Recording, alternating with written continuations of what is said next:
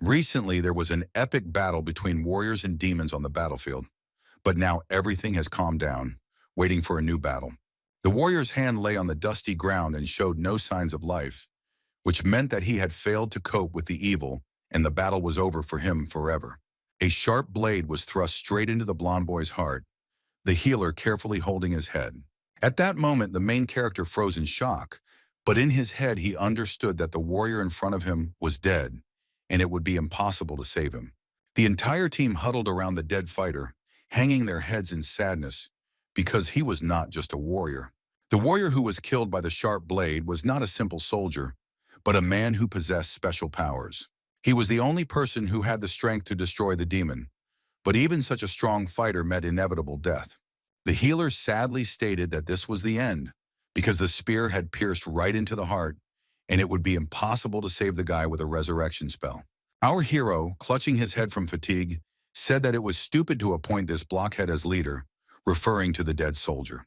The archer still had not lost hope of saving her comrade, so she asked Mikhail if there was really no way to bring him back to life.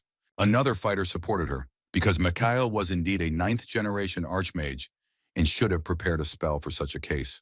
Looking at his friend's lifeless body, Mikhail replied that he had prepared spells, but they were designed to keep him alive. Turning his gaze to the cloud-covered crimson sky, the hero said that none of this mattered now. The warrior lying in the healer's arms, as before, showed no signs of life. His strong armor had been pierced through and through by a long spear. The situation enraged the bearded man, and he, clenching his strong teeth with fangs, began to swear and ask himself rhetorical questions. A strong guy with red hair began to reproach Mikhail for not listening to him and appointing not himself, but the dead warrior, as a leader. Initially, both Mikhail and the soldier who had just died were chosen as candidates for warriors, and they stood on bended knee before their leadership. Then Mikhail looked at his rival with sadness in his eyes and came to the decision that he should refuse this position. It seemed to the guy that this was not about his honor, and his fallen comrade, on the contrary, was beaming with happiness and pride in himself when he was declared a warrior. And now everything turned out that his friend died, and now Mikhail will just have to come to terms with what happened, because he made a mistake. The ferocious demon was still not defeated by our valiant team. He roared loudly, showing his sharp and terrible fangs. The bloodthirsty monsters began to rage. The demon spread his arms to the sides and roared loudly, showing his opponents his powerful strength. The surviving fighters began to choke from the smoke that surrounded them. Mikhail covered his nose with his sleeve so as not to lose consciousness. Looking the enemy straight in the face, the protagonist informed his team that he intended to prepare the most powerful spell he could. Michael warned his comrades that he needed time for this, and held his palms out in front of him to create the spell. To give Mikhail a head start so that he could prepare, the bearded man stepped forward and flexed his fists, saying that he would take on all the demons. The archer was not so enthusiastic, and without much desire she said that so be it. She would cover the strong guy from behind, having prepared her bow. The strong and muscular warrior was glad to have cover, and immediately began to brutally beat the enemies surrounding them with his fists. The warrior possessed incredible physical strength, so he was able to immediately and single-handedly scatter an entire team of demons with his fists. Mikhail was focused on the spell. Using his palms, he materialized a bundle of 5 magical seals in the space in front of him. The archer, as promised, helped the bearded man fight the demons and launched magic arrows at her opponents while jumping. For our heroes, the battle was successful. After a short period of time, the bloodthirsty monsters lay on the ground without signs of life. The girl was already noticeably exhausted, but continued to take arrows from the quiver on her back, not wanting to surrender so easily to the horde of demons. One of the still-living monsters grabbed our muscular warrior's shoulder with its sharp, long teeth, trying to bite off a piece of his flesh. The guy tried to fight off the demons somehow, but his strength was also running out, and there were too many of them to defeat so easily. The valiant warrior's face was covered by a shadow. He turned his gaze straight ahead and froze when he saw something terrifying in front of him. It was the supreme, the largest, the strongest and the invincible demon with glowing red eyes hanging right over the fighter. Without waiting, the giant monster began to strike with his fists, destroying everything living and inanimate, trying to kill the bearded man. The archer immediately rushed to help her comrade. She moved as fast as she could to save her team member. The girl hung in the air and began to launch arrows at the huge demon. One after another, they spun in the air and flew accurately at the enemy. The red-haired warrior, concentrating on the main enemy, gave a loud command to the others to attack. The arrows the archer wielded were not simple ones. In flight, they turned into a stream of bright green light, like comets. The girl moved gracefully in the air, trying to deceive the bloodthirsty demon and avoid his attack, launching more and more arrows at him. But the archer's attack was not fatal for the enemy. The monster remained calm and confident in its superiority over people. The healer dropped her staff to the ground and slowly walked forward, trying to help her team deal with the demons. While Mikhail was still working on his spell, the girl, without turning around, turned to our hero. She turned around and with a sweet smile on her face thanked the guy for staying with them all this time. Mikhail froze in surprise and was clearly upset by the healer's words. And at first he could not find the right words to answer. Afterwards, the boy, whose blonde hair was fluttering in the wind, smiled softly and looked lovingly at the girl, thanking her. The healer, not afraid to stain her white dress, knelt down and placed her hands on them, palms down. The girl folded her hands together, preparing to cast a spell to save her comrades from death at the hands of the demons. The heroine lowered her head down. Demons were running towards her from all sides to attack her, but suddenly a bright light shone around her. In the place where the girl was kneeling, a powerful explosion thundered, which dealt a huge blow to everything that was around. Michael, who was watching what was happening from the side, said to himself that now his time had come. The guy was finishing the spell. Magic runes were glowing in the space. Thanks to his comrades, he had time to prepare properly. With his hand, the hero activated a large magical seal under his feet. It was a 9th circle spell, and the guy wished for the demons to die. The monsters, bearing their sharp fangs, had not yet felt the power of the spell. They stood in a crowd, their eyes wide open in front of them. A large number of fireballs appeared in the sky.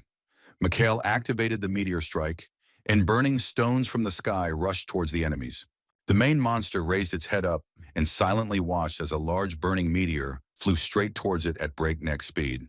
The demon simply stood there looking up, baring his fangs and making no attempt to save himself from the inevitable blow.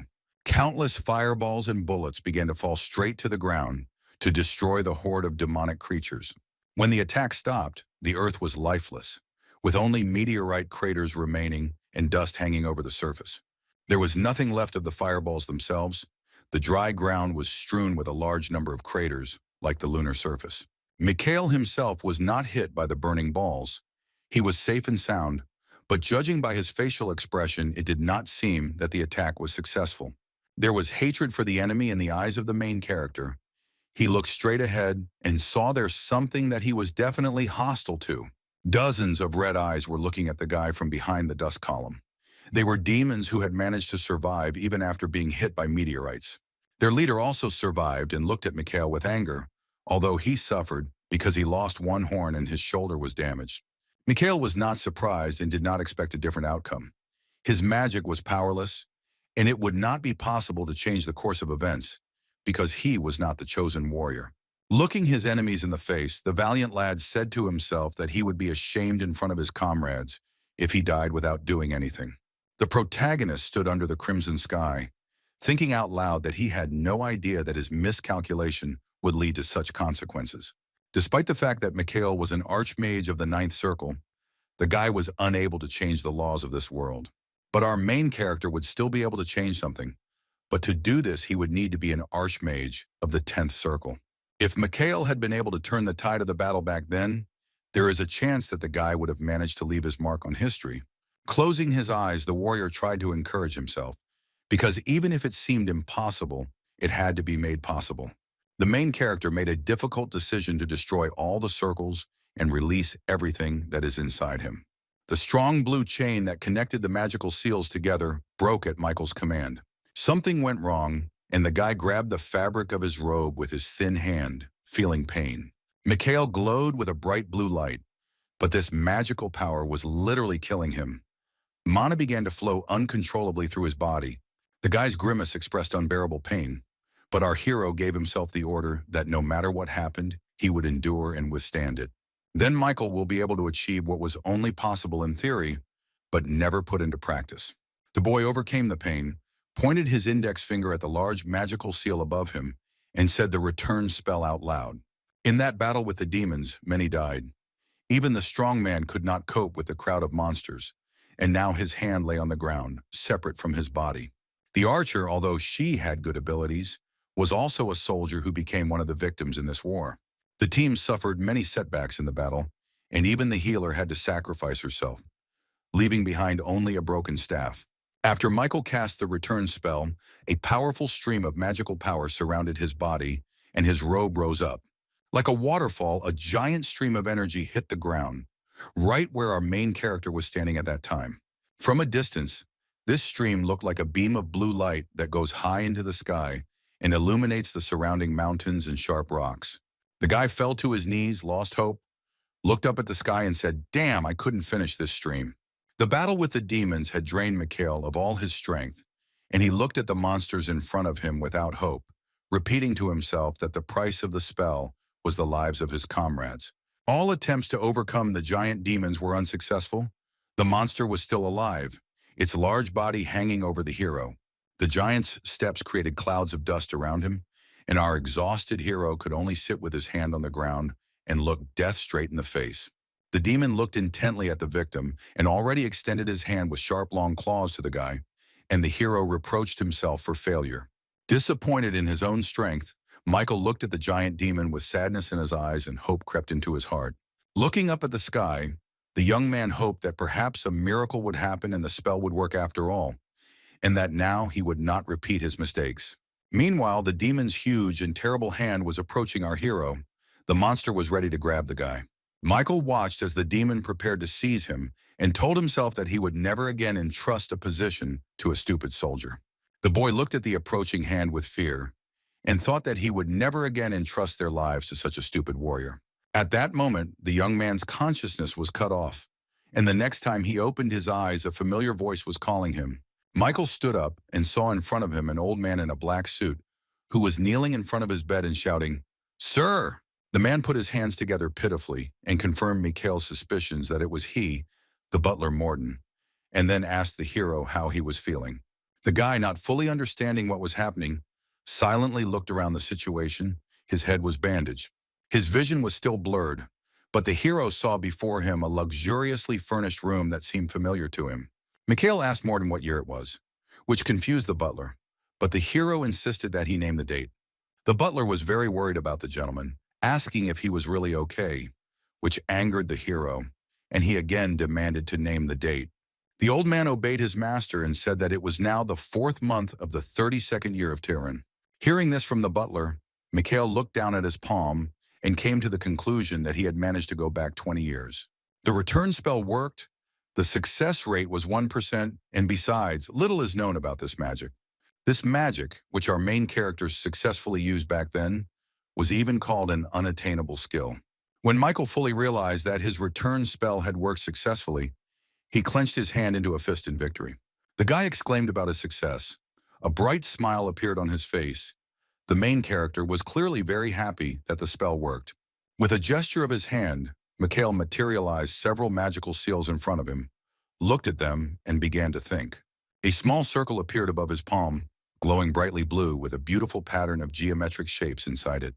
Seeing this, the hero said, "Damn it, this is only the 3rd circle of magic," but he was not very upset since he still succeeded.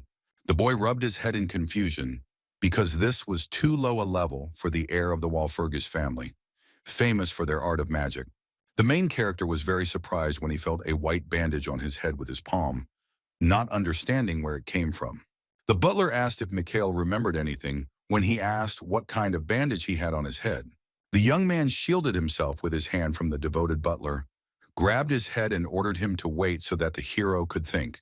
The young heir closed his eyes and moaned, trying to remember what had happened to him that now his head was bandaged. Morton began to deny when Mikhail suggested that he had attempted suicide due to depression. The blonde then came up with the theory that Eileen had beaten him when he came to her to ask her to call off their engagement. The butler obediently remained silent, and Mikhail, seeing this reaction, concluded that this version was true. Eileen Rindle was a beautiful warrior girl to whom our protagonist was engaged 20 years ago. Sadly remembering his former lover, Mikhail told himself that he would definitely never forget this. The young man got out of bed and went to the mirror and then asked Morden how the Duke's family reacted to this incident. Michael learned that there was no reaction from the Duke's family when the elderly man replied that they had not said anything yet. The protagonist pronounced the word correctly when, standing in front of the mirror, he found in his head the reason for the lack of reaction from the Duke's family. With his hands in his pockets, he shared it with the butler, saying that it was because this family was currently in a disadvantageous position. Then when Michael and his fiancée Eileen saw each other for the last time, the defeated guy was kneeling in front of her. The girl kept her distance, looking at her ex-fiancé with a look that expressed contempt and complete rejection. The protagonist remembered the events that now made him wear a bandage on his head, and the memories clearly did not bring joy to his heart.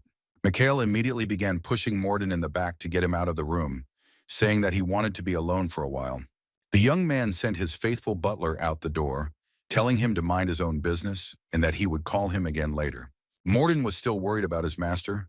He did not want to leave so easily and decided to turn to him again. Fearing for Mikhail, the man asked if he understood that now was not the best time to meet a girl.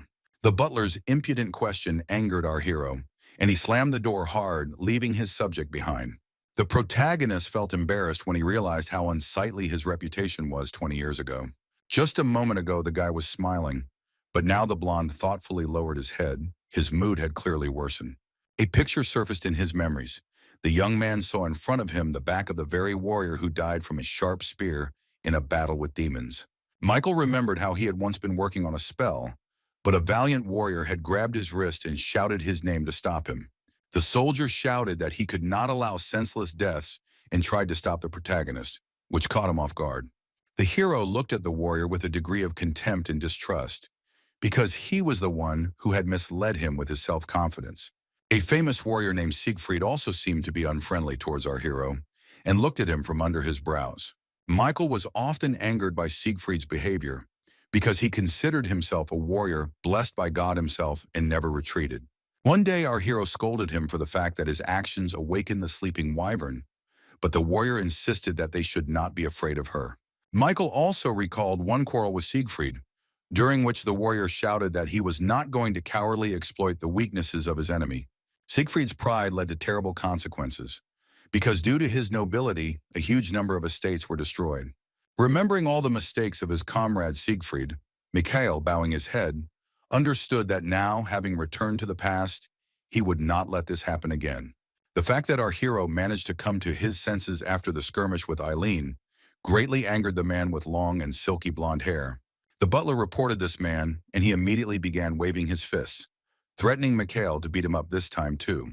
The man asked the servant why he was silent when Morden, looking down, did not answer, mumbling something under his breath. The butler looked at the man in front of him with frightened eyes and said that, to be honest, he did not know what to answer.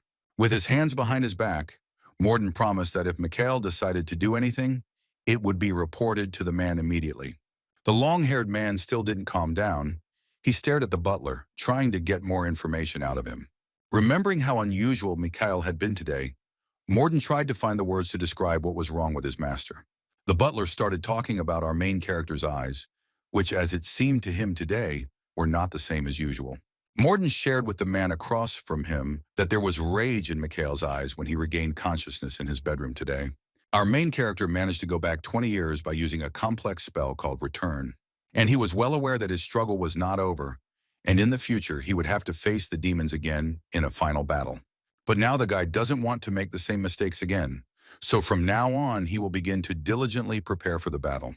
The young man materialized his circles of magic above his palm and said that first he needed to stabilize the circular flow. The guy knew he was going to have a hard time with this task, so he sat down on the floor in his room, crossing his legs. Mana usually rotates forward. Mikhail closed his eyes to concentrate as much as possible and made a gesture with his hands. The direction in which this supernatural force rotates is a very important factor that greatly influences the properties of mana. At this point, it is known that mana moves clockwise, and that this is the only correct direction. The magical power moving forward goes around the entire body and gathers in the heart, forming a kind of ring. Only in this way can the magic circles that Michael possesses be formed, and this theory is generally accepted. But our hero had his own opinion on this matter, and he believed that mana flows did not necessarily have to be concentrated in one place. According to the free circulation of flows, mana passes between certain points and is divided into 12 flows. Michael practiced this crazy method. He was sweating in red from excess blood circulation and would not be surprised if his body exploded. Opening his eyes, the protagonist remembered that he was not just a man, but a ninth circle magician, Mikhail Valfurgis. The image of Siegfried, who died 20 years later, rushing past him, looking sideways at the boy, appeared in the young man's mind again. Mikhail was very tense but did not give up, shouting that compared to the troubles of the future, the possibility of overheating meant nothing. Our hero succeeded in something. The space of his chambers was transformed. Large glowing links of chains appeared in the air. A magic circle was formed, which is what Mikhail was working on when he launched the free circulation of 12 streams of mana in his body. More and more magic circles began to swirl in the air, each of which was connected to others by strong magic chains. Seeing that the hero had succeeded, the guy sighed with relief. Due to overheating, his entire body was covered in sweat. The protagonist stated that for a first attempt he did quite well and tried to get up from the floor.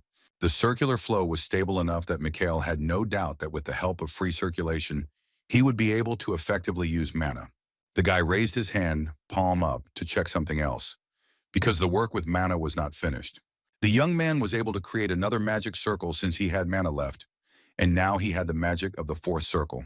Mikhail thought that everything was fine, but there was no time to rest, so the young magician gave himself the command to move on. Using his supernatural powers, the hero released a fiery spear and an ice spear, two opposing elements. The boy watched as the orange and blue streams of light intersected with each other to form a mixed magic. The title of a seventh circle magician is awarded for the ability to use mixed magic, which is not within the power of even every experienced sorcerer. For the third circle magician Mikhail, mixed magic might have been unattainable, but with the help of free circulation, he succeeded. He remembered that as an archmage of the ninth circle, he was able to use any amount of magic at once. But the amount of mana the guy has now is not enough to use mixed magic for a long time, so the spears disappeared. Closing his eyes due to fatigue, the protagonist thanked that at least this way he could use mixed magic. Clutching his head, the main character stated that he had managed to solve the main problem that was currently relevant to him. A moment later, our hero's peace was disturbed, and he was unable to finish his thought because the door to the hero's room opened abruptly and without knocking.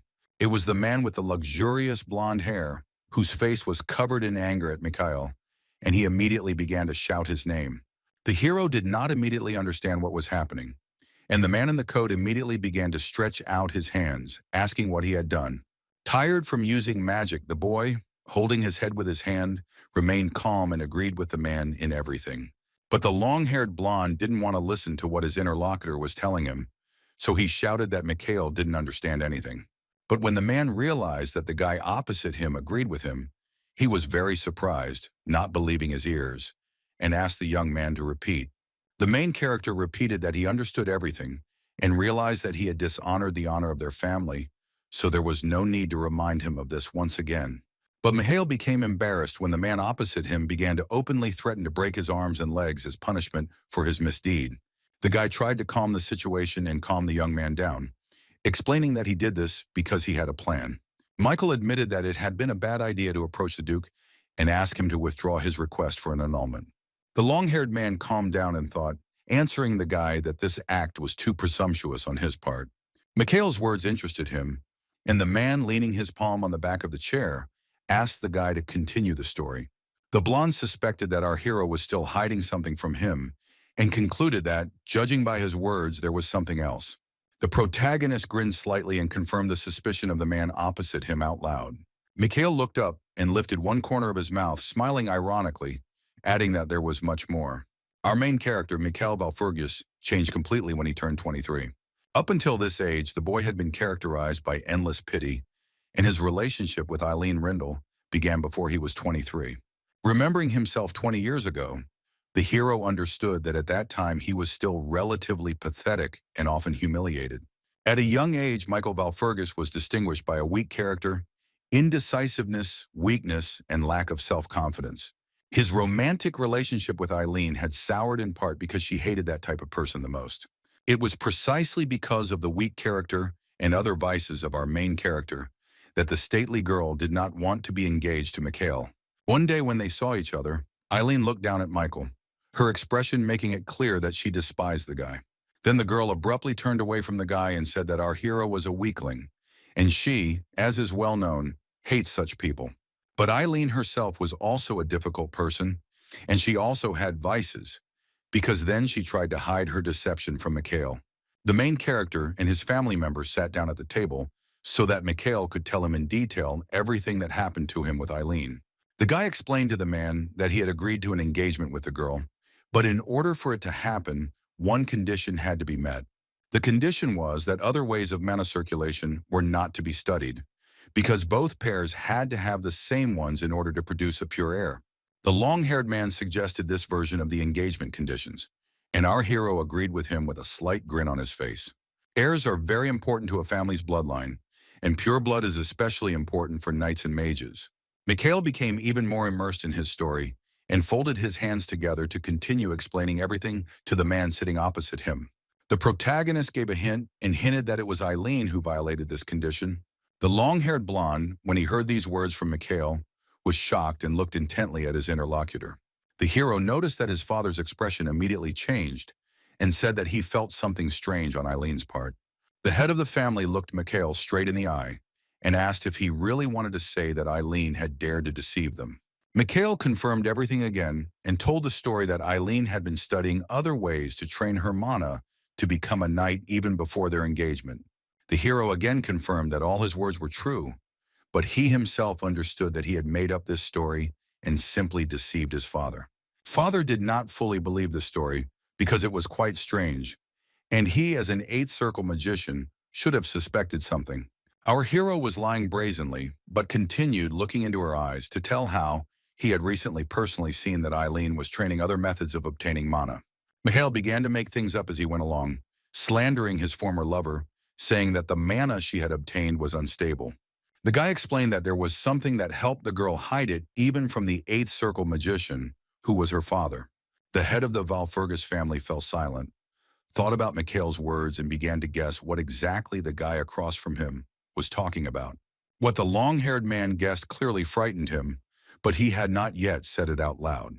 The protagonist smirked silently, realizing that his father understood exactly what Mikhail meant when he spoke about Eileen's antics.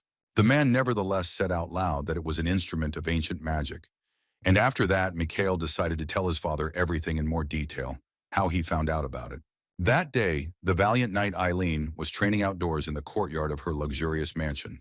The girl performed various virtuoso tricks, waving her weapon in the air and forming ribbons of light in space. It is no secret that Eileen dreamed of becoming a knight, so she approached her training with the utmost responsibility and was focused. To practice her blows, the girl had a special wooden scarecrow that imitated the body of a real enemy, which she would strike. It was no problem for Eileen to cut such a training dummy into several pieces with a few deft movements. Having deftly dealt with the wooden scarecrow, the girl stopped, stood up straight, and moved her sharp, cold weapon to the side. She raised her double-sided steel blade, its polished surface shining beautifully in the bright rays of the sun. The girl held the sword parallel to her body and was concentrating on something, closing her eyes. Eileen had to stop her workout and open her eyes when she suddenly heard someone say her name. It was Eileen's father, an elderly man in a fancy red jacket, who turned to his daughter with a sad expression on his face.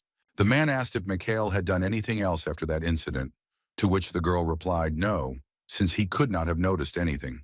Eileen's father, clutching his forehead with his fingers from the overwhelming fatigue, said that he thought so too, and it was unlikely that Mikhail knew anything. The girl shared with her father that a couple of days ago, when our hero came to her, it didn't seem like he suspected anything. The knight lowered her beautiful amber eyes to the floor and thought about something she still wanted to share with her father. The man began to deny everything when the girl asked him if he thought that Mikhail would really become her soulmate. Eileen's father, however, understood that if Marquis Walfurgis found out about this, their family would inevitably have big problems. The man's tired expression changed to angry in a second, and he began to doubt the magical abilities of the Walfurgis family. Because even though they are famous magicians, they still won't be able to notice that Eileen has a magic tool. The father asked how his daughter was doing and whether she had learned to hold her aura, to which Eileen convinced her father that she could handle everything. The head of the family was clearly interested in his daughter's success, and believed that she was too talented for a marriage of convenience. Looking at her weapon, Eileen asked if it was true that Count Pavlov had sent them an engagement proposal a couple of days ago. Father confirmed this and said that a delegation from their family was due to arrive today, and Leon Pavlov would also be present there. Leon Pavlov was the only heir of his family. This man is called the genius sword master of the next generation. It was obvious that Eileen had a soft spot for the boy, because when she heard the news, she looked down and smiled. The heroine shared her opinion out loud that Leon Pavlov would be a wiser choice for her than that idiot Mikhail.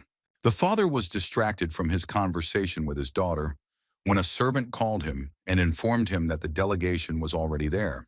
Kneeling before the head of the family, the knight, when asked whether Pavlov's delegation had arrived, replied that it had not.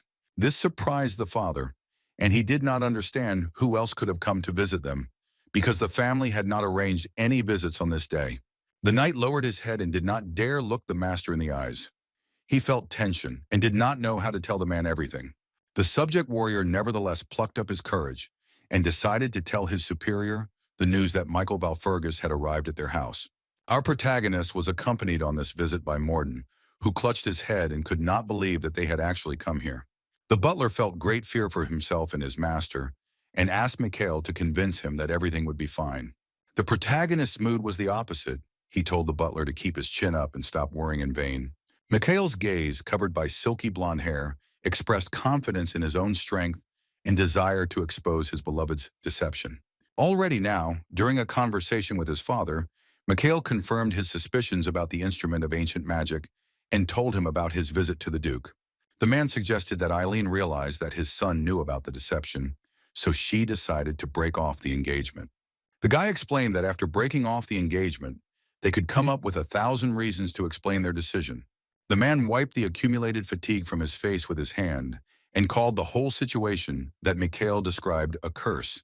The father, resting his head on his hand, warned his son that if he deceived him now, their reputation would not be shaken, but simply collapse. Michael listened attentively to the man's words that if he now believed him and went against the Duke, the situation would take a different turn. The family leader looked at his interlocutor with anger on his face and asked if he was ready to take responsibility for the consequences if anything happened.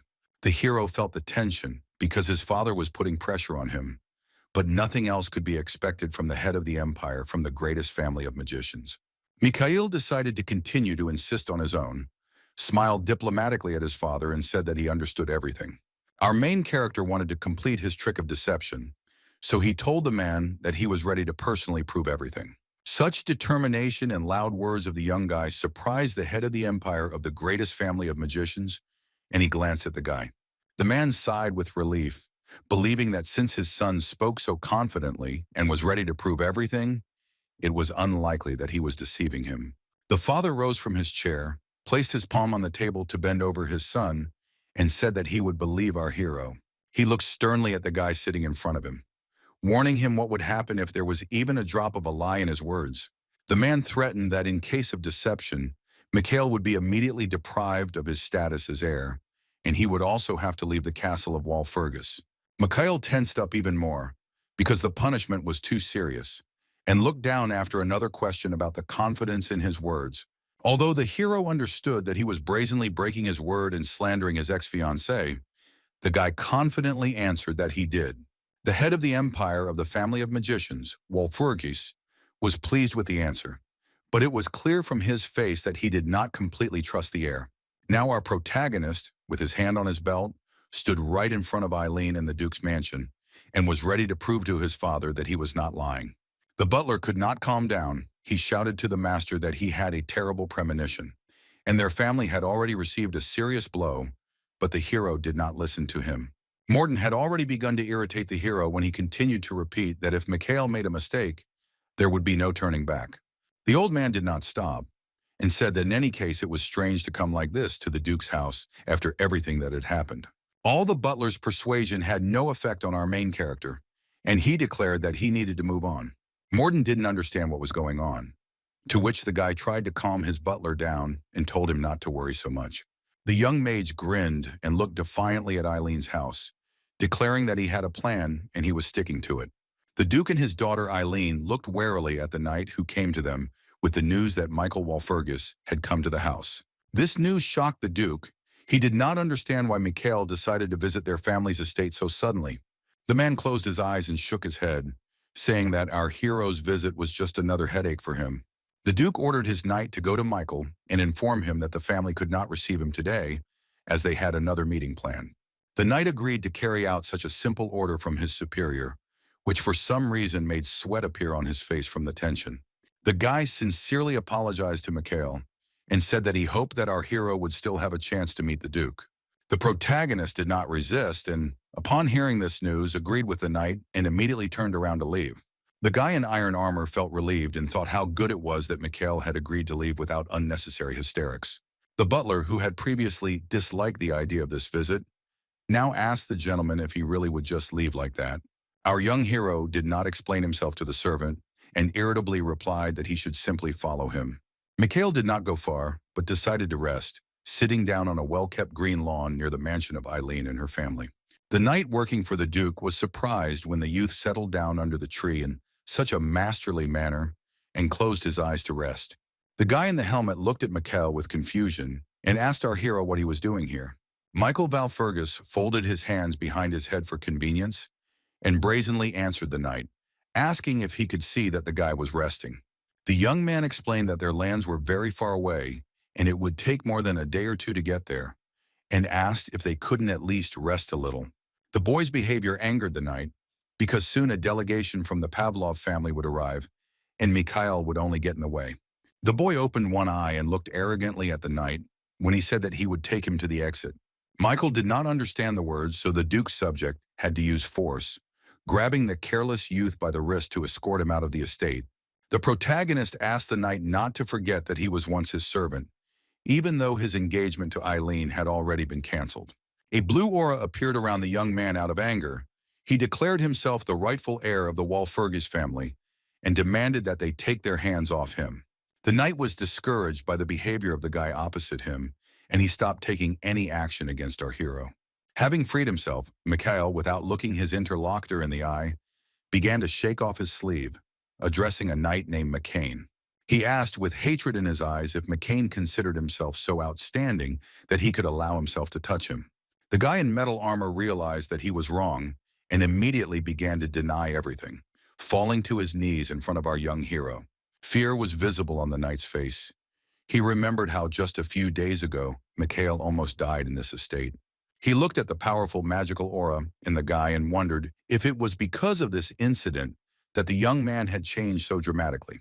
Michael looked at the knight with disdain and said that if he wanted to send him away, he would show him how to do it best. The Duke was surprised when the knight came and said that Michael had ordered him to bring Eileen to him because this did not look like that Walpurgis. McCain bowed his head to his boss because he was very ashamed, and the Duke realized that they had a problem. The submissive knight declared that he only had to give the order and he would immediately use force against Mikhail to drive him out of here. The head of the family did not like this idea and immediately rejected it, saying that this decision would not lead to anything good. Eileen decided to act boldly and told her father that she would come out to her ex-fiancé, agreeing to his terms. The girl confirmed that she was confident in her decision because it was only because of her that Mikhail came here, so she would get rid of him again. Having laid down her arms, Eileen asked Sir McCain again if our protagonist was really waiting for her at the entrance. Eileen immediately began to walk across the white-tiled floor towards the entrance to the estate, asking the knight to take her to Michael. McCain did not immediately follow the girl, but looked at his mistress with caution on his face and turned to her. The girl turned her head and looked at the guy, asking if he had any problems. Sir McCain, though a brave knight, pressed his lips together at this moment and did not dare tell the Duchess that something was really bothering him. He replied that there was no problem and agreed to accompany Eileen, putting an iron helmet on his head for protection. Meanwhile, Morden did not calm down and tried to find out why Mikhail was in such a hurry to come here, which began to irritate the main character. The elderly man, who was very worried, silently flinched when the boy asked him to just trust him. Our main character fell silent and thought. He gave himself a firm resolution that he had to do what he had planned today. The guy realized that haste in this case was vital, because today Count Pavlov was arriving at the Duke's estate. The Pavlovs were one of the most famous families, and in the future they would unite with the Duke's family, which would make them even more powerful. Leon Pavlov, the main heir of the family, was the one who was constantly in the spotlight. He was considered a genius of his craft and a master of the sword.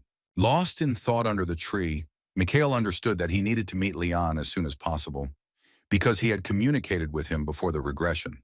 The protagonist noticeably wilted, not thinking that one day all the families he had dealt with would gather in one place.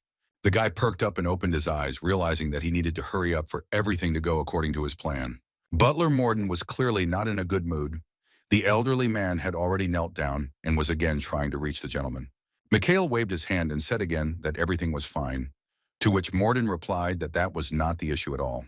The man with the gray mustache paused in his conversation because he could not find the right words to ask his master a question.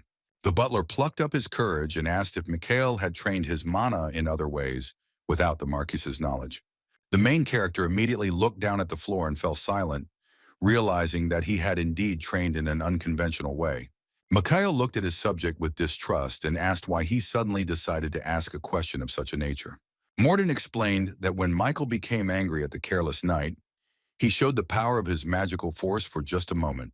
The man, although he was a simple butler, understood perfectly well that the power of this magic significantly exceeded the abilities of a third circle mage. Morden told the guy that even though he was a magician, he worked for the Marquis, was observant, and could simply put the facts together. Mikhail did not confess and asked if the butler wanted to expose him simply to raise his level. Grandfather immediately admitted to the master that he really asked this in order to raise his own level. The answer did not please our hero very much. He covered his face with his hair, and the smile disappeared from his face, and he said that he understood everything. The main character decided to go to meet his loyal butler and put his hand forward, palm up. He extended his hand to Morden, leaning his back against the tree trunk, and asked why the man didn't check it out for himself. The butler carefully took Mikhail's hand in his own and looked at it to make sure he was right in his suspicions. The old man, with shadows from the tree leaves playing across his face, closed his eyes and lowered his head a little to concentrate. With his palms, he carefully studied the hand of our young hero in order to read the necessary information from it.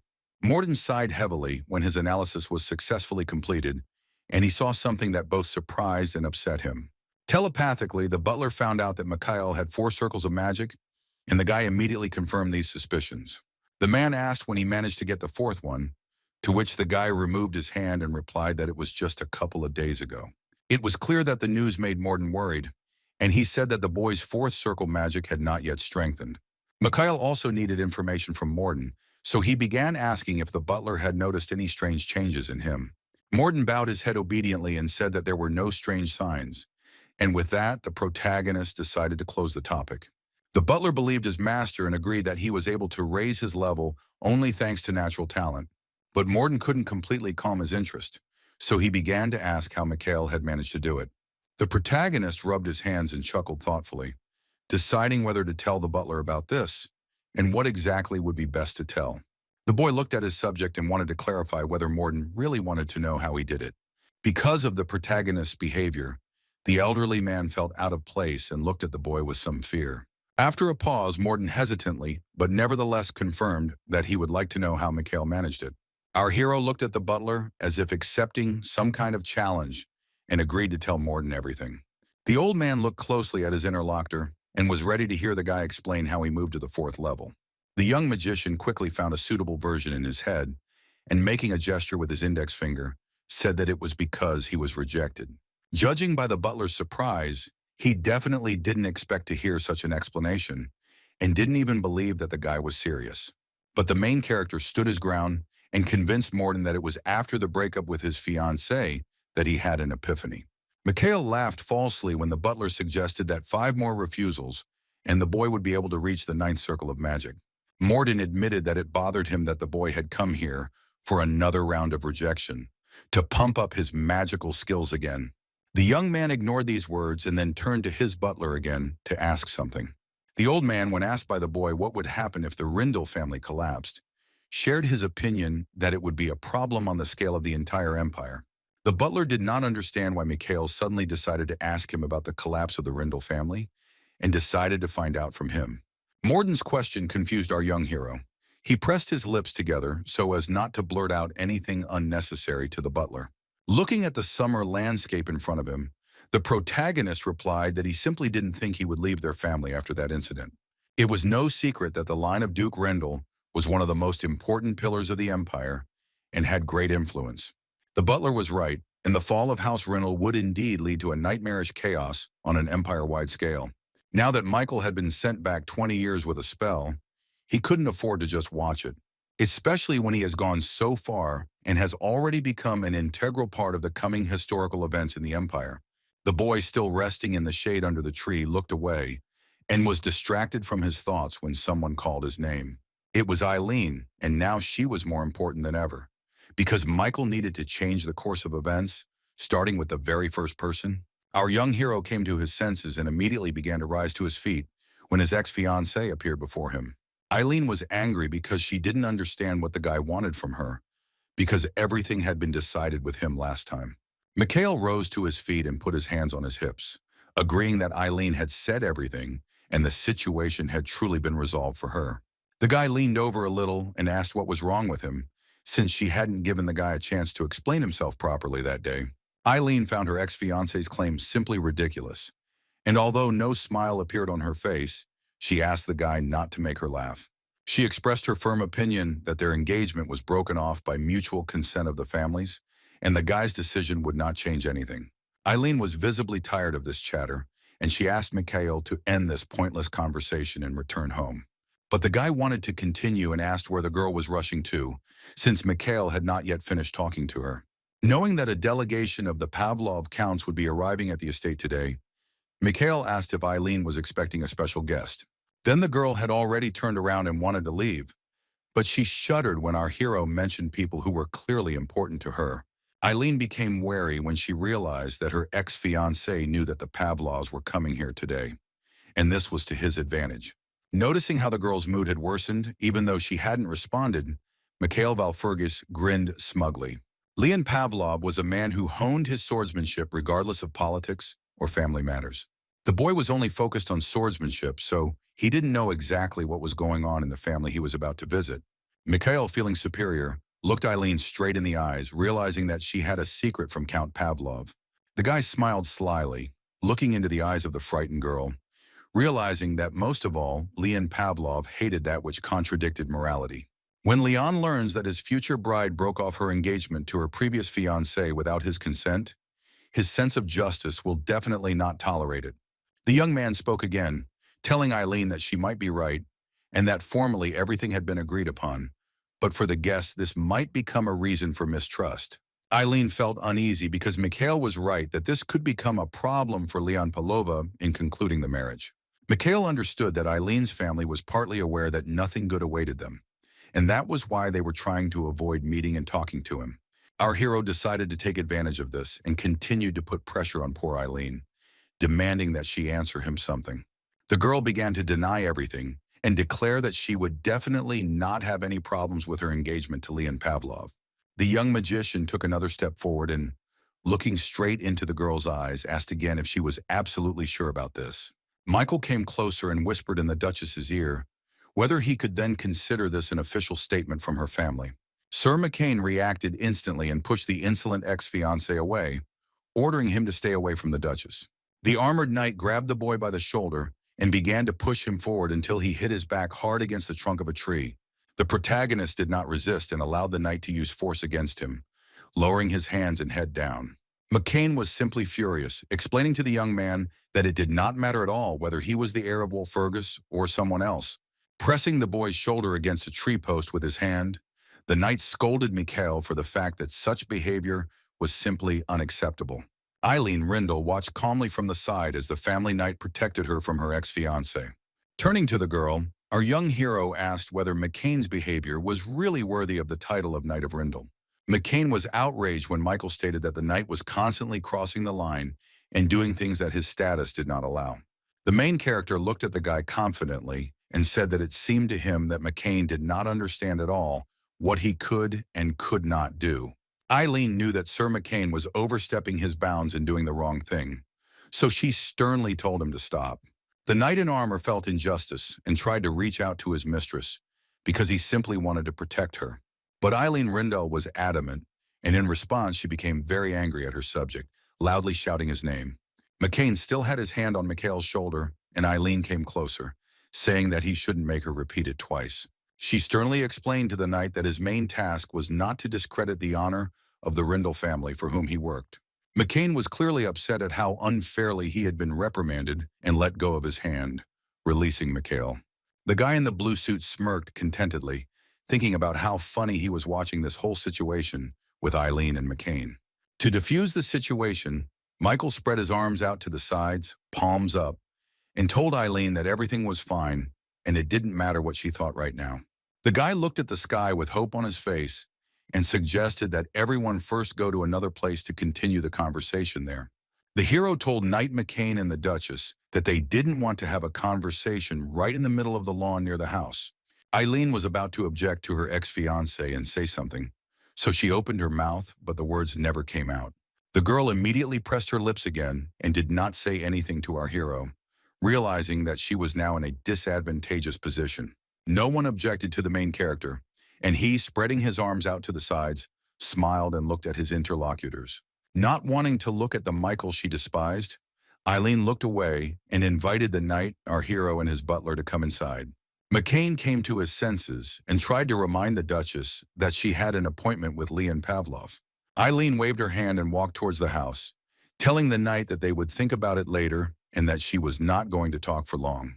So far, everything was going swimmingly for Mikhail, and he was clearly pleased with himself for being able to take control of the situation with Eileen. Our heroes were already inside. The Duchess, wearing brown leather boots for sword training, strode across the wooden floor. With her hair pulled back, she walked through her luxurious estate, leading Mikhail, a knight, and Morden's shy butler. The main character turned his attention to the decoration of the building in which he found himself, because its interior was amazing.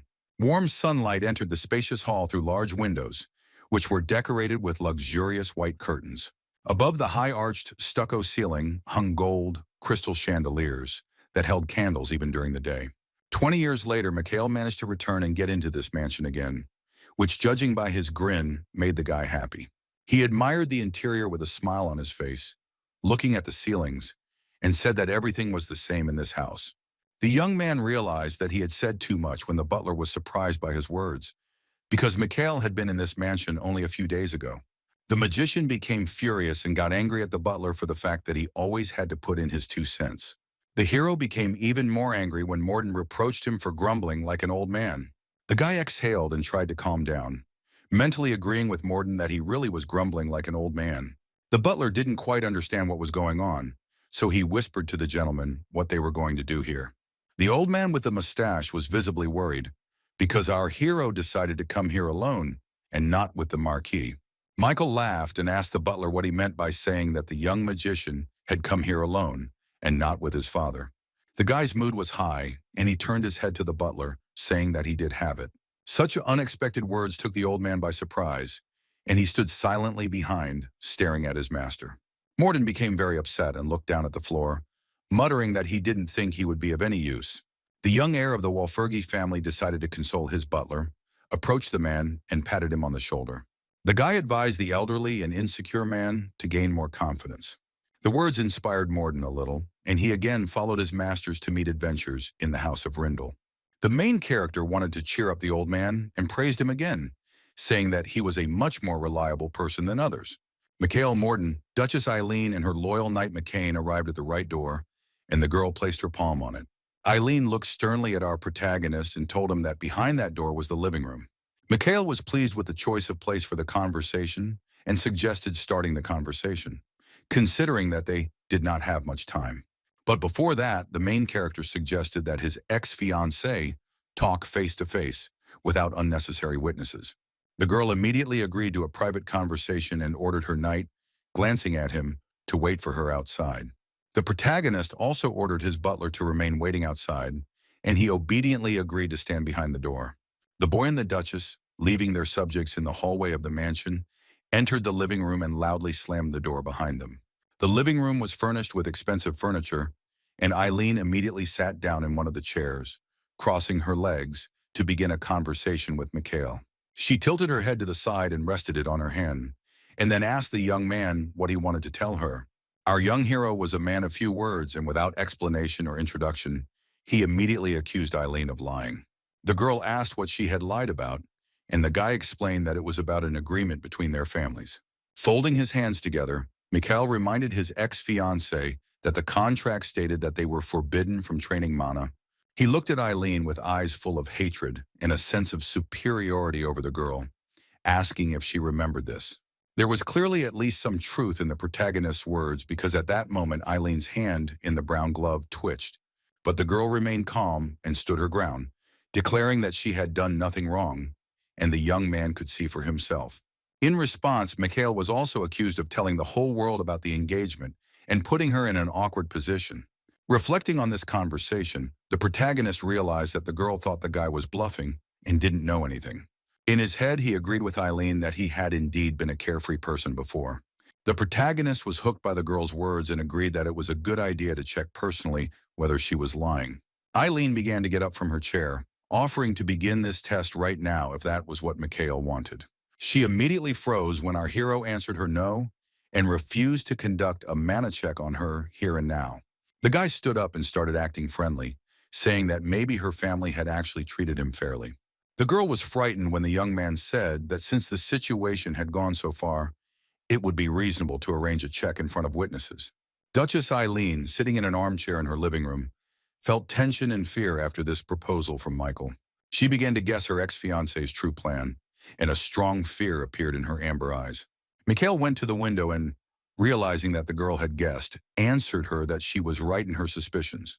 Our young hero explained that he was talking about those who would be able to judge them more fairly than anyone else. He turned his head and looked at the frightened Eileen with a grin, suggesting that the Pavlov family act as witnesses. Meanwhile, a carriage arrived in the courtyard of the Rindel mansion, and the sound of horse hooves could be heard on the street. The young knight Sir Maximus stepped out of the carriage and announced to his master that they had arrived at the right place. The black leather man's boot immediately stepped onto the step to leave the carriage and meet the Rindel family. It was Leon Pavlov, dressed in a ceremonial black and white knight's outfit, who looked at the estate in front of him. The guy was surprised by the scale of Eileen and her father's castle, and he noted that the building compares favorably with his mansion. Len looked at the castle with his head raised, and Sir Maxim explained that this was because it was the Duke's property. Pavlov touched the hilt of his sword and remembered that, as it seemed to him, this family had the fifth most powerful knight in the entire empire. Leon, whose face was covered by platinum hair, grinned, anticipating an interesting meeting with the Duke. Sir Maxim decided to remind the gentleman that he should not start quarrels with the Duke's servants for no reason, to which Leon replied, "Yeah." Pavlov laughed awkwardly and said that he had not intended to quarrel, asking whether he really looked like such an ignorant person. But after thinking about it, the guy still said that just one fight would hardly be a problem if there was no reason. The young knight was not happy with his master's words, but decided to show obedience and remain silent in response. Leon realized that Knight Maxim was unhappy with him and immediately shouted in a displeased voice that he had simply decided to joke. The boy's mood dropped, he closed his eyes and wondered out loud why all this was so important to his father. Maxim shared his opinion that he believed that it was inevitable, because the Count was in despair because Leon always remained on the sidelines. Pavlov thought for a moment and admitted that Sir Maxim was partly right about his father's mood and the boy's role in the family. For people of noble blood, there was really nothing worse than to be left without due attention, which explains a lot. This is due to the fact that the emperor grants the right of succession only to those who help him and do not constantly remain on the sidelines. Leon understood that now, standing in front of Rindel's house, he had a chance to show himself from his best side, and he would take advantage of it. The guy thought about it and remembered Duchess Eileen, and then asked the knight if she had really recently broken off the engagement. Maxim confirmed everything and said that the groom whom the Duchess had refused was the notorious Marquis Walfurgis. As Leon continued to look around the Rindel estate, she became curious about what had happened between the boy and the girl. He glanced sideways at the knight and wondered if it was possible that the reason was the Duchess and her probable oddities. Sir Maxim laughed and replied that the fact was that the girl's family was the leader of the Order of Knights, and the boy was the son of Marquis Walfurgis. Leon agreed with the knight's words that if there was something wrong with the bride, the Marquis would not simply leave her alone. Maxim suggested that most likely the heir of the Walfurgis family was so terrible that Eileen came to cancel the engagement. Pavlov doubted this, since Walpurgis had a good pedigree, to which the knight said that this was no guarantee of an excellent heir. The situation seemed strange and confusing to Leon, which he told Maxime while thoughtfully rubbing his chin with his fingers. Still standing by the carriage in front of the Rindel family castle, Liana's intuition told her that there was something fishy about this story. Meanwhile, Eileen was still talking to Mikhail in the living room, asking him again about testing her abilities with witnesses. Thinking that the girl had not heard him well, Mikhail once again suggested that she check it out in front of everyone. He approached the Duchess and said that Count Pavlov's arrival was an excellent opportunity to sort out such an unfair decision. The guy leaned over the girl, who remained silent, and accused her of simply being afraid. Duchess Eileen was indeed tense at this prospect and found nothing to say in response. She tried to find words to object to Mikhail, but closed her mouth and simply looked at the guy silently. Afterwards, the girl plucked up her courage, stood up from her chair and shouted that he wouldn't wait, and then accused him of Mikhail arriving unofficially. The hero asked if she was sure of her words and immediately reached into the inside pocket of his jacket to get something out of there. Mikhail took out from there a large gold medallion on a chain, on which was depicted the coat of arms of his family. The girl was shocked to see this, because she had groundlessly accused Mikhail of not having come here on an official visit. Eileen was so shocked at being proven wrong that she fell to her knees, wondering where he got the medallion from. Mikhail suggested that she take another look at the Valfurgi family coat of arms and clarified that as long as he had it, he was considered the official representative of the family. As soon as the protagonist showed the symbol, he declared that the conversation would be on behalf of all Walpurgises. The downside was that if our young hero Mikhail lied, then all members of his family would also be held responsible. But there is an advantage to this because if Eileen lies, she will immediately become an enemy of the entire Walpurgis family, including the Marquise. The guy called the situation strange, because if Eileen was not guilty of anything, then she had absolutely nothing to fear now. The girl screamed furiously at her ex-fiancé, asking if he understood what he was now accusing the Duchess of. Mikhail suggested checking to see if, as Eileen had stated, his family would suffer unbearable consequences after his mistake. The main character insisted on checking with witnesses and once again asked his ex-lover's opinion on this matter. The Duchess blushed from shame, awkwardness, and hopelessness, and even began to stutter, trying to answer the guy clearly. The conversation between the young man and his ex-girlfriend was interrupted at this point by the head of the Rindel family. The Duke ordered both of them to stop. The heroes were frightened when Eileen's father suddenly entered the living room without knocking and ordered them to stop this conversation. The young Duchess felt even more fear, suspecting that her father had heard everything she had spoken to Michael. The guy remained confident and simply asked with a smile on his face how long the Duke had been eavesdropping on their conversation. The Duke paid no attention to the magician and strictly ordered his daughter not to say another word to our hero. The protagonist was even glad that the private conversation was interrupted by the head of the Rindel family, and now they could talk properly. Michael stood opposite the Duke and looked him straight in the face, which caused obvious tension in the man, which he tried to hide. Duke Rindel was the 5th knight in the Empire and one of the 12 greatest swordmasters, but in the future he will become a victim of demons. Our hero understood that the Duke possessed the talent that would definitely be useful to him in preventing future tragic events. The Duke was very surprised by the radical changes in the guy's behavior, but he hastened to reassure him that he was definitely Mikhail. The man thought for a moment, because indeed just a couple of days ago, our young hero had the opposite character. Rindel, holding his hand to his face, agreed that Mikhail looked like himself. At least outwardly, the guy hadn't changed at all. Looking at the young man in front of him, who was grinning so insolently, the Duke declared that he felt something new in him. The man suggested that the Marquis had given the dragon's heart to the heir, to which the boy replied that he hadn't even seen it yet. The answer surprised the Duke, because our main character's family is one of the few that possesses such a rare and valuable artifact. With a smile on his face, Mikhail explained that his father was a bit petty and did not even show his son the dragon heart. Rindel stated that Edward had always been like this, but still could not believe that he had not shown his heart even to his heir. The protagonist agreed with these words and added that his father, as a marquis, should have been a more generous person. What Michael said to the Duke greatly surprised the man, and he even asked again to make sure he had not misheard. The man laughed loudly, not suspecting that he and Mikhail could think alike, since they had come to an agreement for the first time.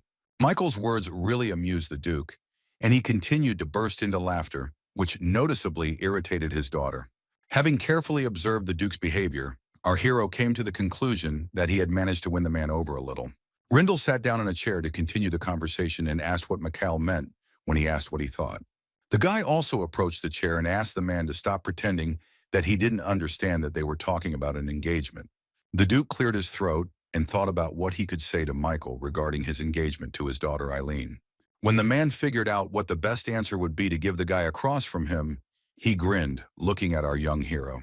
The Duke, folding his hands together, confidently replied to Michael that he considered him not good enough, and so the engagement was broken off. The young magician did not believe that this was the true reason for such an act, and asked if this was really all. The Duke closed his eyes, laughed, and said that there was no need for any special reason to call off the engagement. Mikhail decided to take the conversation to a more serious level, declaring that he would no longer waste time and would say everything directly. The main character accused Eileen of secretly training her aura during their engagement. The man raised his head and burst into loud laughter in response, shouting that this simply could not be happening. He turned to Mikhail and said that he, as the fifth knight of the Empire, would definitely have learned about such an act of his daughter. Our hero agreed because indeed her own father, being a respected knight, could not help but know about this. Duke Rindle immediately stopped laughing, and the smile slowly disappeared from his face, realizing what exactly he was being accused of. The corners of the man's mouth turned down when he heard Mikhail say that the Duke really couldn't help but know. The man looked at the boy with hostility, called the boy Mikhail, and asked if he was now trying to say that he was lying.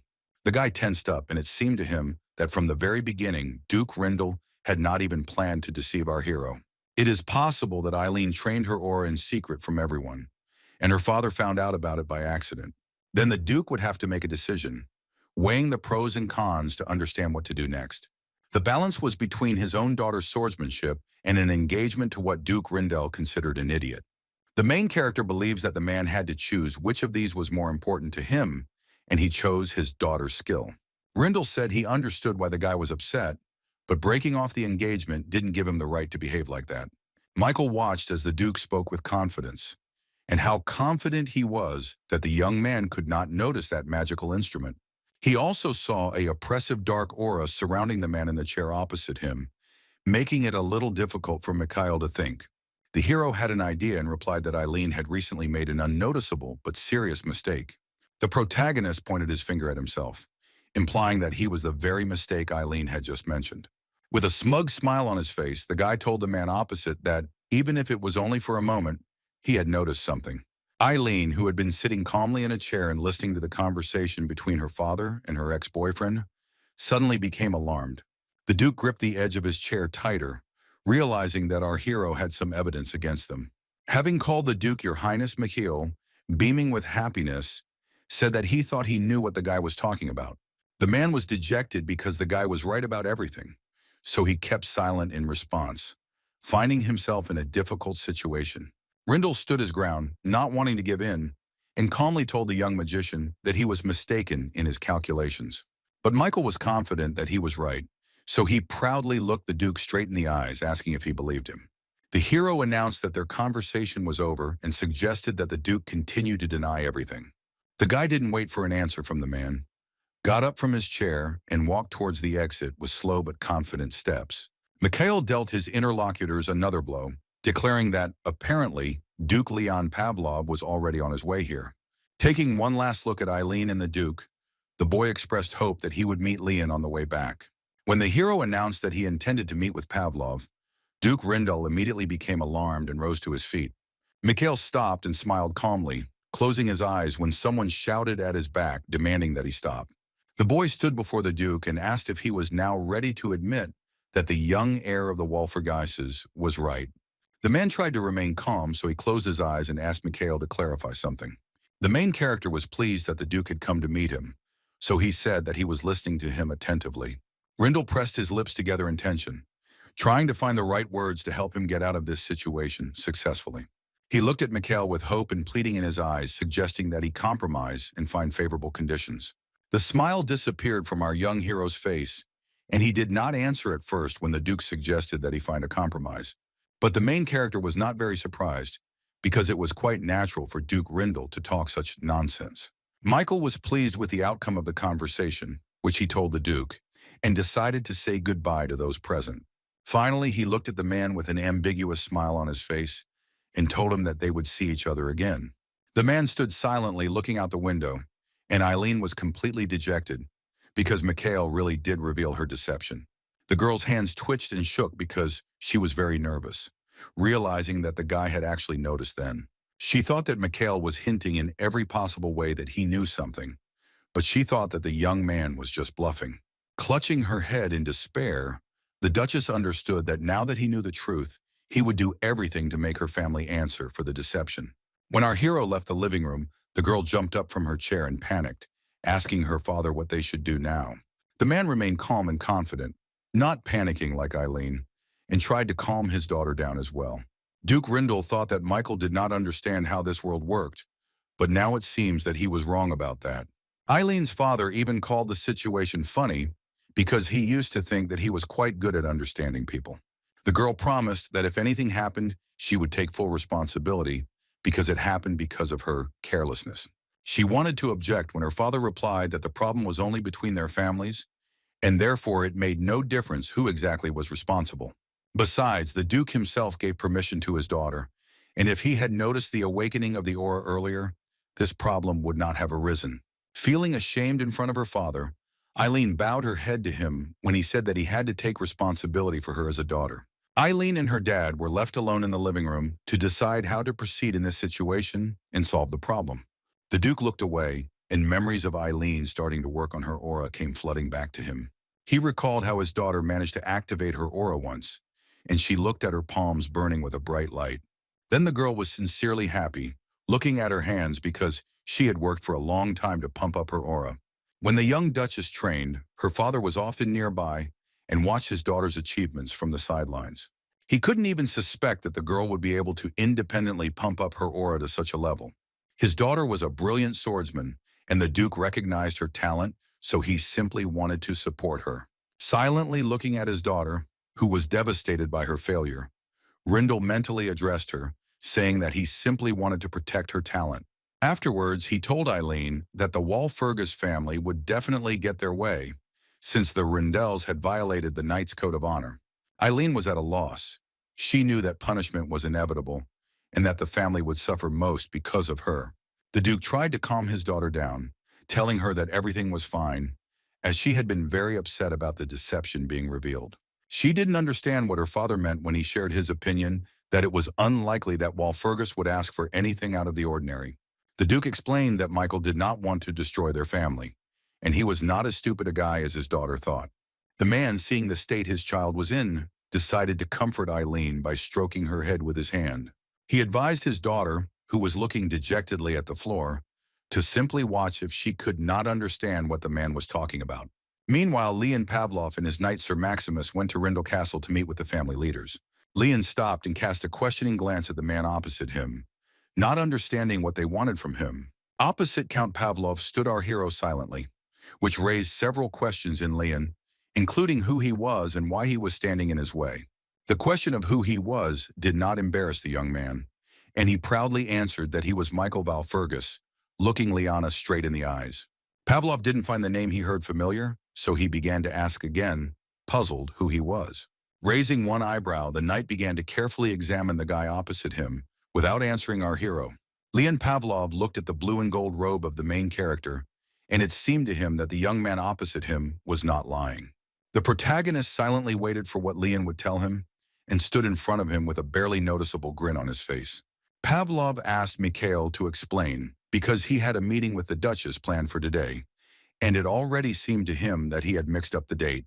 The guy replied that Leon had arrived on time, but he and Eileen had just had an unplanned, forced meeting.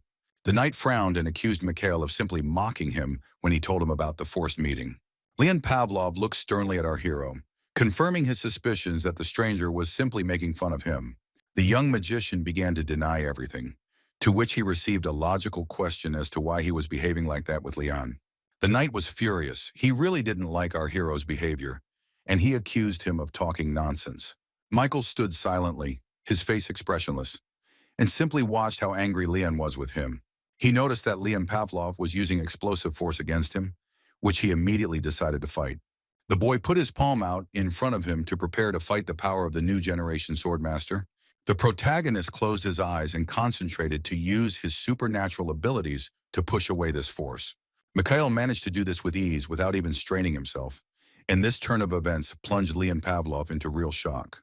He immediately tried to find out from our hero how he managed to do this, to so easily push away the explosive force of an experienced knight. The hero tried to calm Leon down, saying that he would still have time to get angry, but now it would be better for him to listen to what he had to tell him. Leon didn't believe that it was Mikhail Valfurgis in front of him, to which the guy said that he understood him because he knew that everyone considered him an idiot. Michael didn't want to argue because in the past he really was an idiot, and now the only thing that mattered was that the Demon King's invasion was coming soon. The young hero closed his eyes and reminded himself what task was most important to him now. And even more important than the demonic invasion for the guy was to take the place of the smug warrior, because of whom Mikhail had to return to the past. Michael decided that he couldn't let that guy become a warrior, and out of anger he began to grimace, forgetting that he was not alone.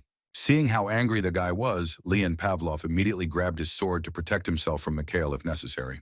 The young man's expression changed, and he asked why the knight had grabbed his sword and if there was something wrong with him. Leon explained that Mikhail simply looked as if he was ready to bite him right now, and the young man explained that he remembered the man they hated. The main character told himself that he needed to calm down, put his hand on his side, and asked Pavlov to just listen to him. The platinum-haired knight looked distrustful of the boy, but Leon didn't object. The famous Count Leon Pavlov nodded his head in agreement, looked at the guy and asked him to speak. The fact that he was given the floor pleased Mikhail, and he looked at the knight with a smile, although his behavior did not surprise the young man much. Although Leon seems like an overly impulsive person, he is actually quite cold and knows how to make the right decisions. He knows when he should control himself and when to let out his anger, and Mikhail remembered their conversation from the past on this topic. Mikhail, with a smile on his face, recalled the last conversation with Leon before he returned to the past, and it was precisely about problems with anger. Coming closer, our hero assumed that Pavlov had come here for his engagement to Eileen and warned the knight about one thing. Hearing this, Pavlov thought that Mikhail already regretted that he had unceremoniously burst into Eileen's house and made a scene there. The protagonist began to deny this, saying that he didn't need Eileen at all and that he meant something completely different. The guy made a sophisticated gesture with his hand, raising his palm up, and declared that he was interested in a completely different person. Afterwards, the hero pointed his finger directly at the knight opposite, stunning him with the fact that he was the one he was interested in. An awkward silence hung between the guys. Count Pavlov did not know what to answer to Mikhail Valfurgis' statement. The main character immediately explained that if anything, he likes girls. If he thought about something like that, Leon Pavlov did not understand at all why he suddenly turned out to be needed by the heir of the Walfurgis family, and asked the guy about it. Michael smiled amiably at the swordmaster to gain his favor and prepared to explain everything. The young protagonist extended his hand to Count Pavlov for a handshake and invited him to become partners. This proposal took Leon by surprise, and he was momentarily speechless from the surprise. Looking at the slightly crazy expression on the young man's face, which was confirmed by his words, Leon concluded that he was not just an idiot, but a madman. In the future, 20 years later, when Mikhail and his team fought the demons, one of the warriors was Leon Pavlov. Pavlov was a master of the sword and a genius of his craft, so he was able to easily deal with a horde of bloodthirsty monsters. The guy skillfully wielded his cold weapon and was able to defeat monsters that were tens of times larger in size. But the battle was not bloodless for Leon. There were a lot of demons, and Count Pavlov received considerable damage. During a break, Mikhail approached Leon and told him that Pavlov would die because his wounds were incompatible with life. The protagonist regretted that he didn't start training his aura a year earlier to kill that demon faster. Mikhail looked at the defeated monster with sadness because he was killed at the cost of irreparable damage to his comrade. In that battle, Liana Pavlova managed to defeat the demon commander of the 3rd Squad, Fierce Alsam, using her swordsmanship. The useless warrior led an entire army to kill the demon commander of the 2nd Squad, and for Leon, this battle was a great achievement. But unfortunately, Count Pavlov had to pay with his own life for this victory, because the wounds were critical. When asked to say his last words, Leon replied that nothing mattered now, and he was glad that he would at least take this creature with him to the next world. The protagonist approached his comrade and decided to put his hand on his head to comfort him and say goodbye. Mikhail, spending his last minutes with his friend, gave him advice not to worry and not to think about his death. Count Pavlov agreed, resigned to his fate, closed his eyes and answered his comrade that he would do so. Finally, Leon decided to ask Mikhail something he had not dared to ask about when everything was still good. He asked our hero to tell the truth since he was already dying, to which Mikhail agreed, holding his head. Pavlov, looking down, asked if the hero really believed that Leon would not be able to become a worthy warrior. Now, when Mikhail went back 20 years into the past to prevent these tragic events, he sat at the table with Leon. The guy wondered if this peacock was talking to him on purpose, without any manners, even though he was used to it. During the conversation, the hero, with his arms crossed over his chest, said that there had been a lot of rumors circulating in the church lately. He shared his opinion that he thought it was somehow connected with the Pavlov family, and the interested Leon did not understand what church he was talking about. Mikhail confirmed his interlocutor's guess that he was talking about a warrior from a prophecy who was destined to prevent a catastrophe. Leon treated this tale with disdain because the church always comes up with some prophecies that hardly anyone cares about. The guy kept talking about this topic and wanted to confirm his guess that Leon had heard about that legendary warrior anyway. Count Pavlov looked thoughtfully at his interlocutor, and it was clear that he knew which warrior Mikhail was talking about. At that time, people did not understand the seriousness of the demonic invasion, and although the prophecy was the first signal, even the Count treated it with laughter. The prophecy of Cassandra, which our young hero spoke about with Leon Pavlov, was significantly different from all the others. According to rumors, a prophecy about a warrior who can stop a catastrophe that would destroy humanity has spread throughout the world.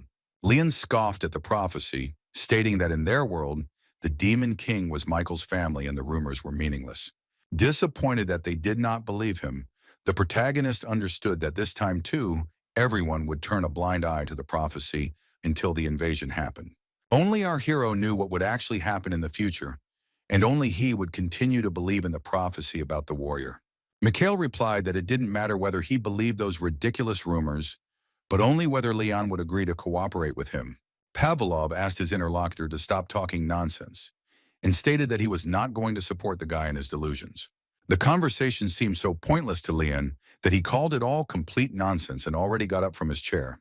The young hero decided to pull an ace out of his sleeve and told about training using the Miller method, which left Leon in complete shock.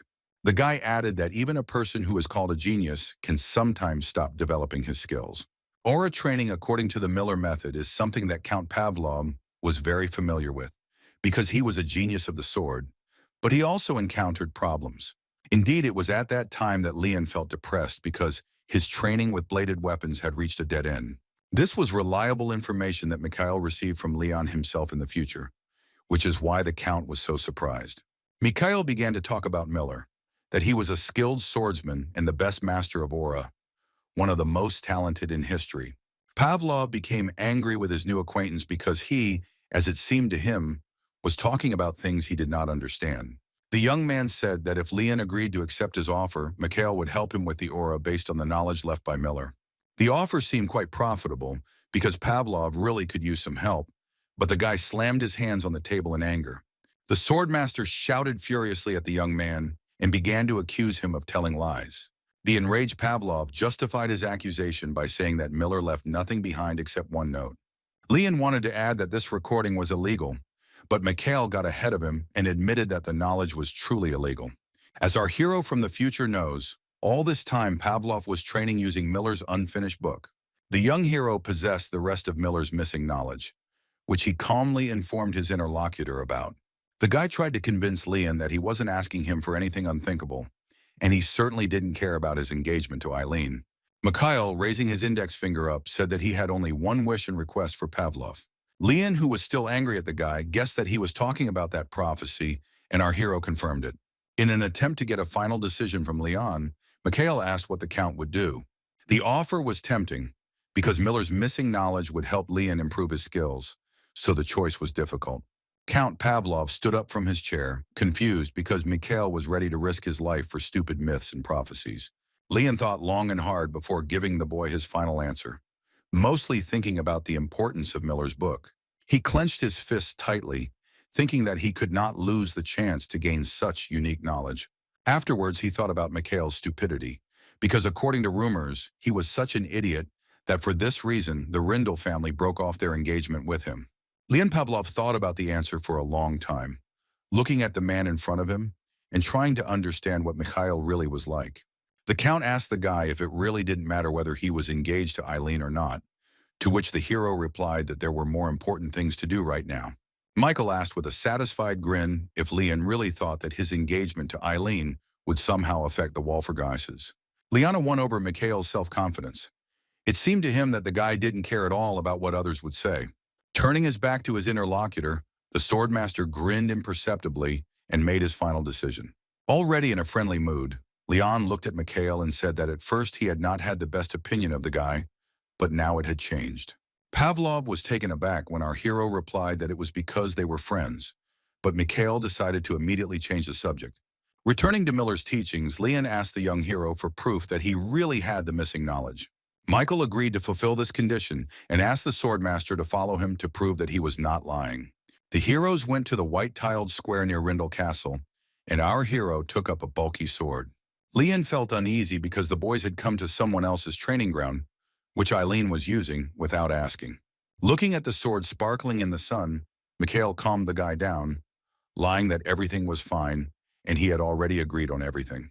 Before showing the evidence to Pavlov, our hero thought about something. Looking at the polished blade of the sword, the main character made awkward movements, waving a cold weapon, and thought about how heavy the sword was. Afterwards, Mikhail cast the strengthening spell, a fourth circle magic that strengthens the muscles to make wielding the sword easier. The spell worked successfully, which pleased the guy and brought a smile to his face. And now he wielded the heavy sword without any problems. Leon Pavlov did not fully understand what his new acquaintance was doing, so he asked the young man, who glanced at him sideways. The young magician replied that Leon needed proof, and now he intended to show it to him. All inspired, with a beaming smile on his face, the hero asked the guy to watch carefully, because now he was going to show something cool. Mikhail began to work on the practice of Miller's knowledge, and Leon asked if he was going to prove it to him in this way. Pavlov didn't believe in the idea, asking the guy if he wanted to say that the principle of aura training could be explained.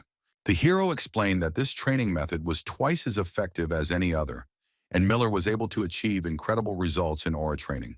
Miller's method of training the aura was not much different from others, but there was a feature that was characterized by the appearance of an engraving on the body. The engraving was a set of several symbols that appeared on the back of a person's hand and other parts of the body.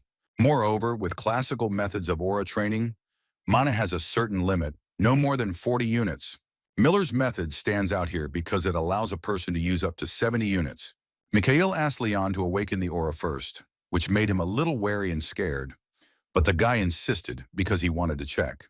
Pavlov sighed heavily, saying that our hero had convinced him, and immediately activated his aura, which shone with a bright blue light. Immediately, Miller's engraving appeared on Leon Pavlov's forehead. His skin was decorated with blue symbols, from which light also emanated. The same symbols appeared on the back of the genius swordmaster's hand, and he clenched his hand into a fist.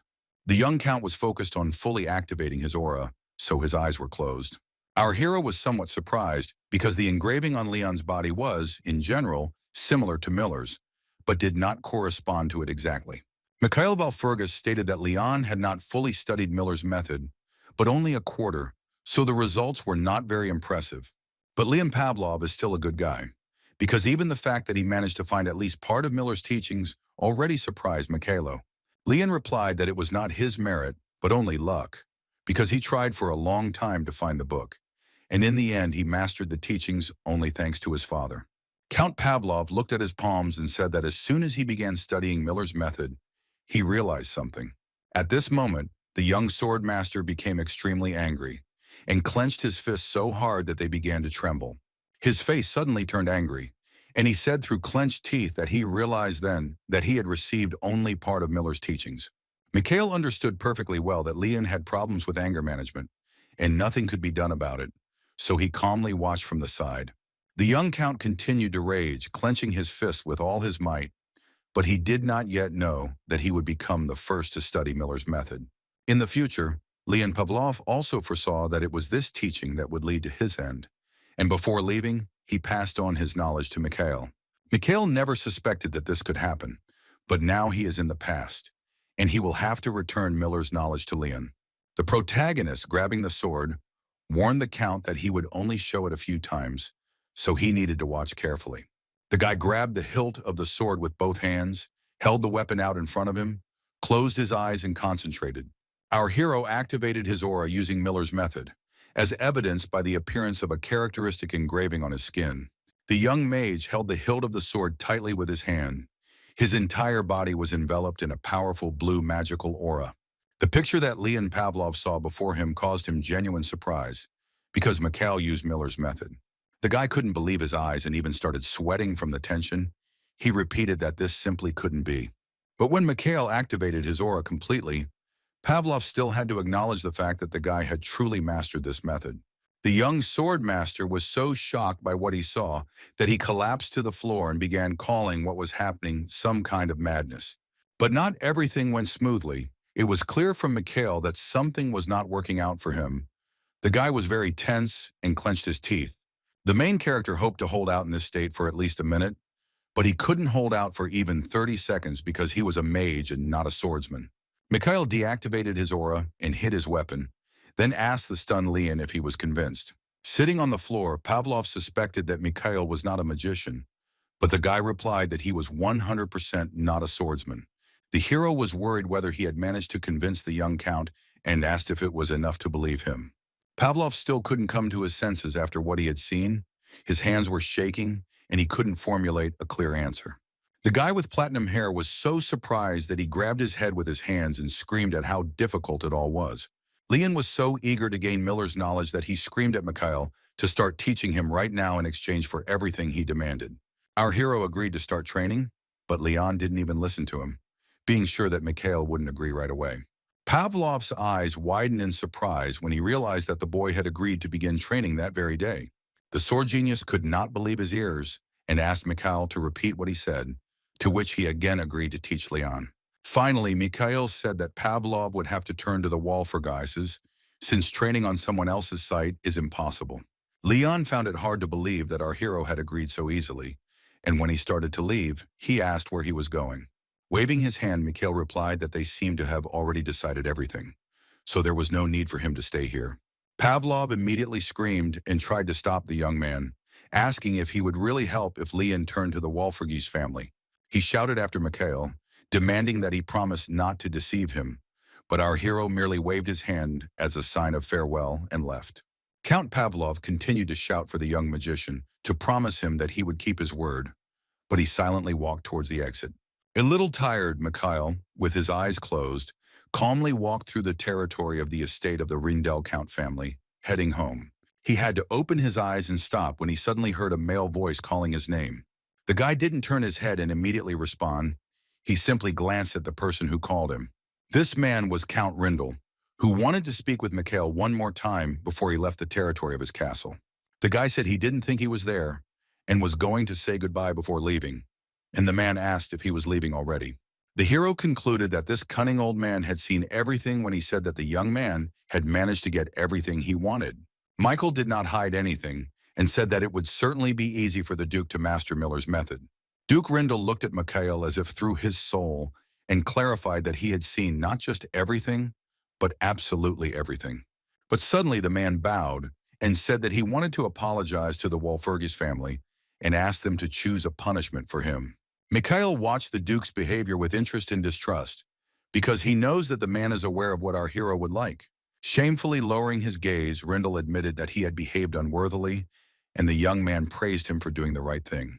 Watching the Duke, Michael thought about how calm Rindel was, and noted that this was how the head of the family should be. The heir of the Walpurgis family also decided to apologize for the commotion and expressed hope that the engagement with Leon Pavlov would be successful. A modest smile appeared on the bearded man's face when our young hero mentioned his daughter's engagement to the young count. Duke Rindel accused the young man of being too naive, since it was already clear that this engagement with Leon was doomed to failure. The man, hiding his anger at the guy, shared his opinion that everything turned out exactly as Mikhail wanted. The main character laughed and pretended not to understand what the Duke was talking about, but he thought that he had simply given Leon a choice. The Duke told the young man that Leon had a strong character, and he believed that until that moment Pavlov had thought that the engagement had been broken off because of Mikhail. Covering his face with his hand, the man said that today, when Leon Pavlov met Mikhail, he realized that the reason for the cancellation of the engagement was hidden in something else. The man gasped and looked at our protagonist with his amber eyes as he prepared another question for him. Rindle, somewhat worried, asked our hero's opinion about whether the Duke would be able to regain the trust of the Walpurgis family. At that moment, the main character realized what had been making the man opposite him worry all this time. With a good-natured smile, the young man replied that if the Duke so wished, the doors of his family's house would always be open to him. Afterwards, Michael asked what the Duke would do if his daughter Eileen had a reliable mentor to help her. The boy's unexpected question caught Duke Rendell off guard, and he was unable to answer it immediately. The man asked what Michael wanted to offer, to which the boy reminded him that the Duke would like to regain the Walpurgis' trust. The Duke wasn't thrilled with the idea of mentoring, as it sounded like the boy was saying they could have been taught better.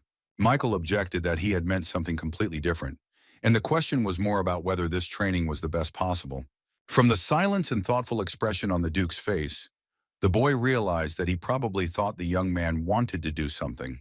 The Walpurgis' heir smiled modestly when the Duke stated that he did not understand what kind of darkness lurked within the young mage.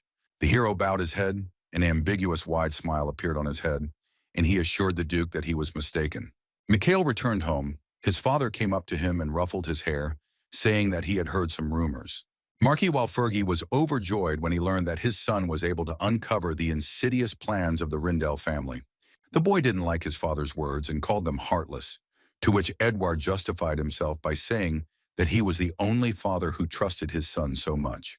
The man simply glowed with joy and pride for his child, and the main character noted how pleased his father looked. The Marquis turned around, indignant that Mikhail could no longer even be praised, and added that he was very proud that the family's honor had been restored. Edward sat down in a chair, leaning his hands on the bench, and informed Mikhail that during his absence a letter had arrived from the Duke. The man took it out and said that Rindell wanted to come to their house in person and apologize, which meant that he wanted to keep the conflict a secret. Marquis Walpurgis grinned, because he understood that for the family of noble knights the disclosure of such a case would be fatal. He said that thanks to Michael, their family was now in a better position, and besides, Duke Rindell's arrogance had always irritated Edward. The father began to interrogate his son about what the Duke had told him, to which he shared that Rindell had simply asked if he could regain their trust. Edward was curious about what Michael had said to the Duke, and the boy said that Rindell could do it if his intentions were sincere. The Marquis praised his son, saying that it didn't matter how they felt about that family.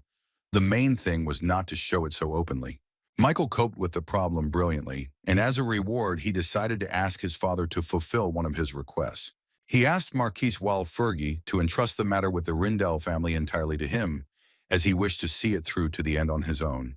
Edward was somewhat surprised by the guy's determination and courage, and he admitted that Mikhail had made a great contribution to their family affairs. The main character was pleased that he was being praised, confirming his father's words that the guy had made a significant contribution to the family's reputation. Becoming more serious, Mikhail suggested that Edward stop being disingenuous and admit that if it weren't for the guy, the Marquis wouldn't even have noticed. The boy continued to try to convince his father to trust him with the matter, saying that Walpurgis himself had said that he trusted the boy. The man listened silently to his son's arguments, tapping his finger on the table, that he wanted to do everything, from start to finish, himself. Edward thinks that Duke Rendell is quite a smart man, and the whole world knows him as a talented knight. But this old fox is cunning. He warned his son that he must understand that Michael would have to meet the Duke face to face, and the young man was well aware of this. Despite his father's warnings, the protagonist was determined to see the matter through to the end, his gaze expressing confidence. In the end, Edward still agreed to hand over this matter to Mikhail, because the guy would have to deal with this one day anyway. The man said that he would see what would come of it, and our hero confidently promised that he would not disappoint his father. Hearing these words, Marquis Walpurgis fell silent for a moment, thinking over everything they had just come to during their conversation with his son. The man's gaze was not calm. He leaned his head against his hand and looked into space, clearly worried about the fate of his son and his family.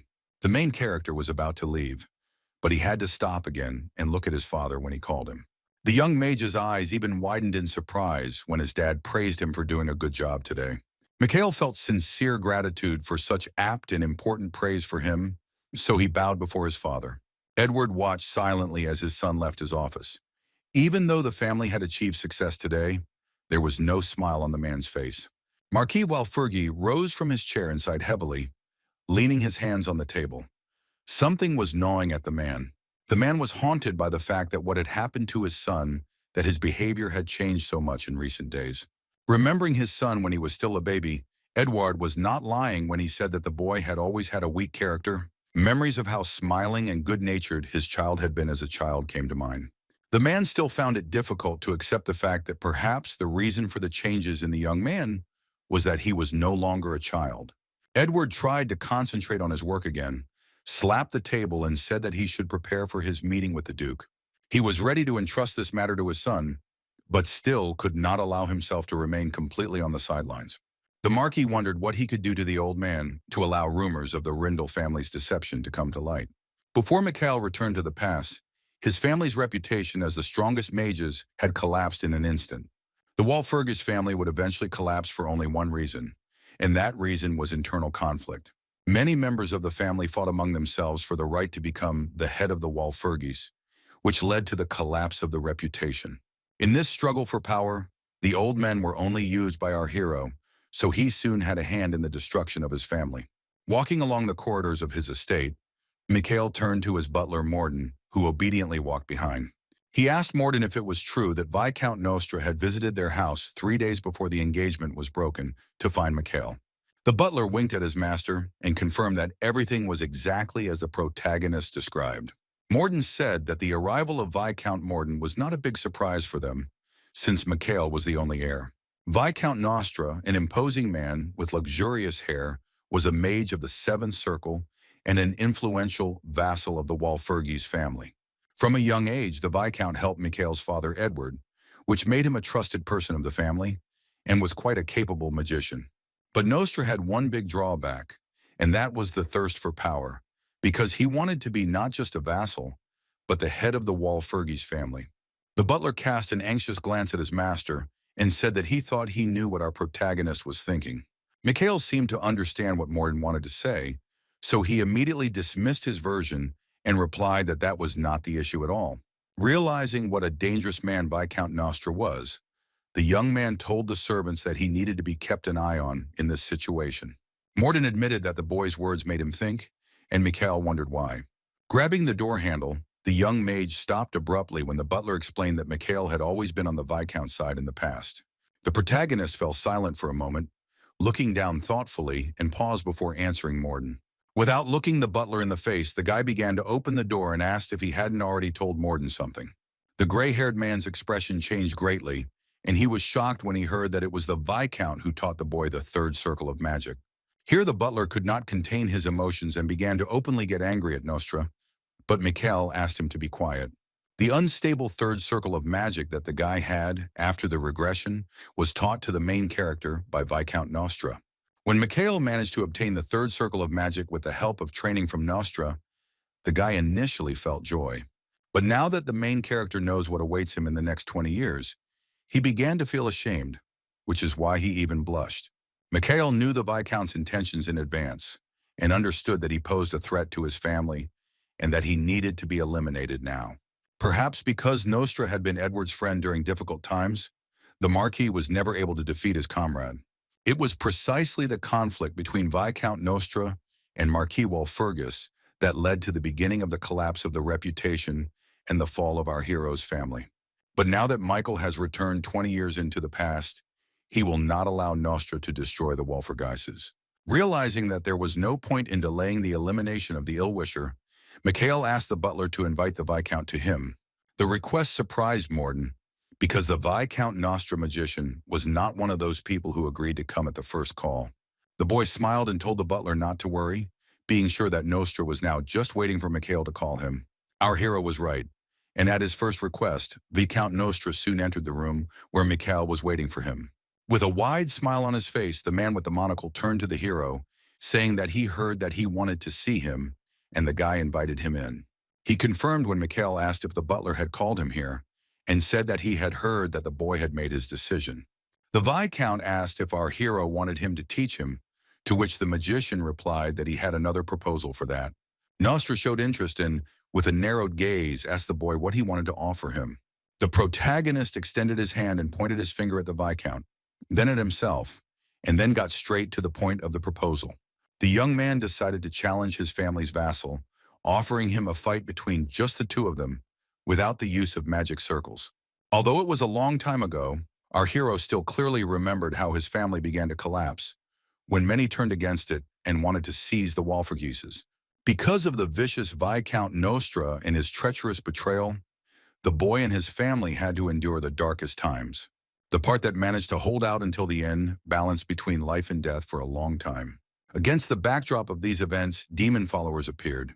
People dressed in masks and black suits who fought against the Walpurgises. The Walpurgises were significantly weakened, and due to Edward's illness, he, as the head of the family, could not participate in the fight, as he was bedridden. Most of the powerful mages who were part of the family then decided to leave it, unable to cope with the pressure. Mikhail was one of the few who continued to fight, but when the family became too weak, he realized that he could not stop the enemies. But the main character was not the only powerful magician who remained in business. The Viscount also continued the fight. Nostra was always there, and for the young man, the Viscount was the last reliable one, because this magician was very talented. In the Walpurgis household, Viscount Nostra was the only sorcerer who possessed the 8th circle of magic, which made him the hope of the family. The others couldn't match his skill level, so the other mages watched the Viscount with bated breath. At that time, the main character did not yet suspect that the Viscount would turn out to be a traitor, and he himself placed great hopes on him. When Nostra joined, the boy was curious about what spell he would use against enemies and how he would pacify the demon followers. The young magician had high expectations about the Viscount, but in reality, everything turned out to be completely different, and the sorcerer did not live up to them. As the Viscount hid the rest of his family behind him and boldly went out to fight the demon followers, he dropped his staff to the ground. Instead of casting a spell, the man fell to his knees in front of his opponents and shouted that they surrendered. And that was the end. When Mikhail saw this, he realized that the last hope for his family had instantly collapsed and crumbled into dust. Viscount Nostra laid his head face down on the floor, as if bowing to the demonic followers. And that was the end of the Walpurgis family. The man's treacherous act enraged our hero, and now that he was able to return to the past, he decided to change everything. He offered to fight the Viscount, and although the guy doesn't know why Nostra did that, the magician intends to beat the crap out of the man.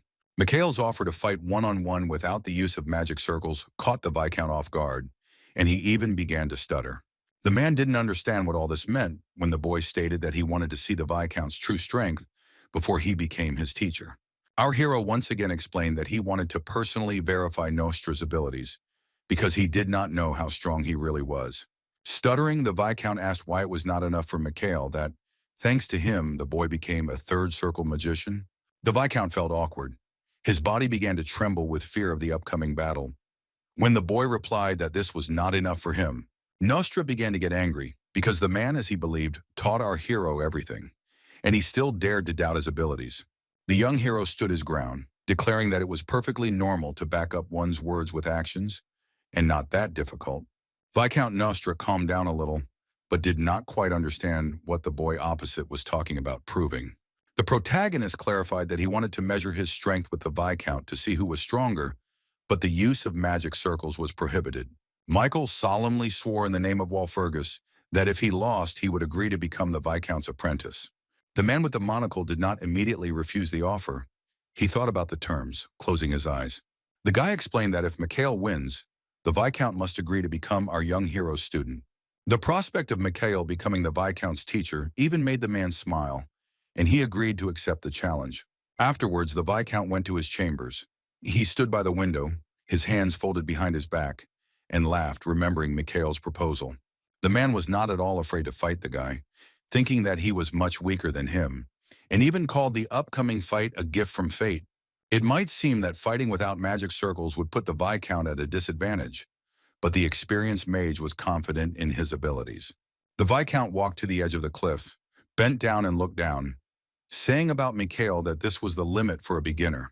In the Nostra's opinion, although Michael had the noble blood of the powerful Walpurgis mages, he was a newcomer.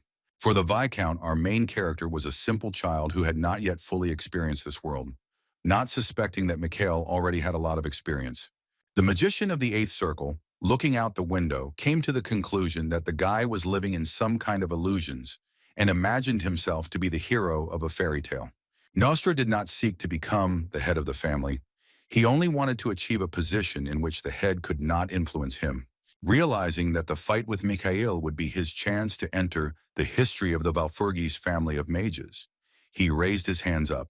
The Viscount was sure that since it was he who made our hero a third circle magician, now Mikhail would beg to become his teacher.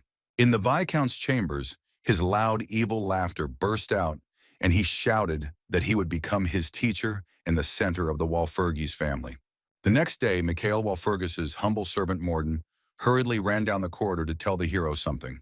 He found his master and shouted at him as if something serious had happened, and the hero cast a surprised glance at him. The Walpurgis heir saw that the butler had come to him and asked the out-of-breath old man to come inside. Morden's face was covered in horror. He asked the guy what he was doing, because rumors had already spread that the guy had challenged the Viscount to a fight. The butler was stunned when his master immediately, being completely calm, confirmed all the rumors regarding the battle with Nostra. The protagonist realized that Viscount Nostra had already begun to act, which meant that the young man could no longer back down. This even made the guy happy, which was reflected on his face in the form of a smile, because this is exactly what he needed. The idea of fighting the experienced magician Viscount clearly did not please the butler, and he did not understand why his master did this. Mikhail did not share the man's concern and asked him not to fuss, but Morden could not calm down and continued to be indignant. Even the butler's words that in case of loss, Nostra would become his teacher, and thus the guy would give him even more power, were not an argument for the hero. Seeing how indifferent and calm Mikhail was, the butler Morden opened his mouth in shock and horror. Morden tried to explain to the boy that the Viscount was a cunning and slippery man, and not worthy of being Mikhail's teacher, and the magician replied that he knew this very well. The hero could not help but know this, because in his head the memories of how the Viscount fell at his feet and bowed to the followers of the demons were still alive. Morden did not understand why Mikhail did this if he understood everything, to which he received the explanation that this way the young man would be able to hook Nostra. Michael asked if the butler knew why the Viscount still remained in the Walpurgis family after everything he had done. Morden stammered that the Viscount was still close to the family because he had been close to the Marquis Edward in his youth. The butler was right because Nostra was both a colleague and a friend to Mikhail's father, and Edward would never throw him out because he had many pleasant memories associated with him. After calmly listening to the protagonist, the butler agreed with him that the Marquis was unlikely to kick the Viscount out of the family. Pointing his thumb at himself, the protagonist declared that for this reason, he intended to drive the Viscount out of the family on his own. In our hero's opinion, a one-on-one battle with Nostra will demonstrate what nasty deeds a man is capable of. The stakes for Michael Walpurgis and Viscount Nostra as magicians were very high. Magic is complemented by words. At stake was a promise that had been sealed by the heroes, and if it was broken, the mage would literally be rejected by magic. This meant that if Michael succeeded in winning the battle, he would gain complete dominance over the Viscount. Gaining control over Nostra and preventing it from causing the complete collapse of the Walpurgises was what our hero was striving for. The butler agreed that his master's plan was good, but it could not be ruled out that the Viscount would win. Worried about Mikhail, Morden tried to make sure that our young hero was confident that he would defeat the Viscount. This question made the main character smirk, because he was no longer that young boy, but an experienced magician, although the butler did not know it. Winking, Mikhail promised Morden that Viscount Nostra would never be able to defeat him in the upcoming battle. The expression on our hero's face radiated complete and unshakable confidence in his victory over Viscount Nostra. But this did not calm the butler down. He was clearly worried that the fight could end in failure for the guy, and asked him again if he was sure. The guy explained that according to the rules of the battle, both participants would be in absolutely equal conditions. The butler was still not delighted with the whole idea. His lips trembled with fear, and he listened silently to his master. Morden asked if Mikhail was serious now when he stated that in battle the Viscount would use the same magic as our hero. This was another blow for the butler. The elderly man could not stand it and reached into the inside pocket of his jacket. The man took out a letter of resignation from there and said that he was leaving, because the longer he listened to the guy, the closer he was to a heart attack. The main character did not accept the resignation letter, but cast the fire spell, and the piece of paper instantly turned to ashes. The butler looked sadly at the resignation letter destroyed by the magician, and Mikhail simply asked Morden to trust him. Morden hinted that with the fourth circle of magic, our young hero would be unable to defeat an experienced magician. The older man looked away and said no when the protagonist asked if he was confident in the Viscount's abilities. Mikhail said that, in any case, there was no need to worry because the guy would not have challenged Nostra if he had not been confident of victory. The butler sincerely did not understand why the young man was so confident that he would be able to defeat the experienced sorcerer, and asked the guy about it. The protagonist stated, being brief in his story, that all 7 circles of Viscount Nostra's magic are lies and shams. Mikhail looked closely at his butler, expecting a new reaction from the elderly man after another portion of shocking information. Morden was speechless and didn't know what to say to the guy, so he silently looked him straight in the eyes, trying to digest what he heard. The man reached into his pocket again for a new resignation letter, but the boy immediately warned Morden that he would not accept it. Mikhail asked Morden to listen and explained that in order to obtain the higher circles of magic, one must first obtain the initial ones, and this is obvious. But Viscount Nostra skipped all these steps. Although he said that he followed the sequence of training, but this does not seem to be true. Forming magic circles in non-standard ways requires a lot of effort, but the hero still believes that Viscount is not a real magician. While Fergus is certain that Nostra is simply faking its power, and that its 7th circle magic is nothing more than an illusion. The guy became curious about what would happen to the Viscount if he had to use his magical power for real. Battles where spells have to be cast every second are nothing compared to the showiness that the Viscount practices. Therefore, the protagonist knew that even if his opponent was trained in more spells than he would not be able to win. Thinking about how the Viscount's magical skills were nothing more than a dummy, Michael Walpurgis smirked. Edward Walpurgis couldn't believe his ears when his son came to him shortly afterwards to shock him with the news. Michael announced that the Marquis would soon be treated to a spectacle in which his son and fellow Viscount Nostra would engage in a magical duel. The man stood up silently and hung his head down when the boy asked him to come and honor the participants with his presence. The father said that not even a day had passed since the boy promised to finish the matter with the Rindle family on his own. The news of Mikhail's upcoming battle with the Viscount clearly enraged the Marquis, and he slammed his fist on the table. The head of the family accused his son of talking nonsense and asked him to come to his senses. Otherwise, he would hit him on the head so that the young man would come to his senses.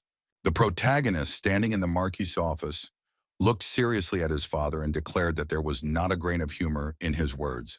Resting his forehead on his hand, the man said that he had not taught Mikhail magic for that reason, and then asked what he had thought up again. Our hero glanced sideways at his father, realizing from the expression on his face that a thought had also flashed through his head. Seeing how worried his father was, the young man understood that the Marquis did not like the prospect of Mikhail becoming a disciple of Nostra. Edward Walpurgis did not immediately understand Mikhail when he confidently stated that he did not intend to lose to his opponent. The man was surprised by his son's words that he was obliged to win and make the Viscount his student. The boy didn't understand what this thing was for when his father stood up and took out a wooden battle, declaring that it was a textbook and that he would now hammer knowledge into him. Realizing that his dad wanted to beat him with a club, the main character smiled and asked Edward what this nonsense was about. Walpurgis sincerely did not understand why Mikhail, being a sane person, was saying such nonsense with a completely serious face. The main character was well aware of the reason for his father's concern and was understanding about it, so he smiled silently. He opened his eyes again and looked at the Marquis, saying that Viscount Nostra was a vassal of their family, trying to convey something to the man. Given this fact, Michael did not understand why the heir of the Walpurgis family should follow the lead of some servant. After these words, the expression on the head of the family's face became restless. He did not quite understand what Mikhail meant by the words, "on the lead."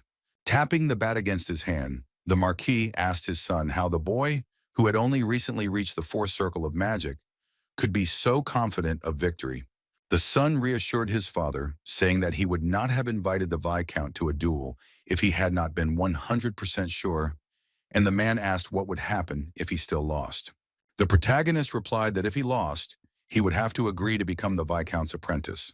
Edward didn't like this idea and said that was the whole problem, after which he hit the table with his bat. The man was very angry with Mikhail. In despair, he lowered his head down and asked what he should do with him now. He looked at his son with a furious expression on his face, asking if he understood what he wanted to do to him now. The father's anger made our hero feel tense, and in an awkward situation, he began to laugh, trying to defuse the situation. The hero remembered that his dad always threatens to break his legs when this happens, so he promised to give up his legs for the sake of peace in the family.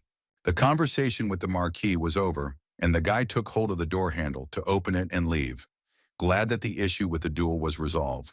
When the boy left his father's office, he breathed a sigh of relief, because now nothing would stop him from fighting the Viscount.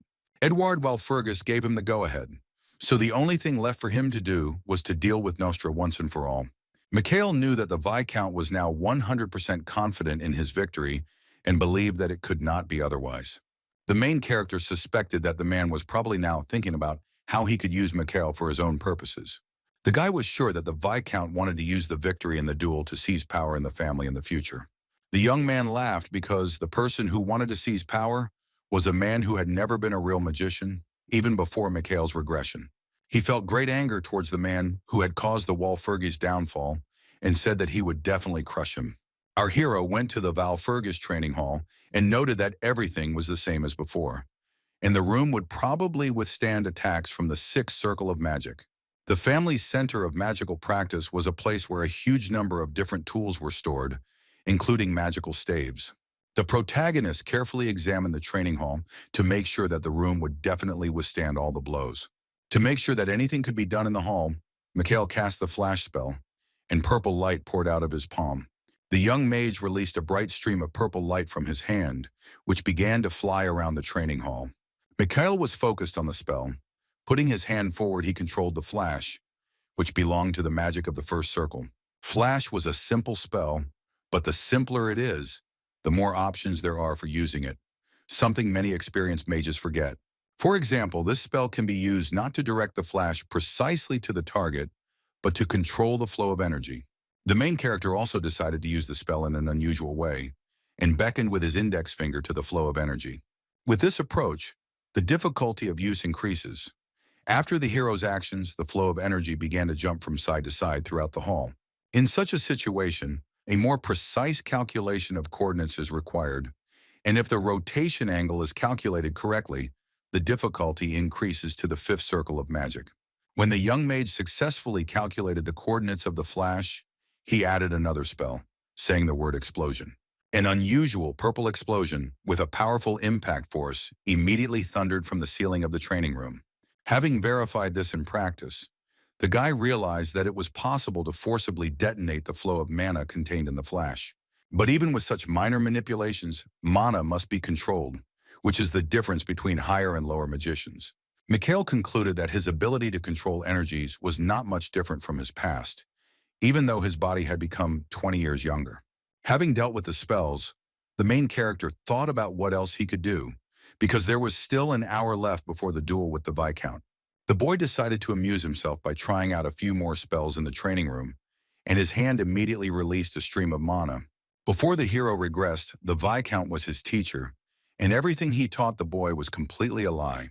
Nostra, without a twinge of conscience, deceived the guy only in order to get a new circle of magic as quickly as possible, but he could not rise above the 8th circle. The protagonist is lucky that after the regression, all his magic circles were reset, and now he can start over.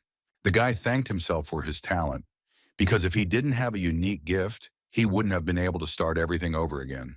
Michael Walpurgis massaged his hands to prepare for battle, and realized that the time had come to enter the duel. The Viscount was already walking toward the training room.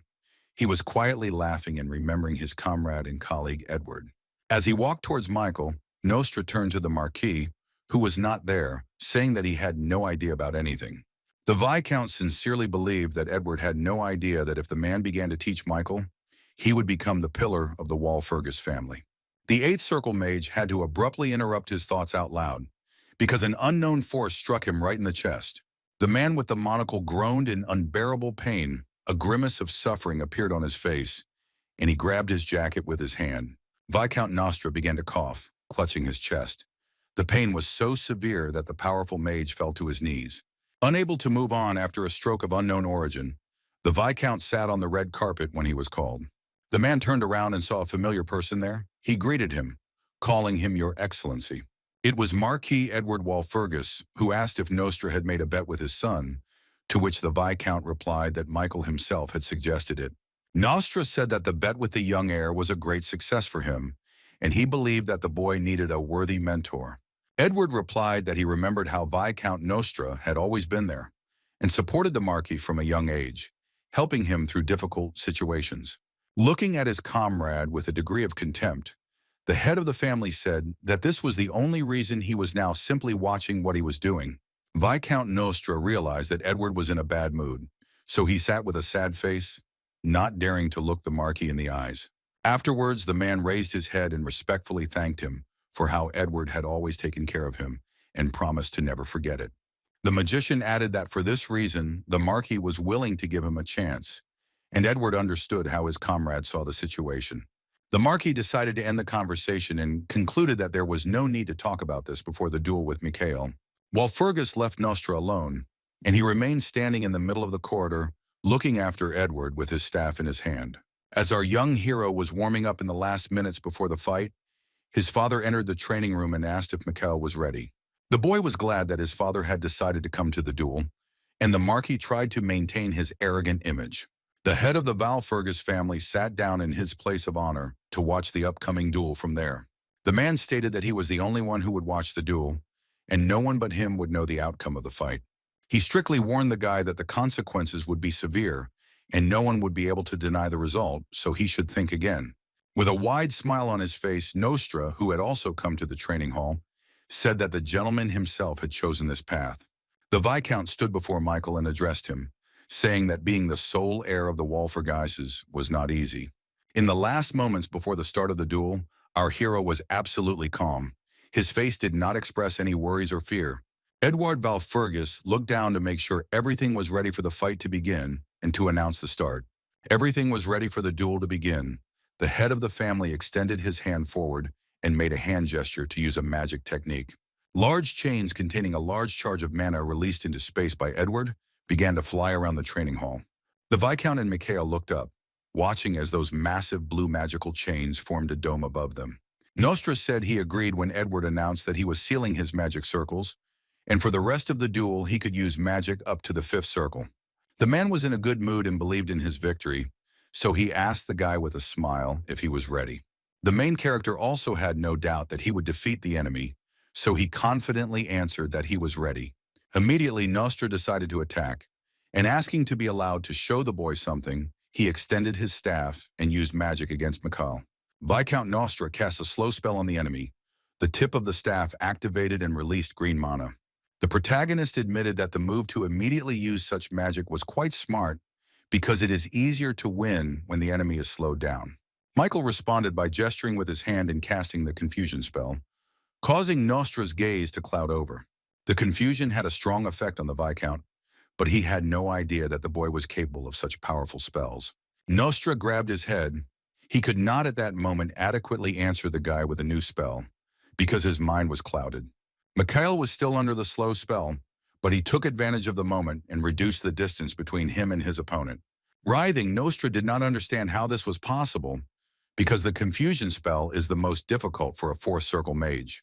Casting a haughty glance at the duelist, the young mage replied that he didn't need to know, which made Nostra smile. The Viscount was ready to continue the duel. He again pointed his staff forward, and the pearl at its end lit up with a purple light. The man decided to use 2 spells against the boy at once, and activated the fireball and windblade techniques. Nostra wanted to use 2 elements at once against the guy, which strengthened each other, and whirlwinds of fire and wind appeared in the hall. He began to threaten Walpurgis that he would teach him a lesson now, and said that the difference in magic circles was not only in the types of spells used. Without giving Mikhail a chance to counterattack, the Viscount cast the Earth Rupture spell, after which the floor beneath the boy began to collapse. The Walpurgis family's training room was collapsing before our eyes, and rocks and fiery sparks began to fly from the ceiling towards our hero. Spreading his legs wide to keep from falling, The boy watched as powerful streams of magical fire and wind raged above him. The spells were powerful, but the young mage remained confident in his victory, and his opponent's tricks did not impress him much. To counteract the Viscount's destructive power, the boy cast a barrier spell that should protect him. The protagonist managed to successfully protect himself from the Viscount's magical fire and win with the help of an invisible barrier. Michael Valfurgus stood inside a transparent cube with green honeycombs that had materialized around him to protect him from the Nostra's spells. Our hero had time to think, and he admitted that, logically, Viscount Nostra was right about the circles of magic. It is quite natural that the main character, who has only recently reached the fourth circle of magic, cannot block the opponent's attacks. However, the art of magic is a very unfair thing, which cannot be said about the ability to wield a sword. No matter how hard a swordsman tries, his body cannot overcome the difference between physical abilities and aura. But in magic, everything is different.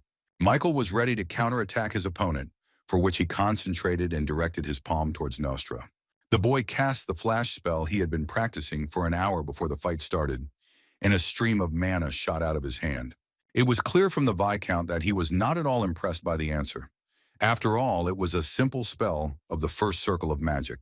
The protagonist clarified that the flash was multi-charged, which greatly increased the power of the spell, and many streams of light began to emerge from his palm. The Viscount simply stood there and watched as the boy used a multi-charged flash against him, streams of purple mana rushing towards him. Afterwards, Mikhail began to perfect the spell, chanting the words free control, rational use of mana, and multiple explosions. Nostra froze and simply watched as the hero used complex magic against him with precise penetration and direction changes.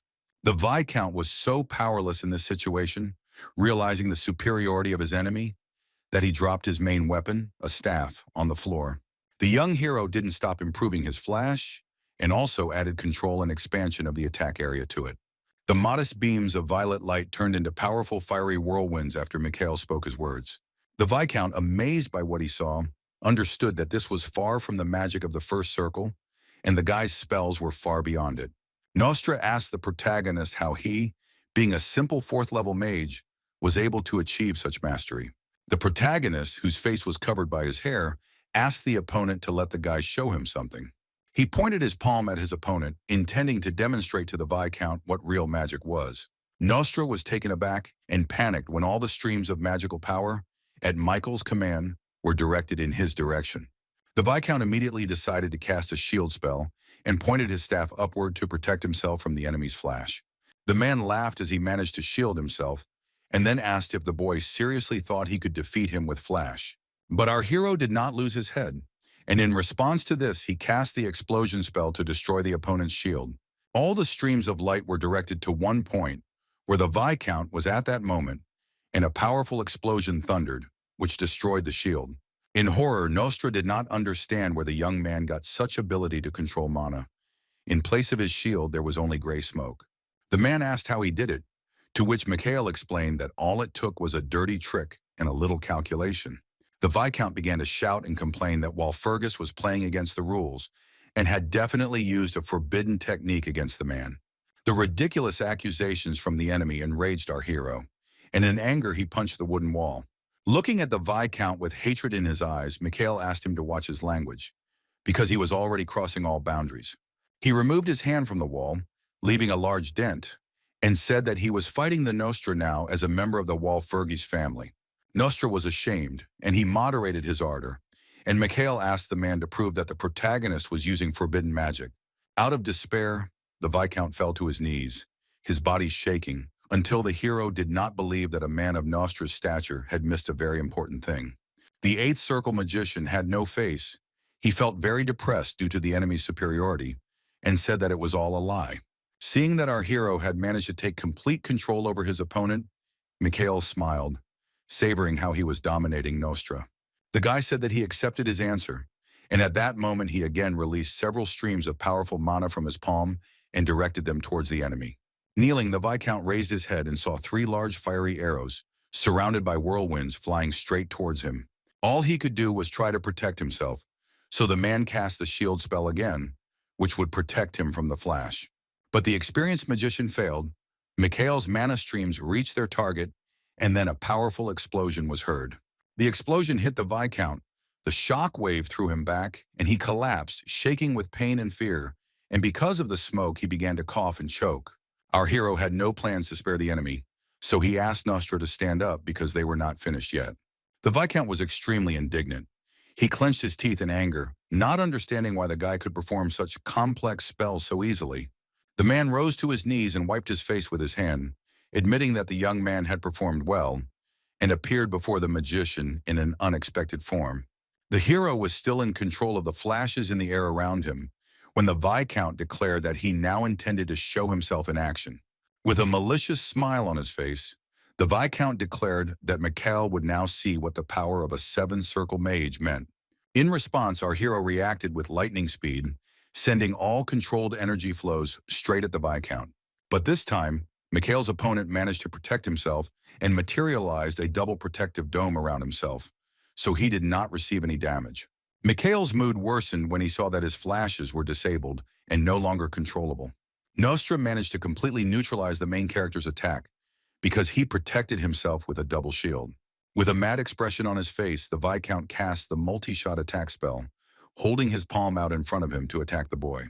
Fiery vortices formed around the Viscount, and three powerful streams of magical energy shot upward. Edward, who was watching the duel closely, expressed dissatisfaction because the Viscount used a spell of the fourth circle of magic. He could no longer watch while sitting and stood up from his seat to help his son if necessary, because the magician had improved his attack to his level. Marquis Walpurgis felt angry. He covered his face with his hand, thinking about how Nostra used three spells of the fourth circle at the same time. He looked at his old comrade with hatred and realized what Viscount Nostra had been hiding from him all this time. Nostra burst into loud, evil laughter because Michael would not be able to resist the strongest spell. 4 circles, 3 fire spears. The Viscount rejoiced, thinking that this spell would be his victory, and he grabbed the fabric of his clothes with his hand. The man couldn't stop gloating. He stood and laughed loudly, watching the fiery spears darting through the air. Shouting that it was the end, the Viscount pointed his magic staff at Mikhail, and 3 fiery spears flew straight at our hero. Powerful streams of magical fire reached their target, and a thick cloud of black smoke formed in the place where Mikhail stood. Edward Walpurgis was disappointed. He sat back down and looked down, admitting that Viscount Nostra had been right. The man was overjoyed. A wide smile shone on his face, and he told Mikhail that the victory would be his. But just a second later, his facial expression changed dramatically, and the man was shocked when he saw something in front of him. Through the wall of thick smoke, the Viscount noticed the silhouette of his rival. Mikhail stood steadfastly on his feet, asking Nostra if this was all. The fire spears did not hit the guy. He grabbed one of the spears and held it tightly, and then declared that it was his turn now. Mikhail's father was also deeply struck by what he saw. He watched the picture in front of him with his mouth wide open. Viscount Nostra couldn't believe his eyes, and in confusion, he asked the protagonist how he was able to stop the fiery spear. The guy held his hand almost to the very tip of the magic spear, which was a fiery stream of mana, and did not receive damage from it. When asked how he stopped it, the young man replied that it was easy and simple, and then, with a movement of his hand, he dissolved the fiery spear in the air. The Viscount was very angry because our hero had only recently reached the fourth circle of magic and was already able to stop the man's attack. Mikhail didn't understand what the Viscount was talking about, because the ability to control magic is a much more important skill than magic itself. The whole difference was in talent, and no matter how hard a magician tried, without talent, he would not be able to defeat a gifted sorcerer. That is what all magic is about. Learning magic defies logic, but Viscount Nostra, being an experienced sorcerer, did not understand this, so he held the staff with a trembling hand. The main character's words made the Viscount angry. He was outraged that Mikhail wanted to say that he was a more talented magician than Nostra. Smiling broadly, the protagonist asked him what he was doing wrong and suggested that he try to prove otherwise if the guy was wrong. Viscount Nostra accepted Michael's offer, dropped his staff, and pointed his palm at the boy to cast a new spell. The man held his hands out in front of him, spread his fingers wide, and bent down slightly to accurately attack his opponent. In his rage, the Viscount cast spells, first activating Ice Spear, then Demonic Hand and Thorn Attack. The training hall was in chaos. Magical spears of different colors filled the space, and they were all directed at the guy. But the young magician did not change his tradition and decided to counterbalance by casting the flash spell again, which he had already used earlier. A real confrontation began between the two participants of the exciting duel. They attacked each other simultaneously. The protagonist responded to several of the Viscount's powerful spells by releasing multiple controlled bursts of magic. The Viscount was taken aback again because our hero managed, without much effort, to interrupt his attack with a simple spell. Michael Valfergus replied that he needed calculations for this, and nothing more, which baffled the Viscount. Afterwards, our hero decided to use a new spell against the enemy and cast multi-charge attack. His next move was another flash spell, and many powerful fire magic arrows flew towards his opponent. The amazed Viscount Nostra stood as if enchanted, watching as many flashes flew straight at him. Holding his hand in front of him to control his attack, the protagonist addressed the Viscount, saying that he was able to protect himself with a shield before. And now the boy wondered if Nostra would be able to defend himself when Mikhail used an attack 10 times more powerful against him. Recalling with a grin how the Viscount had trained him, the hero said that someone had once told him that explosions were a real art. After about 10 powerful streams of magical energy were directed straight at the Viscount, the man waited in confusion for the attack. In a panic, Nostra decided to cast the shield spell again, and he opened his mouth, but he couldn't pronounce it the first time. The man was terrified of Michael's powerful flashes and screamed at the top of his lungs, trying to activate the shield.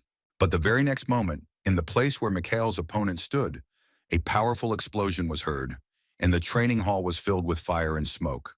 Viscount Nostra didn't have enough time to activate the shield, so the man took damage and began coughing from the smoke and pain. To finish off the Viscount when he was weakened by the explosion, the protagonist cast the confusion spell when he approached the enemy.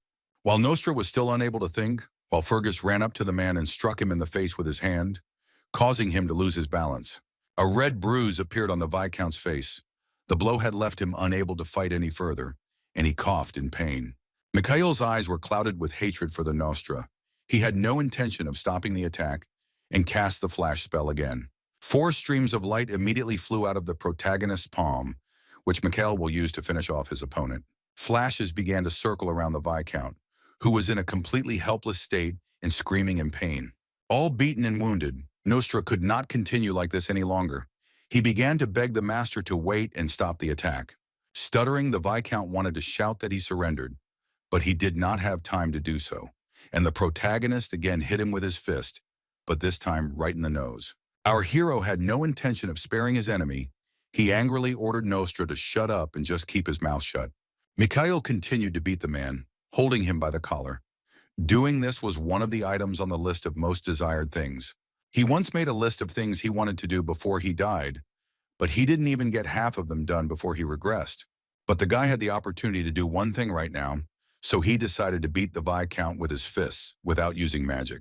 Nostra could no longer resist. The boy held him by the collar so that he would not fall and continued to beat him. But then his father called him. The hero could not stop. His mind was completely clouded with rage. He struck more and more blows without a shred of pity, not paying attention to his father's voice. Mikhail came to his senses a little and returned to reality when Edward Valfkergus shouted his name for the 3rd time. The Marquis grabbed his son by the wrist to stop him from beating the Viscount and told him to stop. It was all over. Anger overcame the boy's common sense. He shouted that he would not stop because the Viscount was not asking him to spare him. Edward shouted that the guy had beaten Nostra all over his face, so there was nothing left to say, which was true because the man was already lying unconscious on the floor. The boy justified himself to his father by saying that the Viscount was not showing any signs of wanting to surrender, but in fact Nostra was making a hand signal that he wanted to stop the fight. The Marquis showed his fist and asked his son to look at his veins. Mikhail said that he understood that violence breeds more violence. The head of the Walpurgis family glanced at the beaten Viscount and asked him if the man was ready to accept defeat in a duel. The man's face was swollen from the blows. He could not speak clearly, so he lay on the floor and made incomprehensible sounds. Edward took this as an agreement to accept defeat, because in any case, the Viscount's condition would not allow him to continue the duel.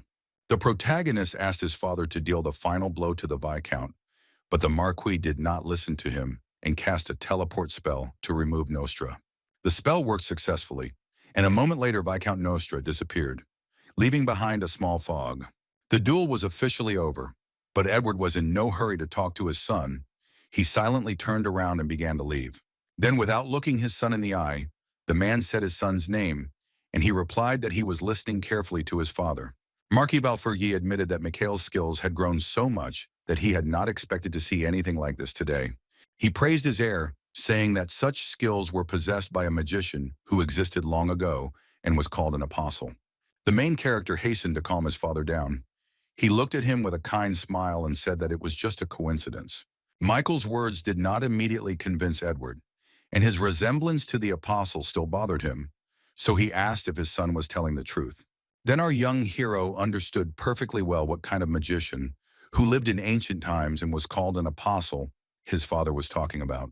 The powerful sorcerer to whom Edward Walpurgis compared his son was called the Twilight Mage. This man, because of his skills, was banished from all the places where he tried to shelter himself, and in the end, the man disappeared without a trace. Mikhail was a little offended by his father's words, so he made a claim that his father underestimated him too much. The boy said that the skills demonstrated in the duel were not difficult, but the Marquis replied that one must be very talented to control power at such a level. Edward flattered the hero, remembering his own words about how he was born with such talent, and the guy responded in kind, saying that he was still his son. Marquis Walfurgi decided to put an end to the pointless argument by declaring that if the boy said so, then he would believe him. The man then asked if this was why the hero had actually called him here, and if his son simply wanted to show what he could do. Edward explained that Viscount Nostra was simply his friend and was not suitable as a teacher, and his son would hardly have entertained the idea of studying with him. The head of the Valfurgis family was determined to find out why his heir had invited him to watch this duel. Mikhail's father was absolutely right, and the main character admitted to himself that he would never have judged his teacher in such a cruel way. The boy smiled modestly, hiding his gaze, and told his father that there was nothing special, and that today he had simply given in to his emotions. Then the main character asked the Marquis if he had thought about throwing the Viscount out of the family and depriving him of his vassal status. The guy understood why the Marquis didn't want to kick out Nostra, because he was the only man he considered equal to himself, and being the head of the family is lonely. The hero admitted that he didn't like the whole situation, but knowing what kind of person his dad was, he wouldn't risk everything without reason. Mikhail confirmed this when the head of the family asked him if he had acted in this way for this very reason.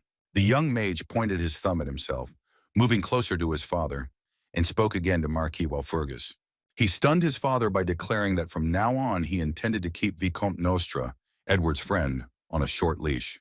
It was clear from Edward that he was not delighted with the news, but Mikhail was doing all this only so that what his father had spent so long building would not be destroyed. Some time passed and Viscount Nostra was resting after the battle in his chambers, calling the duel with Mikhail some kind of nonsense. The man was confused to the point of madness. He grabbed his head with his hands, not understanding how he lost to such an inexperienced youth. The Viscount felt hopeless, realizing that Edward Valfurgis had witnessed the duel and that nothing could be changed now. Nostra was talking out loud to himself, asking what he should do now. The man was very depressed. He looked up when suddenly someone answered him that the Viscount had lost, so now he would answer for his words. In front of him stood Mikhail, with a wide smile on his face, who reminded the loser that they had agreed on something before the battle. The Viscount's mood fell even more when he remembered that now that he had lost, he would have to become the apprentice of the younger Walpurgis. The man waved his hand, giving the boy a sign that he wanted to think it over, and a thought crept into his head, which he began to ponder. The Viscount found it strange that Michael, knowing from the start that he would win, set the condition of becoming a teacher for Nostra. Nostra began to guess why the main character had come up with exactly these conditions for the duel. The Eighth Circle Mage suspected that all of this was planned with some more nefarious purpose than simply humiliating the Viscount. The Viscount came to the conclusion that Michael had set up a test for him, so he still had a chance to turn everything to his advantage. The hero brought Nostra back to the conversation and asked if he understood what the guy meant, to which the Viscount replied that this was the future of his family. The magician's answer made the guy laugh. He grabbed the back of the chair and moved it to sit down, and then asked the man to continue speaking. The Viscount said that Michael had long hidden the fact that he wanted revenge on Duke Rindel after what their family had done. The main character seemed to have kept his mouth shut and did not answer his duel opponent, but only silently looked into his eyes. The Viscount's expression became more positive as a new idea came into his head, and he decided to share it with Mikhail. The man solemnly spread his arms out to the sides, smiled broadly, and declared that he intended to help the main character do this. The young magician sat silently, his arms folded across his chest, and did not respond to Nostra's words about Michael wanting revenge. The Viscount's face showed that he was confident that he was right, and he looked the boy straight in the eyes, waiting for his answer.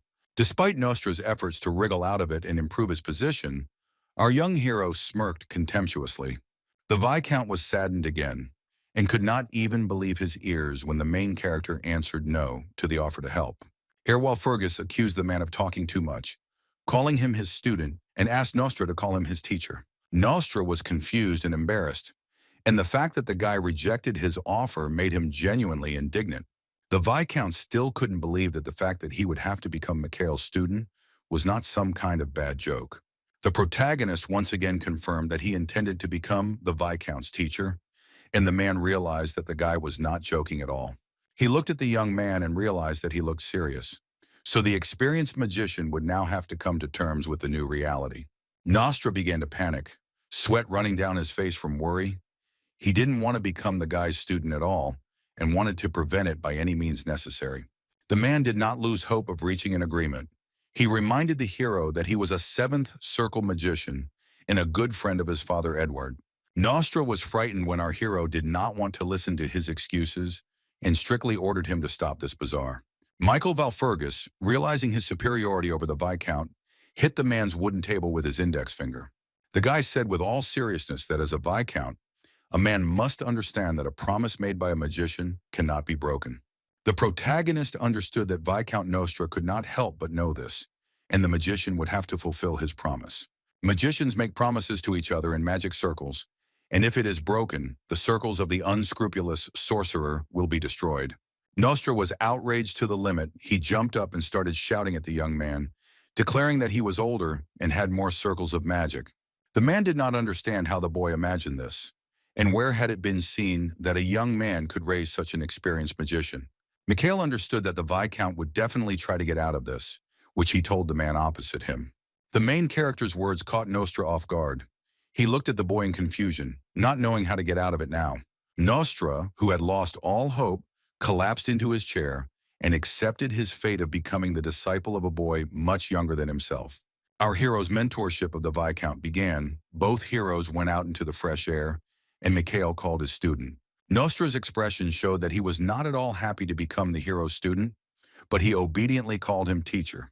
The man trembled with anger and injustice, but he understood that he would have to endure it, otherwise his magic circles would be destroyed.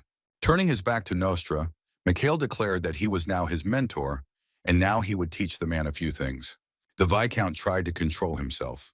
What was happening to him now horrified the man, and he could not hide it. Feeling hatred towards the boy, he clenched his fist so hard that it trembled, but still answered the teacher that he was listening to him. The protagonist glanced at his newly minted student and remembered what happened before his regression. Looking at the grief-stricken Viscount, the boy understood, recalling the events of the future, that destroying Nostra now was not the best option. Michael dreamed of taking revenge on Nostra, but funny as it may be, this magician may turn out to be very useful for the Walfurgises in the future. The thing is, Viscount Nostra has 7th circle magic, so he has potential, and it could help Mikhail. As a good teacher, Michael decided to ask his student's opinion and asked what the Viscount would like to know. Confused and terribly upset, Nostra was unable to answer clearly and said that he did not want to learn anything from the hero. Mikhail did not agree because it seemed to him that Nostra was interested in something. For example, unstable circles and the inability to fully use magic. Our hero approached his student and poked his finger into his chest, saying that this was evidence of his heart, which hurt with the slightest exertion. Viscount Nostra could not stand the tension, and after a light kick in the chest with a finger, he cringed and groaned from the pain in his heart. Clutching his heart, the man fell to the ground. He screamed loudly from unbearable pain. The magician's body trembled. Observing this, the hero knew that, as a rule, circles cannot be stable unless they are preceded by enlightenment. There is a way to create circles without enlightenment, And those who are able to do this are called apostles. The man who knew very well about this method and the magicians who were called apostles was the father of the main character. Viscount Nostra was a sorcerer whose circles were unstable due to a lack of enlightenment. He understood, looking at his palms, that in terms of mastery of magic, he did not reach the level of Marquis Walfurgi. The protagonist knew that for this reason, Viscount Nostra was provoked to achieve the stabilization of the circles in another way. While the Viscount tried to use the Apostles' method, he found himself in an empty space surrounded by infinite space. When the man turned around, he saw a massive concrete structure in front of him. The path in front of him was almost destroyed. Michael, who watched as Nostra's heart now writhed in pain, knew that he was now paying the price for all of this. The man came to his senses a little, but still held his heart and looked at the teacher with fear, and the teacher said that he would show him how to stabilize the circles. The main character came closer to the magician, leaned over him, looked straight into his eyes, and ordered him to give the guy his mana. Viscount Nostra realized that the young man knew perfectly well that he had used the Apostles' method, but did not understand where from. He became furious when he realized that the Marquis had told him all this, and that Edward had known all along that Nostra had touched the hands of the Apostle. The man couldn't believe it. He grabbed his face with his hand and started laughing nervously, although he wasn't in the mood for laughing. The magician began to accuse the guy that the whole duel was Mikhail's plan, and that he and the Marquis had planned it from the very beginning. The fact that the head of the family was involved in this was an outright lie. So the hero looked sternly at Nostra and told him not to make things up. Michael asked if the Viscount had felt anything strange when he had made the triple attack of the fourth circle of magic, and Nostra wondered how he knew that too. For our hero, everything was obvious. He pointed his finger at the heart, which gave away the Viscount during the duel. Nostra looked at his new teacher with horror, trying to accept that the man in front of him knew about all his weaknesses. The hero explained that the Viscount had been constantly clutching his chest during the duel, and that this was a common symptom for a magician whose circles were not stabilized. Michael asked if Nostra really thought that a man with Walfurgis blood in his veins would not notice. The hero took away the man's hope when he said that he would not last long in this state, and all his attempts to improve it would only make things worse. Nostra realized that his path as a magician was now over, but the guy immediately stopped him and said that the Viscount would simply die. The Viscount's eyes were clouded with horror and fear when the protagonist told him the news that soon Nostra would simply die. The guy decided to give the man hope for life, saying that if he destroyed all the circles he had received through deception, he would survive. But this prospect did not please Nostra. He panicked even more when Mikhail added that all of the Viscount's mana would go to him. The protagonist explained that if the Viscount gave up the magic circles he did not deserve, Mikhail would receive mana, and Nostra would stabilize its circles. Walfurgis said that everyone would benefit by trying to convince the Nostra to give up their circles of magic. Nostra shouted that he would never agree when Mikhail said that he would go down to the fifth circle, but with such a good teacher, he would be fine. The Viscount did not agree to go down to the fifth circle. In his opinion, Mikhail did not understand how hard it had taken Nostra to get all this. The protagonist did not consider it hard work because the Viscount earned not magic circles, but a cancerous tumor. Before the hero returned to the past, the Viscount was slowly dying because of his deception and paid in full for giving in to temptation. Nostra replied that being able to walk did not make a child an adult, and there was no point in having seventh circle magic but not using it properly.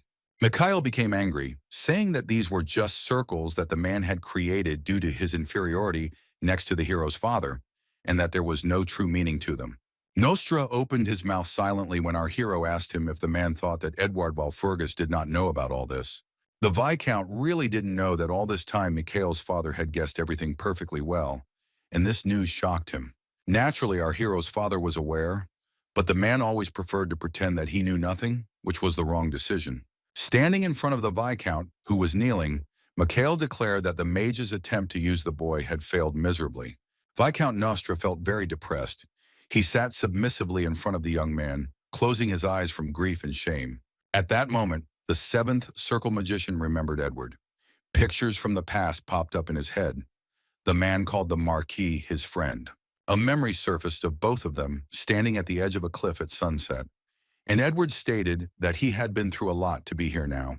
The Marquis, admiring the evening sun, said that he almost died several times, but he still managed to get here. The Viscount standing behind him was then very embarrassed when Edward declared that he had only gotten here thanks to Nostra. Edward continued to talk about how many people think that the Marquis achieved everything on his own, but he understands what an amazing person the Viscount is. While Fergus placed his hand on the Viscount's shoulder and praised his comrade for the drive he had, the magician was somewhat taken aback when Edward began to push him in the back with his hand, saying that this was precisely why Nostra continued to develop. The Marquis's endless praise of Nostra obviously embarrassed him, and in response he could only pronounce the name of his faithful friend. But Edward did not stop in his speech and said that no matter what others said, he had only one person whom he trusted. Marquis Walfurgi stated with confidence in his voice that Viscount Nostra was the only one he had complete confidence in. Now, as the defeated Nostra knelt before his friend's son, his face was blank as he recalled that moment between them. The boy looked at the man and began to listen to him attentively when he said his name, but then corrected himself and called him teacher. Hanging his head in shame, Viscount Nostra declared that he accepted the young man's offer and was ready to destroy his undeservedly acquired circles. The old world was collapsing for Nostra at that moment, but he found the strength to ask Mikhail to take his mana. After some time, the main character, raising his palm, looked at his magic circles, which glowed with a bright blue light. Sitting at the table, the guy chuckled in surprise when it turned out that he now had not 4 magic circles, but 5. Clenching his hand into a fist, the young mage instantly hit his circles back, smiled contentedly, and said that it was simple. At this time, Viscount Nostra was grieving over his magic circles, which he had to give to his new teacher. The guy said that now it's not easy for him to look every day at the sad Viscount, who gave his mana to our hero. Our hero scratched his chin with his fingers and came to the conclusion that the guy had done an excellent job with the first task. Michael was able to extinguish the spark in the form of the Viscount, which in the future could have turned into a fire, and in some ways this matter was urgent.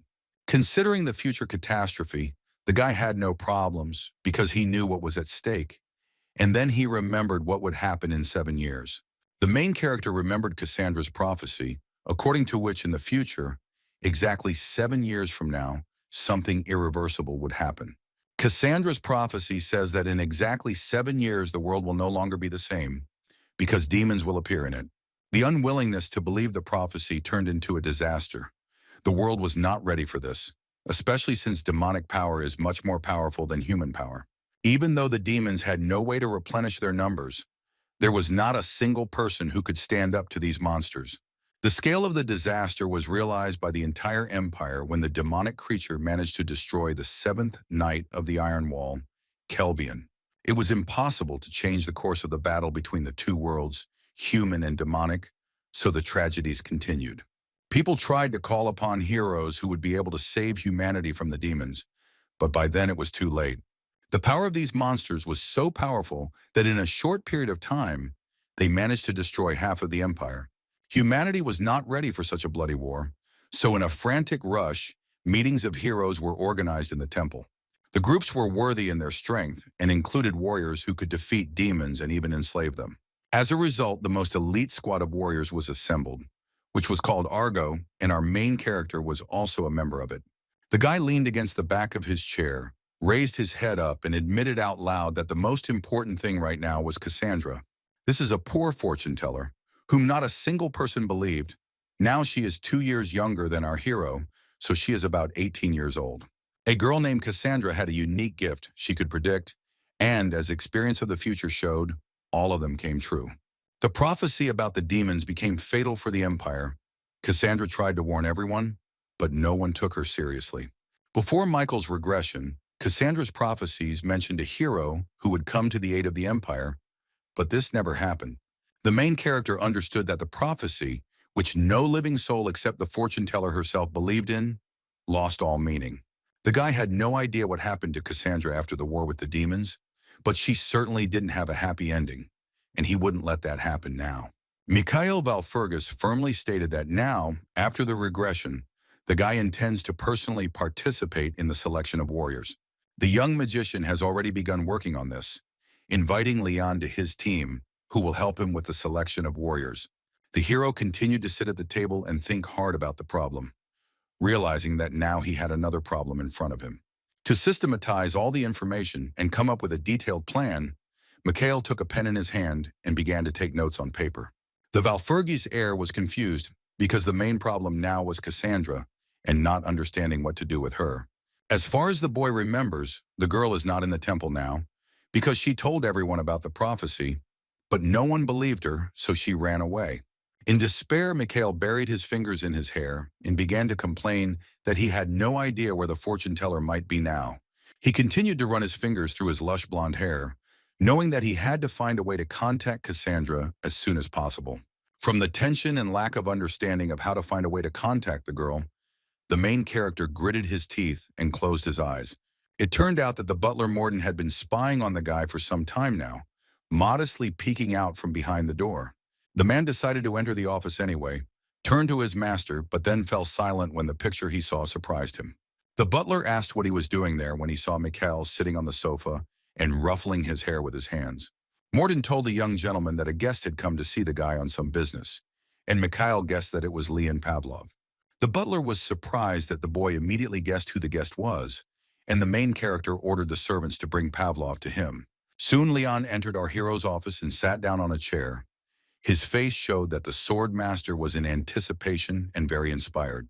Leon Pavlov was eager to begin training using the Miller method as soon as possible, and he asked Mikhail when it would start. But the hero clearly did not want to talk about training now. He went to his chair and sat down in it to talk to Pavlov. The protagonist said that the guy arrived faster than he expected and asked if Pavlov needed to prepare for the engagement now.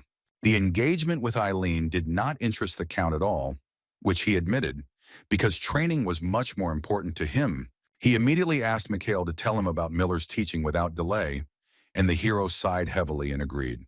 Leon Pavlov tensed and looked intently at Mikhail when he asked to be allowed to put forward one more condition. The fact that Walpurgis was slow in training and now wanted to put forward a new condition to Pavlov angered him, and he slammed his hand on the table. Pavlov was outraged because they had agreed that Leon would simply agree to go to the temple, but the hero promised that the condition would not harm him. There was nowhere to go, so Leon Pavlov calmed down and agreed to listen to what condition Mikhail wanted to put forward. The Count did not understand what Walpurgis was talking about when the hero said that Pavlov had some problems with his possessions. Leon winced when the protagonist clarified that he was talking about the dungeons belonging to Pavlov. The young man hesitated and began to sweat. He looked away and lied that he had no idea what kind of dungeons his interlocutor was talking about. The main character noticed that the guy opposite him was darting his eyes, which is why he was lying, and stated that Leon Pavlov couldn't lie. Leon Pavlov laughed falsely, asking why he would lie when his face and behavior had clearly seen it. Our hero decided to share the information he had and said that the Pavlovs discovered the dungeon a year ago. He continued that a huge amount of mana was discovered in this dungeon, and Count Pavlov sent a research team there. Pavlov was shocked that our young hero knew all this, and asked how he knew about the dungeons with mana. To be honest, it wasn't a dungeon. Mikhail just didn't fully understand what it was, so he called the place a dungeon, but that's far from true. Before the boy's regression, Count Pavlov sent 5 detachments to that place. Most of the research group disappeared, and almost no one returned. The eldest Count Pavlov wants to marry his son to his daughter Rindel, precisely because the girl's family is rich, and he has money problems. Leon grabbed his head because he was sure that no one knew about this, and then he suspected that a rat had appeared in their family. Mikhail replied that that was not the case, and that he had simply witnessed rumors circulating among the mercenaries. And the last word surprised Leon. Stuttering, Pavlov agreed with our hero and asked what condition the guy wanted to put forward regarding the dungeon. Before telling Leon about the condition, the protagonist closed his eyes and grinned, thinking about something. He concluded that he was right, and this mana dungeon really was causing the Pavlovs a lot of trouble and worry. The protagonist had high hopes for this dungeon and thought that it would help him in the future, so he told Leon that he was interested in it. Mikhail Valfurgis' words caught Leon off guard. He looked at the protagonist with an indignant expression on his face.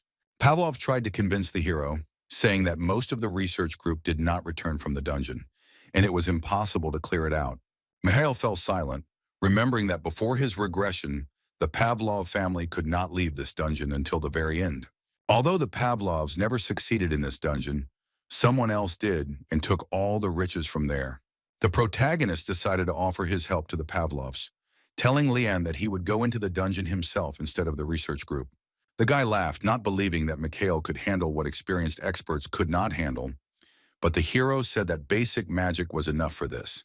The dungeon was of great importance to the Swordmaster's family, and he couldn't just agree so easily, so his head was boiling with thoughts. Leon didn't understand where the guy opposite him had so much self-confidence that he wanted to go into a deadly dungeon alone. Pavlov agreed that it was logical when the hero said that his family would be the winner in any case, no matter what the outcome of the expedition. But Leon Pavlov still hadn't given a final answer. The main character's words made him think for a while. For the genius swordmaster, his training was a priority, so he asked Mikhail about his training. Valfurgus promised that he would teach the boy everything he knew, and he was delighted, raised his hand, and offered to try. But Leon's consent did not guarantee anything, because the final word was his father's, which the younger Pavlov knew very well. Since he and the younger Pavlov had decided everything, the main character immediately began to get up from his chair, deciding to start on a new task. Mikhail informed the boy that he intended to go to the Marquis right now to discuss visiting the dungeon. The son stunned his father with another idea, and from fatigue from all this, Eduard covered his face with his hand and said, "This is what happened." The Marquis said that he thought there was an agreement that Mikhail would take over the Rindel family, so he did not understand where the idea with the Pavlovs came from. Edward heard that Leon was Rindel's new fiancé and asked if Mikhail wanted to cause a stir in the family again, to which the guy replied no. Mikhail assured his father that he would not repeat his mistakes again and said that he had made an agreement with Leon Pavlov. The protagonist said that the promise of the magicians must not be broken under any circumstances, but the Marquis, already in a rage, grabbed his wooden bat. The boy didn't understand why his dad was so kind to his good friend Viscount, but constantly wanted to beat up his son. He asked the Marquis to remove the stick since Mikhail had not yet damaged anything, to which Edward objected that it was his staff. Our hero said that it looked more like a club that could be used to drive away orcs, but the Marquis insisted that it was just a staff.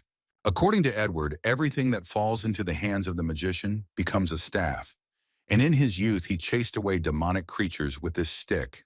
The old handmade wooden bat was stained with the blood of demonic entities that remained on it from those times. Edward Valfurgus looked at his son with resentment and anger when he asked why there was blood on the magician's staff in the first place. The boy felt awkward because of his father's angry look and looked away, realizing that he could get into trouble now. The protagonist tried to convince his father, saying that, in any case, there was something else besides the promise of the magicians. The Marquis asked what the boy was talking about, but he flatly refused to say, which angered the elder Walpurgis even more. Despite threats with a stick, the hero still refused to speak, but the Marquis placed his staff on the table. Removing his hand from the wooden club, Edward calmed down and asked his son if he could rely on him. The fact that his father put his club aside and asked the hero such a question greatly surprised Mikhail, and he fell silent from shock.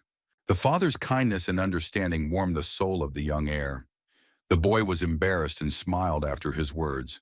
Edward Valfurgus froze when the protagonist answered him that a man can always rely on his son and believes in him. Looking back, the boy knew very well that even when he was broken, his father believed in him until the very end and did not give up. And this hurts the main character even more, because in the future, when his father died, Mikhail greatly regretted that he had played the fool before. It was precisely because the boy never lived up to his father's expectations that Mikhail lost faith in himself and refused to become a warrior. The Marquis stood up, leaned his hands on the table, called his son a fool, and asked why he was so sure that he could handle it. The hero replied that he had a plan in which everything he had done and would do was connected, but he could not share the details yet. Edward was satisfied with Mikhail's answer, agreed with him, and turned away without saying anything more to his son. The father no longer wanted to look at his son. Marquis Walpurgis only allowed him to do as he knew. As a sign of gratitude and respect for the Marquis, Mikhail bowed, thanked his father, and said that he would do so. After the main character switched his attention to something else, the guy moaned in surprise and looked somewhere to the side. Michael Valfurgis glanced at the large window in the Marquis's office, from where he heard some sounds. The main character did not understand what was happening and asked Edward if he was currently receiving any guests. Edward, who still had his back to his child, answered no, which meant that the man had no guests. The man turned his wary gaze to Mikhail, asking if he had noticed anything strange since he asked about the guests. The main character stood in the middle of the office, confused and silent. He felt strange, having noticed something, but did not dare to say anything. He looked at the window again with hostility, clearly sensing that something was wrong, but decided to tell his father that he had simply imagined it. The guy quickly left the Marquis's office, and he was left standing in the middle of the room in proud solitude, thinking about something. Thinking about his son, the man with long blonde hair said out loud to himself, trying to figure out who Mikhail reminded him of. It turned out that the Marquis was not alone in the room, because in response someone told him that his son resembled him. Fergus did not turn his head to look at his interlocutor, but only laughed and asked if he was the same. The man replied that the Marquis had indeed been like that in his youth, but had now become more reasonable, to which Edward chuckled. The Marquis asked his interlocutor whether he thought Mikhail simply realized that there was someone else in the office, or recognized him. The unknown man with the black aura began to pace around the office, saying that there was nothing strange about it because of his unusual circles that were difficult to hide. Edward Valfergus turned his head, looked at his interlocutor, and asked if it was possible to simply get rid of them. The unknown man, who had been in the Marquis's office all this time, walked with his hands folded behind his back. It was Morden, and Edward said that he was the butler, constantly looking after Mikhail, and the guy probably didn't notice anything. The butler, with a sad expression on his face, shared with his master that the boy had changed a lot lately. According to Morden, Mikhail became more courageous, and his ability to use magic reached a completely different level. Recalling the dramatic changes the boy had undergone recently, the butler said he didn't think it was just magic. He said that the magic of circles does not give such results, and that it was due to the abilities of the Marquis's son, and perhaps the boy was simply able to reveal his potential. Morden lowered his head sadly and added that it was not strange that the heir of the Walfurgis family had suddenly shown his talent. Edward listened attentively to the man's story about how this was hereditary in the boy, and the awakening of the power only confirmed his belonging to the family. Marquis Walfurgi thought about the butler's words about talent being passed down from generation to generation. Without looking Morden in the eye, Edward informed the elderly man that he was forced, in that case, to ask him for a favor. Putting his hand on his heart, the butler immediately agreed, because he had an agreement on this matter with the Marquis. Marquis Walfurgi sighed and looked at the ceiling. He remained silent for a long time before saying this to the butler. The man looked into space. Edward felt obvious sadness for his only son, wondering if the time had really come. Leon Pavlov and our main character stood by the carriage and turned their heads sharply when someone called Mikhail. The butler ran up to Mikhail. After such a run, the elderly man was tired, and the guy asked why he came if he was unwell. Morden, who was sweating from rushing to see his young master, explained that he had been asked to come by the hero's father. The butler said that the Marquis ordered him to go with Mikhail because he might get into trouble. The hero did not believe the butler because he knew the real him, and Morden approached Count Pavlov to shake his hand and say hello. Pavlov whispered to Mikhail what difference it made to Grandpa, and Walfurgis explained that he was his butler, almost like a nanny. The butler's behavior made the protagonist wary, but he did not consider Morden the kind of person who would spread rumors. The guy didn't argue about Morden being with him, put his hands on his hips, and said that then they were leaving. Mikhail, in anticipation of the trip, announced that it was time to visit the Pavlovs' estate. Leon and Morden stood behind. The heroes had traveled a long way and arrived by carriage at the Pavlov family estate, a beautiful house with wooden windows and doors. The guy was still sitting in the carriage. He was thoughtfully looking out the window, examining the building where his friend Leon lived. Michael was distracted when Leon asked him what he was staring at, since Walfurgis' estate was no worse. The protagonist explained that he was rather surprised that the family kept the area in good condition, although everything around did not look rich. Taking another look at the house outside the window, the young magician said that his father Edward would have liked it here. Michael noted not only the general condition of the estate, but also how the people in this settlement looked. They were happy and not worried. Our hero got out of Count Pavlov's carriage and found himself in a small square surrounded by modest but well-kept houses. The guy liked the brick path that stretched to the city from the Helen Forest itself, which spoke of the Pavlovs' wealth and established trade connections. He shared with Leon his opinion that what matters is not the luxurious appearance of the estate, but the fact that the locals are happy with their lives. Leon was flattered to hear such words from Valfurgis himself when Michael said that the boy's father was a good ruler. The younger Pavlov agreed with our hero that his estate looked amazing, and it was all thanks to his father. Leon did not stop praising his father and told Mikhail that he respected him immensely, and Count Pavlov deserved it. The guy finished his eulogy to his father, looked at Mikhail with a smile, and called him his dear guest. The protagonist also smiled and agreed with the swordmaster that Count Pavlov certainly deserved respect. Remembering the times before the regression, Mikhail knew very well that Leon had always been proud to belong to the Pavlov family. Leon never forgot his family name, even when the swordmaster was the only surviving member of his family. While walking, Pavlov Jr. told Walpurgis that his family had an army, and that the soldiers regularly hunted monsters. Meanwhile, Dagir Pavlov, the head of the family and Leon's father, asked his son who had come to visit them today. Leon repeated several times that Mikhail Walpurgis had arrived, but his father asked again, not understanding who he was talking about. When Pavlov Jr. called the guest's name again, it finally dawned on Dagir, and he abruptly opened the drawer where the jars of pills were kept. The man began throwing countless pills into his mouth. His son tried to stop him, but he screamed that he would die if he didn't take them. When Dagir had emptied the jar of pills halfway, he breathed a sigh of relief and placed the package of pills on the table. The medicine worked immediately. The man felt better and calmer. He sat back down and asked his son to continue. Leon Pavlov repeated again that today the young heir of the Walpurgis family, Mikhail, had arrived at their family estate on an unexpected visit. Dagir admitted that the visit was quite unexpected, but they could start preparing now and learn from his son that Mikhail was now waiting in the living room. When Count Pavlov heard that the guest was already in the house, he fell silent and drooped, confused about how to act in this situation. The man became nervous and grabbed the bottle of pills again, pouring pills into his mouth, and the son begged him to stop and calm down. Dagir said that with his work he would soon die, and asked Leon to let him leave early, and then asked what else he needed to know about Mikhail. Pavlov Jr. replied that his father did not need to know anything more, except for a small problem regarding their dungeon.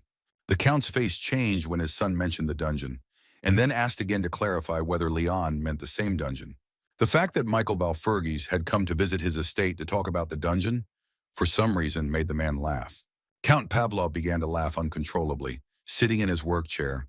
His face began to resemble the grimace of a madman. The man took a pen and began to make some notes on paper, and when asked what he was doing, he replied that he should have done this a long time ago. Pavlov said that he leaves everything to his son, and it would be right if he leaves his post now for the sake of preserving his mental health. Leon began to raise his voice and try to get through to his father, saying that he hadn't even had time to tell him anything yet. While the heir of the family was trying to explain something to his father, Count Pavlov dipped his pen into the inkwell to continue taking notes. He walked towards his son, put down his pen, folded his hands together, and prepared to listen to Leon. Looking at his son's face with tired eyes, the Count mentioned that the Walpurgis family was of higher status than themselves. Afterwards, the man corrected himself, because the Walpurgis family is not just higher in status, but one of the most powerful families in the empire. And it is for this reason that the Walpurgis found out about the Pavlov's dungeon is a problem. Count Pavlov was firmly convinced that if Walpurgis found out about the dungeon, they would certainly take it away. Gesturing wildly, Leon justified himself by saying that he was not so stupid as not to understand this, but Mikhail offered an excellent deal. Keeping his cool, the Count asked what conditions Mikhail had put forward, and Leon hesitated before telling him. The words that this was Miller's finished training method plunged Count Pavlov into real shock. The man jumped up from his seat, not believing his ears, and Leon explained that Mikhail would teach him the Miller method under the terms of the agreement. The Count asked if his son was sure, and he told how Michael had shown him part of the power, and it had looked amazing. Afterwards, the man asked what about the promise, and the swordmaster confirmed that there was a promise from the magicians, and Dagir knows how significant it is. Dagir understood that Miller's method was invaluable knowledge, and he was interested in what the dungeon held, since Walpurgis was ready for such an exchange. Having thought everything over, the Count turned to his son and declared that he must personally speak with Mikhail Walpurgis.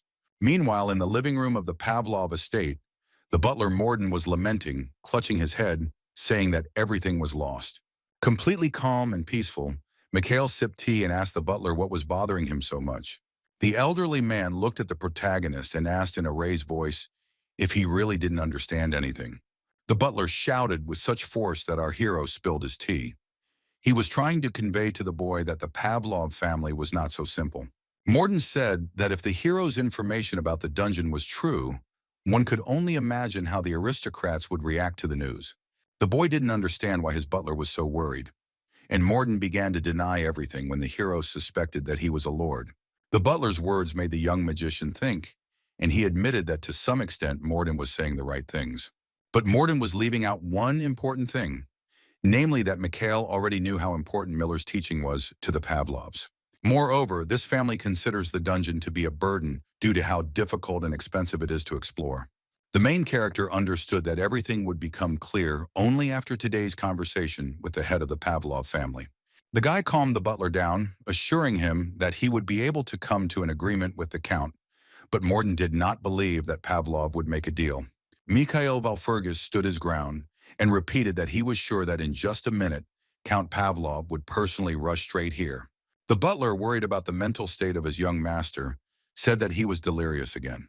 Morden couldn't believe his eyes when he looked in front of him and saw a picture that shocked his imagination. As our hero said, Count Pavlov personally entered the living room to meet Mikhail, accompanied by Leon behind him. Rising from his chair to greet the count, Mikhail told the butler that he was right. Even before the main character traveled 20 years into the past, De Geer was famous for always making quick decisions. The count and our hero began negotiations over a cup of tea, and Pavlov said that, as he understood, Mikhail was interested in the dungeon. The guy explained that he was exploring the dungeon using his magical skills, which was much more productive, and the count became interested in why a mage needed a dungeon. Pavlov came to the conclusion that the main character already knew what exactly was in that dungeon, which he shared with the guy. The man understood that Miller's teaching was worth the price, and Mikhail would not give up such valuable knowledge for an unknown dungeon.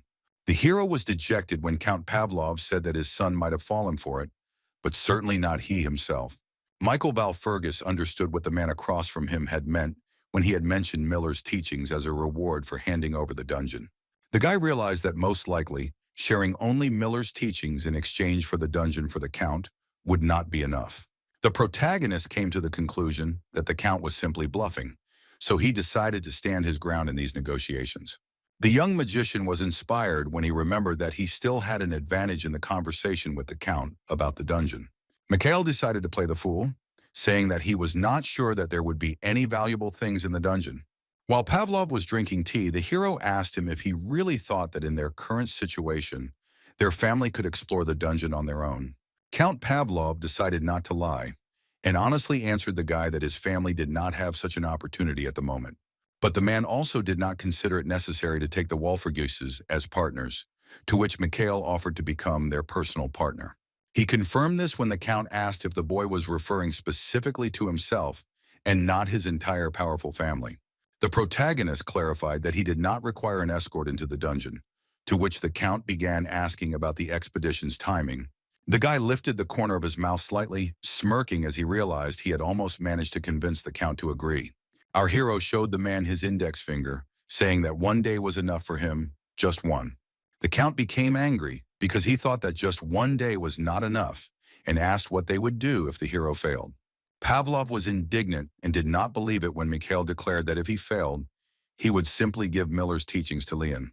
The guy folded his hands under his face and looked De Geer straight in the eyes, saying that if everything ended successfully, they would split the spoils in half. They managed to come to an agreement, and after some time the main character, his loyal butler, and Leon Pavlov stood at the entrance to the dungeon. Pavlov Jr. screamed and accused Mikhail of madness, thinking that now the three of them would have to go down into the dangerous dungeon. Michael replied that if he was scared, he could stay outside. But Leon said that he was not scared, it was just that there were too few of them. The swordmaster declared that the Pavlovs did not run from the trials that had befallen them and quickly headed towards the entrance. But everything around began to double when the main character tried to stop his comrade by using a magic spell against him. Leon Pavlov stopped abruptly, a look of confusion appearing on his face as the hero cast the freeze spell. The guy simply didn't want his friend to hurry. Leon quickly came to his senses and asked Mikhail with displeasure what he was doing. Mikhail asked Leon not to rush, because the entrance to the dungeon was already a trap, and if he didn't prepare, the guy would simply die. The butler stood behind and did not interfere with the young men's conversation. He rubbed his chin with his fingers and sighed heavily. Morden came to a conclusion and shared it with the boys, saying that it was impossible to enter there and that it was a safe method of protection against intruders. The protagonist simplified Morden's formulation by explaining to Leon that the dungeon was alive and teeming with various creatures. Coming closer to the entrance, our hero said that this is one of the rare dungeons that needs energy because of its inhabitants. A worried Leon guessed that something irreparable would happen if the three of them simply entered the dungeon, and Mikhail confirmed this. But Mikhail was curious about what would happen if they fed the dungeon with energy using mana, and immediately cast the fireball spell. The hero released a fireball from his palm. The magical stream of fire lightning fast headed straight towards the entrance of the dungeon. The strip of fire came close to the closed entrance to the dungeon in order to penetrate inside and feed the cave with energy. The entrance was securely protected from unwanted guests, but Mikhail's magical mana flow managed to penetrate inside. It was very dark in the tunnel, but the heroes saw how the main character's fireball was now doing its job. The flow of magical energy managed to break a hole in the entrance that leads to the mysterious cave. It became covered with cracks. Michael, who was watching this, advised the others present to be on guard because the doors were already opening. The boys covered themselves with their hands when suddenly there was an explosion. A bright, multicolored flash blinded them, and shards of glass flew in all directions. The protagonist was extremely focused on his task and looked serious, and the Tomb of Asar appeared in his memories. The Tomb of Asar is a dungeon that contained ancient ruins and valuable sacred objects. Among the ruins, there was also one interesting artifact, an item with a bright green core inside, which was discovered by the hero's team. The team of warriors were very happy to find this artifact from the storm set, because it would help them fight against the demons. But the healer was against it, saying that it was not yet time to use it, because there was no need for it yet. The holy healer told the team that the storm set's power increases as the owner's power increases. This thing will be able to reveal its true potential depending on who wields it, and before the regression, it was in Siegfried's possession. And then, just a week later, the irreparable happened, even though our hero tried to prevent it by stopping Siegfried. But the warrior Siegfried, disobeying our hero, used a valuable artifact from the storm set and ruined everything. Now standing in front of the entrance to the dungeon, the main character recalled the events of that day, calling Siegfried an idiot. In the dungeon that Mikhail, Leon, and Morden would now go to, or rather, in the first tomb, there was something important. The guy was determined to go there, because in the tomb he would be able to find part of the storm set. The main character intended to take the relic for himself so that such a situation with Siegfried would never happen again. The boys entered the dark tomb and began to light their way with a torch. The place immediately seemed strange to them. Lee noted that the place was different from what the research teams had described, and Mikhail explained that time did not work in this dungeon. This information shocked Pavlov, and it was hard for him to believe that time here, contrary to all laws, had stood still. For Leon, this was some kind of divine level of magic, which the hero agrees with, especially when the time stop works over a large area. The younger Pavlov tried to come to terms with the fact that a dungeon of such size was now in his family's possession. The protagonist moved his hand to the side when he noticed something dangerous in front of him and ordered his group to stop. The butler and Pavlov obeyed the guy and stopped, and the swordmaster asked our hero what was there. Mikhail didn't answer, but Leon Pavlov noticed it himself, and a surprised look appeared on the face of the brilliant swordmaster. In the tomb, right in front of the boys, there was a horde of goblins, green creatures with pointy ears slowly wandering around the dungeon. Leon Pavlov recognized the monsters in front of him as goblins. They had not yet noticed our heroes and were busy with their own affairs. Pavlov suggested returning to call soldiers here, but the hero was against it, because a lot of blood would be shed if ordinary knights fought against the goblins. Leon was angry when Michael reminded him that it was only the first gate and asked if the guy was suggesting a three-way fight. The main character told the frightened guy that they were not yet in the dungeon, but in the first tomb. Mikhail Valfurgis warned the team that the place is not indifferent to new visitors. The guy turned around with a smile, looking at Leon, and said that, by the way, the tomb had once been cleared out by only one person. The heroes remained inside, Leon and the butler obediently following their leader, while Michael carefully studied the tomb. The guy walked up to the wall, which was covered with mysterious symbols, and inserted the knife into the gap between the stone blocks. Leon Pavlov did not understand what the main character was doing and demanded an explanation from the young magician. The answer was obvious to Mikhail, and he explained to the boy that he was scraping the precious stones off the wall with a knife. Pavlov replied irritably that he saw everything, but he still did not understand for what purpose the younger Walpurgis was doing this. Michael collected a small pile of tiny gemstones in his palm, explaining that the goblins were simply crazy about them. The guy said it was like a cat finding catnip, and goblins have the same reaction to gemstones. The protagonist clarified that the most important thing is that this mixture contains not only precious stones for goblins. From the stone wall of the tomb, the young mage also obtained crystals that cause hallucinations in goblins. An astonished Leon listened to his comrade's story about how, with the help of magic, crystals could be transformed and exploded. Moreover, due to greed, the goblins will destroy each other, and the hallucination-inducing bombs will help the guys with this. Having molded round bombs from the powder, the main character put them in a bag and immediately swung to use them. The main character launched all the precious bombs far ahead at once to achieve maximum effect. Thanks to the young man's agility and strength, the bombs hit their target, and one of the crystal balls landed at the goblin's foot. The green pot-bellied monster turned an interested gaze to the ball of crystals he loved so much, which fell at his feet. The blue bomb made of precious powder began to emit a light that was attractive to the goblin. The rays rushed in different directions. With each passing moment, the anti-goblin bomb created by Mikhail Valfurgis emitted more and more light. With the help of our hero's magic spell, all the bombs were activated simultaneously, and the boys were blinded by a bright light. The air around him became foul, and Leon Pavlov, watching the explosion, coughed and covered his mouth with his sleeve to avoid suffocation. When the bright flash in front of the guy began to dissipate, he saw a picture in front of him that shocked him. The young count lowered his hand and gasped in surprise. He asked the others if Mikhail's method had worked. Under the influence of hallucinogens and due to the thirst for precious stones, the goblins really did become angry with each other. The heroes watched what was happening from the sidelines, and Mikhail wondered if it was a coincidence that all this ended up in the tomb. The protagonist remembered that knowledge is more important than power, so he did not believe that he encountered a simple coincidence in this tomb. In order to easily pass the first gate, Mikhail needs only knowledge about the basics of magic and the nature of greedy goblins. Having dealt with the goblins, the young mage moved further through the tomb, thinking that the probability of a successful attack was obvious to him. Walking surrounded by defeated goblins, Michael delighted the others with the news that they had successfully overcome the first gate. Suddenly, the main character stopped and turned his gaze to the thing that caught his attention. He saw a dead green monster lying not far from him. In his clothes, there was an item that glowed purple. Mikhail Valfurgis was not afraid to approach the defeated goblin and reach into his pocket, where the thing he was interested in lay. The guy was genuinely surprised when he pulled out a small cloth spatial bag with a circle of magic drawn on it. The protagonist understood that this was a very serious artifact and had no idea how it could have ended up in the dungeon. Like a bolt from the blue, the hero realized how this most valuable artifact could have ended up here. The guy remembered Siegfried, who was a warrior before our hero's regression and threatened to kill all the monsters. Also, memories of how the warrior Siegfried encountered the divine luminary surfaced in Michael's head.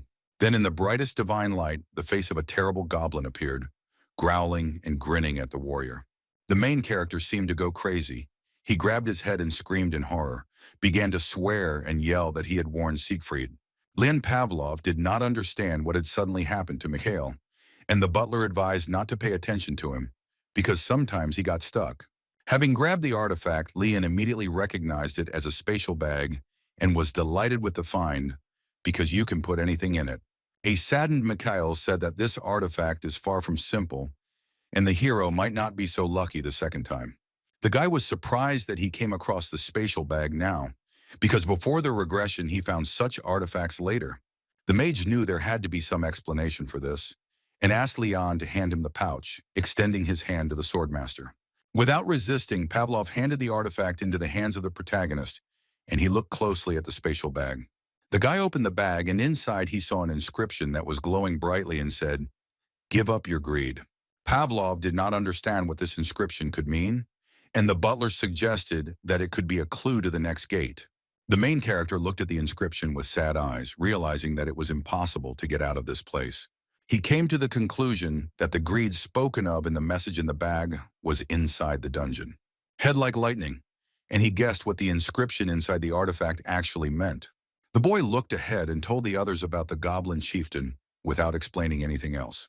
Pavlov did not understand what the leader had to do with it, and the magician explained that the main goblin was closest to this greed, and he was the largest of the tribe.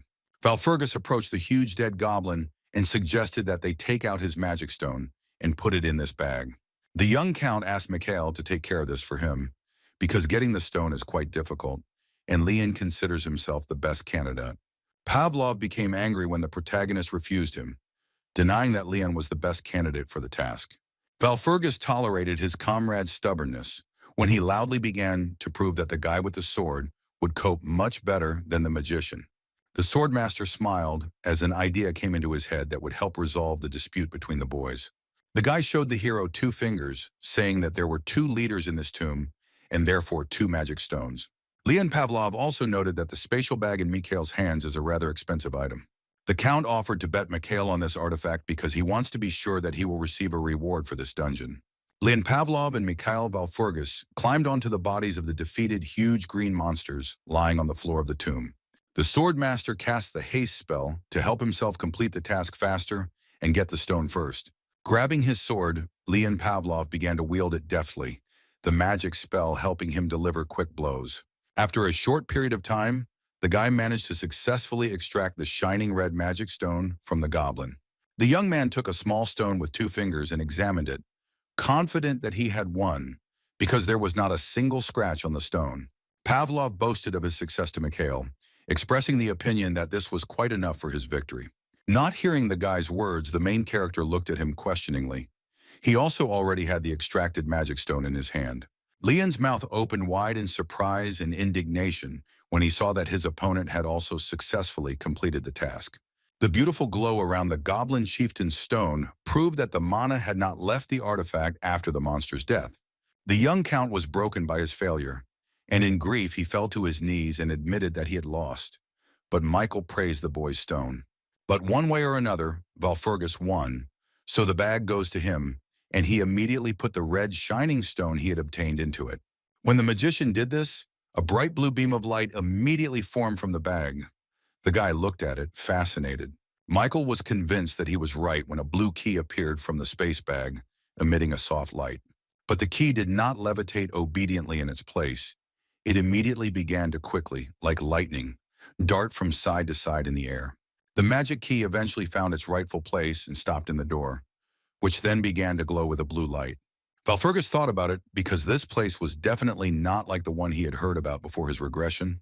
After some thought, Mikhail realized that if this was an inaccessible space, then the team would need to overcome about 4 more gates. The guy was delighted when an idea rose in his head about how he and the guys could significantly shorten the route. A staircase appeared in front of the hero and his comrades, ending in a gate, and behind it was pitch darkness.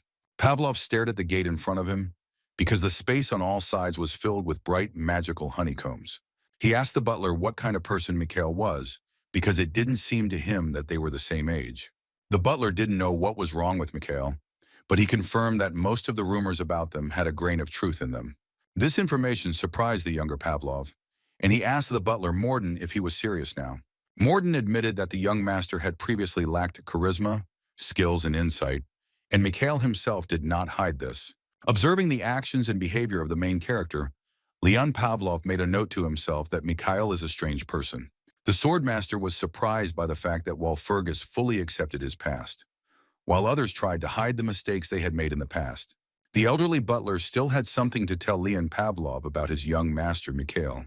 With sadness on his face, Morden noted that the youngest heir of the Valfurgis had changed a lot lately. The main character did not feel calm because he was tormented by the feeling that the guys had missed something, even though they had successfully gotten here. Michael, Leon, and Morden approached the high-closed gates, which were lit by 2 torches on the sides. From that moment on, our hero could only guess what would happen next, because before the regression he had passed through them once or twice. The young magician placed his palm on the blue symbol that was located on the 4th gate and tried to understand what was written there.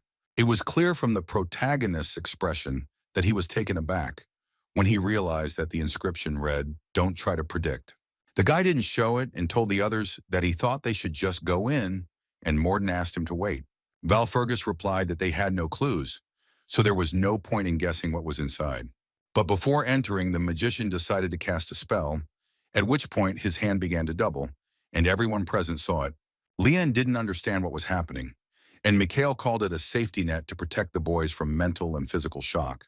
Our young hero had no idea what awaited the team beyond the fourth gate, but he was in anticipation and in a great mood. With a joyful and inspired smile, the guy looked at those with him and invited them to move on. The young heir Valfurgus, without hesitation, slowly opened the mysterious fourth gate, which creaked open. Without a second's hesitation, the protagonist stepped inside. The protagonist's body was surrounded by pitch darkness. Michael found himself inside a completely dark tomb, and he still did not understand that he was in this room. To light his way, the protagonist cast the light spell, and a small bright sphere formed above his palm. It seemed to Mikhail that the room was very spacious, but he couldn't make an exact conclusion yet, and they didn't know anything about this place yet. The darkness around us was a little disconcerting to our hero, because of it, he couldn't even understand where Pavlov and the butler Morden were standing. The young magician wasn't worried about the butler, but he was worried about Leon, so he needed to determine where they were as quickly as possible. Someone's finger touched Valfurgus, indicating that someone was nearby, but the protagonist had not yet seen his face. When the unknown person said Mikhail's name, he turned his head toward the source of the sound, but was wary. The guy saw Leon in front of him, but not the current one, after regression, but the one he would become on the last day of his life.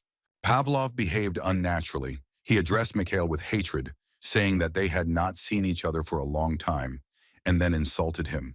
The main character looked at his friend with caution and distrust. The guy said nothing in response to Leon Pavlov. Valfurgus realized that it was a simple illusion, gave the mirage an 8 out of 10, and asked where the real Leon was. The imaginary Pavlov asked the hero where he was going in such a hurry and suggested that he sit down and talk about their common past. Mikhail understood that he shouldn't give in to the illusion, so he dismissively replied that he was simply lazy. The main character's words clearly touched the man opposite him. He looked intently at Mikhail with eyes full of contempt. The sound of the soles of Leon's snow-white leather boots was heard, and the man decided to come closer to our hero. The boys were surrounded by a field with hundreds and thousands of swords sticking out, and Leon asked if the hero was going to ignore all of this. With an evil smile, Pavlov accused his comrade of being the only one who managed to avoid this hellish fate. Leon grabbed the boy by the shoulders and asked if he deserved to be saved, called him a cowardly bastard, and accused him of running away. The heir of the Valfurgus family silently listened to the accusations against him, and then decided to take 1 point from Leon's mirage score. The guy calmly explained that the real Leon would never have said anything like that, so Mikhail took away 1 point. The protagonist's eyes were clouded with rage. He looked at the imaginary Pavlov and told him not to dare slander the name of his friend, and ordered him to disappear. While Fergie was absolutely right that it was just a mirage in front of him, because a moment later the figure in front of him turned into black smoke. Our hero knew very well that illusion magic is quite strong, insidious, and dangerous, and can even drive a person to madness. This magic is so dangerous that it can even drive the person who created it insane. Michael turned around when a voice was heard again in the mysterious tomb, calling out the young man's name. It was the butler Morden, who had finally found his master, and Walfurgus asked if something had happened to him. The man said that he was fine, and that this was due to the magical protection cast on him by the hero, which turned out to be very effective. The heroes were surrounded by countless monastones. The butler asked if these were them, and Mikhail said that they would be enough to enrich Pavlov. Butler Morden turned the young gentleman's attention in another direction, asking if Leon Pavlov was there. The man thought that the boy was not feeling well, because Leon was kneeling, covering his head with his hands, and his body was shaking quite a bit. From the expression on the swordmaster's face, it was clear that he was literally going crazy and was in a helpless state. The butler asked what they should do with him now, but the protagonist had an easy way out of any situation. He looked at his loyal assistant with an ironic smile and said that it was obvious that Leon needed a punch. Sweat was pouring down Pavlov's suffering face. He was breathing heavily and could not speak, ignoring his team. Leon's mind was enslaved by destructive illusions, headless mouths telling him that he was the only hope and the swordmaster of the new generation. In complete darkness, eyes looked at the boy, repeating to him that Pavlov would be able to restore the honor of his family. Trying to hide from all this, in his mind Leon was lying on huge hands, and all these words were repeated to him by his father. Pavlov Jr. understood that he had lived his entire life obeying his father and fulfilling only his desires and not his own. The young swordmaster thought that this was just his father showing his concern, so he tried his best. Leon worked on his craft nonstop because for him it was not just important, but the purpose of his life. Pavlov was at a loss. He rethought many things, not understanding why he had come to this dungeon and having forgotten his original goal. The protagonist walked up to Leon, who was 100% lost in his head, and told him to get up. The boy looked at his comrade's face. His eyes were completely painted black. Leon looked distraught. Mikhail looked warily and silently at Pavlov, who, sitting in front of him, began to say things that were not typical of him. Leon Pavlov named our hero and said that if Mikhail Valfurgis died, all the treasures of the dungeon would become his property. The young swordmaster continued to say that the most important thing for him now was to return the honor of their family. The guy clarified that he was going to fight for his family even if he had to sacrifice his partner. Completely maddened, Leon Pavlov took out his gold-adorned sword to attack the protagonist and take all the treasures for himself.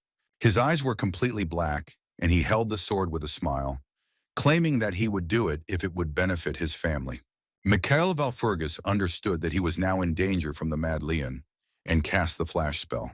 Several streams of purple mana flew out from the protagonist's palm and headed towards the younger Pavlov. The swordmaster noticed the flashes flying straight at him. Their number clearly surprised the guy and took him by surprise. Leon understood that Mikhail knew his training program and what he was capable of, so there was no way he could win this fight. Little by little, the young count began to come to his senses. The question arose in his head whether he needed such a death. Consciousness began to awaken in him. The eyes, which had previously been completely covered in black, began to clear up, the blackness almost completely gone. Leon Pavlov regained his sanity, turned to his comrade and reported that he had already come to his senses. Michael did not try to find out anything, but suggested that the guys not waste time in vain and continue their journey in this tomb. The fact that Mikhail Valfurgis did not react in any way to Leon's crazy behavior and remained in a good mood frightened the guy. The main character continued to study the mysterious tomb. It resembled a not quite real lawn in the middle of the forest. Inside it was as if the sun was shining.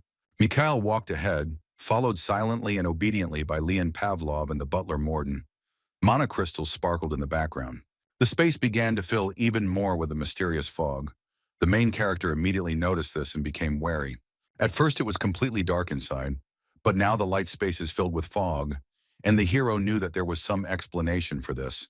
Pavlov and Morden began calling the main character because they could not see him because of the smoke, and at that moment Mikhail understood the purpose of the fog. Despite the fact that there was nothing visible around, the brave hero continued to walk through the strange tomb, making his way through the thick fog. He wanted to find his comrades because he believed that this was not an illusion after all, and that Leon and the butler were really calling him. The main character walked somewhere for a long time, and eventually managed to get out of the fog, and when he saw something in front of him, he stopped and realized that he had reached his destination. The young heir of the Valfurgis saw in front of him a girl in a white and blue dress, who was sitting with her hands folded in front of her. The stranger sat in proud solitude at the table, surrounded by 4 white marble columns, with flowers and trees blooming around her. The girl smiled kindly when she saw our hero in front of her, and asked him to come to her faster because she was waiting for him. When Mikhail dared to come closer, the unknown girl hospitably greeted the young brave man. The main character did not greet the lady. He looked at her intently, trying to understand for himself who she was.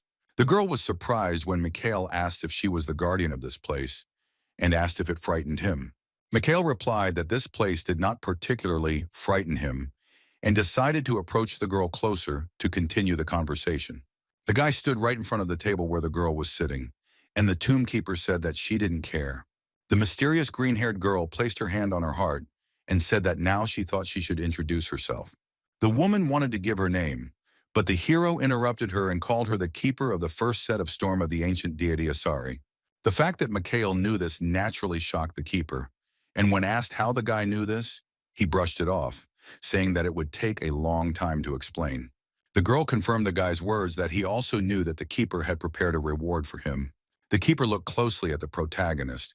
She felt uneasy in her soul because of him, and she suspected something. She shared her suspicion that she had the impression that the hero had already been here, but he said that he was just pretending well. He asked the girl not to worry, and what she desired would be fulfilled, because he came here for this very purpose. With these words, the main character gave himself away, because the girl had not yet said anything about what she desired. Because of this, the keeper's suspicions about Mikhail Valfurgis only grew stronger. She looked at him with distrust, but the girl still decided to give the award, extended her hand, and said that there was nothing wrong with giving it to someone who deserved it. On the table where the keeper sat, after a hand gesture, a green magic circle with incomprehensible symbols appeared. The keeper clearly had magical skills. With a movement of her palm, she released a powerful stream of green light from the table.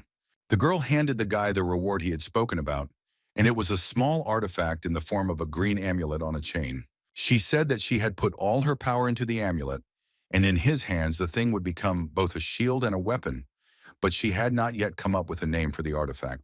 The protagonist tensed up and asked the keeper to stand still when she said she would use Mikhail's storm. Michael Valfurgis picked up the reward for completing the tombs. He was a little confused. The artifact was causing him confusion.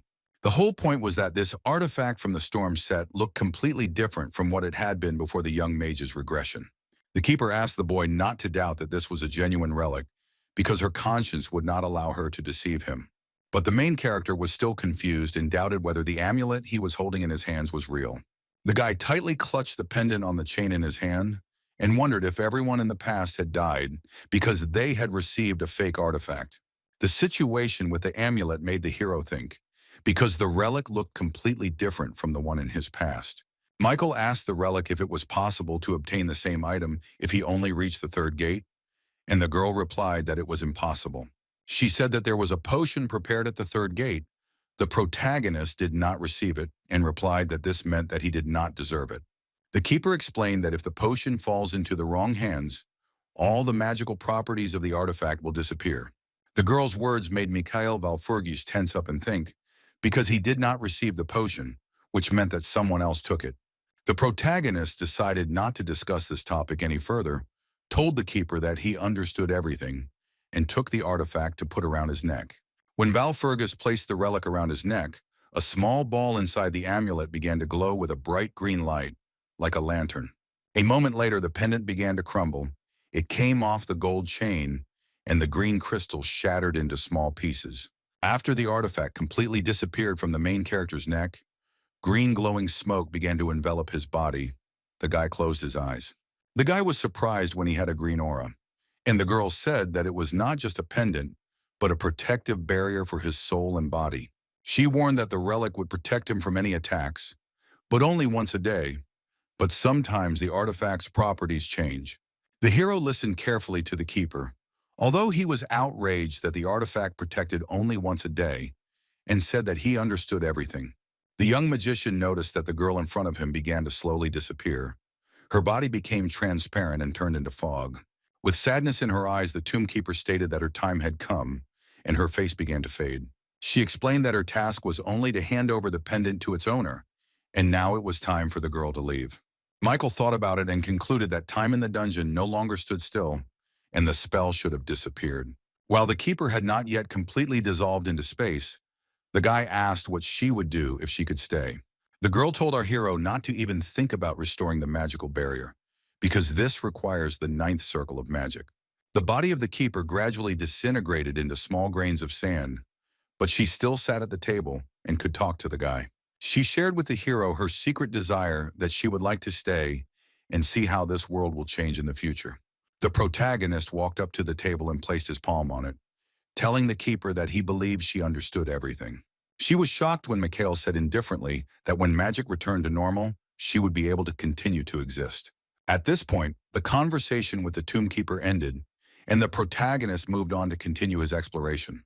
He stood on a circle with a green hemisphere on it, and from it came a beam that was displayed on the wall as a projection with gears.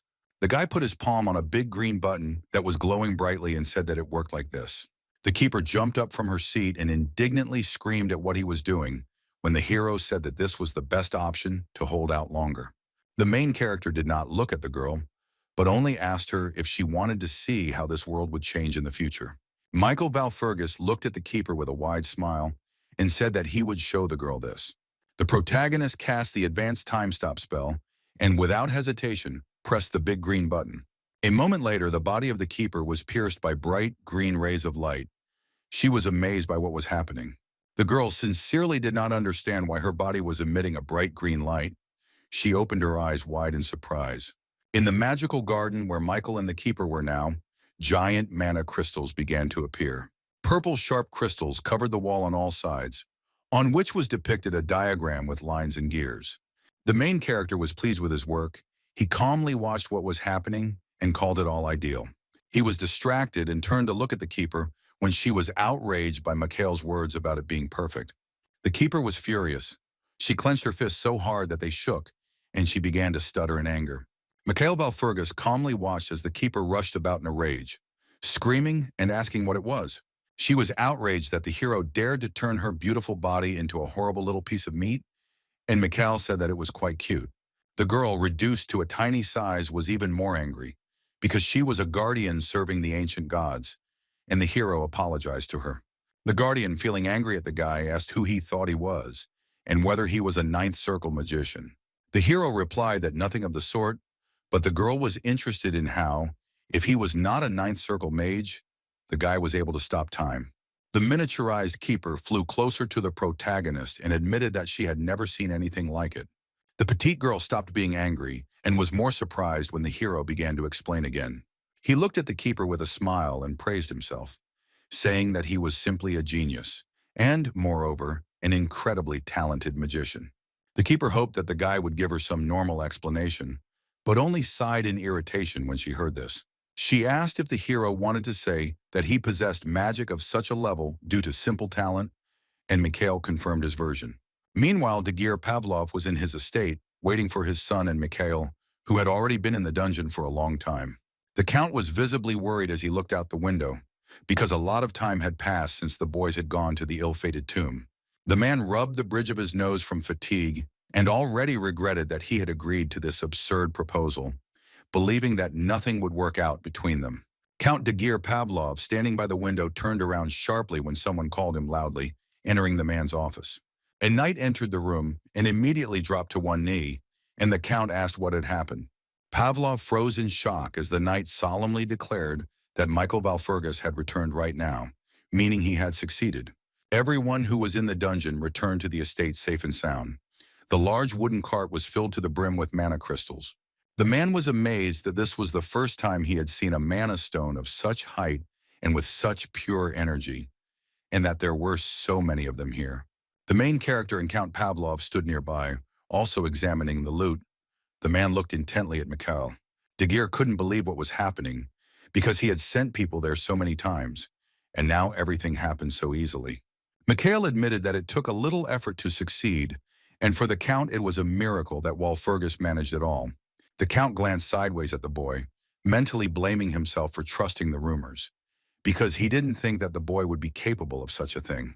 Leon Pavlov concluded that the fact of Mikhail's origin should not be ignored, since he was the heir to a powerful family.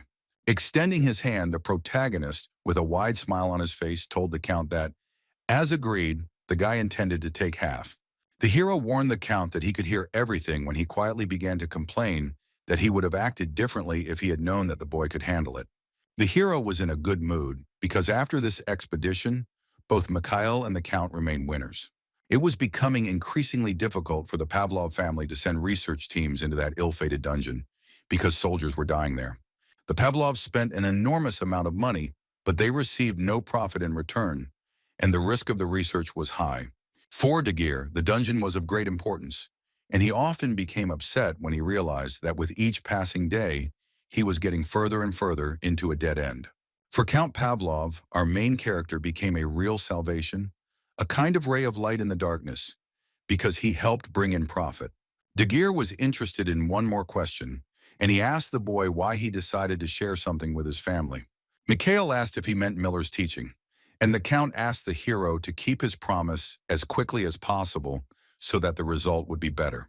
The main character put his hands on his hips, preparing himself for further work, and said that if the Count had a lot of time, then training could begin today. Mikhail told Dagir the good news with a smile on his face. He was not against starting Leon's training as soon as possible.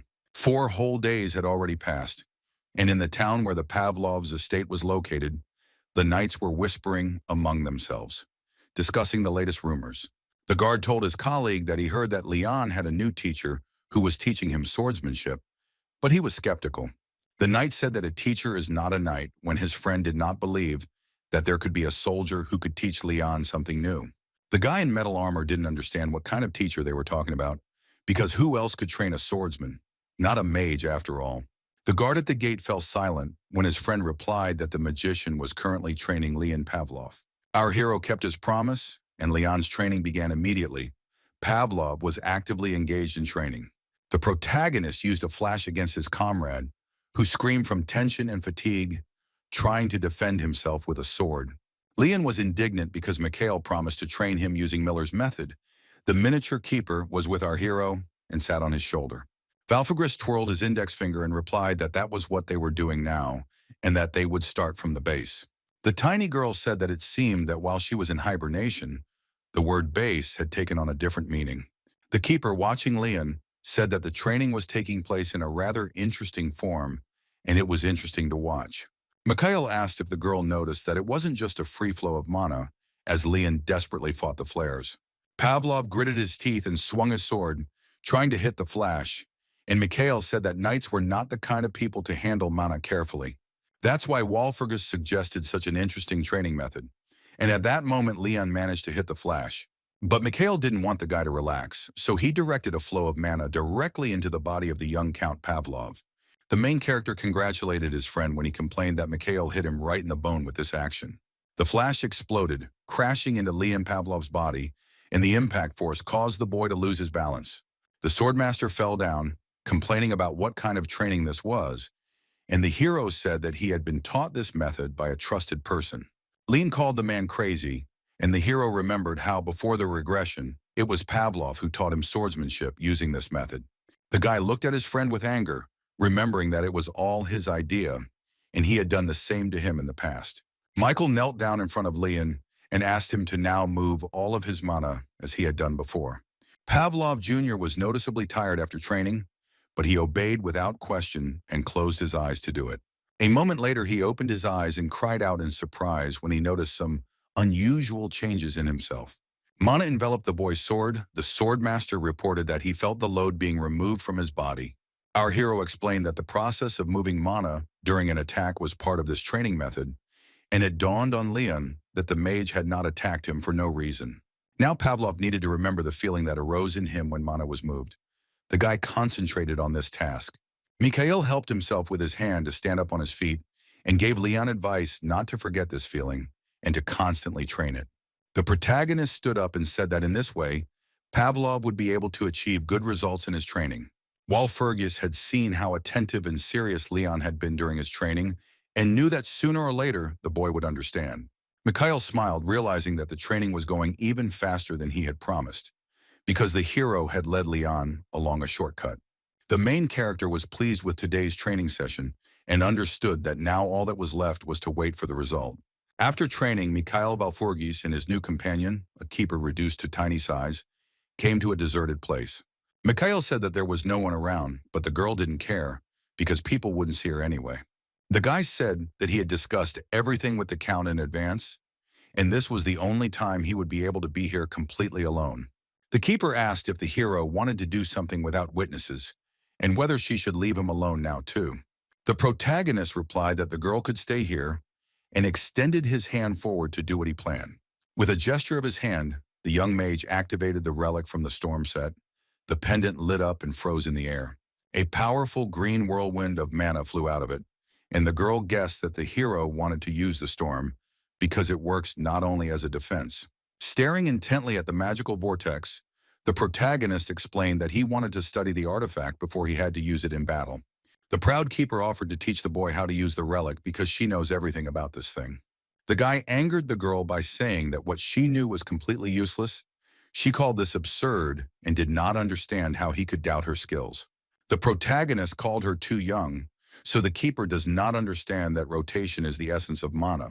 She listened attentively to Mikhail's story about how, when it comes to artifacts, there are an infinite number of options for their use. Everything around turned into darkness. Only streams of green mana shone, which surrounded the main character from all sides. Mikhail closed his eyes and was calm, while the artifact worked around his body. The guy remembered that before the regression, the relic did not belong to him. Before our hero returned to the past, the relic was in the possession of the warrior Siegfried, but the boy carefully watched how Storm worked. Before the regression, Mikhail often analyzed the work of these artifacts, and then a certain assumption arose in his head. Seeing how the warrior Siegfried used the Storm set, our hero realized that the relic could be used for self-circulation of mana. Because the principle of the autonomous cycle is a multi-square circulation of mana, although it has certain limitations. All the shortcomings that were previously inherent in the autonomous cycle system were the inability to feel this very cycle. The miniature keeper was frightened. She tried to cover herself with her hands from the bright, magical green light. The actions of the main character raised many questions in the girl. She asked Mikhail Valfurgis what he was doing. The young magician was always interested in what would happen if he used artifacts from the storm set to work with the cycle. The experiment that Mikhail had always wanted to do succeeded, and the entire space around the boy was filled with powerful mana. The guardian was outraged and accused the guy of madness, because you can't use the storm to circulate your mana. The girl was sure that the main character would just explode, and then she screamed in surprise when she saw something shocking. The protagonist managed to easily take control of the circulation of mana, and the keeper did not understand how he did it so easily. Mikhail Valfurgis spent a lot of time trying to find at least some information about this artifact.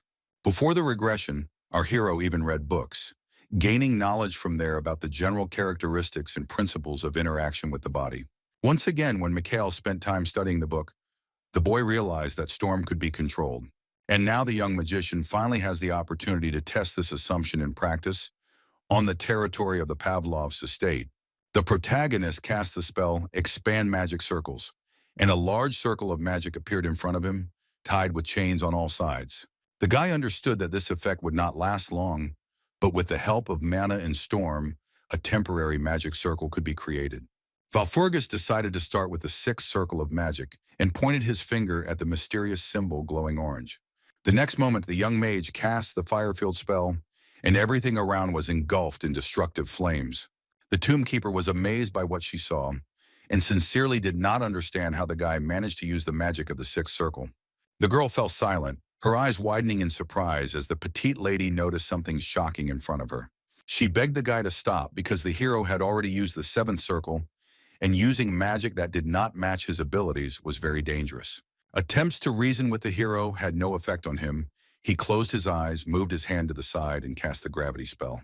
The spell worked successfully. The ground around the heroes began to crumble into large stone blocks. At the command of the young magician, all the boulders flew from the ground into the air and began to rush high into the sky, one after another. The clean and well-kept area where our hero stood turned into complete chaos and destruction in a second. The keeper could not believe her eyes that Mikhail Valfurgis had succeeded, and the seventh circle spell had worked. Exactly 1 week has passed since our hero began training Leon Pavlov using the Miller method. The young count's sword was surrounded by blue mana, and Leon managed to begin to control this energy. The guy, his eyes shining with joy, laughed and was clearly pleased with the result he had achieved, saying that this was the true power of training. Leon waved his sword, showing his teacher his achievements, and Mikhail said that Pavlov was finally satisfied. But Valfurgis was serious because he was thinking about the future, but he understood that Leon's skills were enough to reach heights in just a couple of years. Looking at how Pavlov Jr. is proud of the result achieved already now, doubts about this arose in the hero's head. The protagonist did not understand what his friend meant when Leon asked what Mikhail was going to do with that dungeon. The swordmaster explained that he was talking about a prophecy and reminded that Michael wanted to participate in the selection of mercenaries who would go into the dungeon. Valfurgis Jr. did not know what to answer his comrade, because he had already forgotten that he had told Pavlov about this. The keeper looked at Mikhail in surprise when he hesitated, because the hero's head was constantly filled with the artifact he had received. Leon Pavlov mentioned the prophecy, so the main character had to remember about Cassandra, who is its author. Michael realized that before going into that dungeon next time, he first needed to find a clairvoyant.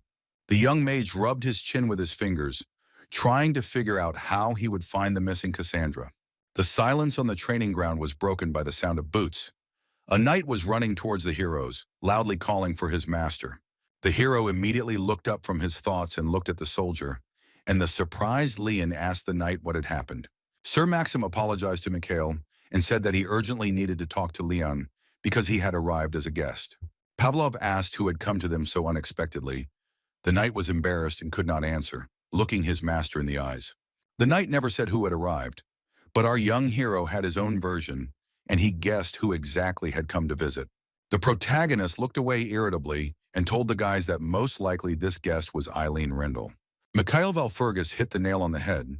The bride Liana Eileen was indeed already waiting for her groom inside the estate, sitting on a chair. It was clear from the girl that the furnishings inside the house did not impress her much, and she thought that the Pavlovs' estate was small, as was their influence. Looking at the decor of her fiancé's house, Eileen thought that the house was modest, like the history of Liana Pavlova's family. The girl gathered her courage, clenched her fist, and reminded herself that she had to prove to her father that she was worthy of the title of knight. Knight Eileen remembered her past mistakes when she was engaged to Michael Walpurgis and how carelessly she had behaved. She also recalled one of the conversations with her father, Count Rendell, when he said that they had no more chances with Walpurgis. Then Count Rendell, upset by the recent events, looking out the window, allowed the girl to do as she saw fit. The daughter looked at her dad with devotion, feeling sad and guilty that, due to her carelessness, Eileen's family had gotten into trouble. Eileen tried to reach out to her father, who was acting somewhat indifferent towards her in that situation. The girl was perfectly aware that she alone was to blame for the fact that the honor of her Rendell family was desecrated. The door to the room where the girl sat and waited to meet her new fiancé finally opened. She stood up from her chair, realizing that she had to become stronger than Leon Pavlov, who was called the next generation's genius swordmaster. The girl pulled herself together, because with Pavlov's help, her value as a knight would increase, and she would prove to her father that she was worthy. Someone entered the room where Eileen had been alone with her thoughts and waved a greeting. Surprisingly, this person was not Leon Pavlov, but Eileen's ex-fiancé, Mikhail Valfurgis, who greeted the girl. A look of shock crossed the face of Duke Rendell's heiress when she saw Mikhail Walpurgis in front of her. She recognized him as her ex-fiancé. Mikhail confirmed that he was the one, and the girl asked what the hell he was doing here. Without any embarrassment, Walpurgis sat down on a chair, crossed his legs, and answered his ex-fiancé that he was an invited guest of this house. Mikhail looked at the girl arrogantly, saying that it was rather he who should be asking what she was doing there. Eileen felt awkward, looked down in confusion, and could not clearly answer why she had come to the Pavlov estate. The hero said that he had no complaints against the young lady since the breakup between them had occurred by mutual consent. Following the scandal surrounding the engagement of Michael Walpurgis and Eileen, new facts about the Rendell Duke's family have emerged. Residents learned from an information poster on the wall that two families had broken off their engagement by mutual consent. It was also written there that the reason for the separation was not Mikhail Valfurgis's incompetence. So people stopped spreading rumors about our hero's incompetence, and he was quite happy with that. The same could not be said for Eileen Rendell, who was still feeling very depressed after the true reason for the engagement being called off was revealed. A tense Eileen arrived at the estate to meet Leon, so it was only natural that she asked where Pavlov was. The protagonist explained that Leon Pavlov was currently washing his face, so for now he would be Eileen's temporary interlocutor. Michael was still curious about the reason why Eileen had come to the estate and asked what brought her here. Stuttering with awkwardness, the girl said that she had simply come to learn about another family's swordsmanship. She admitted that her words must have sounded a bit brazen to Mikhail, but he said that it was nothing of the sort. The guy knew that the girl was already good with a sword, but considering what awaited her in the future, it wouldn't hurt for her to gain more experience. Our hero had no reason to stop Eileen from developing her sword skills. On the contrary, if the girl could learn, or at least wanted to, it would be useful for Mikhail in the future. Valfurgis paused in his thoughts for a second, wondering what would happen if Eileen couldn't handle the knowledge she had received. An interesting idea was born in the head of the main character, which was reflected in the form of a sly smile on the face of Mikhail Valfurgis. A smile lit up the guy's face from ear to ear. Mikhail folded his arms and turned to Eileen, who was still sitting opposite. The girl tensed up. The guy's behavior seemed suspicious to her, and she asked why his eyes suddenly lit up like that. The hero slammed his palm down on the table to lean on it, and assumed that the girl wanted to become even stronger since she came here. If Michael is right now, then he would like to give Eileen a chance to become stronger and improve her sword skills. The young Duchess looked at our hero with confused eyes, not understanding what chance he was talking about now. She was even more confused when Mikhail warned her that Leon was quite hot-tempered and that such a sudden visit would hardly please him. Eileen was shocked and even sweated when Walpurgis said that he wanted to help the girl. Sometime later, tired after training, Leon Pavlov went out into the courtyard of his family's estate. Holding his head with his hand, the guy asked our hero with his eyes closed why Mikhail had called him here. As soon as Pavlov Jr. opened his eyes, he saw Mikhail's wide smile in front of him and Eileen Rendell standing behind him. Leon Pavlov was very surprised, and his eyes widened, because he did not expect to meet the young Duchess here and now. Mikhail was in a good mood, but the girl standing behind him looked away and looked displeased. The swordmaster pointed his index finger at Mikhail, accusing our hero of having a suspicious smirk on his face. Leon shared his suspicion that Mikhail Walpurgis was probably planning some kind of madness once again. The smile disappeared from our hero's face. He asked Pavlov not to upset him and asked where else he would find such a teacher. Pavlov turned his attention to Lady Rendell when she tilted her head and asked the boys what was going on. Leon Pavlov was completely confused, not understanding what Mikhail and Eileen were doing here together, which is what he asked the guys about. The swordmaster's face broke out in sweat as he realized the reason why the three of them had gathered here together. A few hours later, a training session was in full swing at the Pavlov family's training ground, in which Eileen also took part. The girl closed her eyes in pain and screamed that he could have warned her when Mikhail's magical flashes pierced her body. The way our hero's students were suffering only amused him, and the keeper asked if Mikhail had gone too far. Mikhail justified himself by saying that he had not deceived any of them, and the previously promised chance was now finally given to Eileen. Leon Pavlov also participated in the joint training and fought against Mikhail's outburst with his shining sword.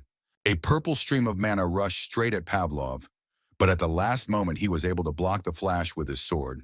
Eileen watched Leon's actions closely and envied his skill, realizing that he could repel any attack. Because the girl was distracted, a purple flash hit Eileen's legs, and she lost her balance with a scream, dropping the sword from her hand. The coach approached Eileen, and the girl said that she felt like there was too big a difference in skills between her and Pavlov. The main character did not agree with this, because it is usually not the one with fewer skills who gets it, but the person with a lot of technical problems. The girl listened humbly and silently to her teacher, looking at him when he asked if he had explained everything clearly. She sat on the ground after the missed attack, watching Leon's progress and realizing that she had overestimated her skills. As she stood up, the girl said that, if we compare, Pavlov was clearly not tired after their fight, and Mikhail replied that nothing could be done about it. Eileen bit her lip, trying not to cry, but Mikhail understood that, despite all her shortcomings, the girl had an innate talent. This training turned out to be very difficult for the girl.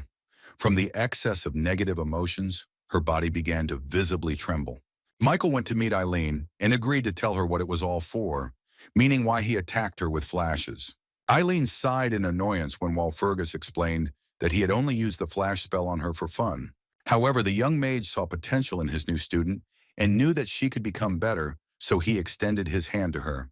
The guy suspected that Eileen could become even better than he was, so her training would definitely benefit him in the future. Michael stood in front of the young Duchess with his hand outstretched, but she was in no hurry to approach our main character. The hero wanted to make the girl stronger, so he asked her with a smile to let him introduce Eileen to her new teacher. When the protagonist extended his hand to the Duchess to introduce himself as her new teacher, she looked at the guy with distrust. There was a pause in the conversation between the heroes. Mikhail Walpurgis looked intently at the girl, expecting at least some kind of reaction from her. The young mage's offer to become her teacher caught Eileen off guard, so she hesitated for a long time before answering.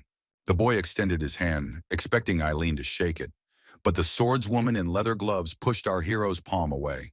Eileen reacted negatively to the young man's proposal. She became indignant and asked Mikhail if he thought that this was what she came here for. The hero calmly massaged his palm after the blow, while the girl was indignant that a magician could not teach a sword master and adequately judge skills. Leon Pavlov immediately ran up and stood up for Walpurgis, saying that Mikhail's ability to learn deserved the girl's trust. The young Duchess was shocked when Leon stated that Walpurgis had taught him everything she had just seen. She said that it was impossible, that the magician taught him to use his aura, but Mikhail defended himself, saying that he understood how it worked. Leon Pavlov stood behind and looked at our hero with eyes full of admiration and adoration, and Eileen felt confused. The girl hesitantly agreed that the main character was telling the truth now, since the brilliant swordmaster Leon confirmed it. The girl bowed her head before Mikhail as a sign of respect and apology, and asked him to forgive her for her bias. Eileen's excessive politeness surprised the hero, and the girl explained that she apologized because he shared his wisdom with her. The young Duchess of Rindel's actions surprised Mikhail, because he thought that apologizing was not her style. Mikhail realized that he was deeply mistaken about this when Eileen stood for a long time in front of our hero, her head bowed submissively. Noticing the guy's interested look, Eileen asked why he was looking at her like that, and Walpurgis replied that he just did so. Eileen became angry when the guy explained that he was simply surprised by her honesty and straightforwardness on such a matter. The main character admitted that the girl never ceased to amaze him when she immediately stopped being angry at Mikhail and asked him to start training. Michael asked if Eileen thought she would share such valuable information with her for free and added that he wanted to get something in return. The Duchess covered her mouth with her hand and fell silent, wondering whether she should agree to such a proposal from Walpurgis. The girl decided to clarify whether she would simply be in debt to the guy after he passed on his knowledge to the Duchess. The protagonist closed his eyes and answered no. His intention was to ask for something else in exchange for training. Eileen sighed heavily and reached into her pocket, rummaging around for a long time to get out something that could be tuition fees. The girl took out a large purple crystal from her pocket, which glowed mysteriously, and asked the hero if this was enough for him. The hero looked at the stone with interest, saying that it was a flawless mana stone, and the girl saw how much Mikhail liked it. Eileen said that this stone can reduce the difficulty of passing dungeons, and she originally wanted to give it to Leon. The protagonist was in no hurry to accept the flawless stone of magical energy as a reward for teaching Eileen. He understood that it was not without reason that the girl decided to use such a valuable item for negotiations with the Pavlovs. Michael Walpurgis concluded that the Rindel family was already well aware of the raids in the dungeon. The protagonist was lost in his thoughts, thinking about old man Rindel and what a difficult person he was. The reward was indeed of great value, so Michael took the mana stone from the girl's hand. Then unexpectedly, Walpurgis turned to Eileen and Leon Pavlov and asked if they knew who the Judge of Iniquity was. The young count looked at Mikhail with eyes wide with shock when he suddenly mentioned the Judge of Lawlessness. The capricious Leon asked if Mikhail was talking about the man who was the free master of the sword of this continent. Walpurgis confirmed Pavlov's guess, and he really meant the Holy Sword of the West, the Judge of Lawlessness, Milium Aryaran. Before our hero's regression, it was he who destroyed the commander of the 7th Legion, one of the 12 demonic commanders. Eileen Rindel visibly tensed up when the protagonist announced that Milium was the teacher he would introduce them to. The girl did not believe Walpurgis, saying that no matter what he had planned, he would definitely not be able to pull this off. The main character did not explain to the Duchess where he got such connections, and said that the less she knew, the better she would sleep. The hero asked Pavlov if he remembered what he had been told about the temple, and Leon replied that they could go there right now. The guy said that they would go to the temple tomorrow, and then turned his head to the side to tell about something else. The hero stunned Eileen with another piece of news, saying that the girl should be ready because tomorrow she would go to the capital with them. Michael advised the Duchess to stop arguing if she wanted to start training faster when she began to complain. Walpurgis the Younger understood that Cassandra, who was the author of the prophecy, was probably now on the western border. The guy knew that the clairvoyant had run away because people never believed her, and the girl did not gain trust in the society. The main character, recalling the events before the regression, suggested that it was during that period that the Judge of Lawlessness appeared there. For our brave hero, this was a great opportunity to meet two people he needed in one place, and it couldn't be missed. Eileen Rindel was at a loss and did not know whether to agree to the trip to the capital, although training was important to her. She screamed, waving her fists, that this was too sudden, and the guy should explain everything to her, why they suddenly needed to go to the capital. When Eileen screamed so furiously and loudly, making claims to the main character, he opened his mouth silently in surprise. Mikhail Walpurgis grinned and treated the girl's behavior with tolerance, not shouting or being indignant in response.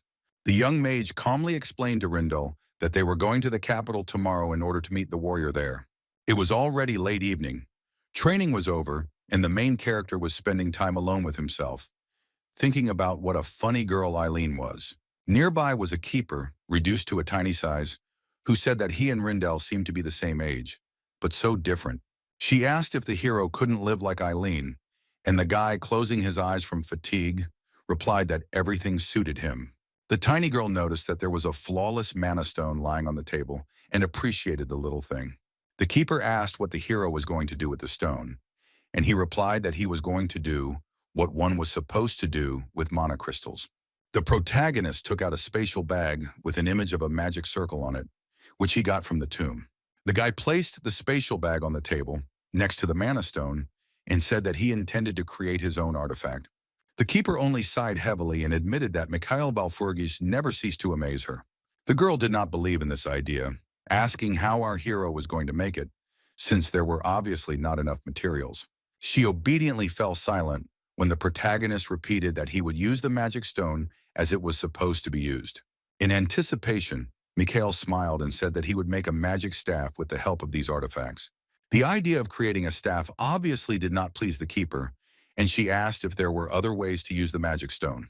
She explained that it was worth a lot that the young man could create a flow of mana himself, but even 100-year supply of strength would not be enough to make a staff. Mikhail reassured the petite girl, saying that everything was fine and that he had an interesting idea in his head on how to implement it. The keeper asked him with a complaint where he got so much confidence from, and the hero answered bluntly that it didn't concern her. The girl with long green hair sincerely did not understand what all this meant, and what idea had visited the bright head of the magician. Mikhail Valfurgis did not leave the curious keeper without explanations, and decided to tell how he would create the staff. He looked at the girl with an inspired smile on his face, and said that he was going to find a branch of the holy tree. The keeper's mouth and eyes widened in surprise when the protagonist announced his intentions to find the holy tree. The guardian was tossing and turning, not understanding how the hero knew about the holy tree, and he explained that he had his own sources. He reassured her that he was in no hurry to create the staff and would simply prepare for the process. The guy added that even without this, the magical mana stone is itself a rather powerful and valuable artifact. Refining mana stones is a tricky process, especially if they are of high quality, and one wrong move can blow up the estate. The guy understood the complexity of the matter, but he smiled because he knew that such an incident would not happen if he took on the matter. The protagonist reached out to the flawless mana stone without worrying, because he had a lot of experience with it before the regression. The young magician Mikhail Valfurgis had not yet managed to touch the crystal, but his hand was already engulfed in blue magical light.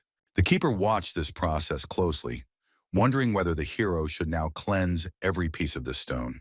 Michael knew very well that he could also engrave spells on the stone that would always be active. To do this, he began casting spells one after another, starting with special engraving and strengthening, and ending with adding magic circle. The petite girl sincerely could not understand how our hero was able to use spells that were only available to experienced magicians. Mikhail's answer caused the keeper to sigh in irritation when he said that only his talent and tenacity helped him. The flawless mana stone was almost purified. To complete the process, the protagonist took the knife and prepared his finger. The boy pricked his index finger with the blade, held his hand over the stone, and a drop of blood fell from his flesh. Our hero did this in order to become one with the magic stone. The drop fell right onto the crystal. At the next moment, the mana stone began to change color and vibrate, moving on the wooden table. Valfurgis stated that the process was successfully completed when the purple stone turned into a perfectly smooth, round black ball. The keeper was surprised that the stone became not colored, but black, because the nature of a person's magic can be determined by color. The main character ignored the girl's remark, stood up from his chair, and said that this was not about him. The guardian accused Mikhail of simply mocking her when the guy said that he possessed every kind of magic. Michael Valfurgis took the successfully purified magical energy stone into his palm, which turned into a black ball. The young mage cast the fireball spell, and the stone jumped into the air and turned into a clot of bright flame. The hot magic mana stone fell onto the wooden table, and after the spell, it turned not black, but red. What she saw amazed the keeper when the main character told her that he could paint his stone in such a simple way. Mikhail was surprised that he spent less mana on this than he did before, but the effect, in his opinion, became better. The protagonist spent very little magical energy on the spell, so he decided to experiment again. Realizing that his skills were undergoing a huge change, the young man looked out the window and declared that he would try to test his limits. When the young heir of the Walpurgis family made this decision, it was night outside. The forest and mountains around the Pavlov estate were lit only by the moon. Soon the night gave way to early morning. The bright sun began to emerge from behind the green mountains. The sky was covered with clouds. Mikhail, Leon, and Morden gathered on the estate grounds, and Pavlov asked if they had already heard any news. Looking away suspiciously, the hero replied that he already knew about this when Leon told him about the destruction of the orc settlement at night. Leon said it was good that so many monsters had disappeared from the face of the earth, but his dad had been racking his brains since this morning to figure out how it happened. The indifferent protagonist replied to his friend that, "Who knows what could have happened in that settlement at the foot of the mountains?" Rubbing his head, the young count noted that Mikhail's reaction to the news was somehow dull, as if he already knew about it. A moment later, a suspicion crept into the mind of the genius swordmaster, and his face changed. Suddenly, Leon Pavlov grabbed our hero by the clothes with his hand and did not let go. The guy clearly had some kind of complaint against Mikhail. He looked at Walpurgis with narrowed eyes and began to ask whether Michael himself had arranged the destruction of the orcs in the forest. In response to Leon Pavlov's suspicions, our protagonist smiled ambiguously, realizing that he had been found out. Mikhail didn't answer his comrade, but only smiled, looking into his eyes when Leon asked again if he had dealt with the orcs. From Walpurgis' reaction, the swordmaster realized that it was indeed him, but he still couldn't believe that the guy could seriously do such a thing. Meanwhile, the holy church was deserted. Only one person was inside, and it was a priest in a snow-white cassock. The priest's solitary prayer in the middle of the temple was interrupted when he heard quiet and slow footsteps. It was another clergyman who addressed him as Your Eminence and spoke of the prophecy. Archbishop Narun, an elderly man with a shaved head and a beard, said he had done everything as he was told, and the priest asked if everything had gone well. The priest replied that everything had gone well, and no one seemed to have even paid much attention while he carried out the task. Narun meekly agreed when the priest said that the prophecy did exist after all, and they would act accordingly. The man had one more question for the archbishop, and he asked, still with his back to Narun, if he had found Cassandra. The old man admitted that he had not yet found the girl who was the author of the ill-fated prophecy about the war with demons and the warrior. Archbishop Narun dared to express his opinion that looking for the seer, Cassandra, was not exactly a good idea. The old man thinks that the prophecy makes no sense, and no one believes it anyway. And the priest asks if Narun thinks it is a lie. The man in the snow-white cassock of a priest did not quite agree with the archbishop's opinion regarding the falsity of the prophecy. In conclusion, the man expressed the opinion that they should still keep an eye on Cassandra and not let her disappear. The church minister believed that it was impossible to simply ignore what the seer said, because the prophecy could turn out to be true. The man suggested that Archbishop Narun wait a little, and perhaps in the future they would be able to find answers to their questions. The priest with long blonde hair looked sadly at the floor and suggested that the Lord could also give them some advice. At this time, our hero managed to explain to the girl the purpose of his visit to the capital, and she raised one eyebrow when she heard about the prophecy. Michael Walpurgis confirmed that it was because of Cassandra's prophecy that the three heroes would go to the capital. Eileen didn't think prophecies were a reliable source of information, and she found it hard to believe even if they were true. It was only natural for the hero that someone would be skeptical about such things, since there were no signs of impending disaster.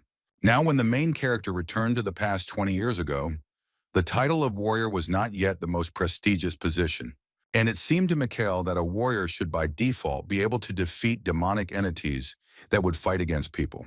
Another purpose of the trip to the capital for the young magician was the opportunity for him, Leon, and Eileen to establish relations with the church. The girl did not understand why they needed to establish relationships with the clergy, and the guy did not explain. Duchess Eileen guessed that our hero needed the church because of the judge of lawlessness that Michael had mentioned earlier. Mikhail asked the girl not to worry about this, because the young man knew what he needed to do. The protagonist looked up at the sky and told Eileen and Leon Pavlov that they would be able to solve all their problems in the capital. He didn't share this with the guys, but the guy understood that the only question that remained unresolved was Cassandra. The young magician approached his faithful butler, Morden, who accompanied him, and asked if he had learned what he had been asked about. Morden, frightened, replied that he had asked the people in the temple about Cassandra and the prophecy, but they themselves did not know where the girl was. Michael was surprised that even the Holy Church did not know where the seer was, but the butler replied that it seemed so. The protagonist cast a suspicious glance to the side.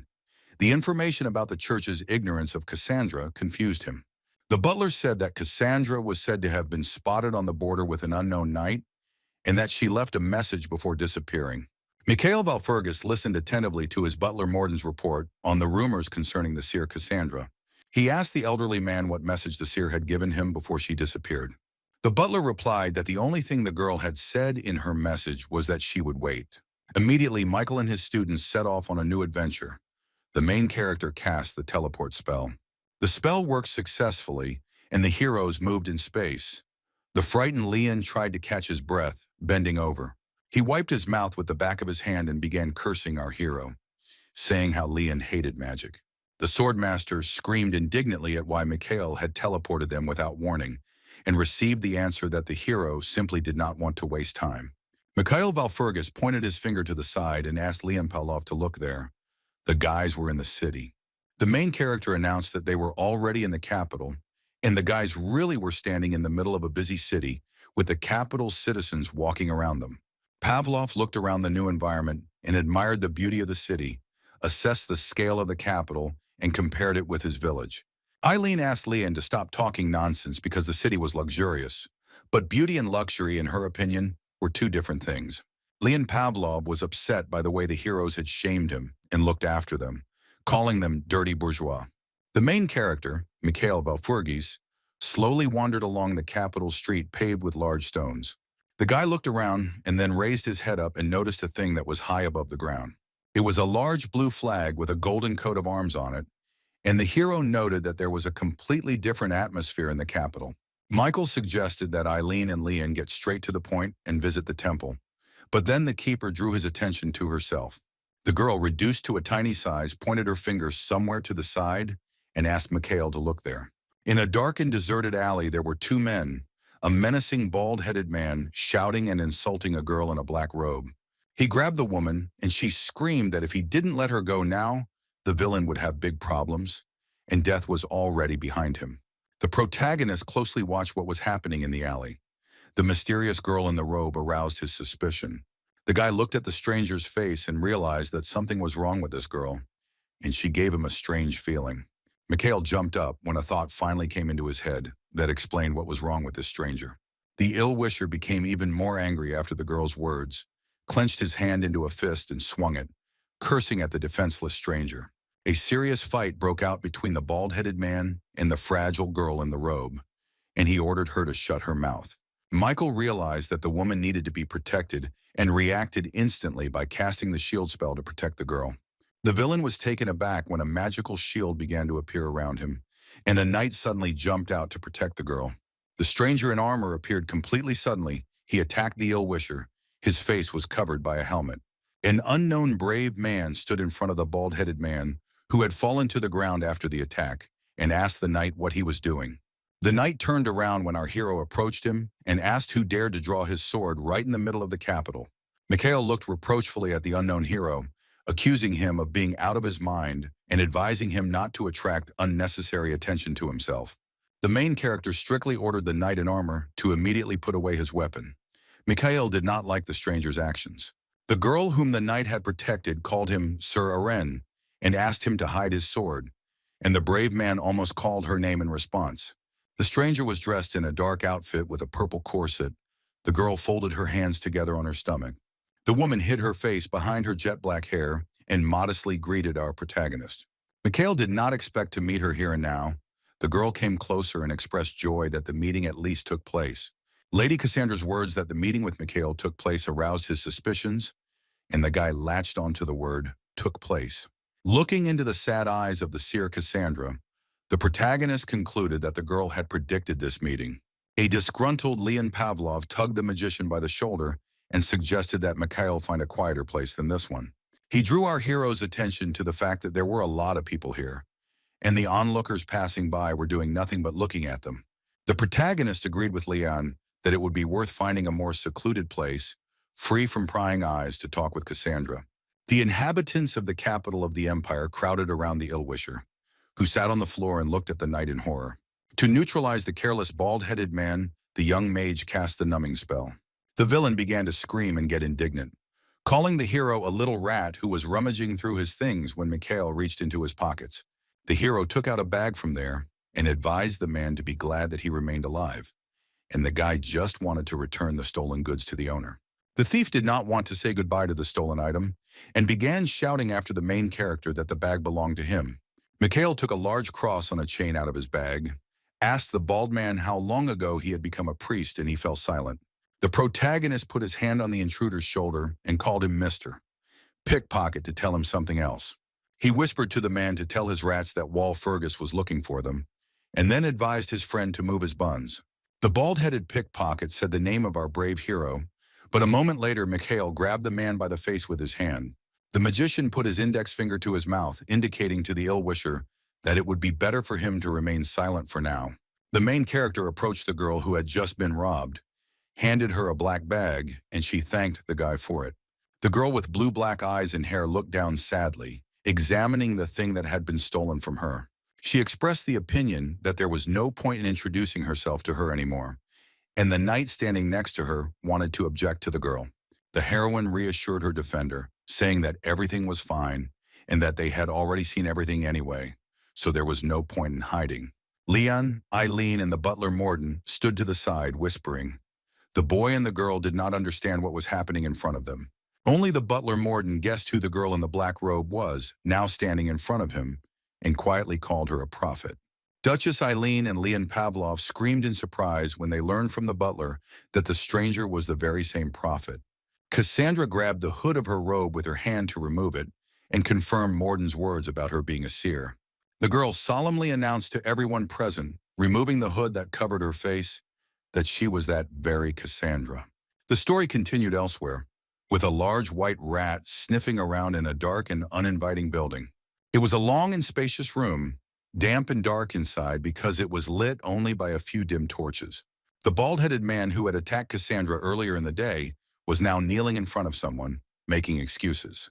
The big guy with the big belly sat on the throne and looked at his pickpocket, asking if Wall Fergus was really looking for him. A stranger told those present that he had heard that this little bastard, Mikhail Valfergus, was nothing special. The pickpocket was outraged, apologized to his boss, and blamed everything on Mikhail, who had robbed him.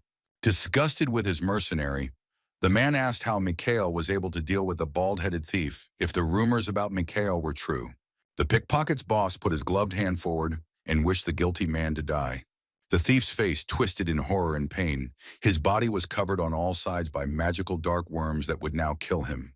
At that moment, the pickpocket remembered the seer's words that if he didn't let him go now, he would have big problems. The man's eyes were filled with horror as he realized that the girl he had robbed today was 100% right. Dark magic completely consumed the careless thief. Before his inevitable death, the unsuccessful thief only managed to let out a long groan. The spell turned the bald-headed man into a naked skeleton, leaving only his skull and bones, and the boss only said that there would be one less idiot now. At this point, the farewell to the dead thief was over, and the fat man ordered his subordinates to get moving, because they had a lot of work to do. The leader of the villainous gang took the warning of the already dead pickpocket seriously and wondered what Wall Fergus wanted from him. The man didn't have time to come to any conclusion because he noticed the steps of an unknown person, which were becoming louder and louder. The mustachioed villain moaned in surprise when he saw a man in front of him who unexpectedly approached him. An unknown person in a mask with long hair appeared in front of the man, and the leader said that of course they have him. The masked stranger pulled out a sword, standing in front of the fat man, and asked him what they would do in this situation. The leader of the villainous gang laughed and told the girl that he had already forgotten that she was the greatest swordmaster. The woman approached the man, pointed the tip of the weapon directly at the villain, and told the fat man not to drag out the rubber until she killed him. The bandit grinned and asked how the girl would find what she needed if she killed the man now. He asked the girl holding the sword in her hand to calm down and solve his problem first, and he would give her what she so desired. The heroine didn't know what the problem was and asked what it was this time, and the man explained that Walpurgis had decided to intervene. The thin-mustached villain rested his face on his hand and smirked when the girl didn't understand what was going on and said that he just didn't like it. Meanwhile, on one of the capital streets, our hero, accompanied by Lee and Eileen and the butler, was talking with Cassandra. The seer Cassandra turned to the protagonist, called him by name, and said that she had been waiting for him. The girl came closer to Mikhail and expressed a desire to talk to him. The guy was a little confused by this proposal. Leon, Eileen, and the butler were surprised when the seer apologized to him and said that the conversation was not for prying ears. Pavlov Jr. did not insist on being present at the conversation and said that they would then go to church.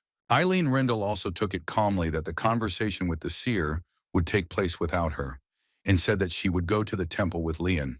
The main character stopped the girl, walked up to Eileen and put his hand on her shoulder to warn her about something.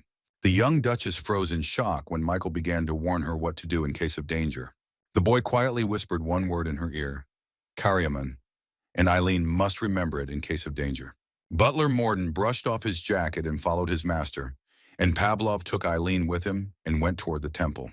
As he said goodbye, the main character waved his hand to his friends, looking after them with a barely noticeable smile on his face. Michael turned his wary gaze to Cassandra and asked what she wanted to talk to him about.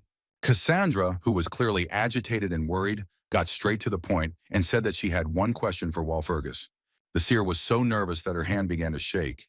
She asked the protagonist to answer her only question. Lady Cassandra gathered her courage, looked intently at our young hero, and prepared to ask a question. Keeping a great distance, she asked the young mage if he had received her prophecy about the war.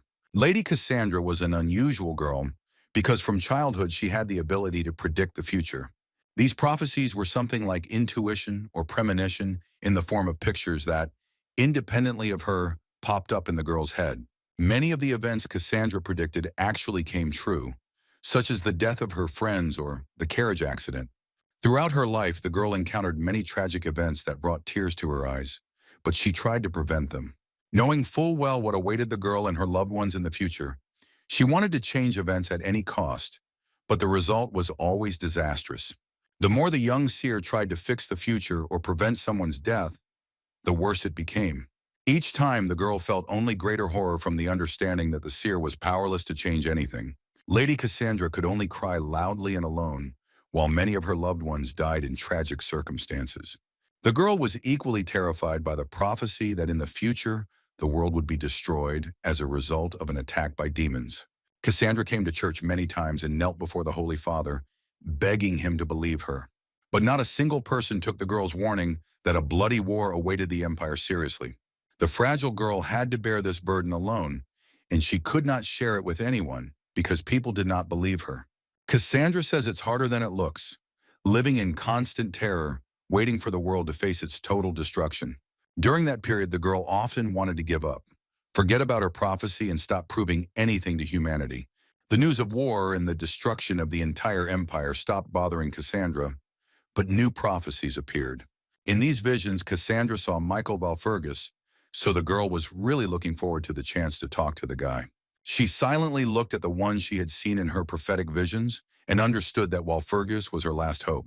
The protagonist closed his eyes and decided to indifferently answer Cassandra that he did not know about any prophecy.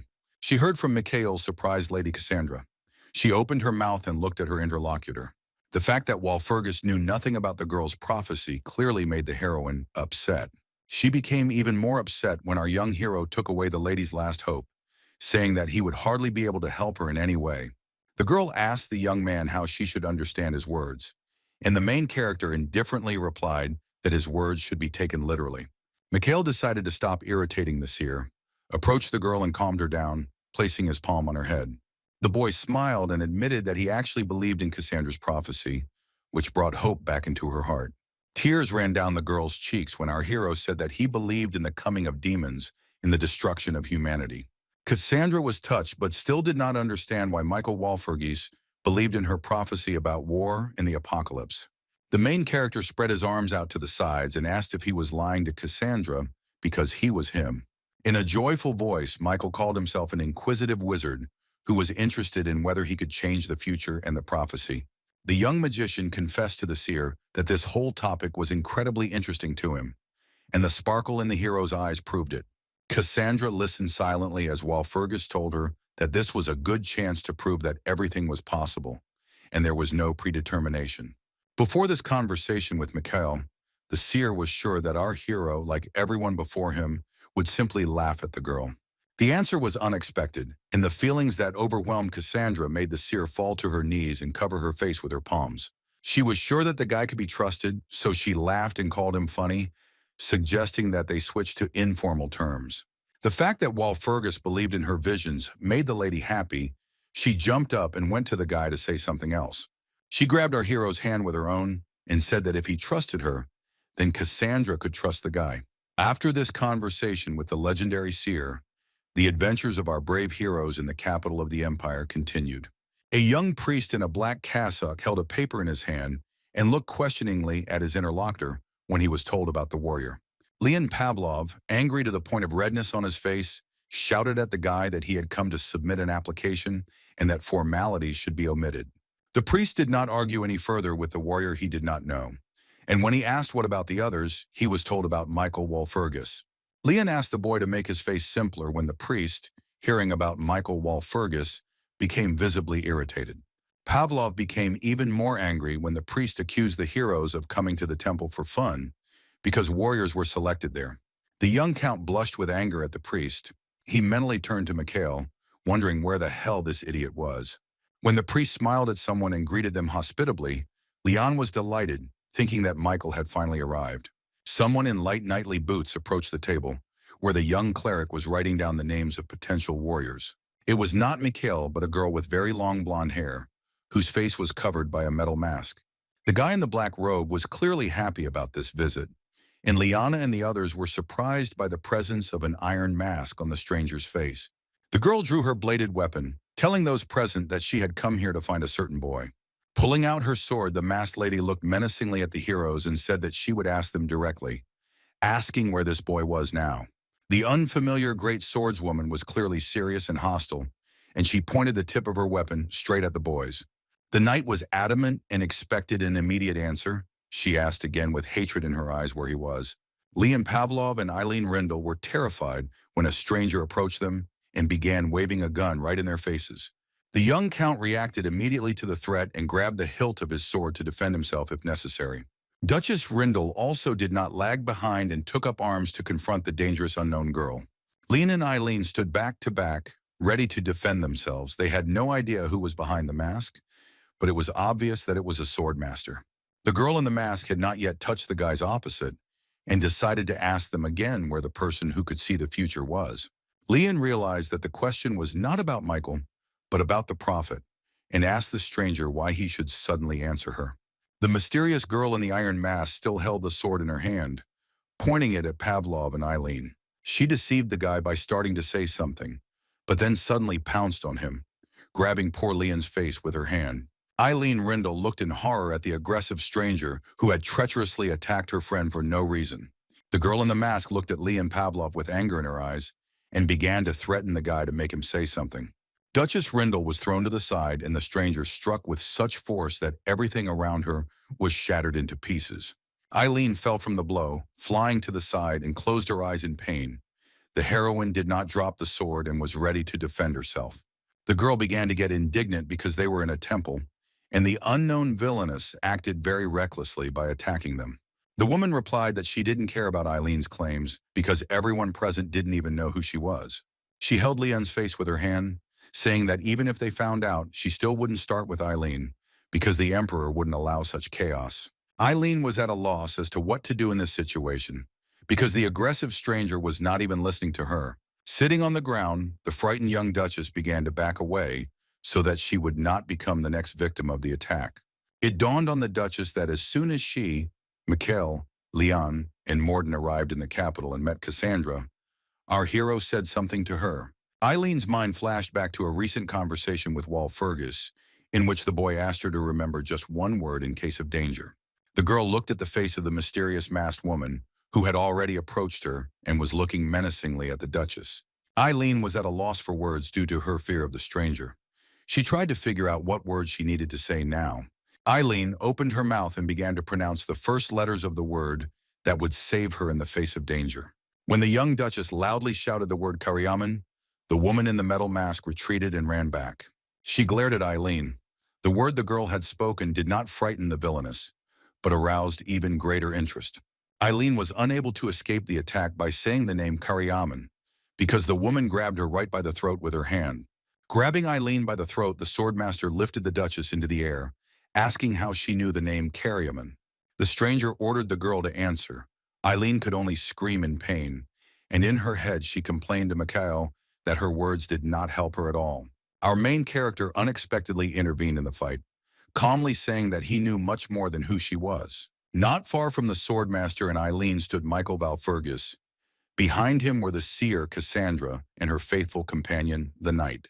The woman with long blonde hair looked away from Eileen and turned her head to look at our hero. The young mage warned that he had Walfurgis blood in him, so he suggested that the stranger not hurt people now. The woman in the iron mask only forced out a laugh when the protagonist suggested that they just talk. The stranger laughed loudly. Not listening to Mikhail, she did not let go of Eileen and held her tightly by the throat above the ground. Then the woman decided to go along with it and let go of the young Duchess, who, wincing in pain, fell to the ground. The mysterious girl looked at the main character with disdain and called his offer to talk very funny. The Tomb Guardian, who was always by the brave man's side, panicked and urged Michael to be careful. The main character saw his entire set of magic circles appear in front of him, and he immediately loudly recited the spell, Expanding Circles. This is the spell that Michael Walfurgis used to instantly increase the number of his magic circles.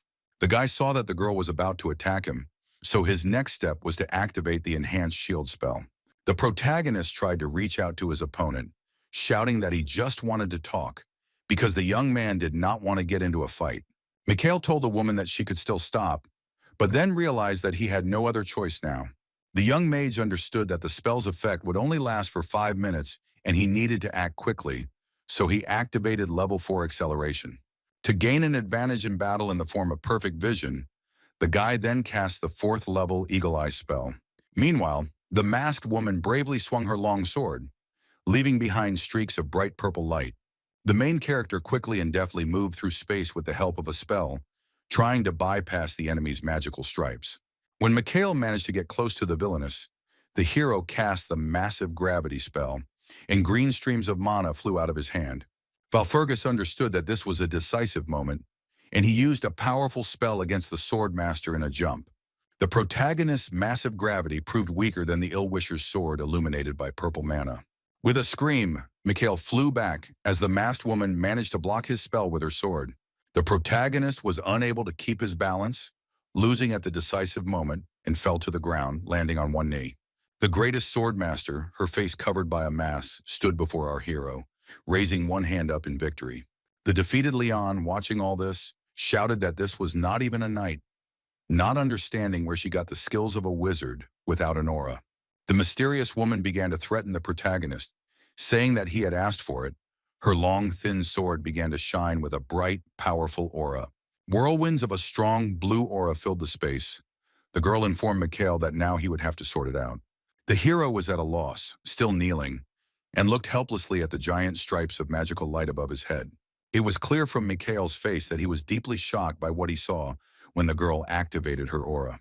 But then a brilliant thought occurred to him, which made him grin, and the mood of the young brave man clearly improved. The guy ordered the keeper to do something right now. She obeyed and also activated her aura. A whirlwind of bright green magical light surrounded the protagonist, giving him strength to continue fighting the villain. This magical shining tornado only grew stronger and larger with each passing moment, and was no longer inferior to the stranger's aura. Now the masked girl found herself in a difficult situation, because a powerful vortex of green mana was rapidly approaching her. Our young hero was injured as a result of a skirmish with a robber. He covered his bloody face with his hand, trying to stop the bleeding. The guardian asked if the mage was okay, since he had to take on a large flow of mana, and the guy said that everything was fine. Mikhail Walfurgis successfully managed to destroy the mysterious woman's aura, and she asked what the hero had done. The main character did not reveal the secret, saying that it was a secret, and he pricked the woman by saying that each of us keeps our own secrets. The girl called Mikhail a useless bastard Just like his father, the hero did not agree and said that he was completely different. The villainess fell silent when Walpurgis Jr. said that he had now clearly shown how he differed from his father. The woman removed her weapon from the sight of those present, hiding it under her clothes, and said that it was worth recognizing the skills of our talented hero.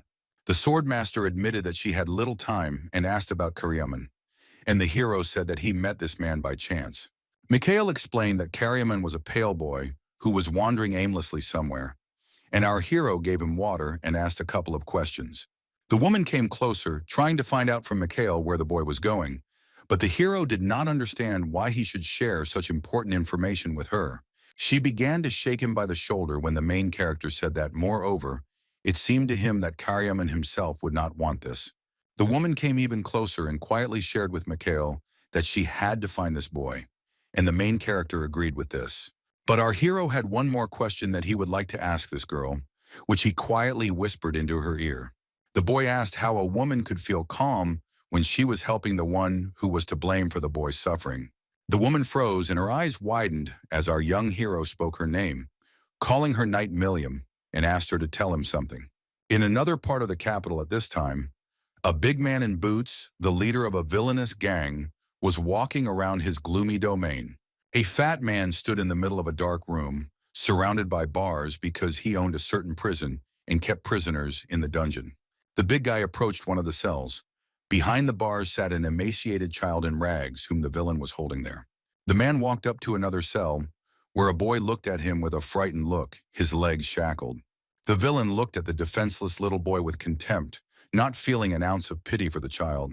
The fat man asked his subordinate what was wrong with the boy and why he couldn't be sold at a decent price, to which he received the answer that buyers like docile children better. What the subordinate said to the leader did not please him at all. The pot-bellied man got angry and hit the guy in the stomach with all his might. The man fell to the ground. The big guy pinned him to the floor with his boot and called him an idiot, saying that every nook and cranny of the city was teeming with such children. The gang leader crushed the head of his subordinate with his boot, indignantly asking whether it was really impossible to sell these old men, and whether the nobles would not like to have such scum. The worker thanked his boss when he let him go, and said that he was in a good mood now, otherwise he would have thrown the boy to the dogs. The fat man left with an evil grin on his face.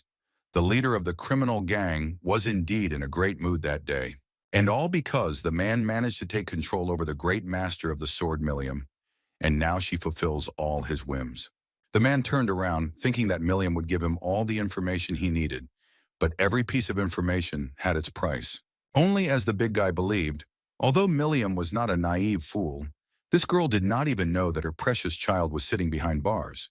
The fat man with the thin mustache looked at the boy, Milliam's son, who was sitting behind bars, and said the child's name.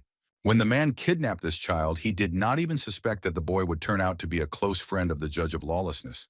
The boss was distracted when a subordinate started running towards him at full speed, and the man asked what was going on with the prophet. Stuttering, the worker began to report about the prophet. The leader asked the guy not to beat around the bush and to tell everything.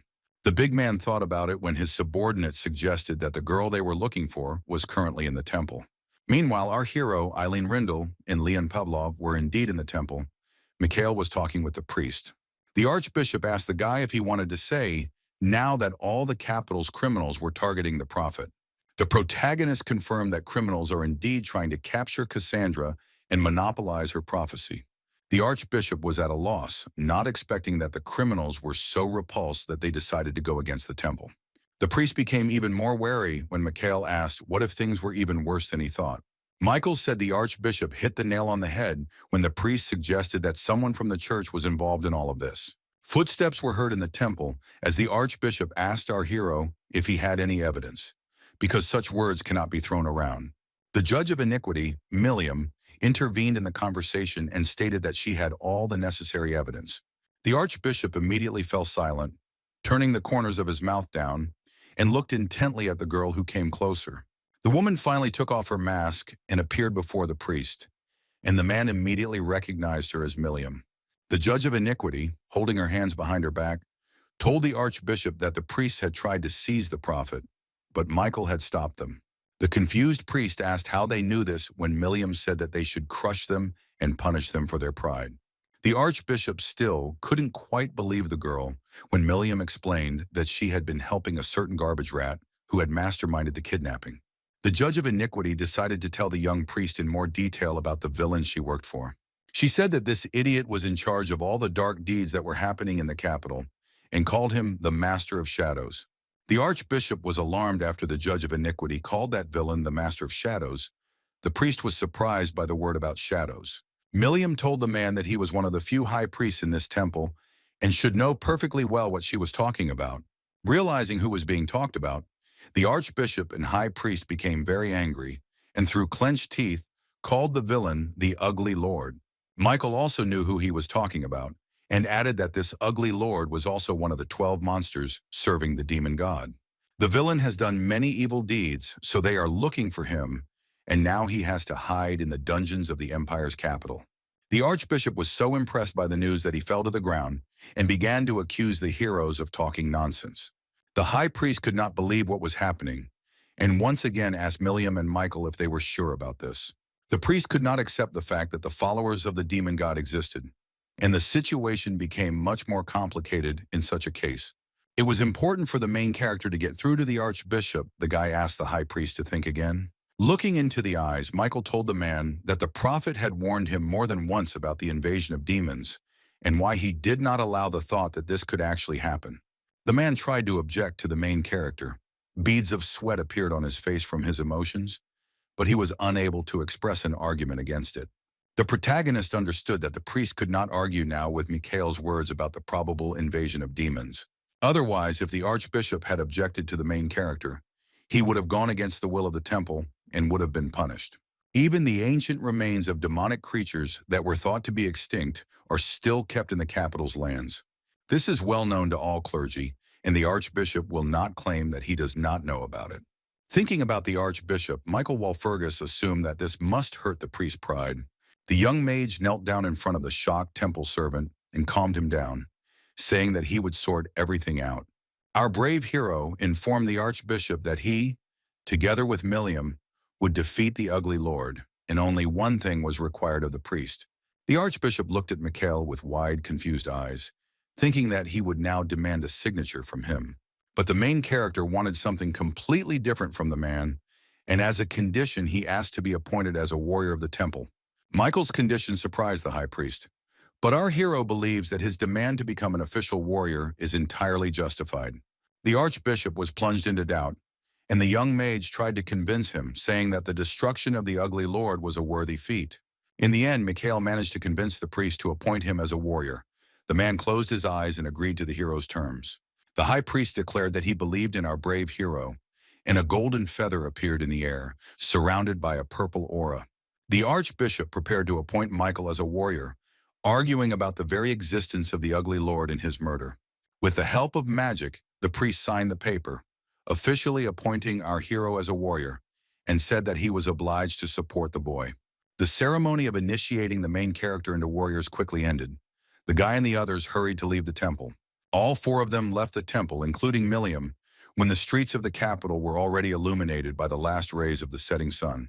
Mikhail Walpurgis was surprised when the judge of lawlessness unexpectedly thanked our hero in a few words. Looking ahead, the girl explained that if it weren't for Mikhail, she would still be a hostage to the ugly lord's plans. She assumed that the guy knew the details since he told the name of Kariaman to the Duchess, but the hero said that he didn't know anything else. The woman clenched her fists in anger when Mikhail told her that Kariaman had been kidnapped and made almost a slave for the aristocrats. Milliam wanted to save the boy. There was a glimmer of hope in her heart that not all was lost, and she asked if she could find the child. Turning his head, the protagonist asked what the woman would do if he said that she had such an opportunity. Drawing her sword from its sheath, Milliam declared that she had no need for useless wars, especially when it came to her child. With all her might, the judge of lawlessness, Milliam, plunged her sharp and long sword straight into the ground in front of her. The woman dropped to one knee and asked Mikhail to answer her directly whether she could find him and restore her honor. Kariaman was very important to the knight, so the girl added that in exchange for help, she would give Mikhail her sword. The protagonist silently listened to the woman when she promised to fulfill the conditions and give the guy her weapon.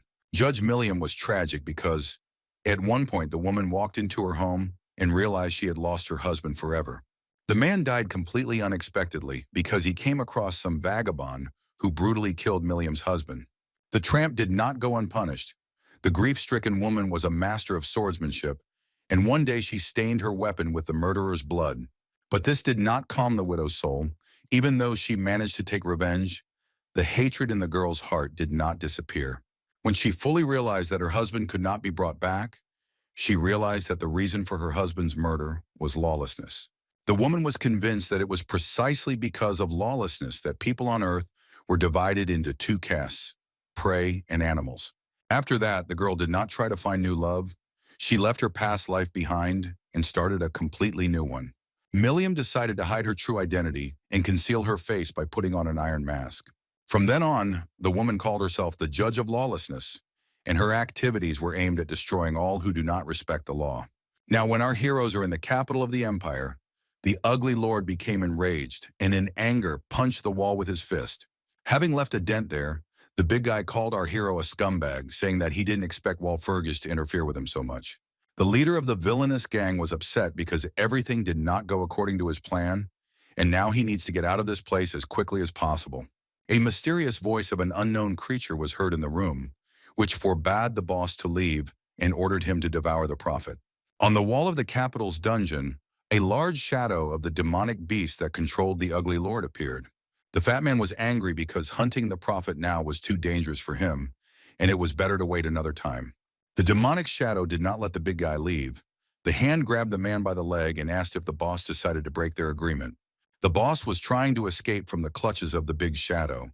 The contract had no meaning for him now because his life was more important than the contract. The gang leader began cursing when a subordinate ran up to him and said that a raid had begun and they were being attacked. Realizing that the ugly lord was unwilling to fulfill the terms of the contract, the demonic entity decided to take revenge on the man.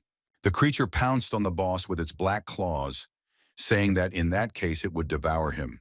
The ugly lord tried to break free from the shackles of the long black tentacles of the shadow, but the monster grabbed the man tightly. Before disappearing into the darkness, the fat man only managed to scream hysterically, and the monster dragged him into a dark cave behind bars. The people who worked for the ugly lord were attacked, and they screamed in horror and ran away, calling for help. There was a brutal fight. Streaks of light left by the sword flew through the air. Someone dealt with all the villains. It was the greatest swordmaster, Milliam, who single-handedly scattered all the bandits in a matter of minutes, intending to find the child.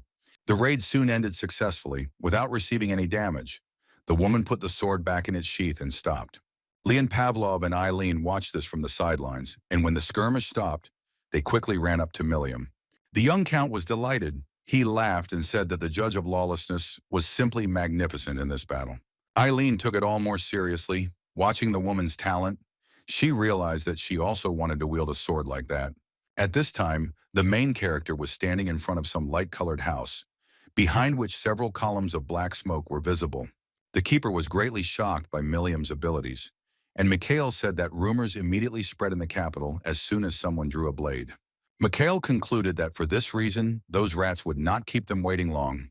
But it was good that at least there were no people here. The tiny flying girl was outraged, saying that the protagonists seemed to forget the purpose for which they came to the city. While Fergus's gaze confused the keeper, and with an offended voice she asked the guy not to look at her like that.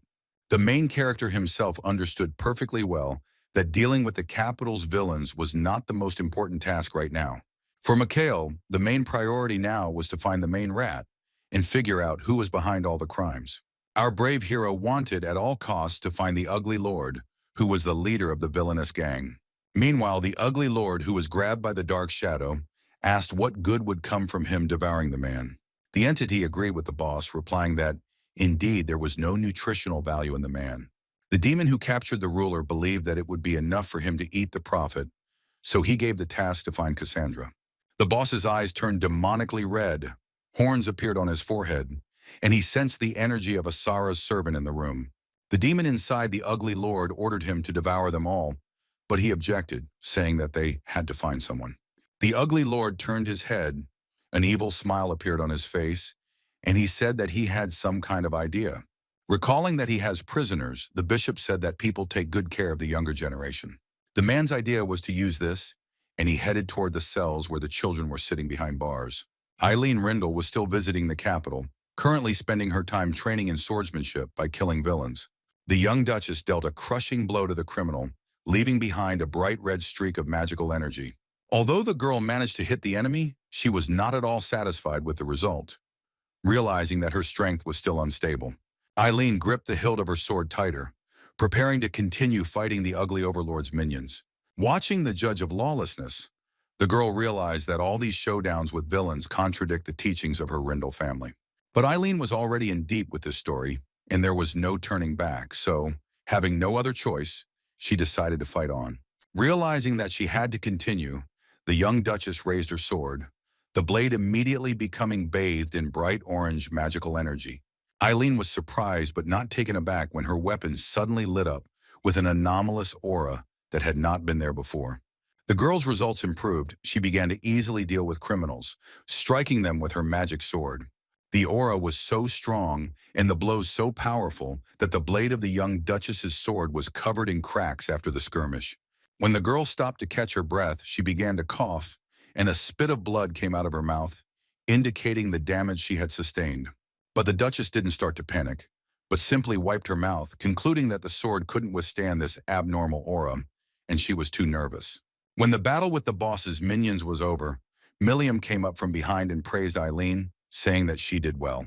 The woman also praised Pavlov, calling him a good swordsman, who showed that he was studying different methods of wielding weapons. The girl froze in surprise when Milliam said that the Duchess was completely different and did not look like Leon Pavlov. In gratitude and respect, Eileen Rindle turned and bowed before the Judge of Iniquity, keeping her distance. The Duchess, bowing her head down, asked Milliam not to doubt her, and then offered the woman to become Eileen's teacher. The woman in the mask obviously saw potential in something unusual in Eileen, so she took the offer to train the girl positively. Eileen was about to object when Milliam immediately turned around and told Rindle to follow her, so they could begin their training right away. The Judge of Iniquity looked at the girl through the holes in her metal mask and asked the young Duchess to stop worrying. She reassured Rindle that Mikhail would be able to deal with him himself, meaning the ugly lord. At this time, our young brave hero was just working on this. He entered the room and placed his palm on the stone floor. The worried keeper asked if it was not too much to come to this dungeon instead of the Judge of Lawlessness. The protagonist reassured the petite girl, saying that everything was fine, and continued working on his main task. The next moment, the expression on our calm hero's face changed dramatically. He began to feel anger and disgust. Standing in front of the iron bars, the keeper asked what had happened, and the guy did not understand what the Lord had planned and why he was behaving like the last creature. Mikhail could not understand what this monster was doing where the children were, because due to the lack of food value, he could not eat them. The keeper began to worry even more.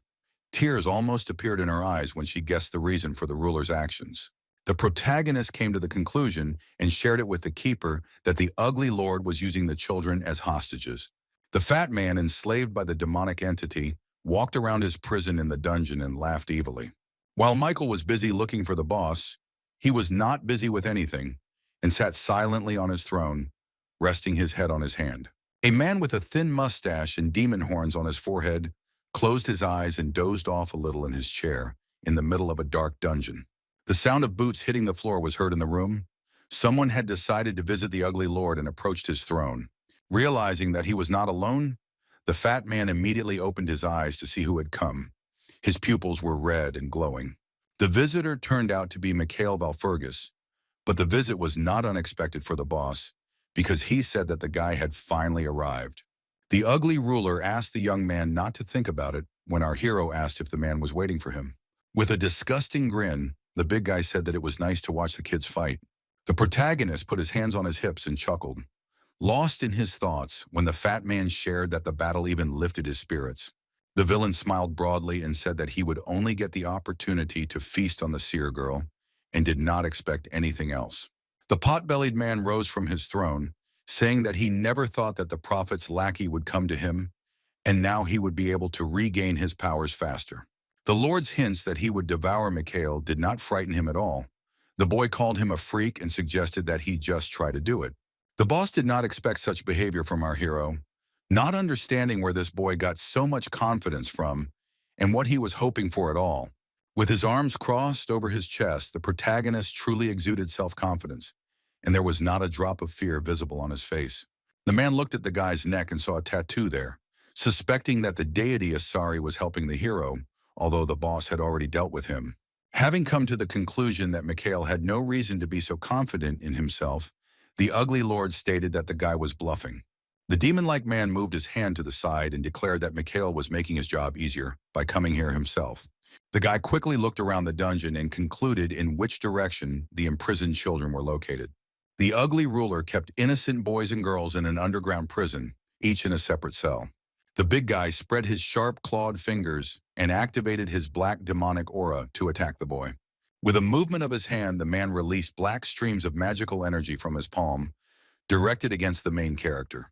It was necessary to react as quickly as possible, and in a panic, Mikhail cast the shield spell, and a large golden circle of magic appeared in his palm. The young magician managed to protect himself from the dark energy of the ugly lord. The streams hit right into Mikhail's shield. Impressed by Walpurgis' abilities, the man sat back on the throne and said that it seemed like the boy might be more than just a snack.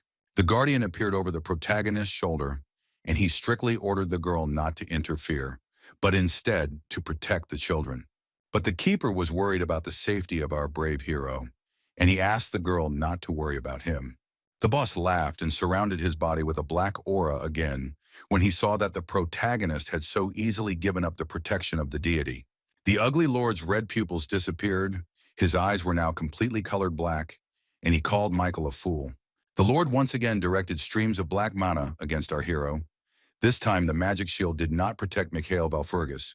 The protagonist decided to use another spell and activated Shimmer to save himself from the enemy's mana. Holding his palm to his face, the brave guy managed to jump high above the floor to prevent the black magical snakes from capturing him.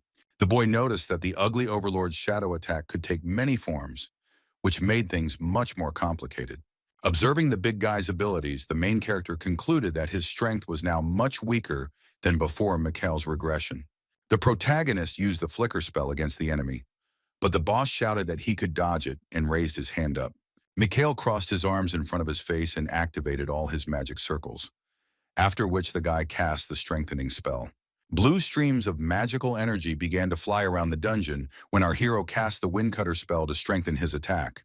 The ugly lord couldn't believe his eyes when he saw that Walpurgis managed to block his blow with ease. The fat man's mood changed, and his red pupils narrowed even more when he realized that the young magician was not as simple as he seemed. At this time, the keeper was busy fulfilling her task. She understood that magic should not reach the children. The lord came up with an idea and began to threaten the boy, saying that he would see how he would cope with the man's attacks without protection. The big man readied his hand to attack Mikhail again, tongues of dark demonic aura appearing around his skin. With his spell, the ugly lord created shadows on the wall that resembled bloodthirsty monsters with sharp fangs. The man screamed for Walpurgis to die, and many large shadows surrounded our guy, bearing their long, sharp fangs. The guy did not give up and was ready to continue fighting against the villain. He again cast the Shimmer spell against the black shadows. After Mikhail needed acceleration, he successfully activated this spell, and magical small wings appeared around his legs. Almost instantly, our brave hero approached the criminal and looked at him. He, confused, was unable to do anything. The ugly lord calmly watched the boy's actions, looking at him with his demonic eyes. Mikhail's magical skills did not frighten the fat man, but only brought a smile to his face, and the man called the magician an idiot. He asked the guy what would happen if the hero came that close, and at that moment a black shadow pierced the guy's body. But Michael Valfurgis remained conscious and was ready to continue the fight. Moreover, he replied that everything was fine.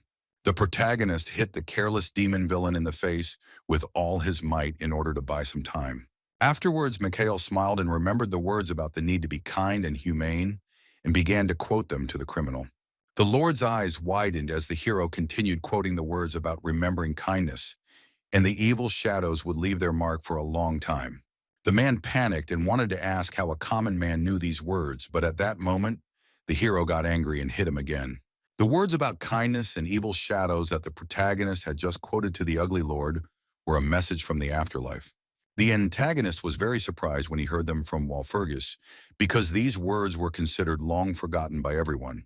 Despite his weakness, The Demon King found the strength to constantly observe what was happening in the world.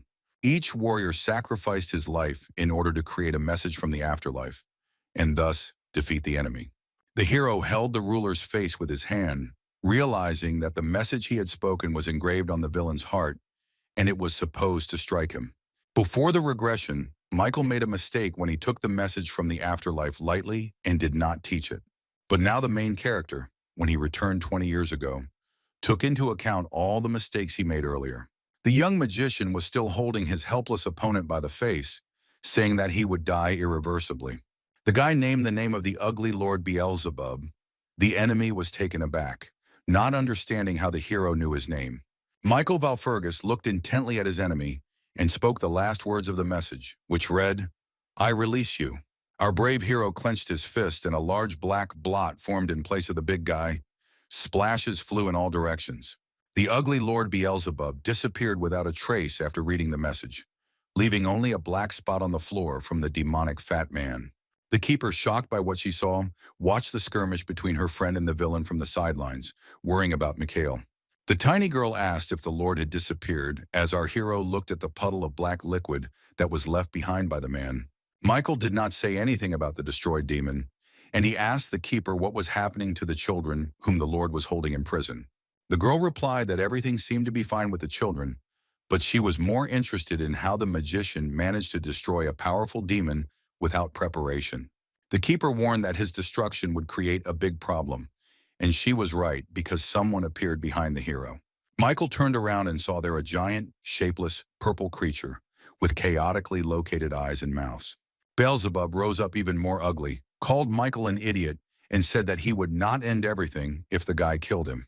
The creature accused Mikhail of jumping to conclusions, and our hero was the one who caused the chaos. The boy didn't react to the monster's accusations in any way. He turned away and paused before answering the demon. With a smug smile on his face, Valfurgis asked what was stopping him from killing the demon anyway, even if it didn't end everything. The guy picked up a piece of white chalk and began to draw magical geometric figures on the floor with it. He announced to the demonic formless being that everything was ready as Michael locked Beelzebub in a large magic circle. In response, the monster only called Mikhail an idiot because he couldn't defeat the demon with this spell without at least the 8th circle of magic. The worried keeper told our hero that this was an unusual spell and that it did not depend on the guy's strength. The guy himself knew perfectly well that this was the only spell that could defeat the demon gods, and he placed his palm on the ground. The protagonist knelt down before the demonic creature to begin work on destroying the demon god. Grinning, Mikhail Valfurgis got down to business after clarifying that he knew how to use this spell very well. The keeper's eyes widened.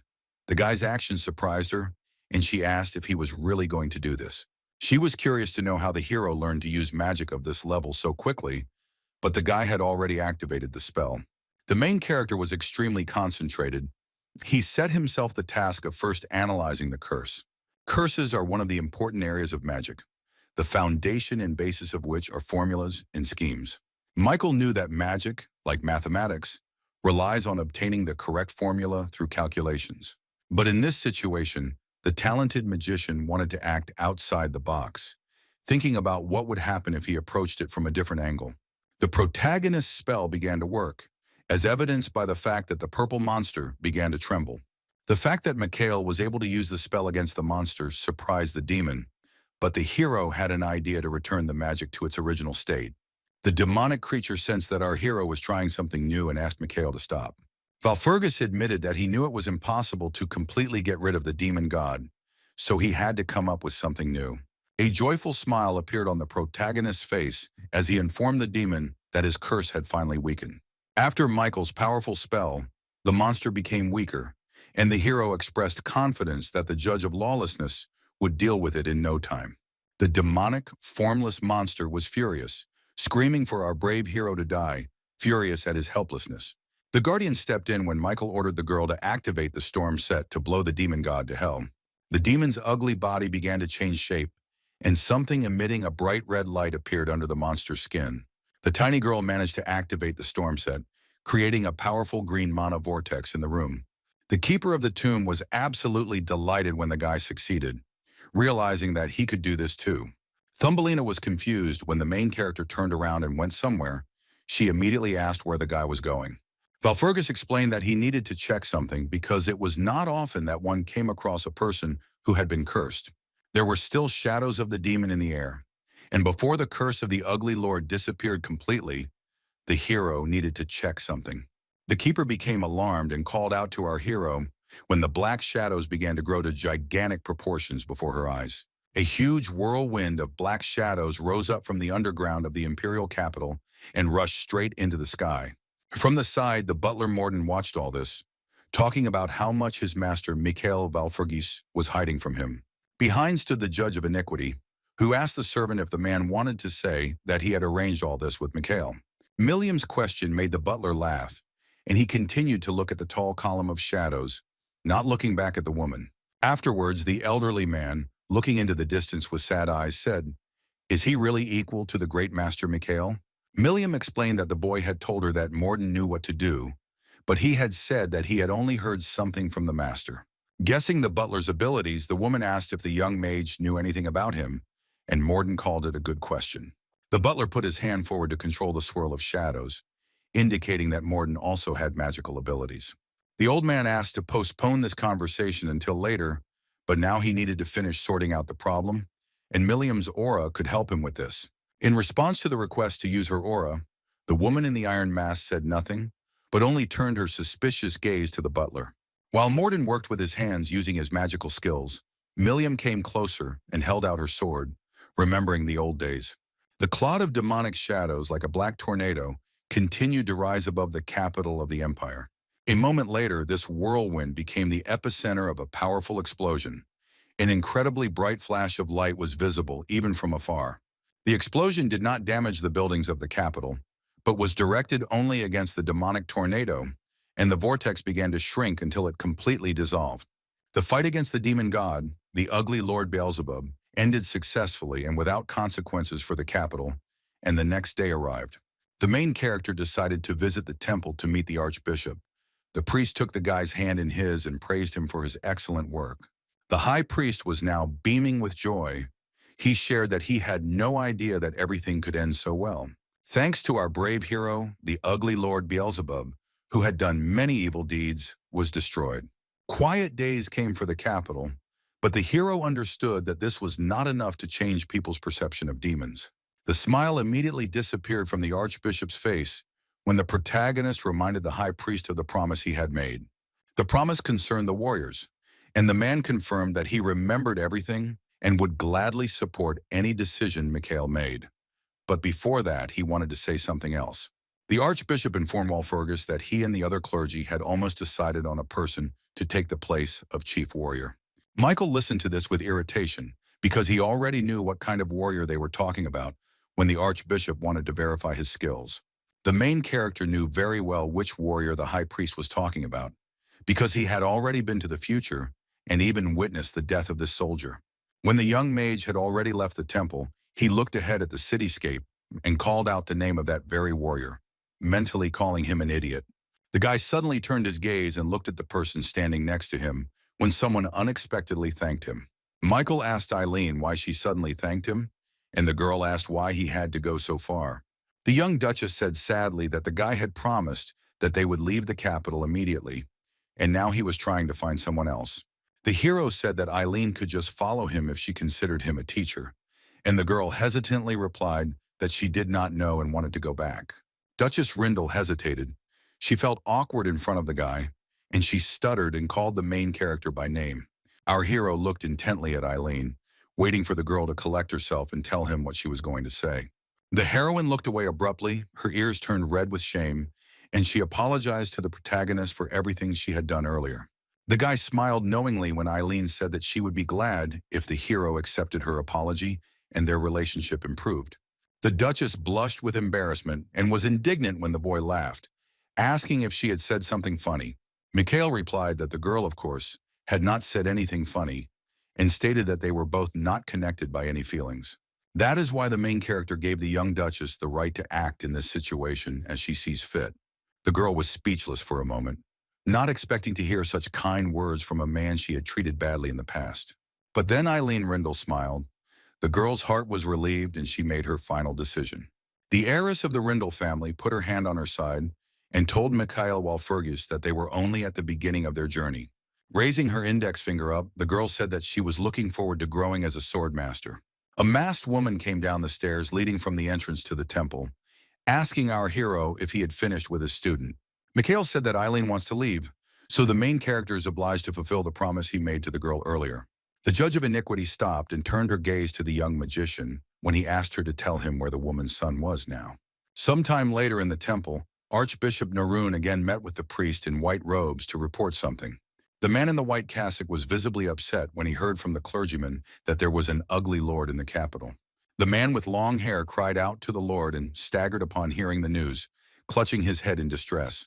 The Holy Father was shocked by what he heard, because if this monster had decided to reveal itself, a real catastrophe would have occurred. The Archbishop gasped and agreed with the priest's opinion, adding that everyone would have died if the ugly lord had shown himself. The priest in the white tiara froze and looked at the Archbishop in bewilderment when he said that everyone would have died. The man standing in front of the stairs explained that it was believed that it would take less than a day for the great demon to wipe everything off the face of the earth. He told the Holy Father that, as Archbishop Ali testified, everything that happened was the feat of just one man.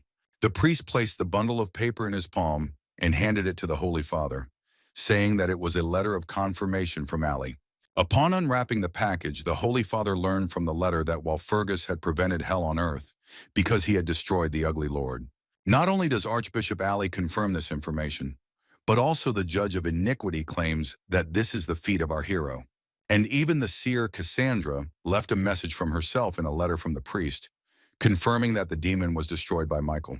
The information was truly shocking, and the man in the snow-white robe found it hard to believe that one boy had managed to kill the demon god. But the Holy Father still assumed that what was said in the letter might be true, and asked whether Walpurgis was a warrior. Meanwhile, Mikhail spoke with the lawlessness judge, sharing with her his opinion that Karyaman was not satisfied with the guy's proposal. The masked woman listened attentively to the words of the main character about how her son Karyaman had decided to do exactly the opposite. Mikhail shared his opinion that the guy does not want to take revenge, but still the son of the judge of lawlessness decided to become part of the defenders. It would seem like a little boy could escape from prison into the dungeon where the ugly lord kept everyone behind bars, but the hero had an answer. Karyaman did this with ease because he was able to join a force that was superior in power to that monster. The talk was about the Condor Mercenaries, a powerful organization of defenders, noble knights, whom Karyaman had joined. Mikhail told the boy's mother about all this, and it was clear from the woman's face that this information shocked her. Milliam wanted to find her son as soon as possible, so she immediately began asking our hero about the Defenders of Freedom. The Condor Mercenaries were an organization whose primary goal was always the desperate fight for freedom. Not everyone could become a member of their squad, because the requirements were high and candidates had to put in a lot of effort. Each of the mercenaries was special. Moreover, they were recognized by the Empire and the Four Kingdoms, which cannot be said about any other mercenary squad.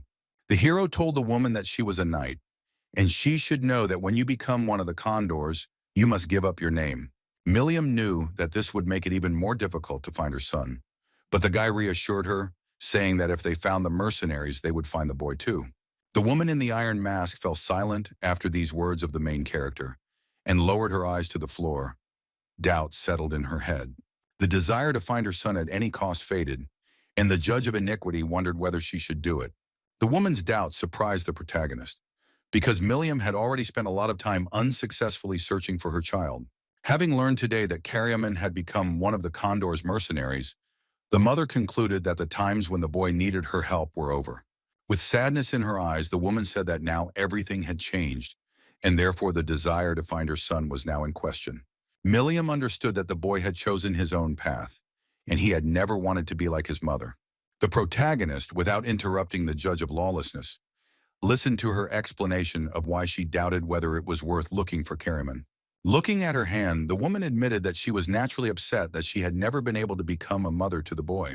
Milliam told our hero that now she doesn't even know whether she should continue searching for Karyaman.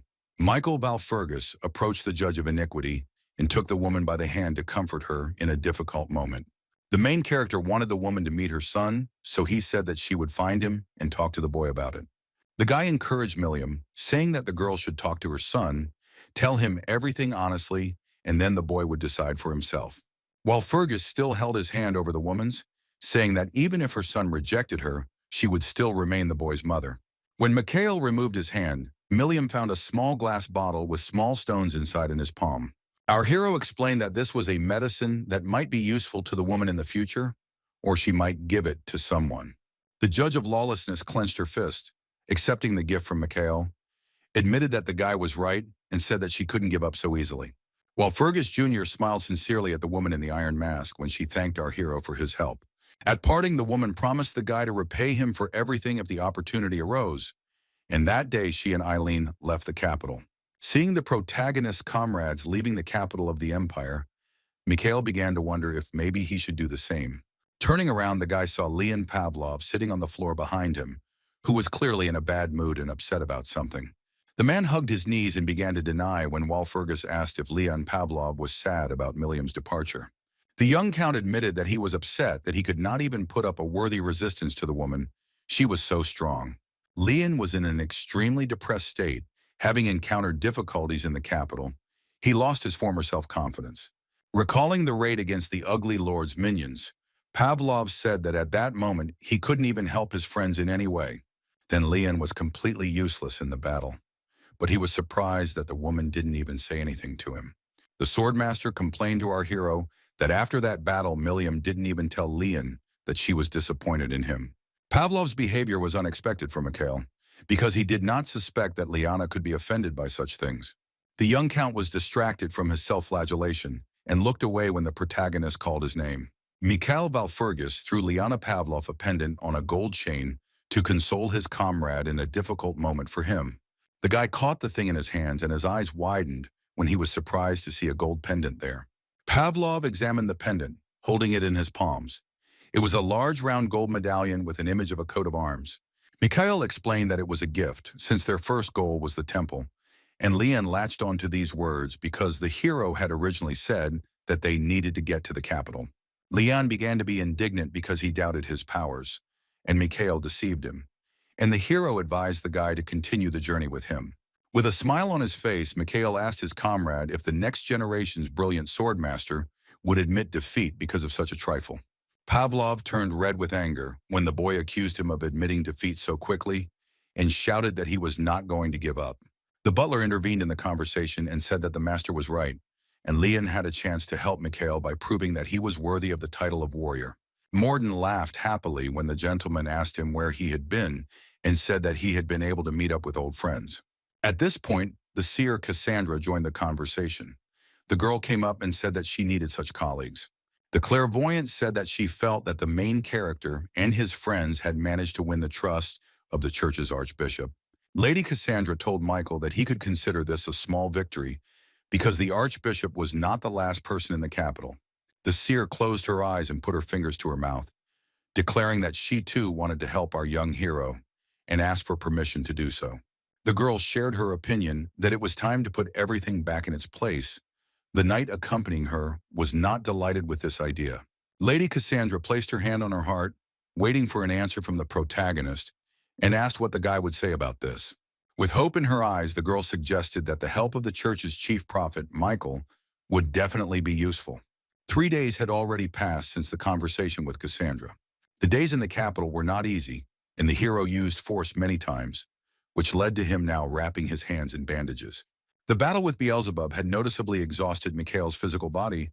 He had received a lot of damage, and his torso was also covered in bandages. The Guardian explained to Walpurgis that the boy's magical powers had run out, so his body had returned to its usual form. Michael believed that this would not work, so he decided that he needed to increase the number of magic circles to 6. The guy clenched his fist, remembering the Demon King's betting, and realizing that they were all definitely much stronger than the ugly lord. The tiny girl sitting on the bed next to him, her big round eyes wide open at the guy, said that she had wanted to ask him something for a long time. The main character was surprised and did not understand what was going on when the keeper asked Mikhail who he really was. The keeper clarified that she wanted to know about the true origin of the skills and abilities of the young magician sitting opposite her. The girl was angry with Mikhail declaring that she could not trust our hero if he was going to hide something from her. The main character was sympathetic to the keeper's questions because he understood that, in fact, she was right. Michael Walpurgis agreed that trust is the starting point in any relationship. The guy's head is spinning from the abundance of thoughts in his head because he cannot allow himself to tell the girl about his regression. Considering that the storm set did not reveal Mikhail's essence, he still had a chance to hide his secret from the whole world. A light bulb seemed to go on in Walpurgis's head as a brilliant idea came to him about how he could get out of this situation. With a satisfied smile on his face, Mikhail told the keeper that she was not the only one who knew something about the Asari tomb.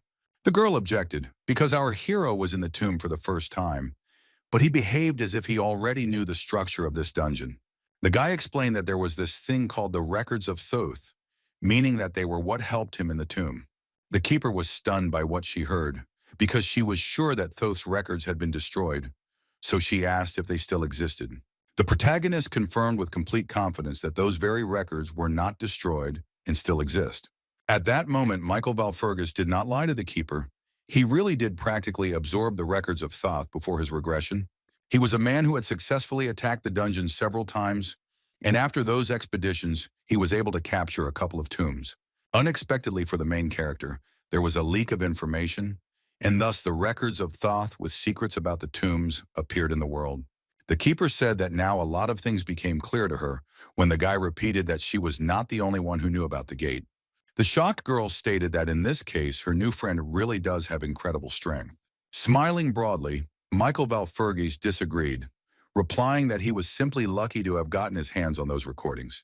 The keeper asked if the magician had information about other tombs, and the guy sat down on the bed and told her to wait a second.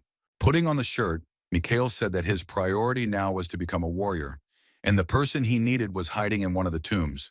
The petite lady was surprised, having previously thought that the guy was acting without a plan, and now it meant that what they feared would not happen.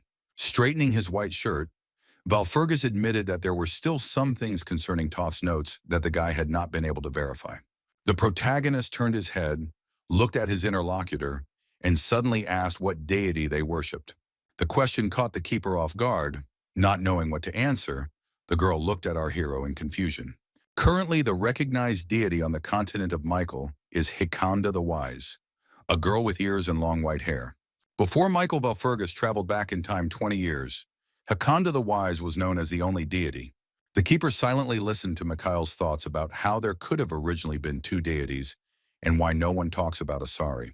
Continuing to dress, the protagonist understood the keeper's words that she could not tell everything. Turning away, the tiny girl still gave a little information, saying that the cause was an accident. The guy himself knew everything perfectly well, and he only noted for himself that the keeper also knew about Hikad. The girl said yes when Michael Walpurgis asked if any information about the deities was kept secret. The young magician did not question the keeper further, but it became clear to him why the little one was silent. Now Mikhail had enough of what he already knew, and, having dressed, he went out into the street and met Leon Pavlov there. Scratching his head, the young count asked if they would go to the temple now, because he thought it would be better to resolve this issue as soon as possible. The protagonist agreed with Leon, but said that he needed to stay late, and the guy became curious why. Michael Walpurgis explained that the one he had destroyed the other day was a big shot in the Demon King's retinue. The guy understood that most likely rumors about the death of the ugly lord had already spread throughout the empire, not to mention the kingdom. The magician looked up at the sky with sadness, realizing that the essence of the prophecy was in him, and that soon chaos would come to the world. Pavlov became alarmed when our hero suggested that rumors about the death of the god demon could have reached Father Mikhail. The main character, talking to his friends, tapped his boot on the ground and said that most likely this is how it is. The guy crossed his arms over his chest, looked at Pavlov with a smile, and said that it seemed obvious that his father knew. Leon's reaction indicated that this fact bothered him greatly, and the swordmaster asked how this had happened.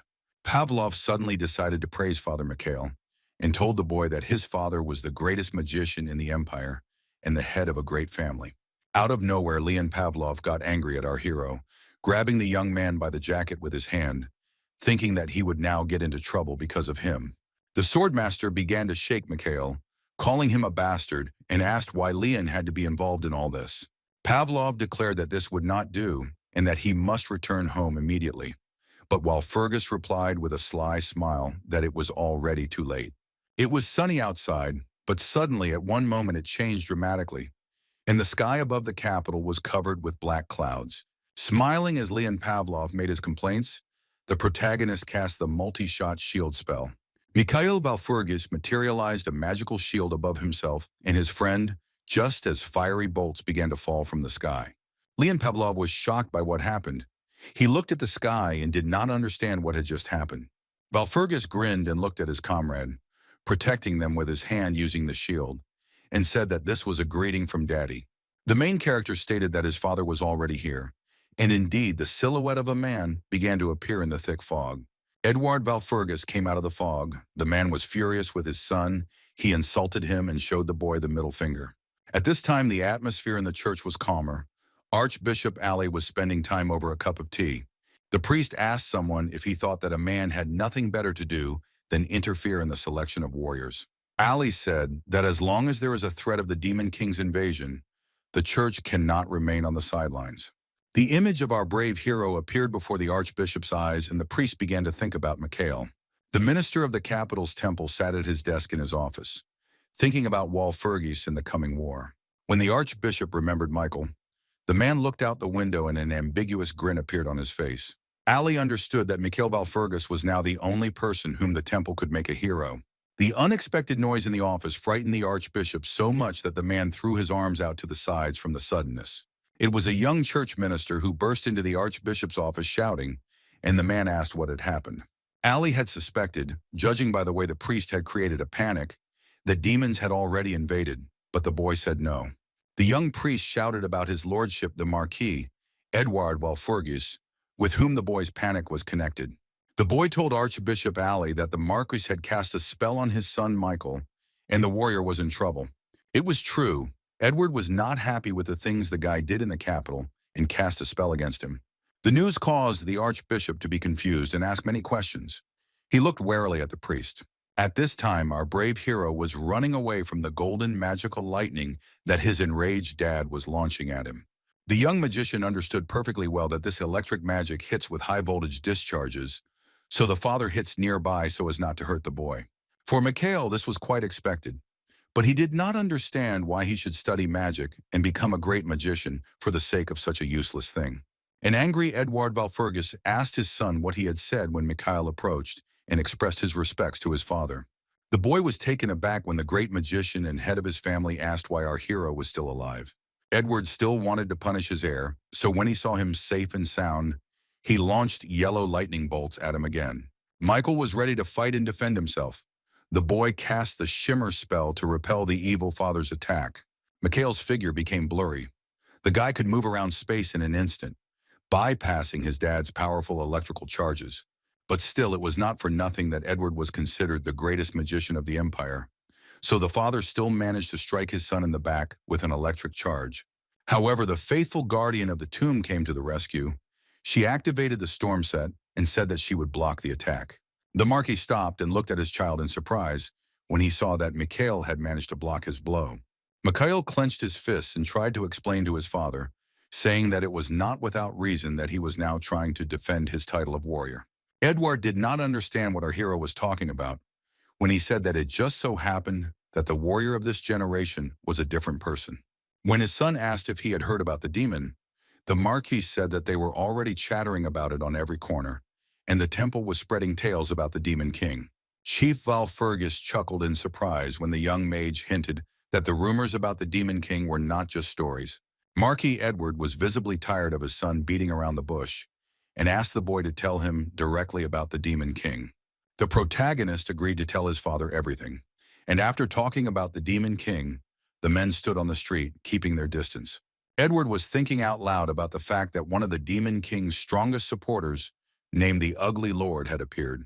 Michael confirmed that this was true and said that even the Demon King himself appeared for a moment, but then disappeared.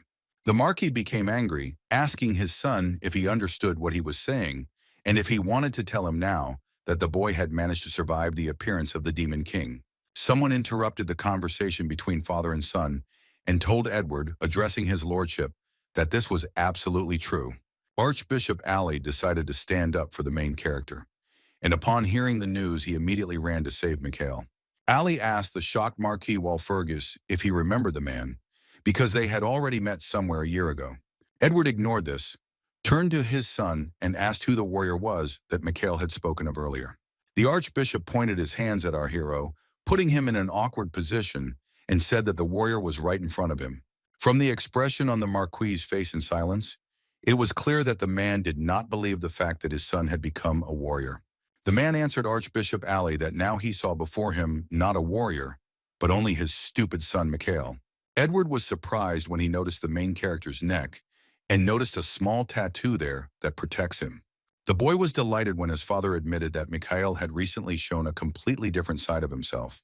Edward Walpurgis decided to end the conversation there, did not answer his son, and cast the teleport spell, creating a large golden circle of magic. The next moment the spell worked successfully, the Marquis immediately disappeared, leaving his son and the Archbishop on the capital street. Ali was surprised at how suddenly Edward decided to leave, but Mikhail reassured him, saying that his father would return soon. The protagonist was absolutely right, and a second later Marquis Walpurgis materialized in the same place. Edward reported that he checked the mana concentration in the capital, and it was definitely energy that could come from a large demon. The news that Michael had become a warrior shocked the Marquis and made him think, because this had never happened in the Walpurgis family before. For the protagonist, the father's reaction was quite natural, because the Walpurgises had never been associated with religion in their entire history. The boy turned to his father to explain that a warrior is not just a title, but a person whose goal is to save humanity. Michael told the Pope that if the prophecy came true, only a warrior would be able to stop the inevitable catastrophe. Edward was sure that the old men from the temple were talking complete nonsense. And even if you believe the prophecy, one warrior would not be enough to save the world. Our quick-witted hero saw that his father didn't really believe all his words, so he told Edward about the storm set. These words plunged the Marquis into real shock. He stared at his son, speechless from what he heard. Archbishop Ali's face also changed when Mikhail only mentioned the storm set in his speech, knowing the value of the artifacts. The priest lost his balance and fell backwards in shock when he saw the storm set in action in front of him. The protagonist activated the storm set with his own words and demonstrated divine power to Ali and Edward. The keeper also showed up. It was obvious that she was worried about the hero, and the guy started talking about the scale of the disaster. The young and talented mage clenched his fist, his hand pierced by divine power, granting him protection and special skills. Walpurgis solemnly declared that with such a scale of the disaster, everything they talked about was useless. But the Lord was with them. Michael said that the decision was up to the temple, and he left the possibility for the church to choose its warrior, and Edward asked about the candidate. Our hero replied that of course he had already found a worthy candidate for the title of warrior, and pointed his finger at Leon Pavlov, who was standing behind him. There were many questions in Leon's shocked mind when he was called a potential warrior, and the Marquis said that the guy didn't look ready. But a smile shone on Mikhail Walpurgis's face, and he answered Edward that he was confident in his choice of a candidate for the title of warrior. The boy turned his head towards his friend and explained to his dad that in return, he had promised to give the young count something incredible. Leon Pavlov latched onto Mikhail's words about something incredible, not quite understanding what the younger Walpurgis was talking about. But the swordmaster decided to play along and support his friend. He spread his arms out to the sides and told Edward that everything was so. The count stated that Mikhail always kept his word and would not throw around such statements without a plan. Edward Walpurgis hid his gaze when Leon said that he thought the Marquis, as a parent, should understand this better than he did. The Marquis was awakened by memories connected with his son, for example, Mikhail's words that he would take over Rindel's business. Afterwards, the Marquis recalled how his son had told the man that he would now keep Viscount Nostra on a short leash. A sad memory came over the greatest magician, and he remembered the sad face of his son asking his father why he never believed in him. All these pictures from the past made Marquis Walpurgis sad, and he thought about what kind of father he was to his child. Ali looked up sharply from his seat on the ground after seeing the storm set when Edward addressed him. Edward wondered if his son could do something like that, because the boy was not a parishioner of the church. Ali thought about the Marquis's question and paused before answering the man about whether Mikhail could be a warrior. The archbishop managed to find the right words. He looked at Edward and said that he was ready to swear before the Lord. Edward briefly answered Ali that in that case he saw no point in doubting the decision any further. The greatest mage of the Empire waved his gold-embroidered robe and told Mikhail to do as he decided. The man turned around and went his own way, telling our young hero at the end that he would not stop Mikhail. His father's words brought joy to the younger Walpurgis. He did not shout anything after him, but only looked at the Marquis with a smile. The heroes moved into the room. The main character spent time alone, but his peace was interrupted by the appearance of Leon Pavlov. The swordmaster burst into Mikhail's room, put his hands on his hips and shouted when Walpurgis would give him the promised reward. Mikhail turned an uncomprehending look to the young count and was not very happy that Pavlov had disturbed him in his free time. But the guy understood that there was no escape, because when it came to promises, Leon became annoyingly persistent. The protagonist agreed to fulfill his promise, waved his index finger at his friend, and told him to lie down first. Count Pavlov obeyed and fulfilled Mikhail's demand. He lay his head on the pillow and looked at the magician, waiting for the next action. With his finger, our hero materialized magical symbols in space, which raised questions in Leon, and Mikhail told him to get some sleep. Controlling the purple-blue magic letters with his finger, the hero said that he would show Pavlov something for now. The room was filled with chain magic circles, and Mikhail expressed confidence that Leon would definitely not be disappointed in what he saw. The genius sword master's eyelids became heavy, and he suddenly began to feel sleepy. But the boy did not understand why. Falling asleep, Count Pavlov looked at the ceiling of the room, under which sparkled the circles of Mikhail Walpurgis' magic, connected by purple chains. Leon's former vigor completely left him. His eyelids began to close automatically, and eventually the young man passed out. Pavlov was surprised when, a moment later, he came to his senses in a completely different place. It was dark all around, and the sky was covered with clouds. The guy didn't understand where he was.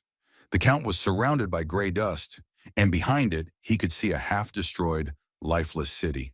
Leon Pavlov could not figure out what place he had ended up in after falling asleep on the bed, and he looked around at the situation around him.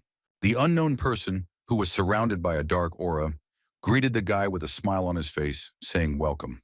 The swordmaster became wary and visibly tense when he suddenly heard the voice of a man he didn't know.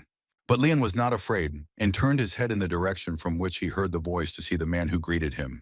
On top of a large stone obelisk sat an unknown guy in knightly clothing, his body surrounded by a black aura. Making a hand gesture, the unknown man, when asked by Leon Pavlov who he was, replied that he was just a local.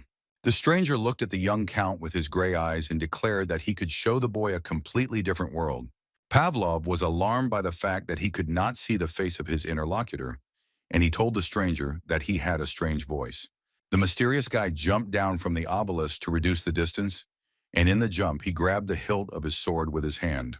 Even at close range, the stranger's face was invisible, except for one eye, and the boy ordered Leon to draw his sword. The stranger, judging by his actions, wanted to engage in a sword fight and grabbed his black-bladed weapon with gloves. Pavlov was confused and couldn't react in time. He just stood there while the mysterious guy was already running towards him with a sword in his hand.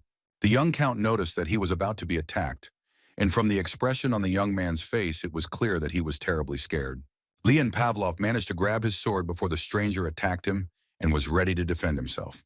The faceless boy wanted to strike the young count with his sword, but the first attack was unsuccessful because Leon managed to block the blow.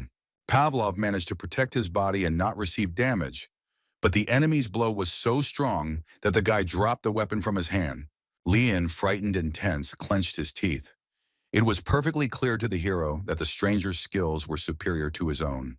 The faceless man knelt down on one knee in front of the swordmaster and held his sword out diagonally in front of him, waiting. The actions of the mysterious man filled Leon Pavlov with horror. In a helpless state, he could only look at the stranger. The next moment, the mysterious guy stood up and, holding a sword in one hand, pierced the guy in front of him with it. Even though it was just a bad dream, Leon Pavlov felt real pain after the blow and screamed. The faceless stranger disappeared without a trace, and the young count put his hand to his heart, but there were no wounds on it. The genius swordmaster looked at his hands in confusion and asked himself out loud what just happened. Leon Pavlov froze as it all happened again, and he again heard a strange voice from behind him greeting the guy.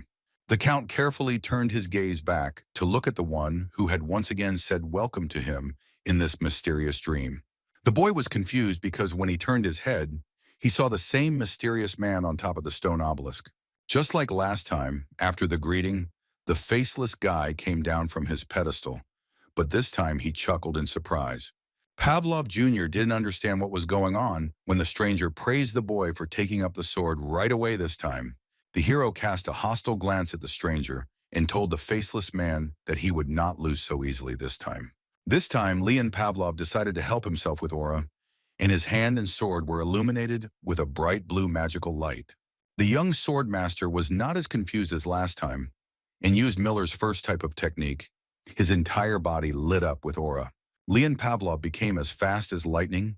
His magical aura turned into a powerful whirlwind, and Miller's method clearly made the guy stronger. The guy looked at the mysterious, faceless man who stood in front of him without doing anything, and thought that this guy was clearly not ready for such an attack. Pavlov believed that the stranger did not know who he was dealing with, and suddenly attacked his opponent in a jump, holding his sword behind his head. As for the guy without a face not being ready for such an attack, Pavlov was wrong, because the next moment he received a blow. The enemy turned out to be stronger, and Miller's method did not help the hero, because the man without a face hit him, and Leon again dropped the sword from his hands.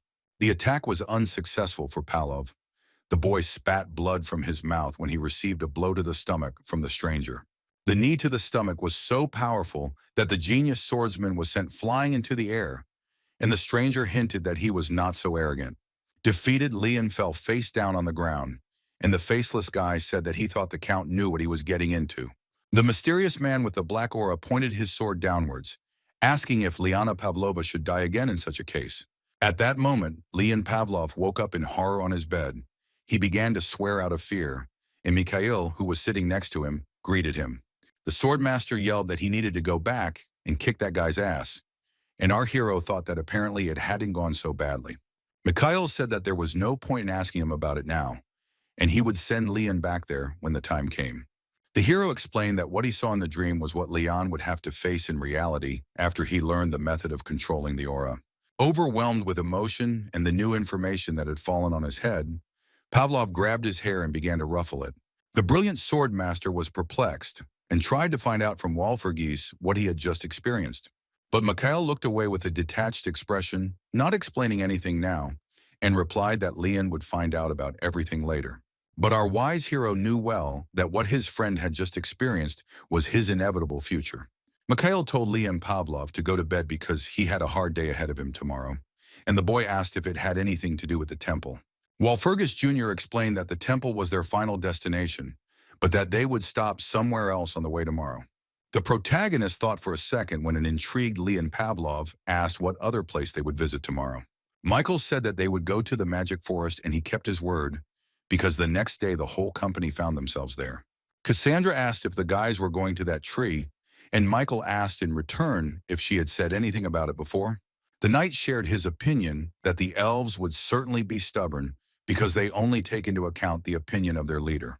The protagonist agreed, and then finally asked the knight his name, and the big guy in armor asked to call him Aaron. The butler agreed with the knight's words, telling his master that no one had ever believed in these prophecies. Knight Aaron looked at Morden through the bars of his metal helmet and told the older man that he was absolutely right. However, Aaron suggested that they might still be believed if the heroes provided all the necessary evidence. Butler Morden did not have as much hope as the knight, and he replied that the elves did not have the brains to understand this. The conversation between the knight Aaron and the butler Morden brought them closer together. The men approached each other and shook hands firmly. The unexpected formation of a new friendship was observed by the protagonist, who told the others that they seemed to have found common ground. Michael Walpurgis waved his hand, telling the butler and the knight to stop this, because the most important thing now was to find that tree. Leon Pavlov, who was awaiting further instructions from his teacher, asked Mikhail what they would do now. Our young protagonist pointed his finger at himself and told his friend that his question was quite stupid. A mischievous smile appeared on Walpurgis' face as he looked at Leon and said that they would break off the tree they had found into branches. The others were clearly not thrilled with the guy's idea because they looked at him suspiciously from the side. Michael Walpurgis, Cassandra, Leon, Aaron, and Morden continued to walk in nature, and someone asked how they would get to the magical forest. The young magician walking in front of everyone stopped and replied that it was an easy task, and now he would demonstrate everything. While walking, the heroes came across a strange place. The green and blooming forest turned into a clearing with bare trees, fog, and boulders. Michael Valfurgus bent down, touched the piece of wood, and noted that even here there were roots of the holy tree. The young mage removed his hand from the stones and began to rise to his feet when Leon Pavlov asked what they would do next. The tree that our heroes were looking for was so huge that it spread its roots across the entire globe. The main character explained to his friends that absolutely every root leads to the heart of the tree, and this way they will be able to find it. Seer Cassandra said that the fact that the tree had exposed its roots indicated that it was not in the best condition. Mikhail reassured the girl that everything was fine when she said that the tree was a higher being and that it would not be possible to use any tricks on it. After analyzing the tree's roots, Michael Valfurgis stood up and folded his hands together to begin working on finding the tree's heart. The young mage looked at the roots, folding his palms into a triangle, and assured Lady Cassandra that he had already taken care of everything. In order to cast the necessary spell, the younger Valfurgis closed his eyes, and after that, he said only one word: block. Before the regression, the main character had already seen the tree he was looking for now many times, but 20 years later, it looked completely different. Then Michael Valfurgus looked seriously at the king of Jihad and told him to concentrate on something as they stood near that tree. He turned to the long-haired elf, who stood with his back to him, and declared that from now on he would have to become the leader of all the elves. The young elf was clearly not happy with this news, so he turned around and looked at our hero with eyes full of tears.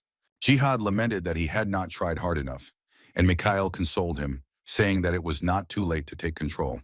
All this happened shortly before the protagonist's regression. He stood right next to the holy tree and looked at it with sad eyes.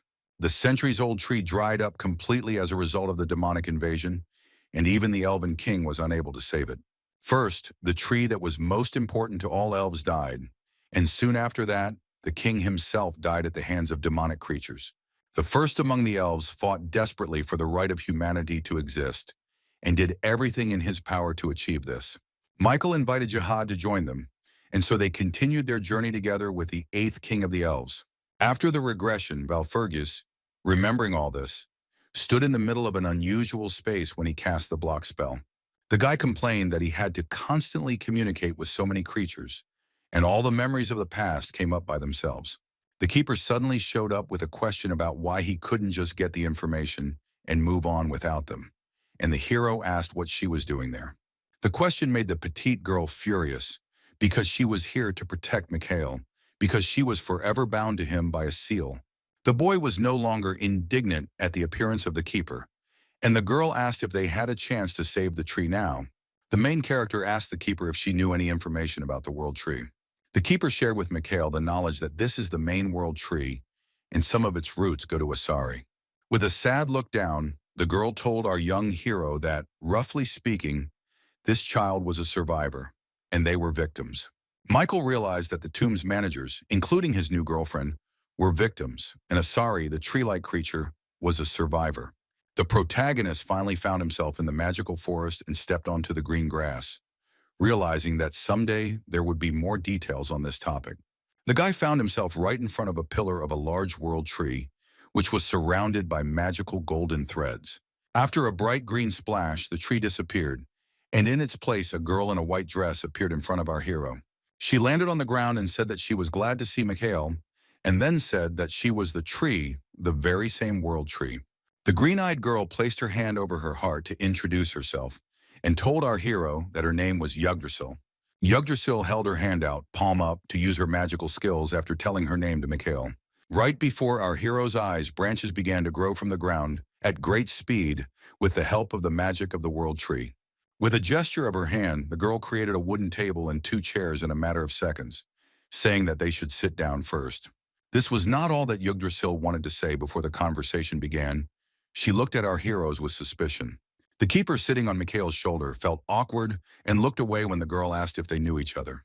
The petite girl was very familiar with Yggdrasil. A smile appeared on her face, and she told her sister that they had not seen each other for a long time. The guardian, with her head down, clearly felt out of place, and complained that Yggdrasil was behaving as usual. Yggdrasil sat down on a chair and said that there was nothing surprising about this, because if she were different, she would not have been able to take on the role of the World Tree. Mikhail also sat down on a chair, and the girl shared that she could not believe that in this era there were people who knew about the funeral message. The World Tree was also surprised by the fact that our hero also had a little sister in his bosom, and the keeper told Yugi that she was also surprised by this. Yggdrasil couldn't believe her ears when her sister told her that Michael Valfurgis even had the lost records of Thoth. The girl suggested that if Mikhail had Thoth's records, then he must be perfectly aware of the situation he was in. Our hero replied that he knew this, but then corrected himself and added that he was only guessing about it. The smile immediately disappeared from Yggdrasil's face when the protagonist asked if his situation was related to the Demon King. With a thoughtful look on her face, the girl concluded that Mikhail Valfurgis really did have Thoth's recordings. Yggdrasil held out her hand, saying that Thoth had left a lot of trouble behind him, and her fingers began to turn to dust. Dark smoke formed around the girl, and her fingers seemed to turn to stone and were covered with numerous cracks. The World Tree in the form of a girl looked sadly at her hand, which was becoming more and more destroyed with each passing moment. The keeper was shocked by what was happening. She looked at her sister with wide eyes, not understanding what she was doing. It was also clear from the protagonist's face that he was very wary when Yggdrasil began to pull off some kind of trick. The girl's fingers continued to disintegrate into small stone fragments, and the powerful blood of the demon began to evaporate from them. The protagonist at that moment realized why, after 20 years, the World Tree had completely dried up, and the reason for this was the demon's blood in it. Michael asked if the girl had tried to deal with it alone, and she said that the demon's blood acted like a slow poison and would kill her 100%. The keeper was very worried about her sister. She looked at the girl with frightened eyes and said her name. When asked how much longer Yugi could hold out, she said that it would all happen within 4 days, and she wanted to meet the end of it all. The protagonist was understanding of Yggdrasil's words when she shared that she had very little time. Yugi was taken aback, and her mouth opened wide in shock when the young maid shared his conclusion that her essence had not yet been captured by the demon. The boy leaned his hand on the wooden table and told Yggdrasil that in that case they still had time and opportunity to fix everything. Before Michael's regression, Yugi made the decision to destroy the demon within herself at the cost of her life. But after her death, the Demon King burst into the world. Destroying the demonic entity inside the World Tree did nothing to avoid the war between humanity and the demons. In the end, Yggdrasil's brave deed and her death were completely in vain and did not help humanity in any way. But now everything is different. The protagonist was determined to turn the tide of events and ask the girl what needed to be done to avoid her death. Michael Valfurgis mentioned 4 days that Yggdrasil had left before the demonic creature would consume it completely. With full responsibility, our hero declared that during these 4 days he would try to find a way to heal the girl. The keeper had already seen Mikhail's phenomenal abilities more than once, so she asked her sister to trust him. A petite girl flew up to Yggdrasil and said that this boy was very talented, but Yugi was skeptical of the idea. Yggdrasil took a moment to consider the protagonist's offer and the tomb keeper's words carefully. The World Tree, in the form of a beautiful young girl, sat at the table, clenching a half-destroyed fist, and was silent. The girl, whose long hair was fluttering slightly in the wind, covered her wounded arm and was finally ready to give an answer. But the protagonist did not let Yggdrasil make a final decision and held out his hand, palm up. Valfurgis stated that before he began working on trying to heal the girl, he wanted to collect his reward. The main character's words were completely unexpected for Yggdrasil and caused genuine surprise. She looked at the guy with her mouth wide open. The Guardian also could not believe her ears. Mikhail's words made her furious, and she became very angry at the magician. Out of anger, the tiny girl began to pull Mikhail's face, but he was adamant and said that he wanted to receive a second award after solving the problem. Yggdrasil had nowhere to go, and Valfurgis was her last hope, so she asked what he wanted as a reward. The main character showed the girl his index finger and said that he would not demand anything special, realizing that this thing was needed not only by him. While the keeper continued to pat the guy's face with anger, Mikhail knew that he was demanding this thing only to save the World Tree. The Walfurgis heir pointed his finger up and looked at the sky, asking her to give him the best she had. Yggdrasil waited with bated breath for the moment when the boy would finally say what thing he wanted from her in return. The protagonist stated that before starting the mission, he wants to receive the old branches of the World Tree from Yugi. The demonic creature had swallowed the world tree, causing all of its green leaves to disappear and making it appear completely lifeless. The eighth elven king, Jihad, spent a long time in prayer, asking the Great Mother for guidance. The elf knelt in a prayerful pose before the withered tree, asking it what it could do to save it. Jihad's face and heart were filled with sadness and longing for the withered tree. He raised his head to look at the Great Mother. But the world tree was completely dead at that moment. It did not respond to the Elven King in any way and left him without any clues. The guy said it was no wonder she wasn't responding, and maybe she was trying to give people protection that way. Jihad's eyes widened in surprise, and he flinched when he suddenly heard the voice of the Great Mother speaking to her child. He raised his head and called her mother, and the tree replied that he was surprised that everyone called him by different names. The withered tree glowed with a bright green light, and the Great Mother told Jihad that the darkness was trying to consume her, but there was still some time. The tree appeared as a bright flash in the elf's hands, and he asked the Great Mother in a panic what he could do for her.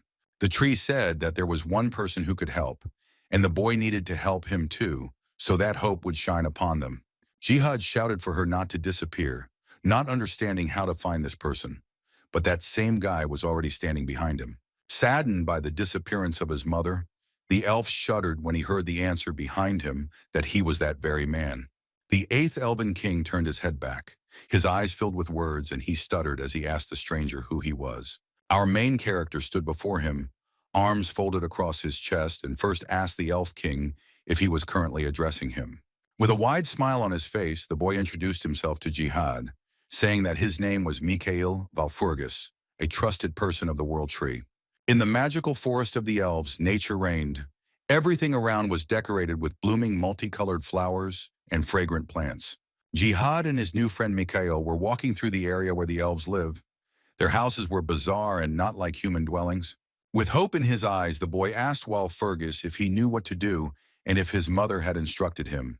Holding his hands behind his head, the hero yawned and indifferently replied that he seemed to know, and if not, then let the elf guide him on the right path. Before Jihad, Mikhail played the role of a carefree and irresponsible guy, but he himself understood perfectly well what he was doing. Michael knew that even if the entire magical forest of the elves was destroyed, the heroes would still have a chance to fix everything. Valfurgis' expression changed, and he thought that the priority task now was to save the current fairy king. The king was too weak and spent most of his time in bed, but it was enough for Michael that he was still alive. Sooner or later, the king will die in the war that the demons will soon unleash, but Valfurgis steadfastly decided that he will not let him die. The young magician had to return to his conversation with Jihad when he timidly asked if Mikhail was alone here. Our hero answered the worried elf that he was not alone here, but the guy had nothing to worry about because Mikhail knew everything. Valfurgis smiled when Jihad said he couldn't afford to doubt his mother's messenger, but the forest was not so easy to enter. Mikhail explained that there were still people left outside, but this whole story was a little different from common sense. The words of Valfurgis Jr. impressed the young elf so much that he froze and looked at our hero with his mouth wide open. The private dialogue between the elf and the magician ended when someone's quick steps were heard nearby. Jihad stuttered as he asked what had happened, when a man ran up to him with a spear in his hand and called out to the prince. The guard reported some intruder, which only provoked and made our hero smile because he was expecting him to appear. Prince Jihad was shocked when the guards started shouting about some flying people who attacked their settlement. 4 guardians of destruction flew over the forest village on Pegasi. Local archers shot at them, and the hero and Jihad watched everything from the side. For some reason, the situation did not cause any concern in Mikhail Valfurgis, but on the contrary made him smile sincerely. The protagonist was surrounded by guards in the middle of the forest, and he stated that he felt like he lacked allies in this situation. The ashamed butler Morden, Leon Pavlov, Lady Cassandra, and the knight Aaron sat to the side, their heads down. It turned out that they were the supposed guardians of destruction, and the main character told his friends that they shouldn't have created such chaos in the forest. The butler Morden began to loudly justify himself on his knees before the master, that he had left without saying a word, and he should not have left them. Mikhail looked away and thought, putting his finger to his mouth, whether Morden's accusations against him were fair now. The fact that Valfurgis did not want to admit his guilt infuriated the butler, and he declared that the rotten fruit was the gardener's fault. Our hero agreed that it was his mistake, but he meant Morden, and gave the command to arrest him, after which the elf gave the order to the guards to do this. The butler was seized and began to shout that he was wrong, and Lady Cassandra laughed, remembering the funny horse ride. The brilliant swordmaster Leon Pavlov remained serious as he turned to the team and asked what their next plan was. The main character admitted that he already had the old branches of the World Tree, but he had to pay a price for it. Knight Aaron, Seer Cassandra, and Leon Pavlov froze when Mikhail told them that they would now have to help the boy. Jihad took all the boys to a house with a long staircase leading to the entrance, and said that his father, the king of the fairies, lived there. The protagonist looked at the fairy palace, a tall and unusual-looking building that towered over the trees. Since ancient times, fairies and elves coexisted in peace. They lived in harmony with each other and never fought. The fairy king belonged to a different race, but he also led the fairies because he was the recognized leader of both communities. The main character looked at a wooden house of an unusual shape, which was not only the king's home, but also the habitat of all the fairies.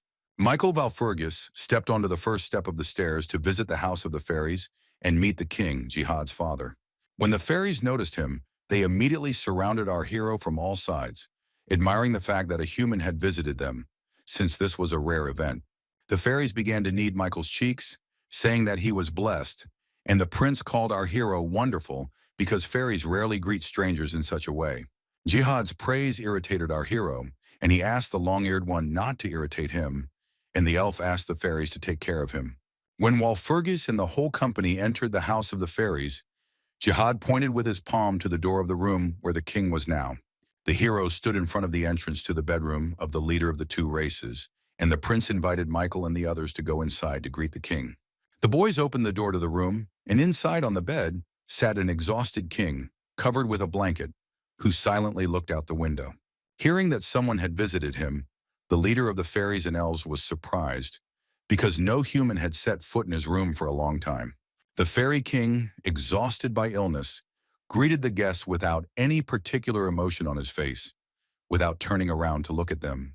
The protagonist and his accompanying Prince Jihad entered the king's chambers and looked at the sick man with sadness on their faces.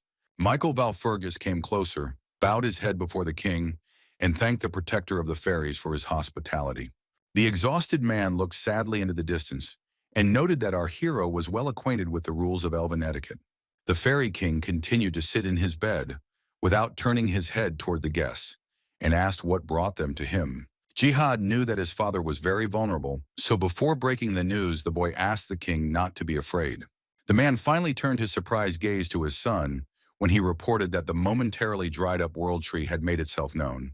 This joyful news so shocked the king, exhausted by illness, that he decided to get out of bed and stepped onto the floor. The shocked king sat down on the bed, looked at his son and the guests, and asked if what Jihad had just said was true. The king became angry and demanded proof from his son, otherwise these were empty words because we were talking about that very world tree. Prince Jihad was worried and hesitated, not knowing how to answer his father and confirm what he had just said with evidence.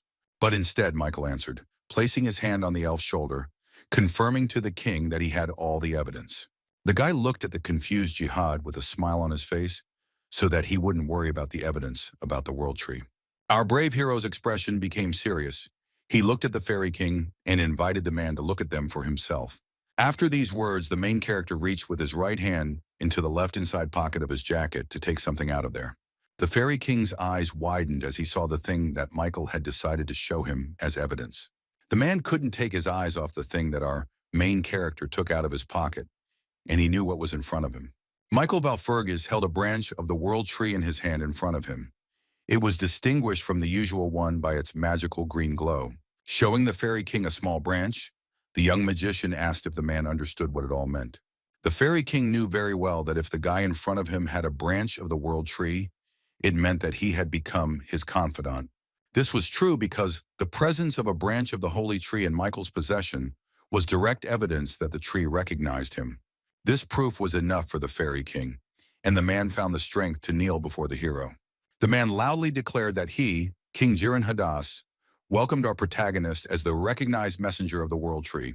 Michael silently listened to the king's plea for Walpurgis to save the kingdom of fairies and elves from destruction. Behind the young mage stood Prince Jihad, who was deeply impressed by his father's behavior and called out to him. Walpurgis told the king that there was only one solution to this problem, and the man was eager to know what it was. The guy explained that with the help of this branch, you can remove the miasma that is devouring the tree, and the branch will be needed to create some kind of thing. The protagonist pointed his finger upward and asked the king for permission to use their workshop to create this thing. Michael confirmed when the king asked if he was talking about his workshop and said that he was talking about the source of Urda. The fairy king was shocked because he did not expect that an outsider knew about the source of Urda in his personal workshop. Urda was a great elven blacksmith who in the past made weapons for kings. The man rose to his feet and said that there was no need to waste time in such a case, and he would immediately take our hero to the source. The protagonist stopped the king because the guy had one more question that he wanted to ask him. Michael asked about the remnants of the demon god who were now slowly destroying the world tree, and this information shocked the king. Walpurgis looked at the man opposite him with a serious expression and stated that the demon god was their main enemy. The king doubted because he did not feel any evil energy from the tree, but they explained to him that the spirit of the tree simply did not allow the energy to escape. The tree spirit does everything in its power to deal with the demon inside itself, even though it should have asked the king for help. However, the spirit of the world tree did not want to show anyone that she was weak, so she decided to fight the demonic energy alone. The fairy king's eyes widened at the information he heard from Michael, and he tried to digest everything he had just been told. The man turned to his mother, realizing how the world tree had suffered all this time, not wanting to appear weak. The main character said that in any case, the spirit did everything in her power, and the rest now depends on Mikhail and the others. But there was one problem, and it was that while the hero was tinkering in the workshop, the remnants of the demon god would continue to destroy the tree. What our main character had just said alarmed Leon Pavlov, and he looked at Mikhail with worried eyes. Prince Jihad also fell silent, trying to digest the information he had received and think about a solution to the problem. Lady Cassandra and the knight behind her looked at the protagonist carefully, waiting for Walpurgis to say more. Hearing that the remnants of the demon god were currently devouring the world tree from the inside gave the fairy king a terrible thought. The man had not yet managed to share it with Mikhail, but the boy understood everything without words and confirmed the king's version. The protagonist declared to the leader of the fairies and elves and everyone present that the fairy forest was in danger right now. The fairy king pulled himself together and straightened his hair when Michael warned him that he could not delay any longer. The man touched the golden crown on his head when our hero said that each of them must do something. Weakened by illness, the king returned to his duties and gave orders to his son to show Michael the way to the spring. After Jiren, Hadas informed everyone present that he intended to gather the forest warriors and knights for defense. The king confidently declared that he intended to protect the fairy forest at any cost, because no new trouble could be allowed. Meanwhile, Michael needed to talk about something with the seer. He approached Cassandra and called the girl. The hero admitted that it was convenient to have a prophet on hand when Cassandra guessed that Michael wanted to ask her and Sir Helen to help the elves. Afterwards, Walpurgis turned his head to where Pavlov stood and asked Leon to help them too, and the boy replied that the hero could rely on him. The heir of Marquis Walpurgis successfully divided the duties between his friends and again turned to everyone to declare something. He looked at the brave members of his team and suggested that they finally begin saving the world tree. The first thing Mikhail did was go to the Urda source. Prince Jihad brought him there, and soon the guys were already there. The heroes stood in front of a large stone structure, from which a volcano seemed to be erupting, only it was blue. The elf admitted that they did not know how Urda used the source to make magical tools, and he did not even have any guesses. Jihad asked the main character if he knew anything about this, and the guy knew everything about this source very well. Before the regression, Mikhail used the Urda source more than once. He made countless weapons with it in order to survive. The way the royal blacksmith Urda had used this magical source was truly ingenious, and perhaps the man would not want it to be known. But the protagonist intends to treat Urda's work with respect and use it wisely, so he took out his mana stone.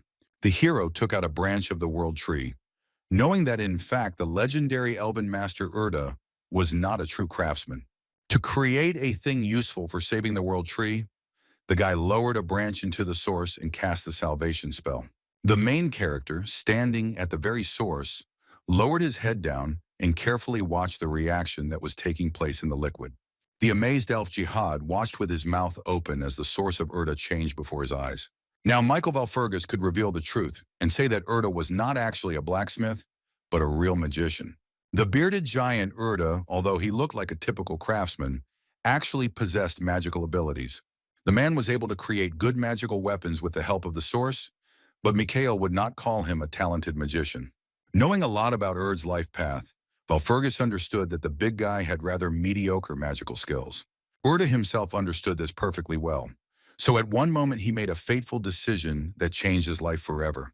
Having let go of his magic staff, Urda decided that since he could not become a talented magician, he would try to succeed in another field. The protagonist, while working on creating the weapon he needed, said that Urda eventually became a master of magical weapons. Before he first came to this place, Mikhail sincerely believed that the source was some kind of metaphor or something like that. The guy couldn't even imagine that in reality the source of Urd would actually turn out to be a literal source. But the water in this spring was not ordinary. It was as if it was completely filled with mana and resembled a magical liquid. Holding his hand in front of him, our hero continued to work on creating the weapon, this time casting the structural wave spell. At that moment, the branch of the world tree changed. Now it glowed not green, but blue, which meant that the spell worked. As the color of the branch's aura changed, a large splash of water appeared above the source, lifting the branch into the air. Like waves, magical water surrounded the branch of the world tree, and the future weapon hovered in the air in front of the protagonist. The branch of the world tree was a very rare material with its own characteristics, because it inherited the life force of the tree itself. Michael smirked, realizing that the branch of the world tree was almost impossible to use as a material, but the key word was almost. The talented magician knew the method very well, and to create the weapon it was necessary to select the right combination of magical elements. The excited elf Jihad listened attentively to Mikhail's explanations and asked what would happen if he selected a combination of elements. Working hard, the protagonist explained that if he collected the right amount of mana, he would be able to process the branch and use it. The prince asked how long it would take Michael, and the boy replied that not much, about 4 days. The information stunned the young elf because such a period of time seemed very long to him, because the forest was in danger now. The protagonist asked Jihad to trust him that it was very fast, because the processing of such a weapon usually takes a whole year. Prince Jihad was taken aback when Michael turned around and asked the boy if he was going to continue standing there, like a pillar doing nothing. Valfergus said that now that they had reached the source, it was time to carry out what the hero had planned. The boy explained that there was not only a source here, but also other gifts that Urda left behind, and the elf was surprised. Michael pointed his finger at the source, and with a smile on his face told the elf that the weapons of the former fairy kings should also be here. Jihad couldn't believe it when he was told that there was an opportunity to obtain the magical weapon once created for the fairy king. Valfergus said he didn't yet know where they might find the weapons, but for now he needed to focus on processing. Elf Jihad listened attentively to the messenger of the world tree and did not argue with him, but simply remained silent in response. The prince with long red hair nodded, making a serious expression on his face, and answered our hero that he understood everything. The protagonist focused on the task, realizing that he would have to process it continuously for 4 whole days. In order to concentrate as much as possible before starting to process the branch of the world tree, Mikhail closed his eyes. The young mage announced that he was beginning to process the magical weapon, and the branch of the world tree flew into the air even higher above the source. 3 whole days passed from that moment. The forest elves were talking among themselves. One of the guards was holding a paper in his hands. All the forces of the elven kingdom were focused on protecting the fairy forest from demons at any cost, if necessary. The soldiers were on alert, and Leon Pavlov watched all this from the side with interest, chuckling thoughtfully. The boy told Cassandra in the night that apparently nothing terrible had happened in 3 days, and the forest was in perfect order. Cassandra couldn't agree with the swordmaster 100%, and he became scared, asking if the girl had any visions. With sadness on her face, the seer stated that many details of the future of humanity were reliably hidden from her. The clairvoyant glanced at Count Pavlov and shared what she had been able to see about the future of the forest. Lady Cassandra walked closer to the withered world tree and declared that she saw nothing good about the future. But the seer tried to remain optimistic, smiled, and said that Michael would probably take care of it himself. Knight Aaron did not share the girl's opinion, advising Lady Cassandra not to place great hopes on anyone, including our hero. The clairvoyant told the knight that everything was fine, and in any case, the only thing they could do now was wait. The girl advised everyone to continue to believe that Mikhail would cope, but she did not notice that the ground beneath the heroes began to crumble before their eyes. The soil around the world tree was covered with giant cracks, which became deeper and wider with each passing moment. Leon Pavlov wanted to talk about the temple, and the three still did not suspect that behind their backs the land was turning into ruins. But the brilliant swordmaster still noticed that something was wrong and asked Cassandra what was going on. In a panic, Knight Aaron and Lady Cassandra began to run wherever their eyes looked, so as not to fall into the huge cracks that had formed in the ground. Just a minute ago, roses were blooming in the fairy tale forest, but now they have withered and faded, just as the sky above them has turned gray. The world tree shook and thundered, and a circular moat began to form around it, which protected the heroes from the tree. Aaron, Leon, and Cassandra managed to run to a safe distance and watched what was happening with shock on their faces. The guy whose face was always covered by a knight's helmet said that what they had been so afraid of all these days had happened. Three giant demonic red eyes of a large black reptile looked at Cassandra, Leon, and Aaron. Wrapped around the pillar of the world tree was a huge black snake with three eyes and a dark aura, sticking out its tongue and looking at the heroes. Then the terrible demonic beast opened its mouth and showed the heroes its sharp and long fangs. Lady Cassandra was afraid for her friends and understood that the forces were unequal, so she ordered the two to leave. Leon Pavlov disobeyed the girl, asking how they could leave Cassandra here alone with this monster. The seer screamed that it was too dangerous and that the three of them could not defeat this demonic monster. The enormous black snake was clearly aggressively disposed towards the boys and hissed at them, opening its huge mouth. Although Pavlov Jr. was a brilliant swordmaster of the next generation, fear settled within him in the face of this snake. Experiencing strong negative emotions, the Count began to lose his mind, not understanding what to do next in this situation. The fear that grips a person has a strong effect on him, which was confirmed by Leon's behavior at that moment. As the three demonic reptile eyes looked straight at Pavlov, he thought that he would never be able to defeat such a beast.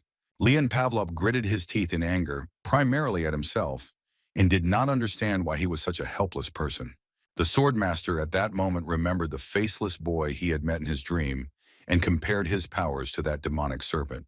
Looking at the giant black snake in front of him, Leon Pavlov began to curse Mikhail, because it was because of him that he was here.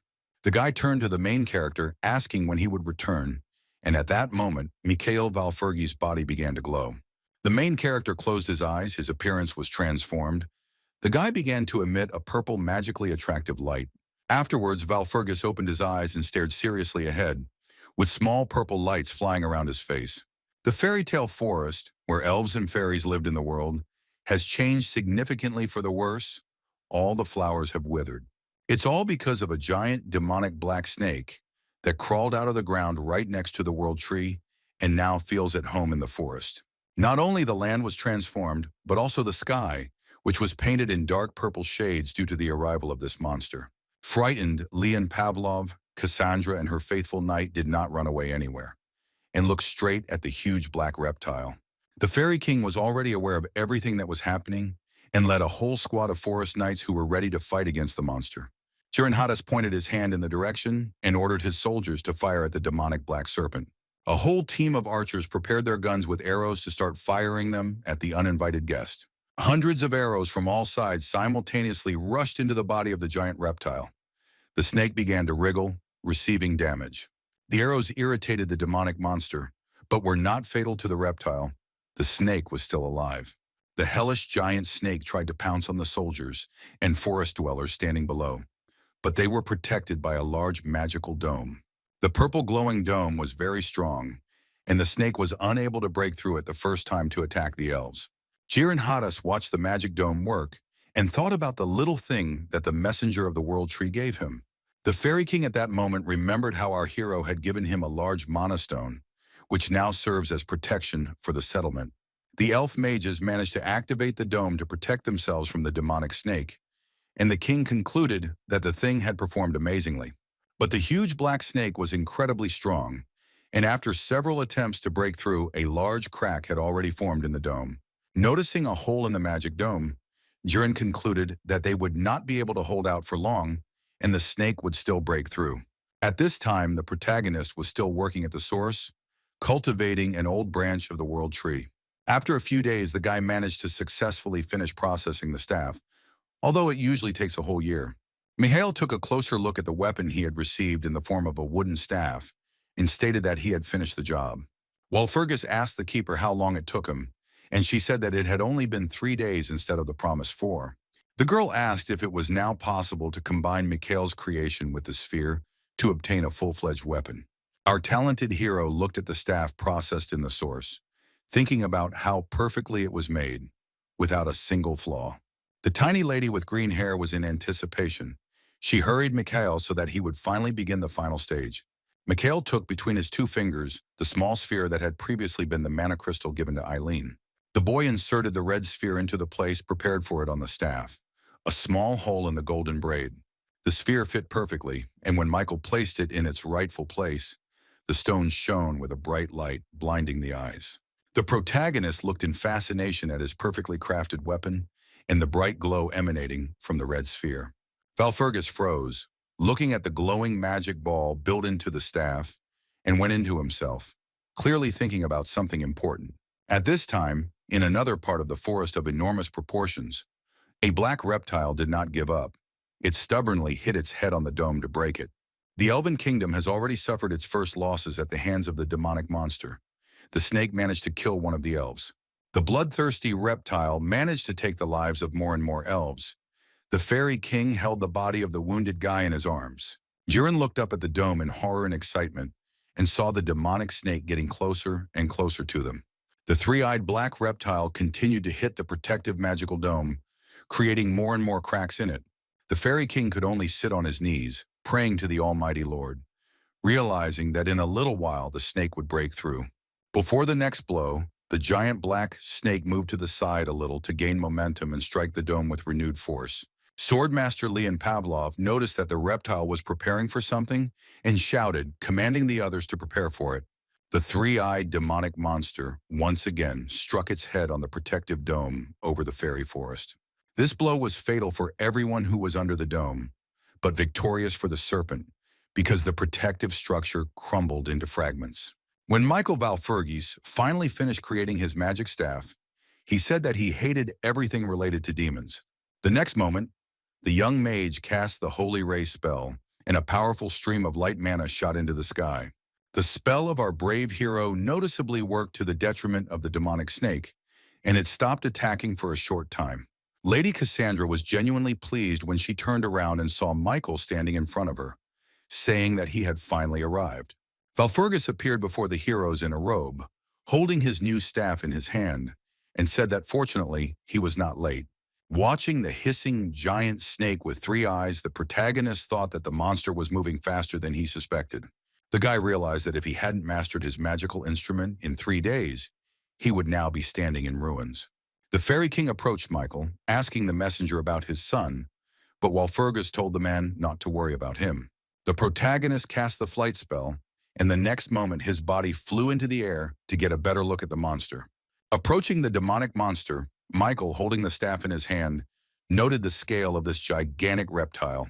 Valfergus knew that if the situation was routine, then attacking with the magic of the 5th circle, namely the Holy Ray spell, would not be enough. But now the circumstances are completely different, because with the help of the source, the guy managed to create a staff that increases his strength. The weapon in Mikhail's hands was very valuable because it could change everything thanks to the rarest material in the world. But the main character only knew that there was one catch that made the task of destroying the snake more difficult. Flying in front of the head of the huge snake, the magician realized that only a few years had passed since the remnants of the demon god were attached to the tree. This meant that the world tree had undergone strong negative changes after the process of adding these remnants. But the main character was forced to think by the fact that the remains were not simple, but belonged specifically to the Demon King. Looking at the demonic reptile, our hero thought that the tree would not have to suffer if the blow of the staff could destroy everything. The task was made more difficult by the fact that not only the main character was diligently preparing for today's battle, but also his opponent from the underworld. The guy continued to watch the actions of the huge black reptile, which now became even more angry and opened its mouth. The protagonist mentioned the devil when he noticed from the behavior of the demonic snake that it was preparing to do something against them. Mikhail Valfurgis was absolutely right, and the next second the reptile, opening its mouth to its maximum, headed towards the guy.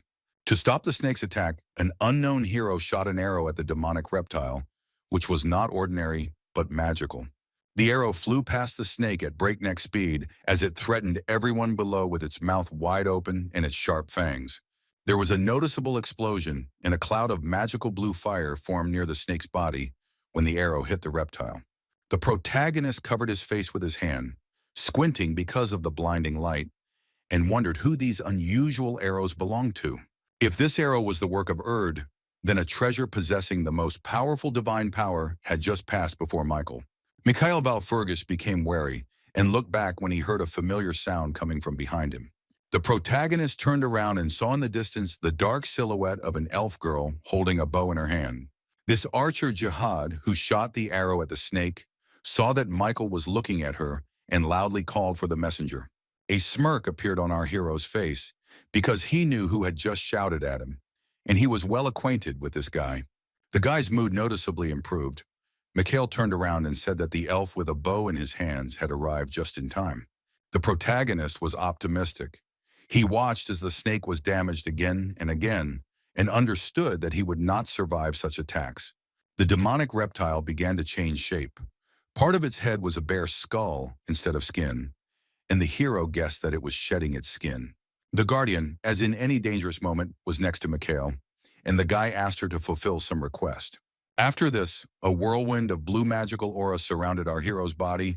He clenched his fists and prepared to attack the monster. The guy asked the creature to open its mouth, and turning into a blue beam of light, rushed straight into the mouth of the demonic snake. In an elated mood, the protagonist approached the monster's mouth and declared that he was going to enter inside, destroying the monster from the inside. While Fergus Jr. managed to successfully get inside the giant snake and began to fly, surrounded by the entrails of the bloodthirsty monster. The keeper accompanied the guy. She felt disgusted, and she clearly did not like flying inside the reptile. The girl asked the hero if they could see the very remains of the Demon King in front of them now, and said that they couldn't be named better. Inside the huge reptile were stored the remains that destroyed the World Tree. They looked like hundreds of black worms. The protagonist looked angrily at the demonic remains that were now writhing in front of him in the insides of the reptile. But these were not just remains, but living creatures that moved, and each had glowing eyes and mouth. The keeper came to the conclusion that these were real demons who had formed themselves from the remains of the king, and Michael called them some kind of weaklings.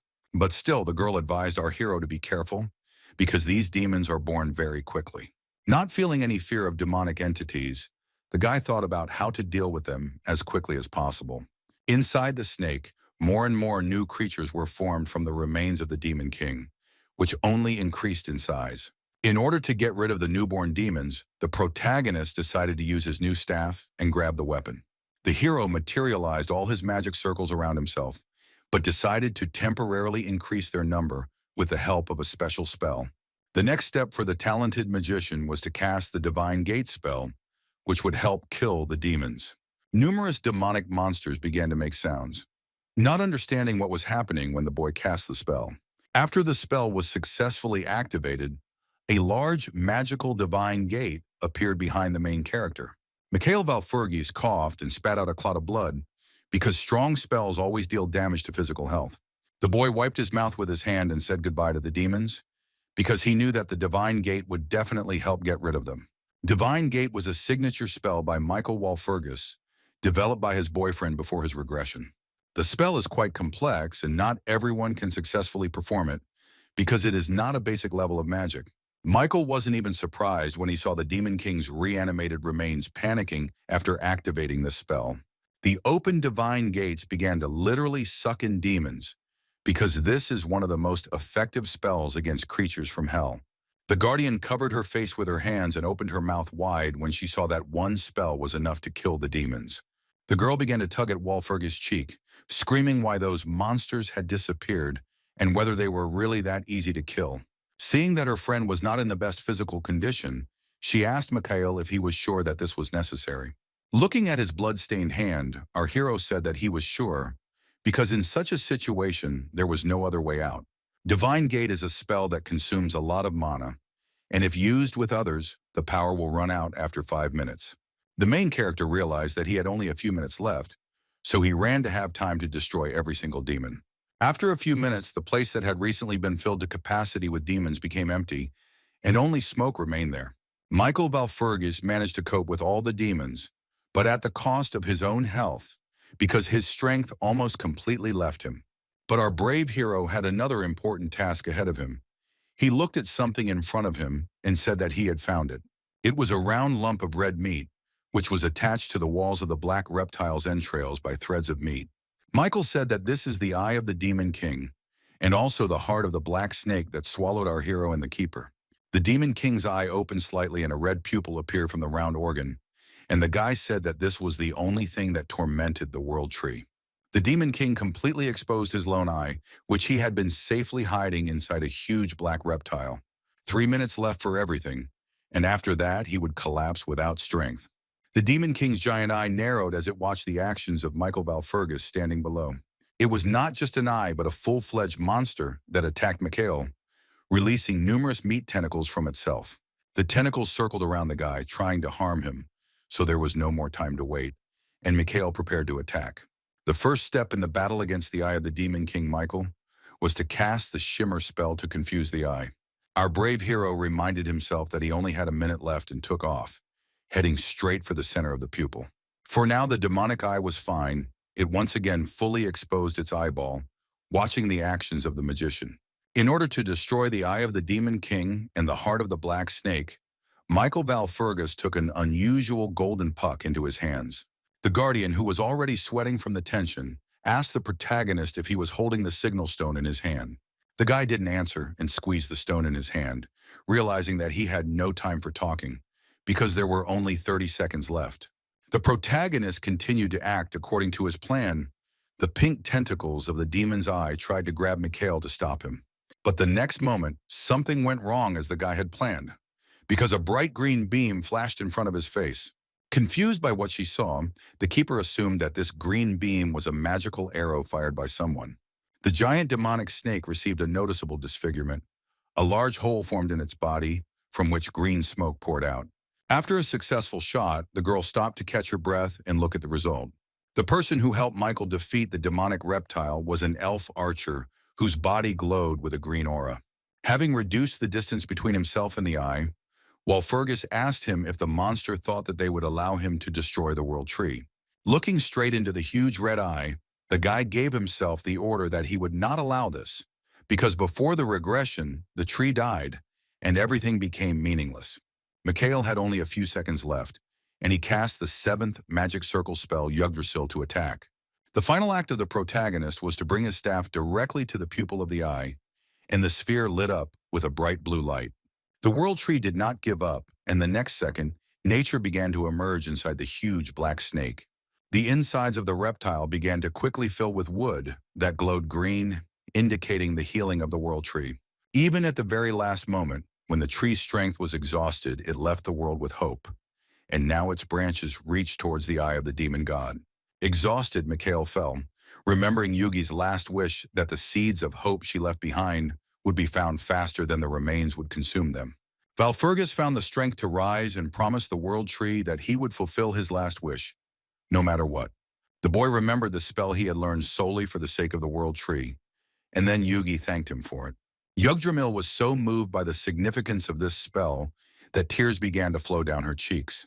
Michael decided to get rid of all the regrets of Jihad and create another reality by casting a spell, and the World Tree began to dissolve before his eyes. Prince Jihad watched from the sidelines and saw how, before his eyes, the old dried-up World Tree began to be destroyed. Unlike the elf, there were no tears in Valfurgis's eyes. He looked to the future with hope and decided to create a new reality.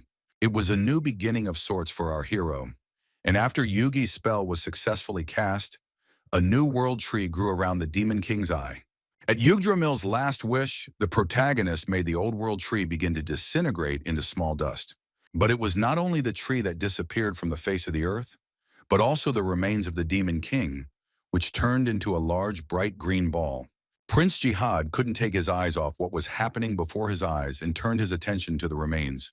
The spirit of the world tree, with a powerful stream of green mana, went to another tree, which was very far away, to settle in it.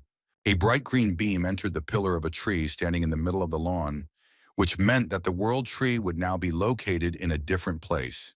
The green leaves began to glow with a bright golden light, indicating that the spirit of the world tree had successfully found a new home for itself.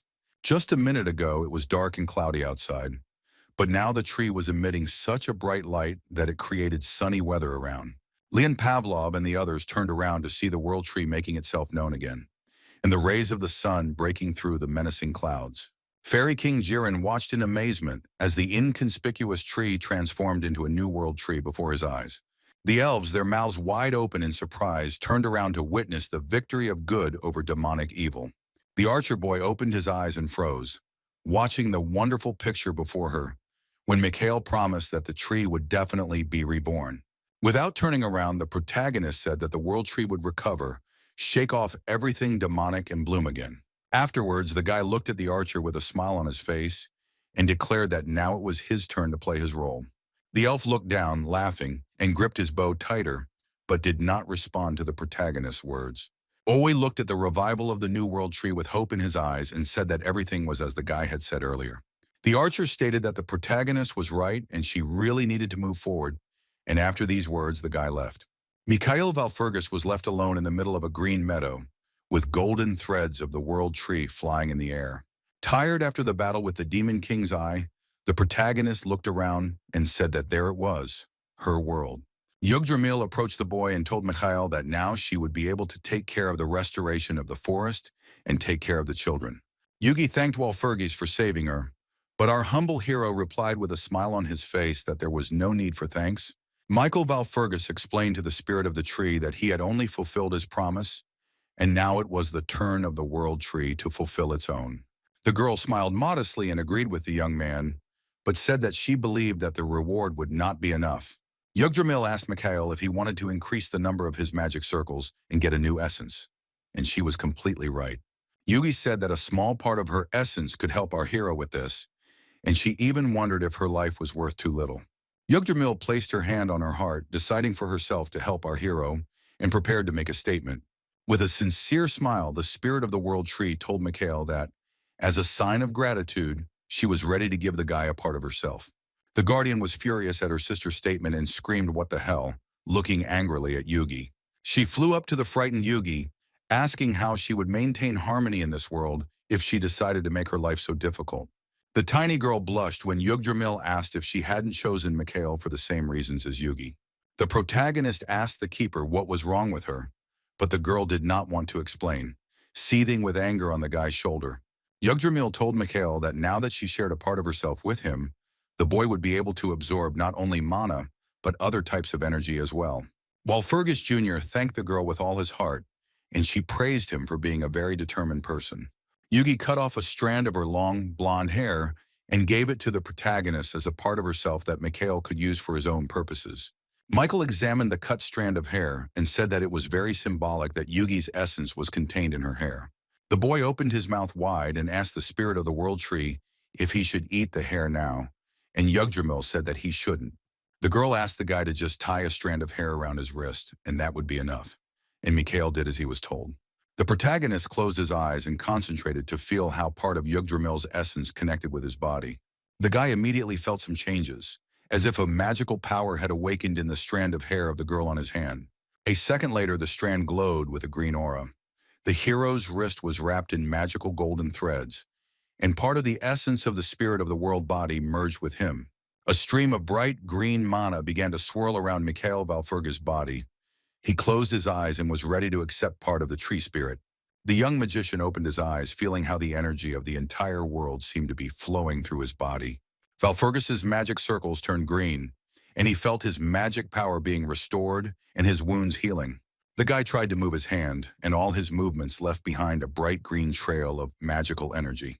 The glow around the young magician's body became brighter and brighter.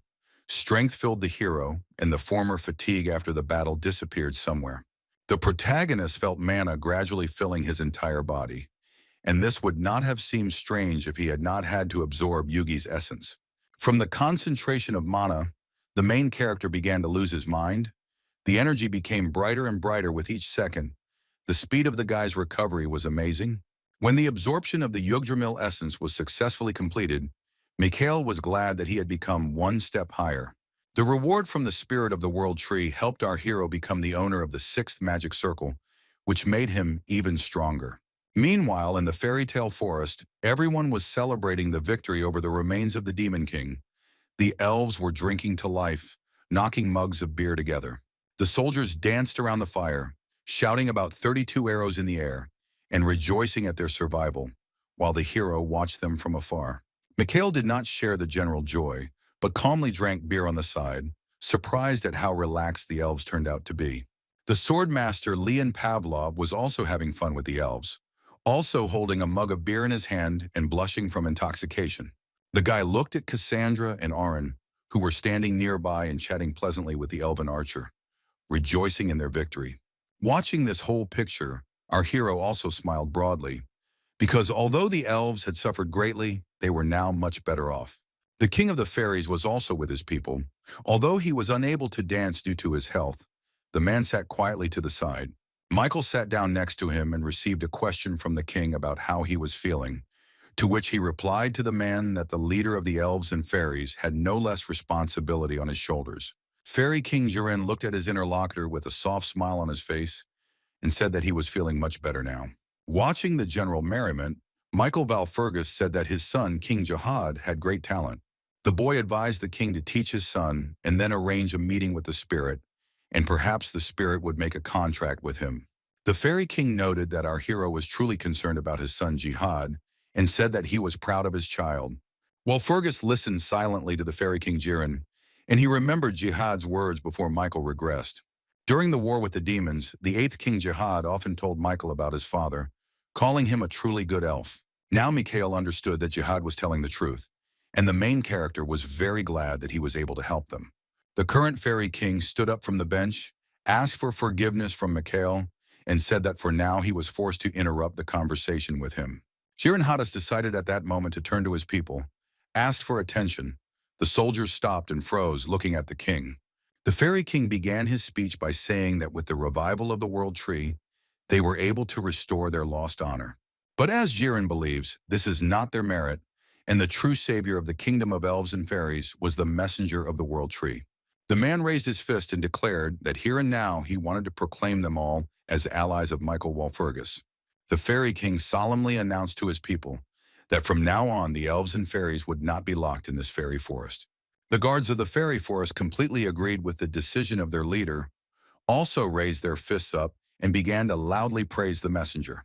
The elves crowded together to throw Michael Valfurgus into the air and catch him again, shouting eternal glory to the messenger.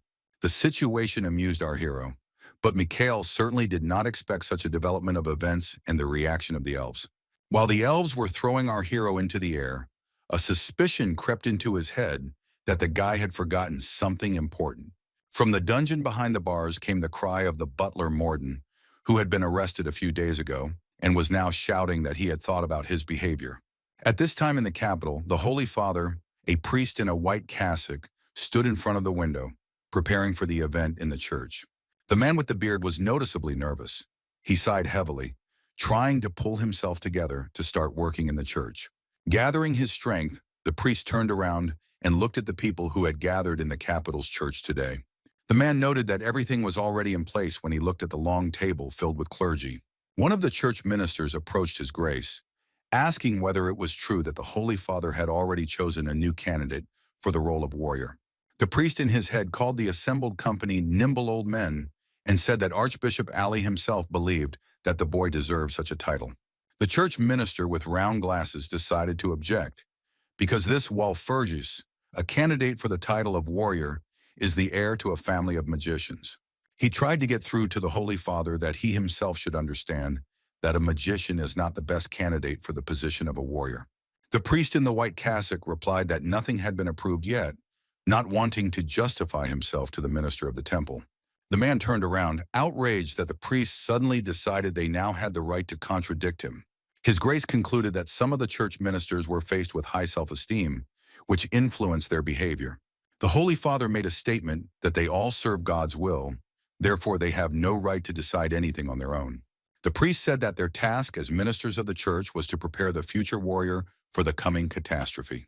One of the priests slammed his hands on the table, loudly declaring that this was precisely why the proposal for a new candidate should be rejected. The man with the long gray beard believes that they cannot ruin another person's life out of a desire to survive, and it is wrong to say such a thing. The priest's words puzzled the Holy Father, and he thought that his claim was inappropriate, considering that he too would like to survive. The older man who began to protest the selection of a new candidate for the position of warrior was Archbishop Killian. With irritation in his expression and voice, the Holy Father said that if this guy surpassed the previous candidate, he would take his place. The man in the white robe explained that for the previous candidate, becoming a warrior was not the only path, and there were other ways to serve the Lord. Archbishop Killian looked like he completely disagreed with the words of the leader of the church, but he just clicked his mouth. Killian decided to give the Holy Father a short answer, not wanting to continue the argument, saying that we'll see, implying that the truth will come out later. There was nothing more to discuss, and the man in the white robe declared that he considered the meeting to be over. After the meeting, the Holy Father spent time alone in the church, thinking about the results of today's meeting, and they disappointed him. The man remembered Michael Valfurgis, who had insisted on this so much and expressed hope that he could buy some time. The next day in the fairy tale forest, our heroes said goodbye to the prince, and he asked if it was time for them to go. The elf said with a sincere smile that even though their paths were now diverging, he would like to help them somehow. The protagonist told the elven prince that he thought that soon he would have such an opportunity and he would have a chance to repay. The boy froze when Mikhail advised him to train more with the bow to be ready to fight the Spirit King. But the son of the Fairy King did not ask unnecessary questions about the upcoming battle with the King of Spirits, but only smiled and promised to do everything possible. The fact that the guy was ready to fight the Spirit King in the future made Mikhail happy and brought a smile to our main character's face. Jihad was not ready to end the conversation. He wanted to ask our hero something else, and turned to the messenger of the World Tree. The future Fairy King asked Michael if he had decided to become a warrior, and the boy confidently replied that the elf had said everything correctly. The guy looked down, embarrassed to look the hero in the eyes, and said that he was sure that our hero could do it. The protagonist listened to Jihad's wise speech about how not all religions turn the world into a battlefield because of a false prophecy. The future king of the elves said that nevertheless, due to some religions, his race would forever remain hostages of the fairy forest. Mikhail knew that Jihad knew this better than anyone else, and he clicked his tongue when he remembered the man who had caused so many to suffer. In Valfurgis's memories, the image of Siegfried surfaced, and our hero knew very well how many lies the churchmen were spreading to the masses. Mikhail clearly remembered how, even before the regression, he ran away headlong to avoid doing the nonsense that the old men in cassocks ordered him to do. The protagonist's head was full of thoughts, but he asked Jihad to stop worrying about it because he knew what he was doing. With a smile on his face, Jihad wished the messenger and his companions a successful journey and blessed them on behalf of the World Tree. The protagonist wished the elf and his entire race all the best in return and declared that he believed in his people, and then turned around. But Mikhail couldn't just leave because he wanted to tell Jihad one more thing, so the guy stopped abruptly. Something was obviously bothering Walfurgis Jr., and before saying anything to the elf, the boy thought. The hero turned his head to Jihad and asked if he remembered what the magician had said earlier, and the elf clarified what exactly he meant. Our hero made a gesture with his index finger and told the future elf king that he shouldn't carry the whole burden alone. Michael Valfurgis warned Jihad that this usually did harm and hoped that this time the elf had learned something. The main character was very familiar with this elf because he knew him before the regression and understood that his problem was that he helped a lot of people. Jihad, the 8th king of the elves, was a brave man who did many noble deeds during the war with the demons. Michael knew that the main problem with this elf was that the guy was a prisoner of his own past, and he was never able to get out of it. Remembering Jihad as Walfurgis knew him before returning to the past, he called the elf a fair guy. But often the hero saw how the elf alone tried to cope with his problems, because the burden of the past was pressing on him. Before the eyes of the protagonist appeared a picture of how he saw Jihad before the regression, sitting on the ground alone, immersed in sadness. For Mikhail, this was an important elf, so Walpurgis steadfastly decided, now that he had survived the regression, to deal with this problem of jihad. A smile spread across the elf's face as our hero spoke wise words to him, and Jihad took this speech with understanding. Jihad replied to the boy that he believed that Mikhail knew that carrying a burden alone was harmful, even more than the elf. The elf promised that he would repeat these words of Walpurgis like a prayer, and our hero was glad that he was able to tell Jihad the most important thing. The main character said these words to the elf Jihad so that, from that moment on, he could direct his life in the right direction. For Michael, the prince was a partner who was just as dedicated to saving the world, and he wanted to lead him into a better future. Our brave heroes left the fairy tale forest and headed back to the capital. Mikhail was accompanied by the knight Aaron and the others. The knight asked our hero who he really was, because each time he became more and more interested. Michael said the obvious thing, that he was the son of the Walpurgis family, but the knight's answer did not satisfy him because he was not asking about this. The guardian was also there as always, sitting on the guy's shoulder, and told him that she always knew that our magician was special. The protagonist complained that people always amazed him and came to the conclusion that it was time to tell everyone everything. Knight Aaron stopped abruptly and turned his attention to Michael as he told everyone present to listen to him. The brilliant swordmaster Leon Pavlov also stopped walking and looked intently at our hero, expecting him to tell everyone now. The butler Morden was not left in prison and was released. The elderly man accompanied his master on the way back to the capital. Mikhail, with a smile on his face, began to talk about the reason why he can do what sometimes seems impossible to his comrades. The guy pointed to his ear and told the guys that he simply heard the voice of the Lord and was guided by all his instructions. When those present heard Mikhail's explanation, everyone froze, staring at our hero, and considered it nonsense. The protagonist recalled the moment when he first met Siegfried, whom he calls an idiot, and he extended his hand to the guy. Before the regression, Walpurgis first saw the warrior Siegfried in the temple. Then the boy greeted him and asked if he was Michael. The hero remembered how Siegfried looked when they first met. The warrior had hair that shone like golden rays.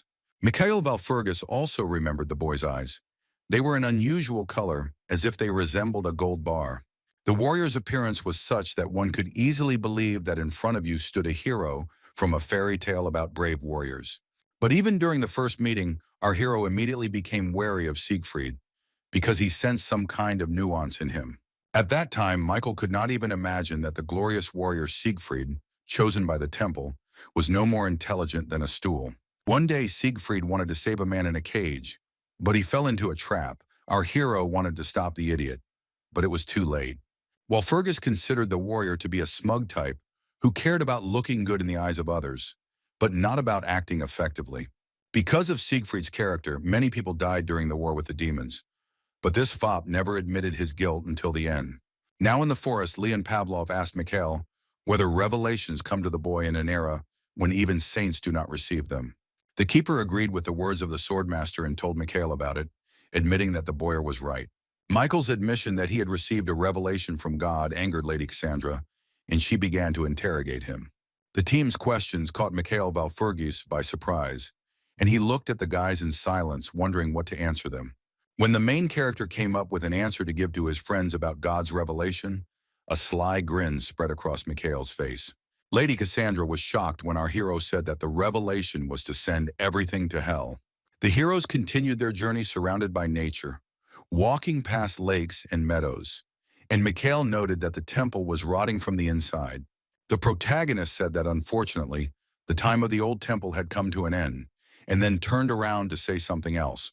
Michael Walpurgis raised his hand high up and said in the name of the Lord, holding inside his anger at the temple for choosing the wrong warrior. The guy showed his middle finger to the sky, sending the old temple to hell. A cheeky smile flashed on the main character's face. The seer Cassandra herself was an integral part of the old temple, so Michael's words shocked the girl. The clairvoyant's eyes widened in surprise when she saw how the main character actually felt about the church, but she said nothing. Our young hero turned to his dear companions and said that now they must find a way to break the system built by the old men from the temple. The sun was already setting behind the horizon. The main character and his faithful companions returned from the fairy tale forest to the capital of the Kingdom of Nut. The last rays of the sun glistened on the statues and stucco that decorated the building of the temple, hated by our hero. Leon Pavlov asked about the saint's spire that was in front of them, and Mikhail explained that it was a symbol of the kingdom, signifying that someone had arrived. Cassandra, Knight Aaron, Butler Morden, Mikhail and Leon approached the man who met them at the entrance to the capital of the Kingdom of Nut. The man who greeted the guests addressed our heroes, welcoming Mikhail Valfurgis and his friends to the city. The priest asked the boy to identify himself, to tell the purpose of his visit and where they had come from, and Mikhail handed him a paper package. The man unfolded the paper to find out the information he needed about the guests who had arrived in the capital. When the priest read the letter, his eyes widened and his mouth opened in surprise because its contents shocked him. Walfurgis explained that it was a letter of recommendation from Archbishop Ali, and the man shouted that he would study it carefully at once. When the paper scroll was completely opened, the sheet glowed with magical energy and began to float in the air. To put a seal on the letter, Mikhail was required to give a drop of blood, and the boy, without resistance, agreed to do it. The priest declared that everything was confirmed when a drop of our hero's blood fell on the red seal in the lower right corner of the scroll. The man wished our hero a good journey and God's blessing. But the guy ignored this, turned around and entered the city. When the main character and his friends passed the arch, Mikhail was declared a candidate for warriors, and the guy thought that this was true. The high-ranking officials in the Kingdom of Nut were very skeptical about the warrior's choice, but people are prone to change their minds. It didn't matter who was behind him or what his background was, because a warrior is a warrior. So the townspeople started to bombard Mikhail with questions. Leona Pavlova was amused by the situation, and he suggested that the main character attract the attention of all the people in the capital to himself. Valfurgis agreed, saying that it was worth showing the city's inhabitants in all their glory, and at that moment Leon Pavlov's expression changed. Walking along the streets of the capital, the main character had a sly smile on his face, and in his conversation he mentioned some kind of breeze.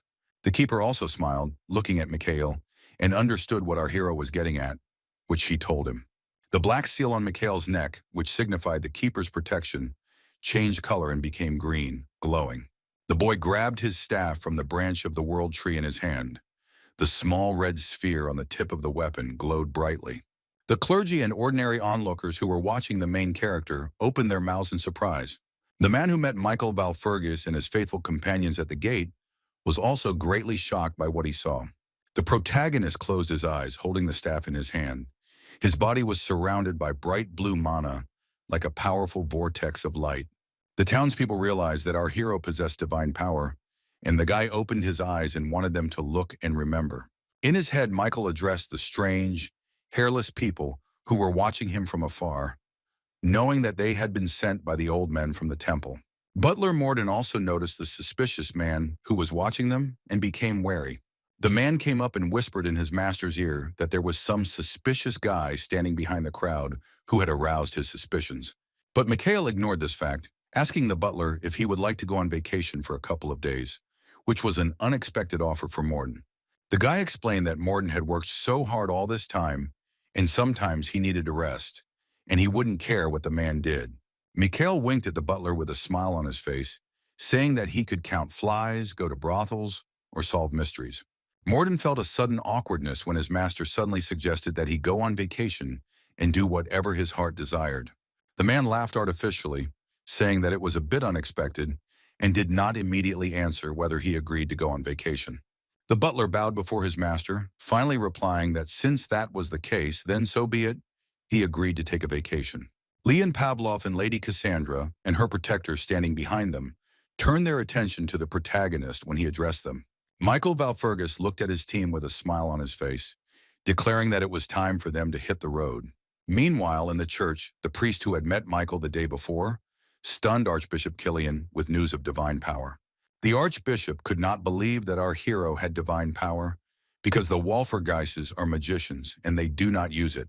As we know, mana and divine power cannot coexist in the body of one person, and the combination of these two powers is a fairy tale for children. Archbishop Killian knew this very well, and he understood that there was no logic in the fact that a mage had divine power. The girl who reported to the Archbishop said that was not all, and Killian asked what else she wanted to say. The old man froze when the girl stated that they had received confirmation that Cassandra was also with the younger Walfurgis.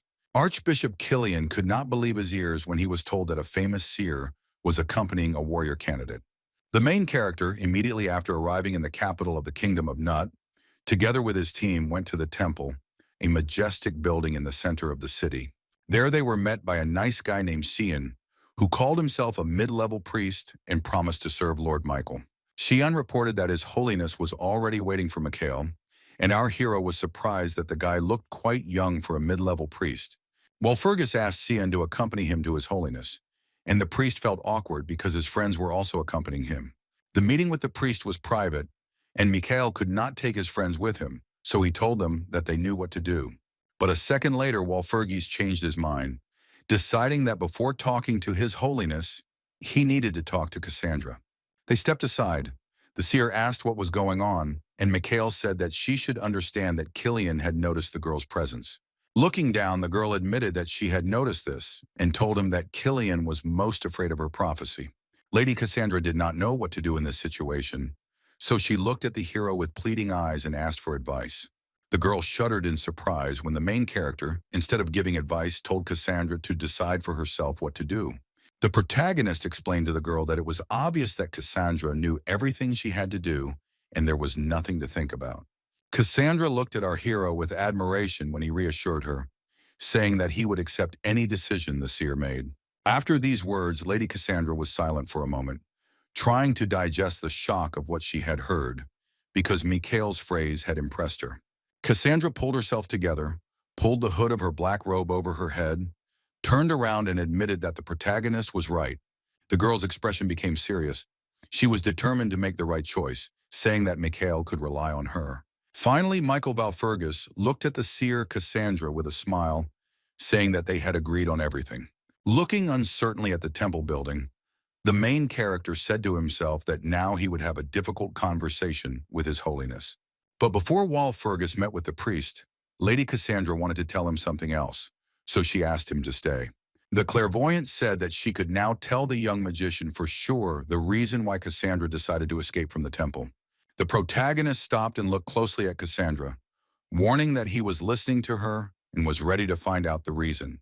Cassandra confessed to Michael why she had fled from the church, and after that our hero went into the temple, slamming the front door behind him. The guy left Leon Pavlov, the Knight Aaron, and the seer on the street. At first they stood and looked at the door behind which Mikhail disappeared. Knight Aaron asked Cassandra if she was sure this was a good idea, and the seer replied that she trusted Michael.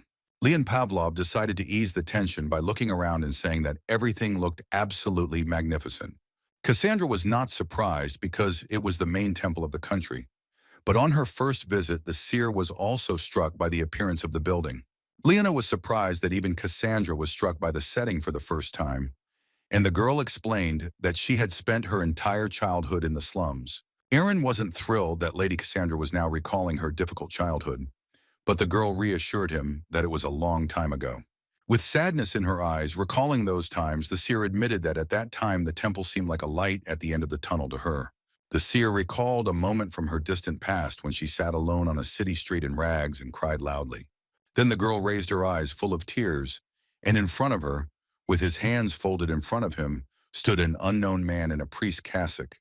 The priest came to the aid of the poor girl, bent over her, and wiped a tear from her cheek with his finger, astonishing her.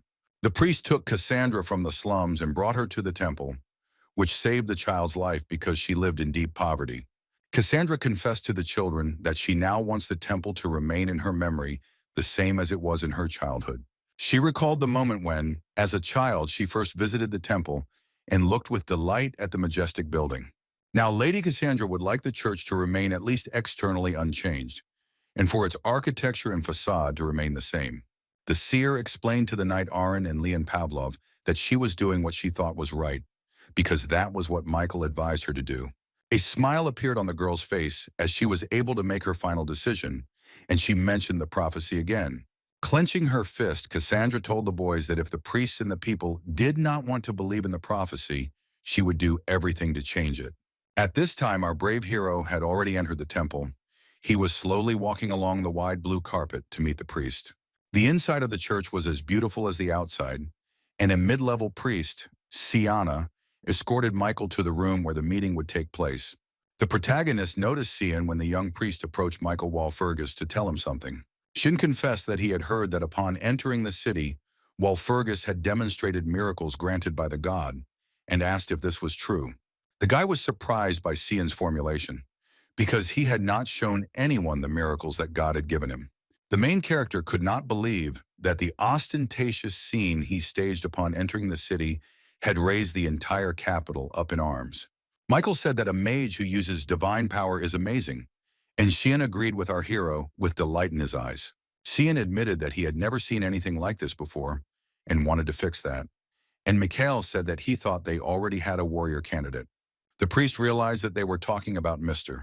Siegfried. He called him a good guy, but the saying strength is intelligence does not apply to him.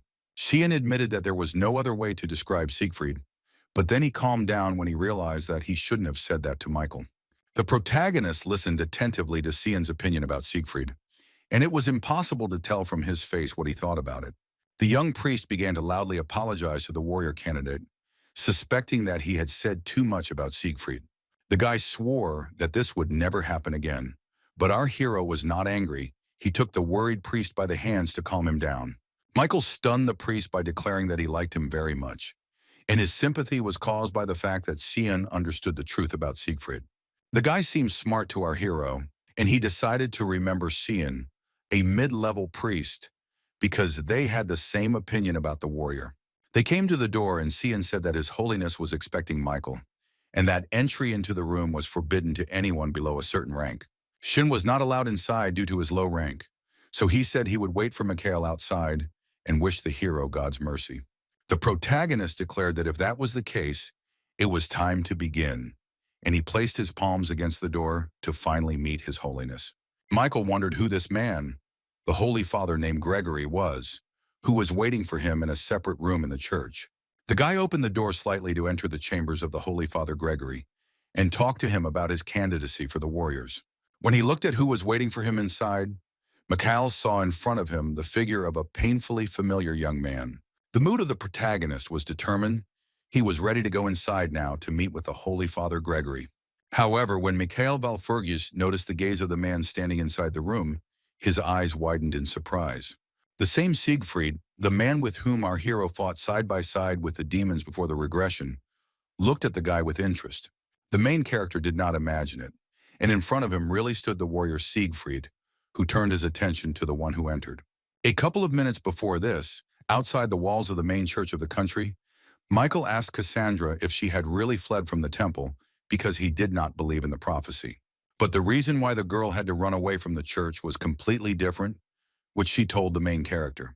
The girl confessed to Walpurgis Jr. that the true prophecy was slightly different from what she had told the priests. For our hero, this information was completely new. He became wary and asked what the difference was. The seer looked at Michael, ready to tell him how her real prophecy differed from the version told to the temple. She stated that according to her prophecy, while the demons were burning the entire world, terrible screams of people were heard and blood flowed like a river. But an unusual beast, a powerful lion with a golden mane, decided to fight against the demonic entity. The Beast King had a decoration around his neck, a large pendant hanging from a gold chain, which was called the inverted sun. Cassandra explained to Michael that the sun is a symbol of warriors, but there is another interpretation, namely that the warrior will be defeated. The protagonist thought about the seer's words and agreed with the interpretation, because the meaning suited the warriors chosen by the temple. If Cassandra's prophecy is true, then a lion with a golden ornament on its neck means imminent death for a warrior.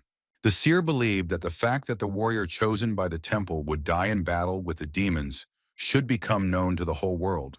The protagonist was interested in the part of Cassandra's story in which she mentioned the lion, and he wanted to clarify something.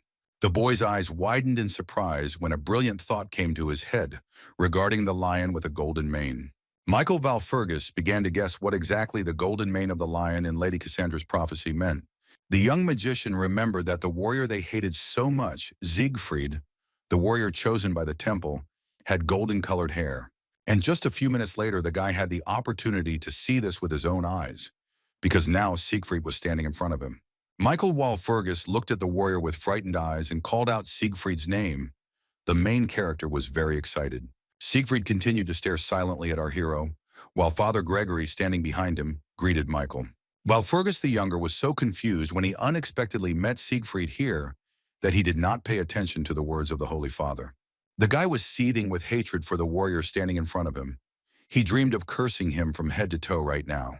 But it would be strange to attack Siegfried so abruptly with accusations, so Mikhail decided to be patient. The protagonist ordered himself to endure no matter what when Siegfried turned to Michael, asking if he was okay. Mikhail Valfurgus tried his best to control himself. He looked at the guy in front of him with eyes full of hatred. Feelings of hatred, anger, and contempt for Siegfried filled our hero. He clenched his fists in anger, but ordered himself to endure. The boy pulled himself together, bowed, and declared that he was the lowest in rank in this temple, and it was a great honor for him to see his holiness. Holy Father Gregory was impressed by the fact that our hero was well acquainted with the rules of etiquette accepted in their church, and praised him for this. Michael turned his contemptuous gaze to Siegfried and asked the priest to tell him what kind of warrior was standing before him now. The Holy Father explained that this was Sir Siegfried, who was a member of the Order of the Knights of the Golden Lion and a candidate for warrior. Gregory said that at the moment he and Mikhail are the only candidates, and one of them will receive the position of warrior. Sir Siegfried, a member of the Knights of the Golden Lion, decided to step forward to meet his rival. The warrior candidate Siegfried extended his hand, and with a smile on his face told Michael Valfurgus that he was glad to meet him. The main character froze, looking at the hand extended to him, because he did not want to shake it, but now he has to hide his feelings. Mikhail Valfurgus took control of his contemptuous feelings towards the guy opposite him and nevertheless shook his hand, reciprocating the feeling. But the protagonist's eyes revealed what he really thought about Siegfried, because they were filled with anger. The guy rolled his eyes irritably, mentally insulting Siegfried as a bastard. It was very difficult for Mikhail to restrain himself at that moment.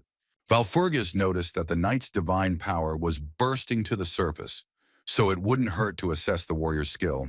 The protagonist let out an evil chuckle as an idea came to his mind, and he saw a divine aura around the warrior candidate. Michael was delighted because now he had a chance to take revenge and compete with the man he hated by exchanging magic. The boys were still shaking hands, and suddenly our hero cast the auto-circulation spell, after which green magical energy surrounded his body. The main character concluded that the magical power enters freely, but some difficulties are noticeable when exiting. Warrior candidate Sir Siegfried clenched his teeth and looked at his hand in horror as Michael cast a spell against him. The guy started complaining about pain in his arm. His divine aura disappeared somewhere, while our hero was still glowing green. The Guardian began to shake the main character, warning that this would kill Siegfried, but Mikhail did not pay any attention to her. The main character still managed to pull himself together and regain his sanity. He closed his eyes and decided not to test Siegfried anymore. As much as he didn't want to, Michael Valfurgus let go of the warrior's hand opposite him, because the keeper was right that he could be killed that way. A frightened Siegfried began to stretch his injured hand, which had suffered after Michael's magic spell. Holy Father Gregory, with delight in his eyes, declared that our hero possessed pure divine power, which was more powerful than his own. The boy confirmed the priest's assumption that Valfurgus had received a revelation from God, which gave him strength. The keeper dropped her hands, asking the main character if he ever felt ashamed of his brazen lies. Siegfried reached out his hand and shouted to the Holy Father that this was simply impossible when they began to talk about revelation. The warrior candidate ran to Gregory, trying to loudly convey to him that after the war, the deity refused to speak to people. The protagonist laughed when Siegfried shouted that even his holiness had not received a revelation from the Lord.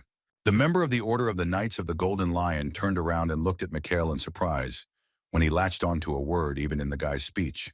The boy crossed his arms over his chest, ready to enter into an argument, and stated that the existence of a warrior was special in itself.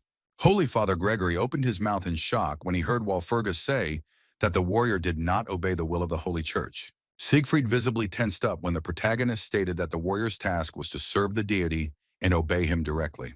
Our hero Mikhail Valfurgus loudly told those present that he noticed that his words had struck at their dignity. Siegfried felt visibly ashamed when the young mage said that this was no different from betraying the deity they served. The warrior candidate looked down at the floor in shame, feeling guilty for his previous behavior, and apologized to Mikhail.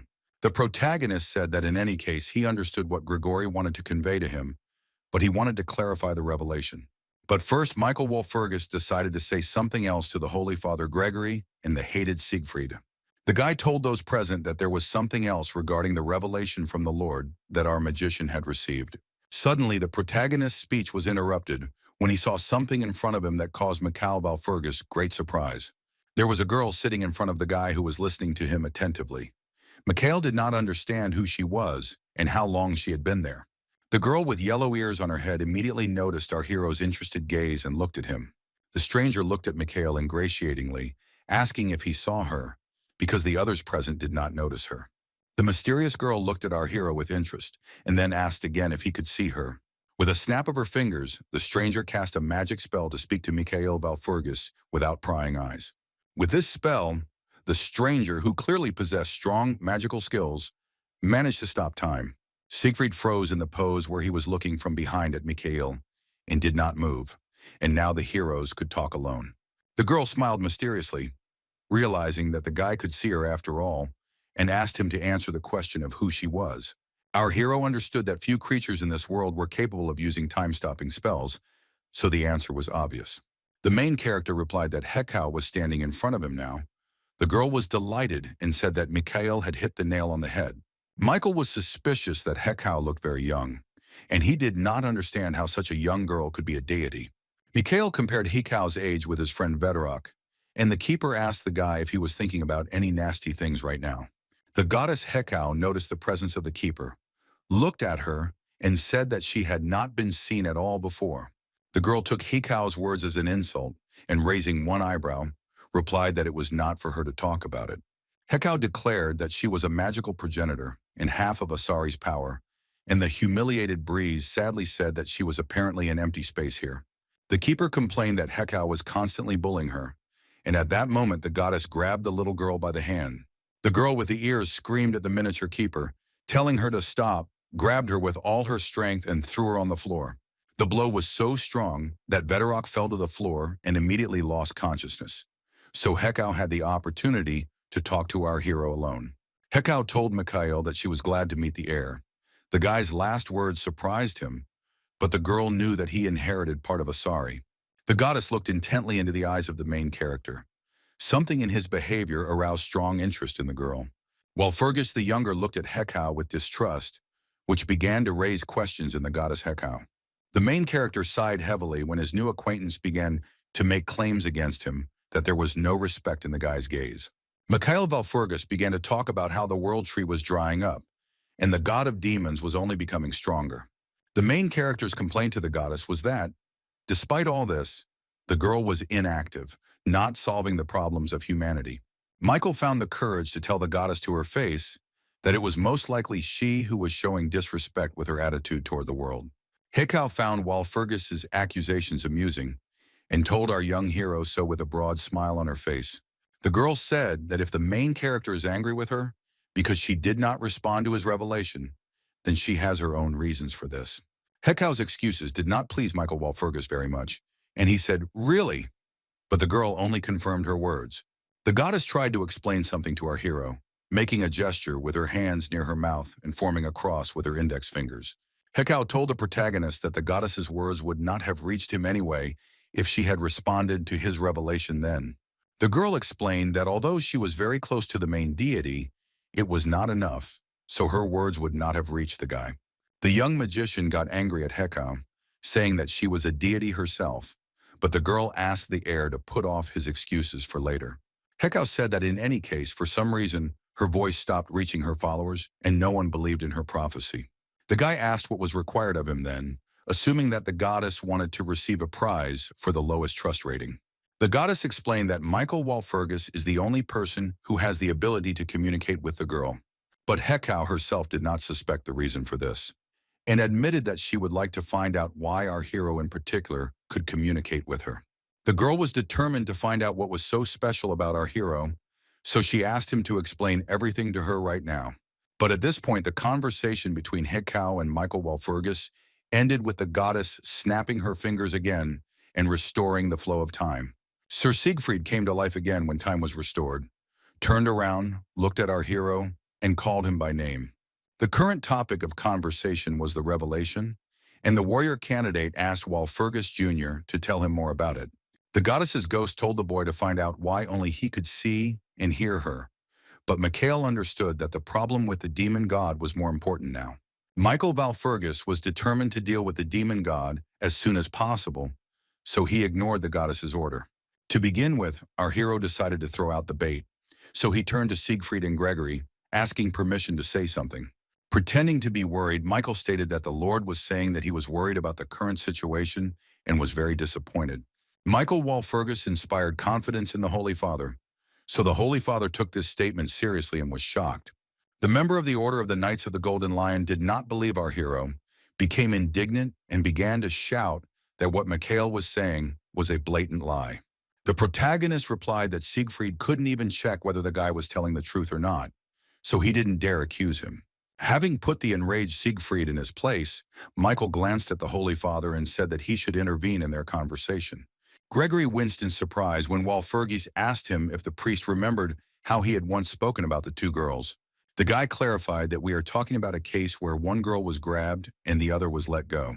From the reaction of the Holy Father, it became clear that His Holiness understood what kind of incident was being discussed, and the hero asked him not to misunderstand him. The protagonist admitted to himself that his speech sounded ambiguous, but the guy concluded that the Holy Father understood what Michael meant. Of course, the magician wasn't talking about Hekau's revelation, but he didn't care, because if he made them believe it, it would become true. The Holy Father Gregory was noticeably tired by the tense conversation, so he suggested that those present end the meeting here. At the end of the conversation, His Holiness looked at the two warrior candidates, and the man said that he had high hopes for the boys. The Holy Father asked Michael Walpurgis and Siegfried not to forget these words of his and to remember that hopes were placed on them. Grigory wanted to say something else to our hero, but he was clearly worried, so he addressed the guy in a stuttering voice. His Holiness did not find the courage to tell the young magician what he wanted, and changed his mind about disturbing Walpurgis. Noticing that the Holy Father was very worried, the main character decided to cheer him up, saying that everything was fine, which surprised Gregory. The main character radiated self-confidence. He smiled slightly and promised Holy Father Gregory that they would cope. As he left the temple hall, Michael Walpurgis realized that even if they did not have enough strength, he would do everything to achieve success. The long-awaited meeting with His Holiness Gregory ended successfully for Mikhail, and at sunset he left the central temple. Looking at the back of his hand, our hero said that he even had a mark, and now he can't screw up, because this is his only chance. The keeper resting on the boy's shoulder noticed that there were more marks, and even Hekau left hers. Veterok said that at this rate, there wouldn't be a single living place left of the main character, and soon his entire body would be covered in various marks. The adventures of the protagonist continued, and now he needed to go to the seer Cassandra and the others. Meanwhile, Leon Pavlov, Cassandra, and the knight had their own events. The young count became alarmed when he saw something in front of him. The swordmaster asked who it was when a tall and stately man in knightly armor appeared before them, and Aaron immediately drew his weapon. Knight Aaron looked at the man in front of him in full combat readiness, holding his sword, ready to defend himself in case of an attack. But the stranger did not look like he was preparing to attack. The man only looked at the knight with eyes full of sadness. A minute ago, the brilliant swordmaster was walking around the city, wondering why Mikhail was gone for so long, and froze when he saw something strange. The boy didn't understand who was standing in front of him when he saw the knight Aaron in a fighting pose pointing his sword at some stranger. The knight with luxurious black hair asked Aaron where the fortune teller was now, because he wanted to see her. Arena was even more alarmed by the stranger's intention to meet with Cassandra, and the man gripped the hilt of his sword tighter. The knight was ready to attack the unknown man, asking who he was to ask Lady Cassandra for a meeting. The stranger asked the boys why they had returned and whether they still agreed that the will of the temple was the truth, and Aaron answered no. The man, whose hair was covered by jet black hair, closed his eyes and thought about Knight Aaron's answer. The unknown knight possessed such strength that as soon as he stepped foot on the ground, he immediately turned the soil under his boot into ruins. The knight Aaron's reluctance to give up the fortune teller angered the stranger. He came closer and ran his finger along the blade of the sword. The big guy reduced the distance between him and Aaron to a minimum, looked at the knight intently, and said that Cassandra was part of the temple. The stranger suggested that this was precisely the reason why the legendary fortune teller Cassandra was undoubtedly somewhere here. Through the holes in the mask, the man saw Aaron's frightened look, sweat running down his face, and asked the knight not to worry. Holding the blade of Aaron's weapon with his finger, the stranger informed the knight that it would not be his fault, so there was no need to worry. Leon Pavlov, noticing that some man was pestering Aaron, ran up and put out his hand to increase the distance between them. The next generation's genius swordmaster glared at the stranger and ordered him to stop, protecting Aaron.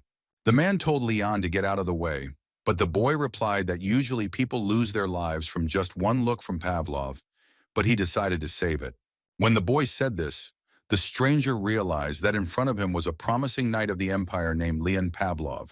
The aggressive knight said that nothing could be done now and took his sword out of its sheath to attack the young count. Pavlov was shocked when he saw in front of him a cold weapon that was very familiar to him and said everything about its owner. From the sword on the man opposite, the count recognized the commander of the Holy Knights of the Kabi Temple, and the man opposite again asked Leon to get out of the way. But the brilliant swordmaster decided to protect the knight Ares to the end, so he once again refused to leave the path. Kabe closed his eyes and told the guy across from him that in that case he had only one option left to take. Pavlov wasn't scared. The guy was just excited by what was happening, and he was interested in what Kabe would do now. The young count drew his sword and was ready to attack, because he really wanted to know how much stronger the commander of the Holy Knights of the Temple had become. Kabe took his sword out of its sheath and raised his hand up. The knight did not attack Leon yet, but only looked at him reproachfully. A moment later, a fight began between Pavlov and the Order's commander. Leon tried to strike, but the man blocked it. Lady Cassandra appeared and the fortune-teller screamed loudly, ordering Leon Pavlov and the knight to stop fighting at once.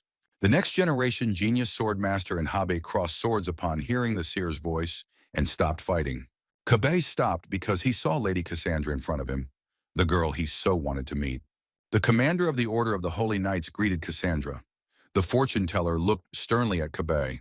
The clairvoyant recognized the knight as Kabe and said that even for the commander of the Order of Holy Knights, his behavior was too much.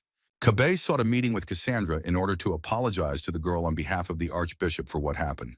The commander promised the fortune-teller that this time everything would be different, so he asked Cassandra to follow him.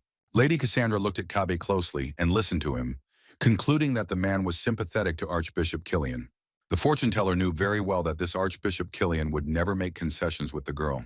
Cassandra realized that if she followed Kabe now and returned to the temple again, she would never be able to get out of there again.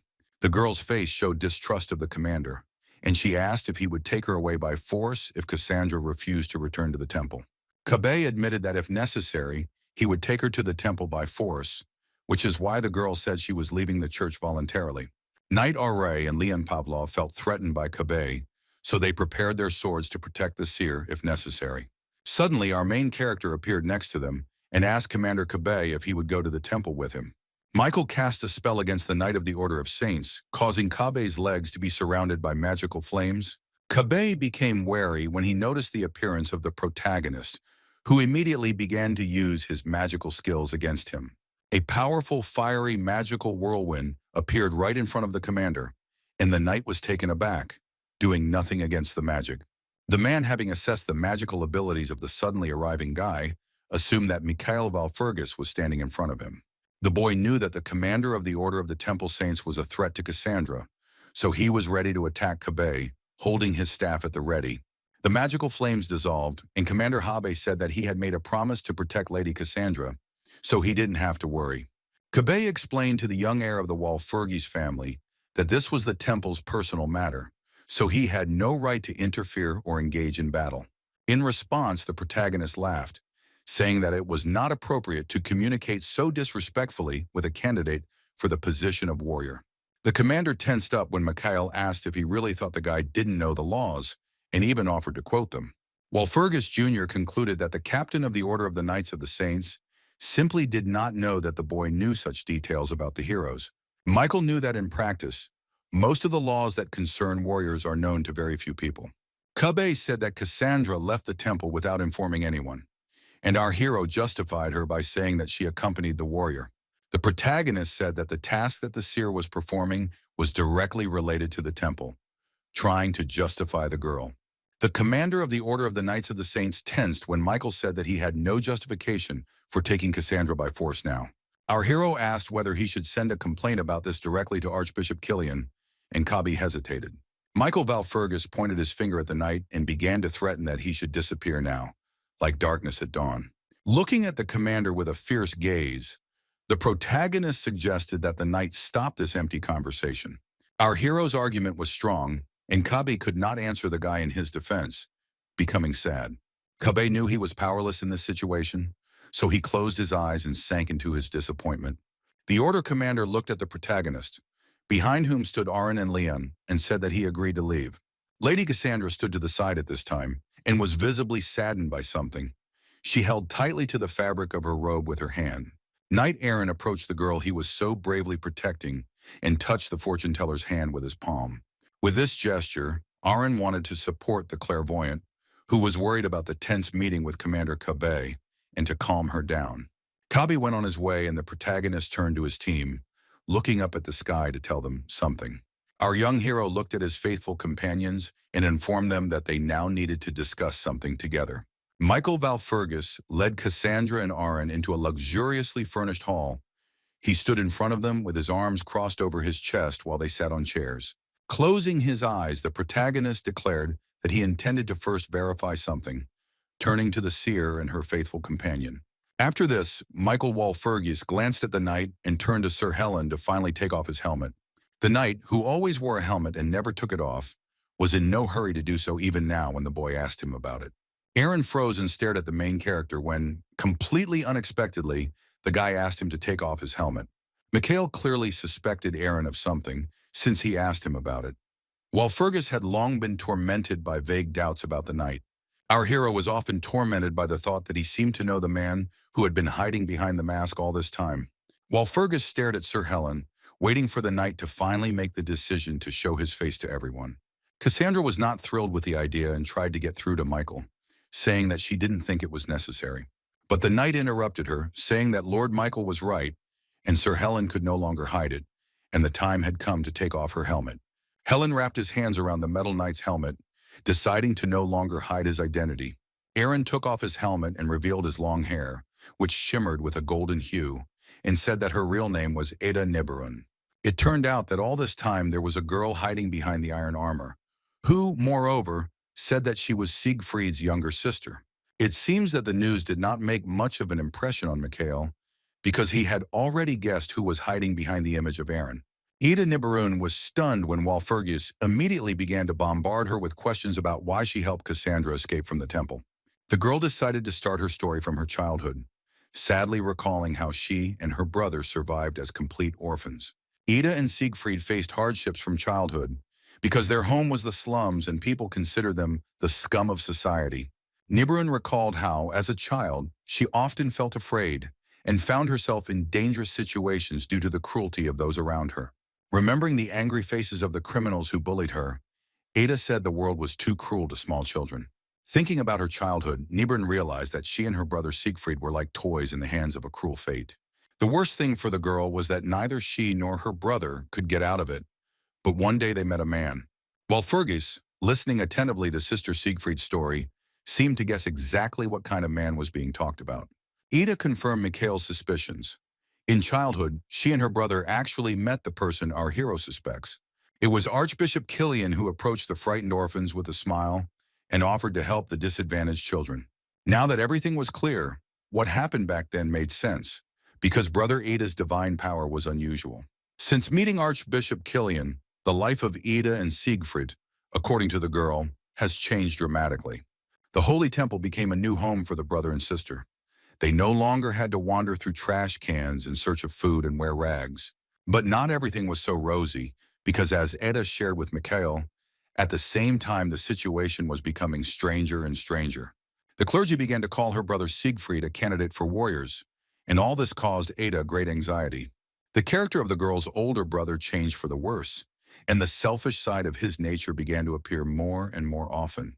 Ada noticed that with age, warrior candidate Siegfried became such an egoist that he stopped listening to other people altogether. Afterwards, the girl remembered the situation about what her older brother did first when he was declared a candidate for warriors. Cassandra looked down sadly as Ada told her that the boy had tried to attack the prophet and her entourage back then. This part of Mikhail's story interested him the most, and the guy asked if she wanted to say that he killed Cassandra's followers. Ada wanted to justify her brother, doubting that he was the one who committed the murders, and said that Killian enslaved Siegfried's mind and controlled him. Niberun explained that prophecies were ambiguous and could be interpreted in different ways, and Archbishop Killian took advantage of this. The girl, sighing heavily, said that Killian played on his sense of justice when he showed him the people whose lives were broken by the prophecy. Michael suspected that Archbishop Killian had something to do with Cassandra's disappearance, but he didn't think the old man was directly involved. From this conversation, the guy concluded that if what Ida said was completely true, then Walpurgis now knew Siegfried's weak points. After listening to Ada Niberun's story about her childhood and her brother, the main character summed it up with a smile on his face, saying that it was both funny and a sin. The Archbishop and the warrior candidate rejected Hekau's own prophecy, and the problem the goddess spoke of must be related to this. The protagonist remembered the moment from his meeting with Hekau, when the girl showed him her index fingers crossed near her mouth. Digesting what he had heard, Mikhail Walpurgis came to the conclusion that nothing could be said for sure about Hekau and Killian yet. The main character had a question for the seer Cassandra, and he asked the girl if the fortune teller was tired of being a victim. The girl admitted that she was tired of being in the position of a victim, but even if the truth was finally revealed, she saw no point in it. The clairvoyant was shaking with anger and tension when she said that Mikhail probably already knew what the girl was called by the people. Cassandra hung her head sadly when the protagonist said that the clairvoyant was known as a lying prophet. Walpurgis Jr. knew very well that Lady Cassandra suffered because almost no one believed in her prophecies. Mikhail stated that if Killian continued to act the same way, they would have to tell people the truth, and this could play into Siegfried's hands. The boy concluded that it made no difference at all, and our hero's statement made Lady Cassandra freeze in surprise. The young magician said that Siegfried was only attracting so much attention because of the image the Holy Temple had created for him. Michael grabbed the curtains with his hand to let more sunlight into the room and decided that this was a complete lie. The guy suggested that Ada and Cassandra show everyone that Siegfried's image is a complete lie, and then all this will end. At the same time, other events were unfolding on the territory of the Holy Temple in the capital of the Kingdom of Nut. At the steps leading to the entrance to the church stood the warrior candidate Sir Siegfried, holding a sword in his hand and examining it. A member of the Golden Wolf Knights was tormented by doubts about whether he could truly become a worthy warrior if he were chosen. Siegfried turned his saddened gaze to the side when he heard his sister's voice asking if maybe he shouldn't become a warrior. The boy turned around and saw his little sister there. She was looking at him with worried eyes and was worried about Siegfried. The warrior candidate looked away again, so as not to look at his sister, and then Ada began to reproach Siegfried for not knowing anything. After these words, Siegfried looked at his sister again. Her eyes were filled with tears. She looked at the guy with resentment. What the warrior candidate saw surprised him, because he hadn't even noticed since when his little sister had been looking at him with such a sad look. The guy looked down at the floor in shame when he realized that all his warm feelings for Ida were gone forever. Siegfried looked ahead again as he realized that his character had changed greatly during his stay in the temple. Ada looked at the knight reproachfully, and Siegfried understood that in the end his path ended with him becoming a very insensitive person. And Siegfried was very curious about the reason why he eventually became so insensitive, and the guy swung his sword. The guy didn't want to dig into himself anymore, and calmed himself with the thought that all this wasn't his fault. Siegfried looked at the blade of his weapon, but the future warrior was haunted by the thought of why his only blood relative did not understand him. Siegfried had no answer to this question, which he said to himself out loud, and then Archbishop Killian approached him from behind his back. The member of the Golden Lion Knight's order froze and looked away when he noticed a strange presence behind him. Siegfried greeted the Archbishop who came to see him, and an elderly man with a long beard asked if he was disturbing him. The boy said that he was just about to finish and asked Archbishop Killian what brought him there. The old man closed his eyes and told Siegfried, without looking at the boy, that he needed to know something, and that was why he had come here. Killian asked if the boy remembered the young boy, the second candidate for warrior, and Siegfried replied that of course he remembered. The news that Archbishop Killian wanted to tell his pupil obviously seemed to our young hero. Siegfried winced and stared at Killian when he informed him that Michael was working with the seer and his little sister. The news was so shocking for the Knight of the Order of the Golden Lion that the boy dropped the sword from his hands right onto the ground. Siegfried's face showed fear as he realized that the seer and his younger sister Ida had apparently arrived with Walpurgis. Panicking, the boy asked if His Eminence was aware of the situation, and Killian said that Gregory would soon find out about everything. Siegfried asked what they should do now, but the Archbishop only closed his eyes and answered the boy that everything was God's will. Killian said that the gods do not give grace to those who do nothing, so he and Siegfried must start working hard. The Archbishop tried to calm the agitated Siegfried, saying that in any case no one believed in Cassandra's prophecy. Killian considered Mikhail Walpurgis to be his biggest problem, and the boy said that he had to show that he was better than him. The old man agreed and promised the warrior candidate to help him with this, but the boy became wary when he noticed something strange. Siegfried suspected that there was someone else here besides the guy and Killian, and decided to check by looking around the corner of the church. The warrior candidate looked into the alley, which was completely dark but could not see anyone there. Siegfried couldn't calm down because he felt like there was someone there, and Killian noticed the boy's anxiety. A whole week had passed since that moment. The main character was sitting at the table. Next to the guy were Leon Pavlov and Lady Cassandra. The swordmaster, saddened by something, closed his eyes and asked Mikhail what he planned to do next. Walpurgis said the church had long made it clear they had made a decision, but in recent years the debate within the church had been heated. Mikhail said that for several years the church has been arguing about what the standard of a hero is, whose side is right, and who is more suitable for the role of a religious symbol. There were many priests and archbishops in the temple who officially supported Sir Siegfried for the role of warrior.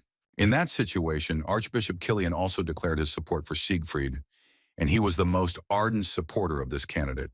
Siegfried was popular because he was a member of the Order of the Holy Knights and created a good image for the temple.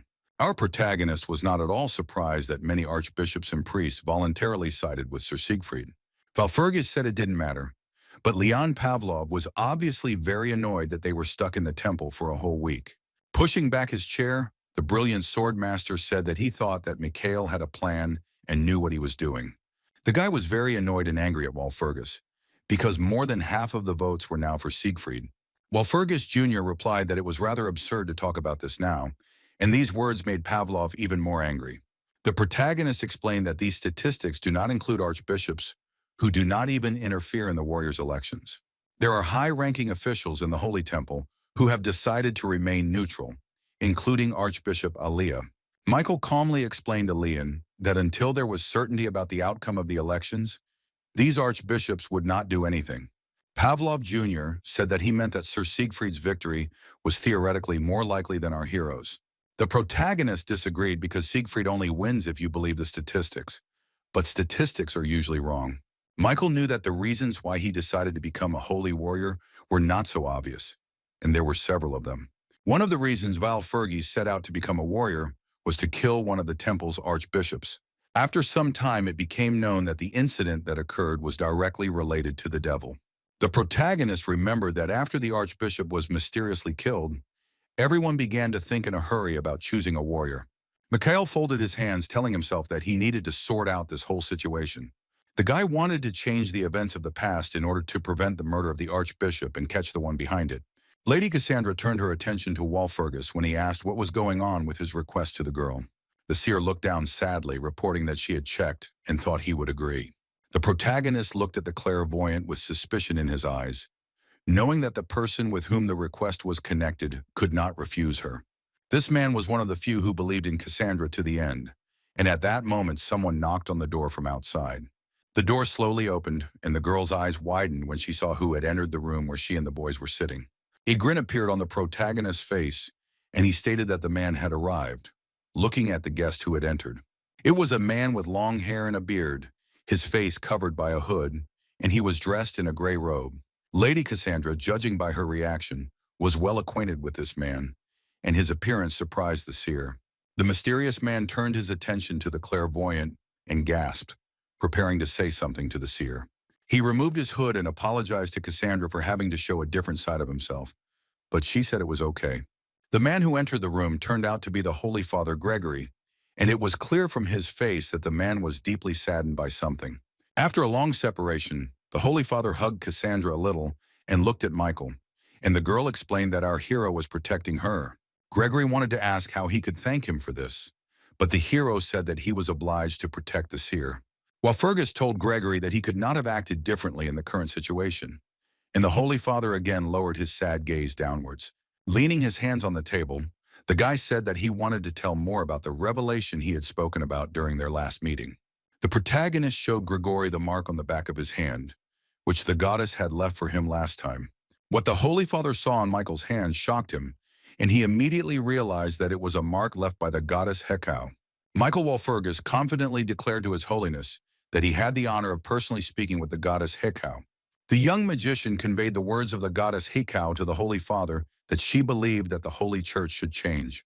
This is why Michael asked to meet with the Holy Father, because he would need Gregory's help to make changes in the church. The next day, Archbishop Killian was sitting at his desk and was so annoyed that he slammed his fist on the table. The old man's fist trembled with rage, and the archbishop asked rhetorically what the hell this was. This was preceded by other events in the temple, which took place several hours before Killian's angry reaction. At the meeting, one of the archbishops, hand on heart, announced to those present that he would support Michael Walpurgis.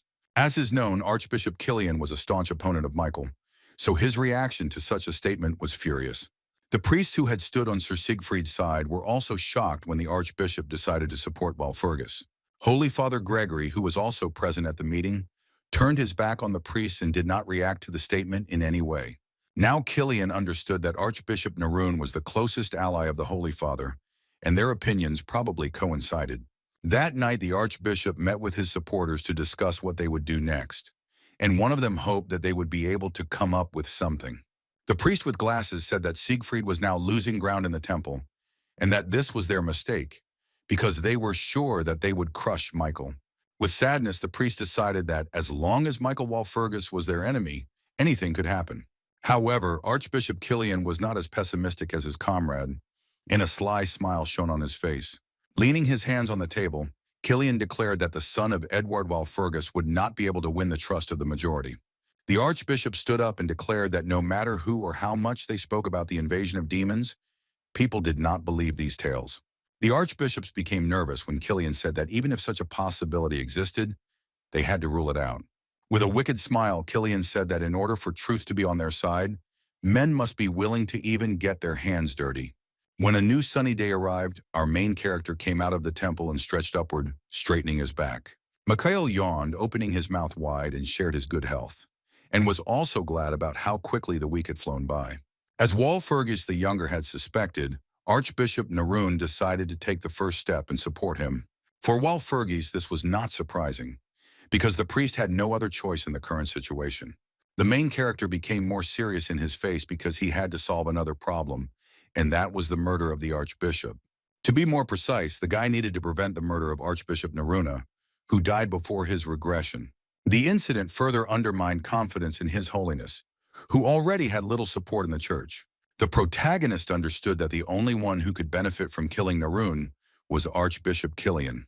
The guy was deep in thought, concluding that this still needed to be checked.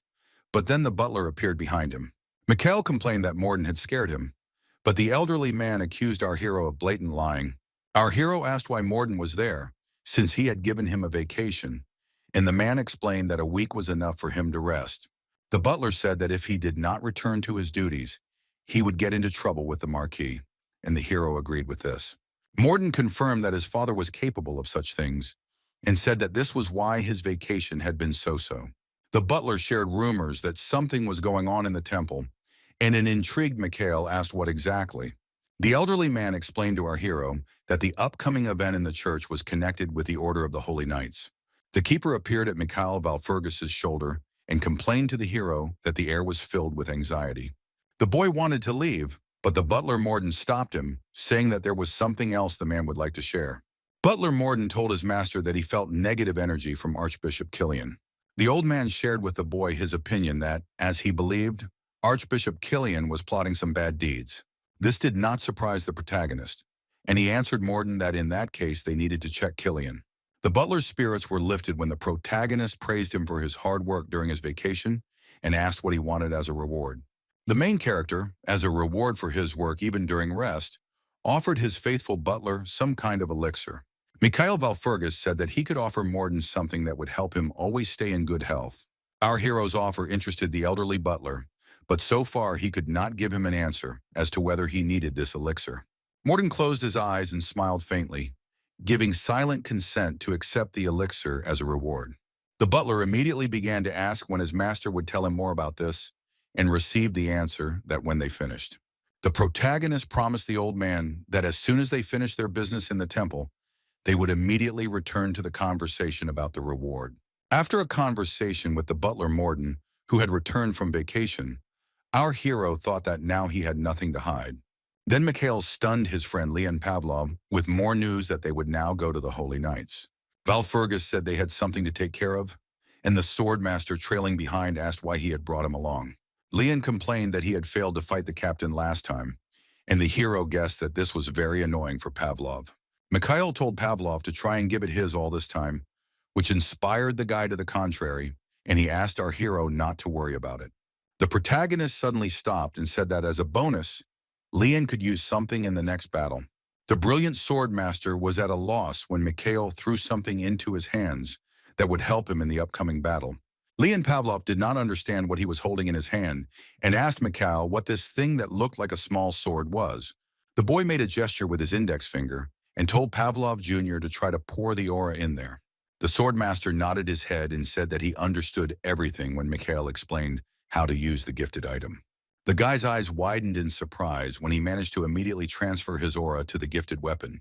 The sword's blade turned into a streak of bright blue aura, and while Fergus said that Leon could call it a magic sword, Pavlov held the sword in his hand and looked with delight at the gifted weapon, which emitted a bright, magical light. The main character immediately warned his student and friend that he was holding no simple piece of iron in his hands. Mikhail asked Pavlov to think about the fact that the weapon in his hands was capable of spreading a magical aura. The swordmaster immediately followed his teacher's advice, and a moment later, the silhouette of a man with a powerful aura appeared in front of him. Leon Pavlov became excited, and his eyes widened when he saw in front of him a man he had met before. The protagonist confirmed the guy's guess, saying that in front of him was a man who wielded a sword better than Leon. In the bright blue silhouette, the sword master recognized the faceless guy he had already met in the dream that Mikhail had sent him to. Mikhail explained that even if they couldn't establish a connection and feel each other, the phantom would still help him improve his skills. The keeper lying on Walfurgis' shoulder realized what the hero had been doing all week when she saw the magical weapon and the training partner. Pavlov doubted whether he could simply accept the gift from our hero, because he had been of no use all week. Mikhail decided to cheer up his comrade, put his hand on his shoulder, and said that he was sure that Leon would still be useful to him. Our kind-hearted hero advised his friend to improve his skills if he wanted to show his gratitude.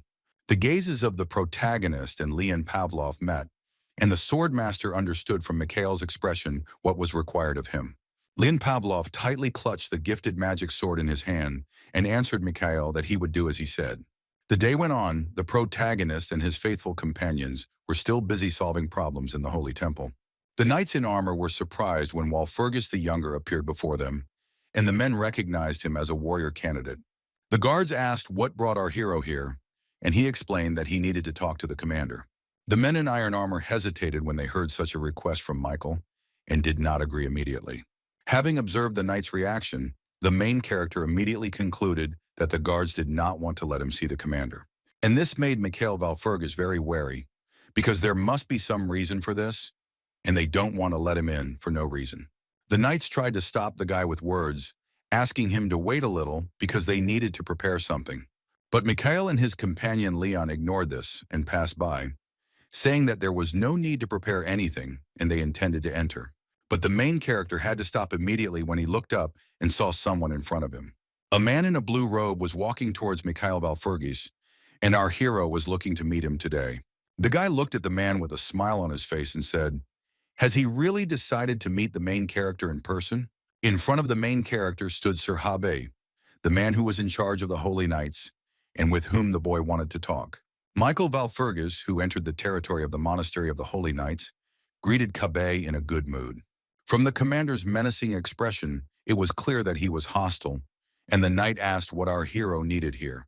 The guy put his hand on Leon Pavlov's shoulder, asking why the commander was speaking so rudely, and said that he had come on business. The protagonist introduced Leon Pavlov to Kabe, saying that this guy wants to have a rematch with the commander.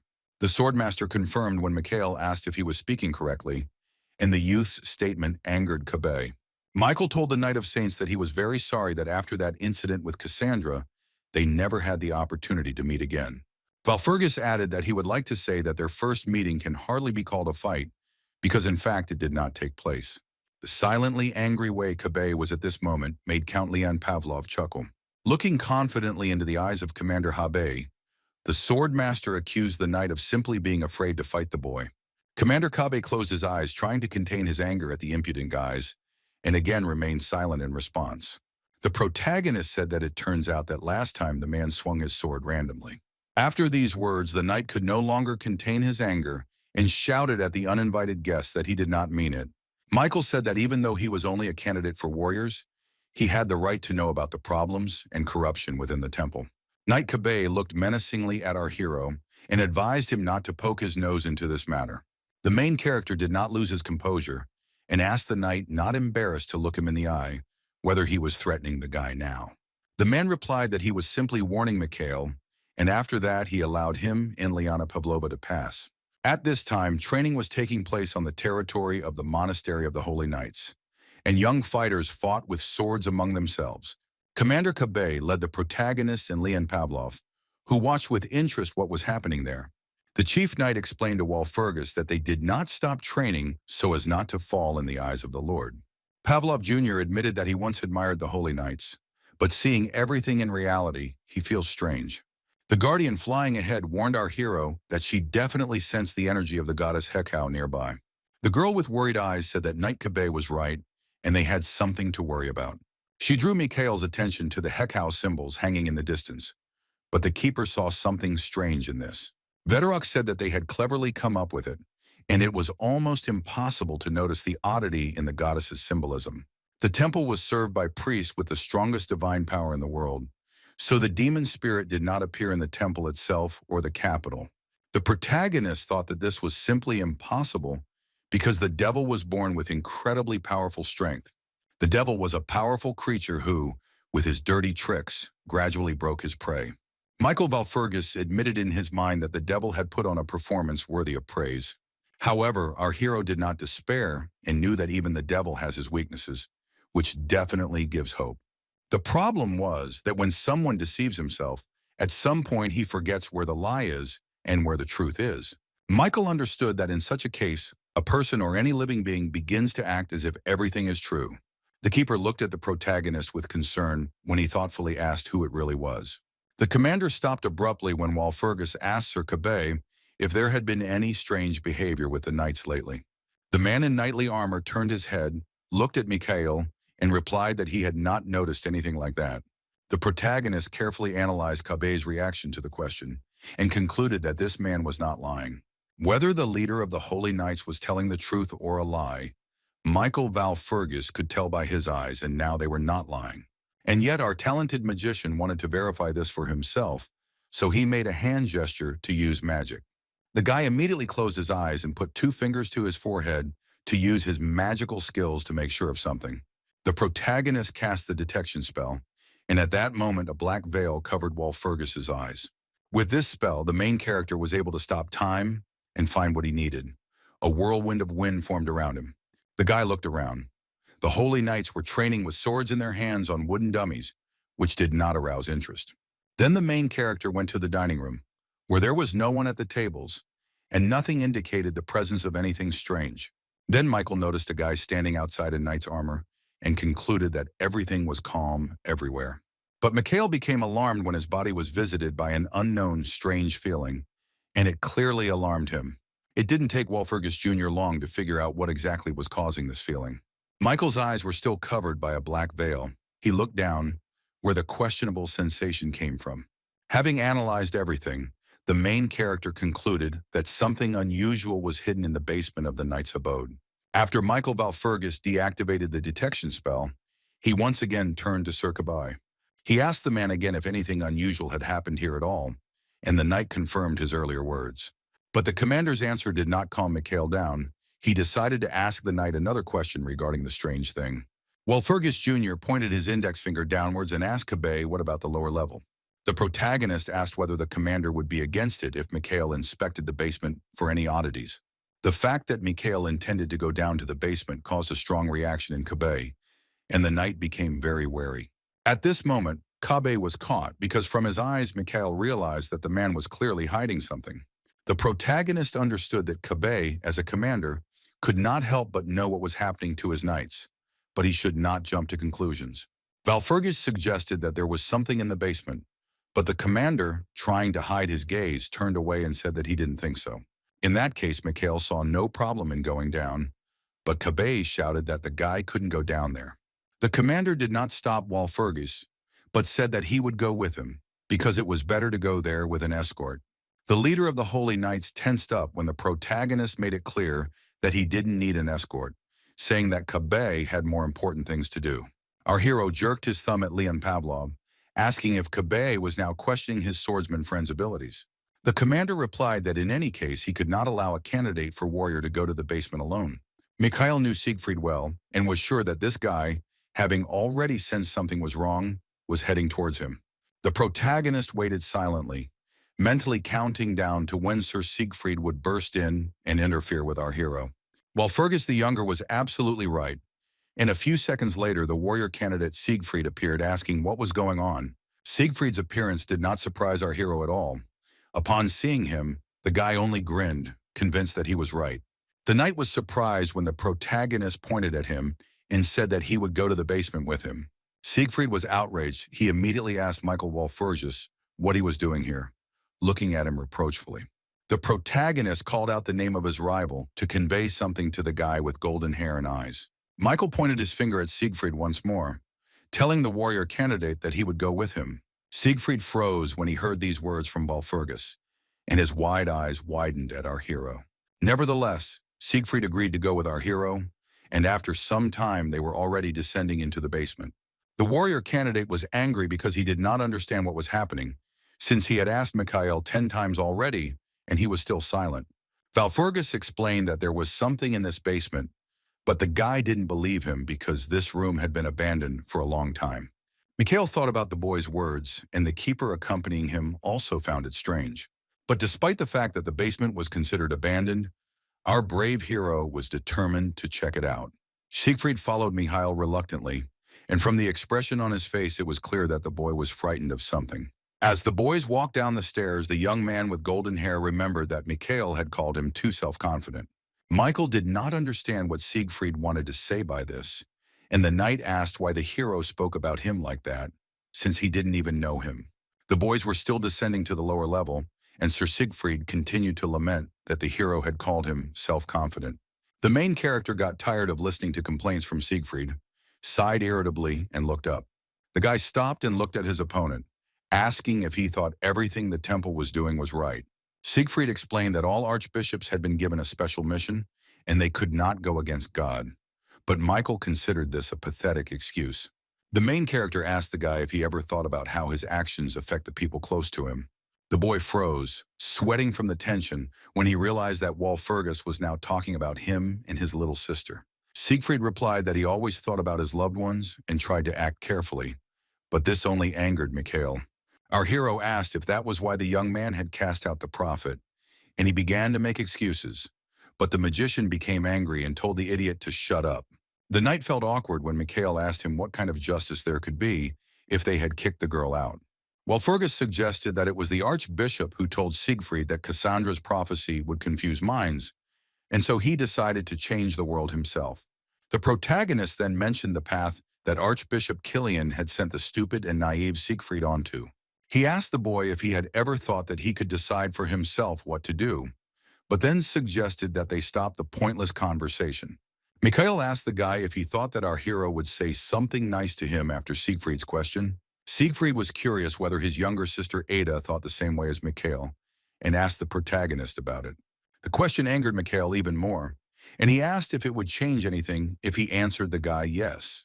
The main character understood perfectly well that his sister's opinion would not change anything in the behavior of the stubborn Siegfried. Walpurgis believed that if this guy had been a person who was capable of change, all this would never have happened. To light the way ahead of him in the dark, abandoned basement, our hero cast the light spell. A bright ball materialized above Walpurgis' palm, allowing them to see what was in front of them. The lower level of the Knights of the Saints' abode did indeed look abandoned, with boxes and barrels standing inside. The boy with golden hair smiled when he was convinced that he was right, because the basement turned out to be empty. Siegfried stated that there was no one there, but this only irritated our hero, and the guy was ordered to shut his mouth. The protagonist called Veterok, and the keeper immediately put her hands forward, telling Mikhail that he could rely on her. Michael Valfurgis grabbed his staff from the branch of the world tree to use it to analyze the basement.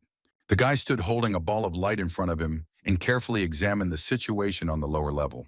The protagonist activated the storm set. The sphere on his staff turned from red to green, which illuminated everything around. A powerful green vortex of green magical aura appeared in front of Mikhail, combined with another blue energy. Siegfried was scared.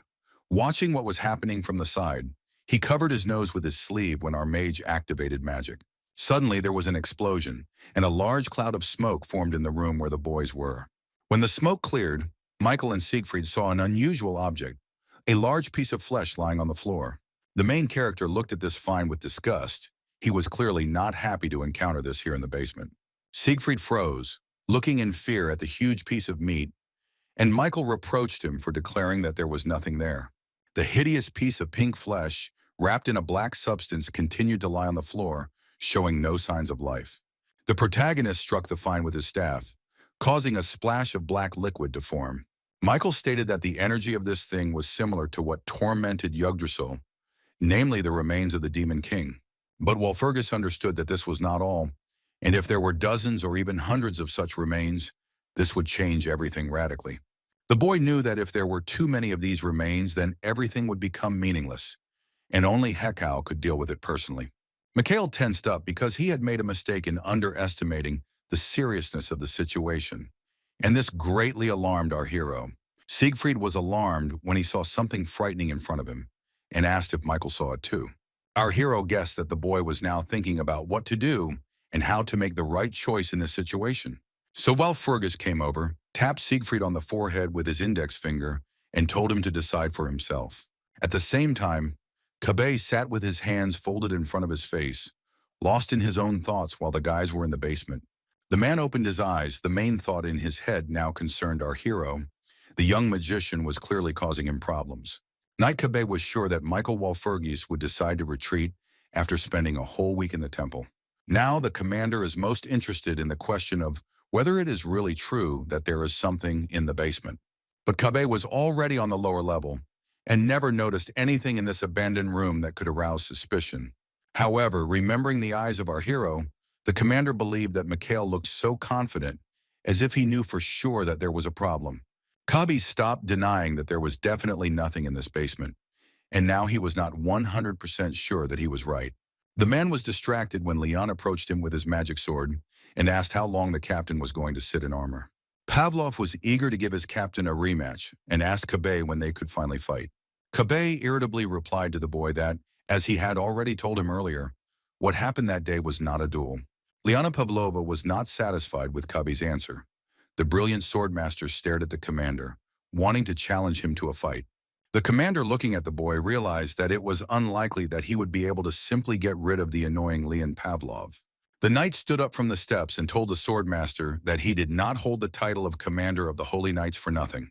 The commander of the Holy Knights pulled out his sword from its sheath, and the weapon instantly began to glow with Kabe's special aura. Kabe's body also glowed with a powerful magical aura, so that his face could not be seen, and he declared to Leon that he was no match for him. The commander's behavior did not frighten the younger Pavlov, but only provoked the boy, and he laughed. The guy pulled out the magic sword that Mikhail had given him earlier and invited Kabe to check if he was his equal. Determined for a duel, Leon Pavlov offered the commander of the Holy Knights to prove in practice that he was a good fighter. The guy was very interested in fighting Kabe because he considered the man a worthy opponent. Leon Pavlov couldn't call the commander of the Holy Knights a master, but he admitted that the man's skills were quite good. Remembering his teacher and friend Mikhail, the young count told his rival that he was still a long way from Walpurgis. The swordmaster activated his new magical weapon, eager to try it out for the first time. However, the swordmaster was unable to strike first because Kabe did so first, which was a surprise to Leon. The rematch between Pavlov and the commander began. The knights began exchanging blows using their swords. At one point, Leon and Kabe's blades collided, both swords emitting a bright light of magical aura. The commander of the Holy Knights remained completely calm during the duel, unlike Leon Pavlov. For the next generation genius swordmaster, the battle was tense, and the boy was noticeably nervous. Leon Pavlov stared at his opponent. His pupils narrowed. The guy was maximally concentrated. The young count swung his cold weapon, leaving bright streaks of magical energy in the space behind the sword. After attacking Commander Kabe, Leon Pavlov landed on the ground to prepare for another attack on the enemy. The guy looked into the man's eyes. His former calmness had already disappeared somewhere. Kabe also felt tension.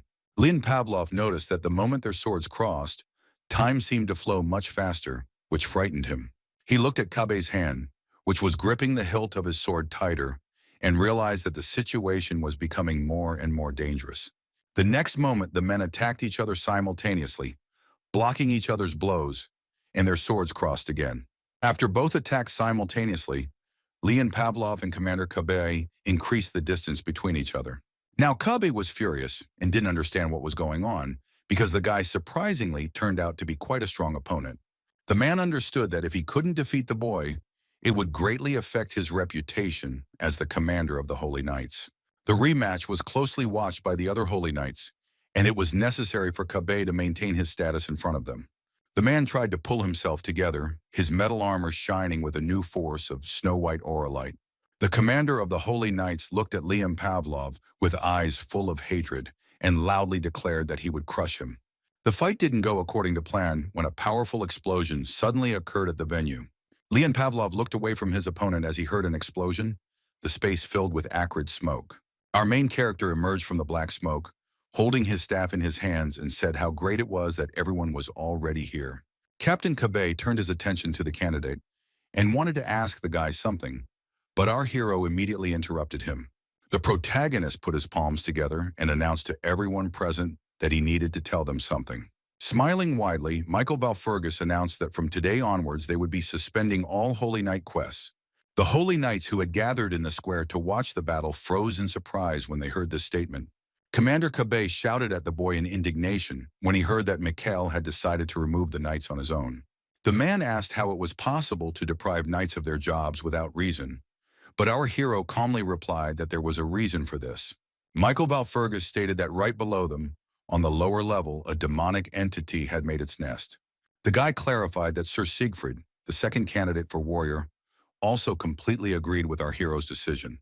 Mikhail turned his gaze to the boy standing awkwardly behind him, asking him to confirm that he agreed with Walpurgis. Raising his staff, the protagonist declared that no one would leave this place until they caught the entity living in the basement. The next moment, Michael cast the sanctuary spell, and the sphere on his staff began to glow brightly with blue light. The shocked knights watched as the magical light emitted by the sphere filled more and more space. Eventually, a giant sphere of bright blue light filled the entire space around the castle of the Holy Knights. In order to defeat the demonic creature in the basement, Michael decided to use the power of the World Tree and the power of Heikau. Valfurgis will also benefit from the power of the breeze, and this lethal combination will help him find the demon with ease. Holding the activated staff above himself, the protagonist commanded the demonic entity to come out. When the protagonist completed the ritual, he deactivated his staff and closed his eyes to wait for the result. The Holy Knights gathered around Michael Walpurgis, watched what was happening as if enchanted. Commander Heikau also looked warily at our hero from a distance, waiting to see what would happen next. Leon Pavlov, holding his breath, also watched the actions of Mikhail Valfurgis, waiting to see what would happen next. The protagonist asked who it was, waiting for the demonic creature to appear in the body of one of the knights. The guy said that the one who was about to start coughing was the demon who was hiding within the walls of the castle of the Holy Knights. One of the knights actually started coughing heavily. The other guys surrounded him, worried about their comrade. Commander Kabe panicked when one of his students started coughing, just as Mikhail had warned him about. Knight Miles fell to the ground with a coughing fit. Valfurgis approached him, and the boy screamed that it was not him. The guy began to tearfully defend himself, claiming that he was a holy knight and could not be a demonic creature. The protagonist did not believe Miles' excuses, hit the ground with his staff, and ordered the holy knight to stop. The young man shuddered in fear when Michael proved adamant and did not believe that the Holy Knight could not be a demon. Valfurgus was convinced that the knight before him was a demon, and accused the boy of being a mediocre actor. Miles once again said that he couldn't be a demon, but a black aura formed behind the guy's back, and his eyes darkened. The protagonist knew that the demon killed his comrades by getting into this body and mixed with the crowd of people, which makes him disgusting. Michael apologized to Miles, but he had no choice, so the protagonist raised his staff to deal with the demon. Our hero declared that he had to do it, and at that moment he swung his staff to destroy the demonic entity. The guy struck Knight Miles in the head. A splash of green mana formed above the guy, but an invisible shield protected him from damage. After this, the demonic entity in the guy's body showed itself. He forced out a laugh and asked our hero if he was serious. Mikhail didn't understand when the demon reproached our hero for having worked on this for so many years, and he just went and destroyed it all. The knight's appearance began to change. He began to turn into a demon, and those around him did not understand what was happening, while Fergus remained calm because this was a familiar situation for him. And then he said that he remembered something. The protagonist guessed that this demon was probably behind the murder of Archbishop Naruna, which happened before his regression. Michael looked at the demon sitting in front of him with eyes full of contempt and said that it meant it was him. Miles' appearance was gone, and a helmeted demon named Delos appeared before the knights and Michael. The protagonist looked at the purple demonic creature and called it by name, making it clear that the demon was familiar to him. The demon bared his sharp fangs, looked at Mikhail with black eyes, and asked if the guy knew him. Michael confirmed that he certainly knew Delos, contemptuously calling the monster in front of him a pathetic little demon. Our hero knew that Delos was Meryl's right hand, the commander of the 6th Squad, and the nasty lady's bedpan. While Fergus Jr. told Delos that he was the one trying so hard to imitate Meryl, and the demon laughed in response.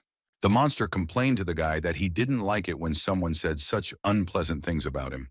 Michael Valfurgus insults enraged Delos, who stood up and spread his arms out to the sides, showing off his muscular body.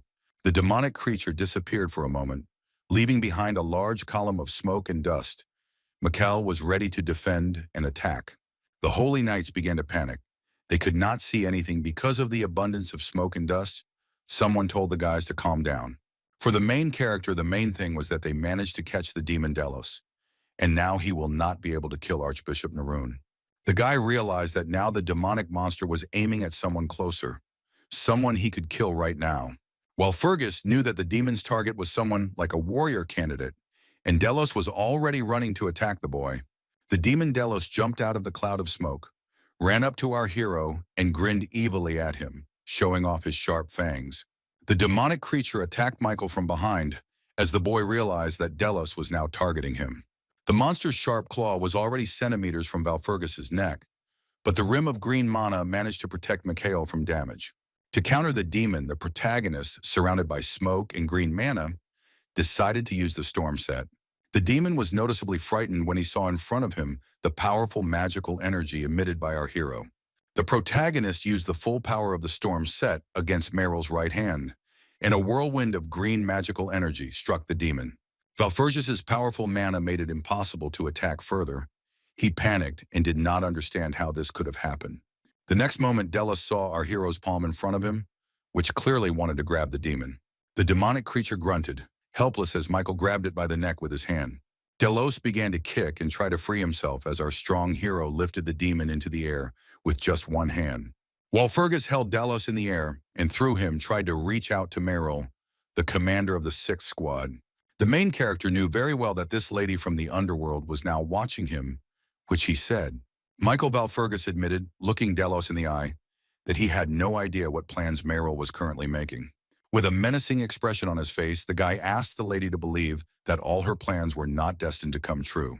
Afterwards, our hero cast the divine spear spell, and a huge magical blue spear flew from the sky to the earth.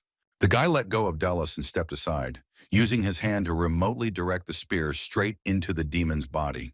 The Holy Knights, amazed by what they saw, silently watched what was happening, their mouths open in surprise. Sir Siegfried had a similar reaction, standing frozen as he watched what the protagonist was doing to the demon Delos.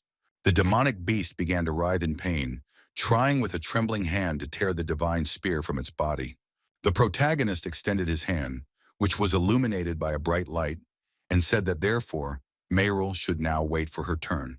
Finally, Michael Valfurgis cast the cleansing spell. The entire space was filled with bright light, and the demon began to dissolve into the air. With his palm, our hero controlled the final destruction of the monster from hell, leaving only small fragments of Delos. Sir Siegfried watched the demons slaying in fascination, admiring his rival's abilities.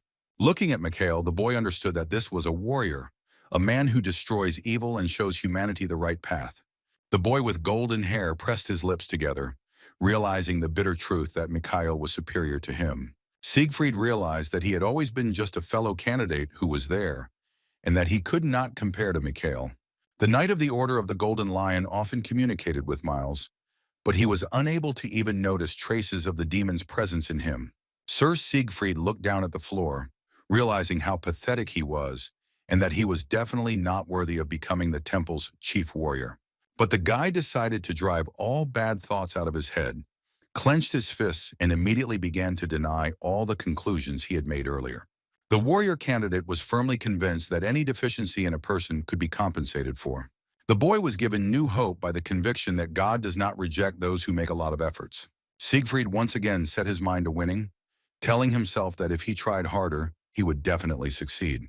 However, the knight immediately remembered Michael's question about whether Siegfried thought he could save the world alone. The warrior candidate grimaced from an excess of negative emotions. He was angry at Mikhail and himself for his weakness.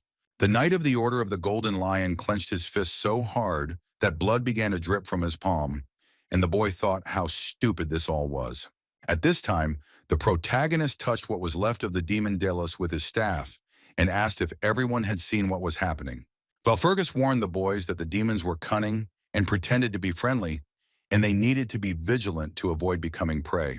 The knights were curious about how the boy identified the demon, and Michael asked if he would have claimed the title of warrior if he had no training.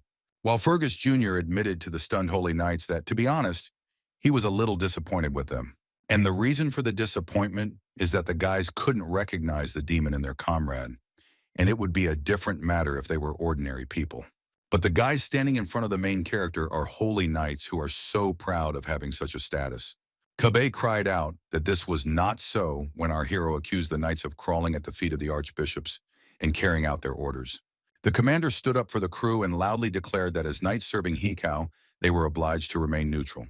But the main character had an argument against this statement, and Mikhail asked about the raid on the temple that was carried out by the knights. Outraged by the accusations, Cabet wanted to object, telling the main character about the prophecy, but the magician interrupted him. Valfurgis said he could understand if they did that, and thus truly got rid of the demons, but the outcome was different. Mikhail stated that the outcome of the raid on the temple was different, and Commander Kabe, dropping his hands, began to hesitate and stutter. Our hero waved his hand and said that he had nothing more to talk about with them, because they were nothing but worthless soldiers. The boy wanted to get confirmation of his last words from the second candidate for warriors, and asked Siegfried if he had said it correctly. Siegfried broke out in a sweat from the tension when Michael said that he, too, was a candidate for warriors and must agree with our hero's opinion.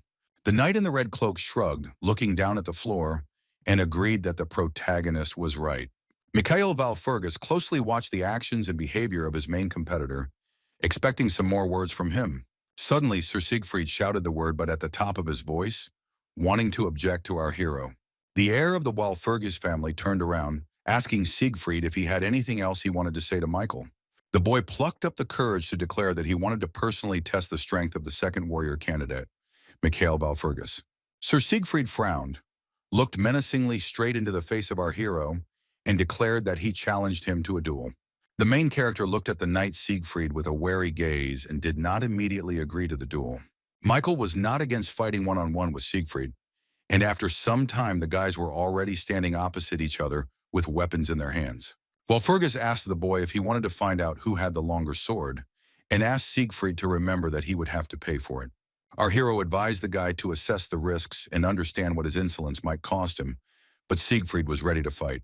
Michael pointed his finger at the warrior candidate to show him the price he would have to pay for his insolence. Valfurgis said that if he loses, the knight will have to give our hero the pendant of the Holy Spirit that he wears. Siegfried hesitated, wondering whether he should agree to such conditions for a duel with the main character. But the Knight of the Order of the Golden Lion was determined and answered Mikhail that he agreed to give up the pendant in case of loss. While Fergus Jr. was not in the best mood because he had already given away the absolute defense from the storm set. The guy understood that he now lacked one of his main trump cards, but he did not find this to be something scary, being confident in his strength. Michael smiled, looking his opponent in the eye, because he knows Sir Siegfried like the back of his hand, and for him he is an easy opponent. Although Siegfried did not say so, the protagonist knew that the warrior candidate had fallen into self-abasement and despair. Having seen with his own eyes the abilities of our hero, Sir Siegfried lost confidence that he would become a holy warrior. Siegfried's weakness now was that, due to his loss of confidence, he would not be able to keep his cool in a duel with Michael. With a smirk on his face, the protagonist repeated to his opponent Siegfried once again, admitting that he did not like him. Sir Siegfried, meanwhile, was ready to begin the duel. He pointed his sword towards our hero, the blade glinting in the sun. The boy with golden hair was determined to win and did not want to give up, so he said that he was not going to lose. Vedorok asked Mikhail if he needed her help, but the main character refused, saying that he could handle it himself this time. Michael Walpurgis stared at his opponent and did nothing, waiting for the first attack from Sir Siegfried. The warrior candidate shot out like a bullet and rushed at Mikhail, waving his sword, and our hero tensed up. The duel was not easy for Mikhail. The guy was very tense because his opponent turned out to be quite fast. Walpurgis realized that if Siegfried did not show his full power from the very beginning, he would think that he was able to cope with our hero. The warrior candidate Siegfried retreated to prepare for the next attack, his hands gripping the hilt of his sword tightly. The boy changed the position of his weapon, preparing for another attack on our hero Mikhail. To defend against his opponent's next attack, Walpurgis Jr. put his hand forward and cast the 5-level shield spell. But the defense proved too weak, for Sir Siegfried, when he swung his sword again, shattered the shield into small pieces. The protagonist was in complete shock when his 5-level shield was shattered into pieces by the enemy with just one blow. But this incident only provoked our hero, and he said that agreeing to a duel with Siegfried was not a bad idea. The young mage's next step was to activate the reflection spell, and a bright, large ball appeared in the sky above Siegfried.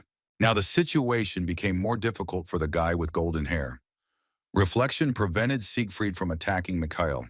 As the huge bright ball disappeared, the warrior candidate holding the sword noticed that the distance between him and Walpurgis had increased. Then the main character spoke about the magic of the 5th circle, deciding to use a more powerful spell against Sir Siegfried.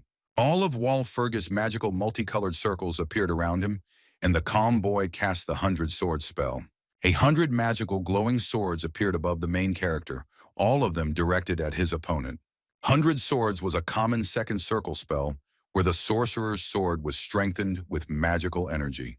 The spell is a support magic, and Mikhail often helps Siegfried with it before the regression, so it won't kill the boy. 100 magic swords flew towards Siegfried like meteorites. The main character understood that it was not fatal, but it would hurt the warrior. The Knight of the Order of the Golden Lion did not lose his composure. He swung his sword and was ready to fight off hundreds of lightsabers flying at him.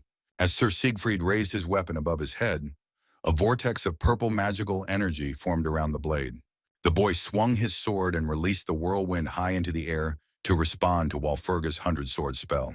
A large vortex of purple light flew high into the sky. It began to spin around its axis, surrounded by hundreds of swords. The next second, this monovortex exploded, forming a giant cloud of purple glowing smoke. The protagonist was calm and focused. He looked towards Sir Siegfried, watching what was happening. Where the guy with golden hair had stood before, there were now huge clouds of smoke left behind by the explosion. Surrounded by smoke, Michael Walpurgis closed his eyes to concentrate. He saw that Siegfried was not showing his full strength. The protagonist knew very well what Siegfried was like, because he was familiar with him and fought side by side for many years before the regression. Therefore, Mikhail knew that if he fought fairly, the boy opposite would still dare to show his true strength. Sir Siegfried jumped out of the fog and ran towards Michael, holding his sword in front of him, and our hero stood with his hands down. Walpurgis guessed that the enemy was attacking now because he decided that Mikhail would not have time to use defensive magic in such a short time. Our hero considered the knight's actions too arrogant and looked at his 100 swords which were rushing downwards. Michael Walpurgis was disappointed that Siegfried acted so arrogantly, but could not even handle his swords. The golden-haired boy panicked as he looked up and saw a whole flock of magical swords aimed at him. While Fergus took advantage of the situation, pointed his palm at Siegfried, and cast the spell 5 levels slowing. The warrior candidate became nervous because now, due to Michael's spell, he could not move as quickly as before. The boy fell to the ground and screamed in pain as Fergus's magical swords began to strike him straight in the back. This round was a losing one for Sir Siegfried, but the knight did not give up. He crawled on the floor to get up. The knight clenched his fist. He told himself that he could, even though after such a strong blow, he could not immediately rise to his feet. Siegfried lay flat on the floor in front of our hero, trying with all his might to rise, and told Michael that it was not over yet. Fergus agreed with his opponent that this was not the end, and pointed his index finger to the sky. The Knight of the Order of the Golden Lion looked at his opponent with uncomprehending eyes, not understanding what he wanted to tell him by this. Michael, looking Siegfried in the eye with contempt, informed him that there were still 10 swords that had not yet flown towards him. The previous swords had already caused severe damage to Siegfried, so the boy found himself in a hopeless situation and was very scared. Sir Siegfried began to panic and scream. He could not get up, and the fact that 10 more swords would fly at him instilled wild fear in the boy. The protagonist placed his index finger on his opponent's mouth, signaling him to be quiet and stop screaming. Fergus, with a sly grin on his face, warned the warrior candidate, looking menacingly into his eyes, that the night would be long. Siegfried began to sweat from the horror he was experiencing and told our hero that it was not even dark outside yet. The protagonist commanded the remaining magic swords to attack Siegfried, and the boy with golden hair screamed in pain. The attack knocked Siegfried out of his strength, and he fell face down on the floor again, his face covered in bruises. The duel between Michael Walpurgis and Sir Siegfried was watched by other holy knights who were excited by what was happening. Leon Pavlov overheard the knights' complaints that the swords could have killed the guy, and that Mikhail was a very cruel man, and Leon agreed with them.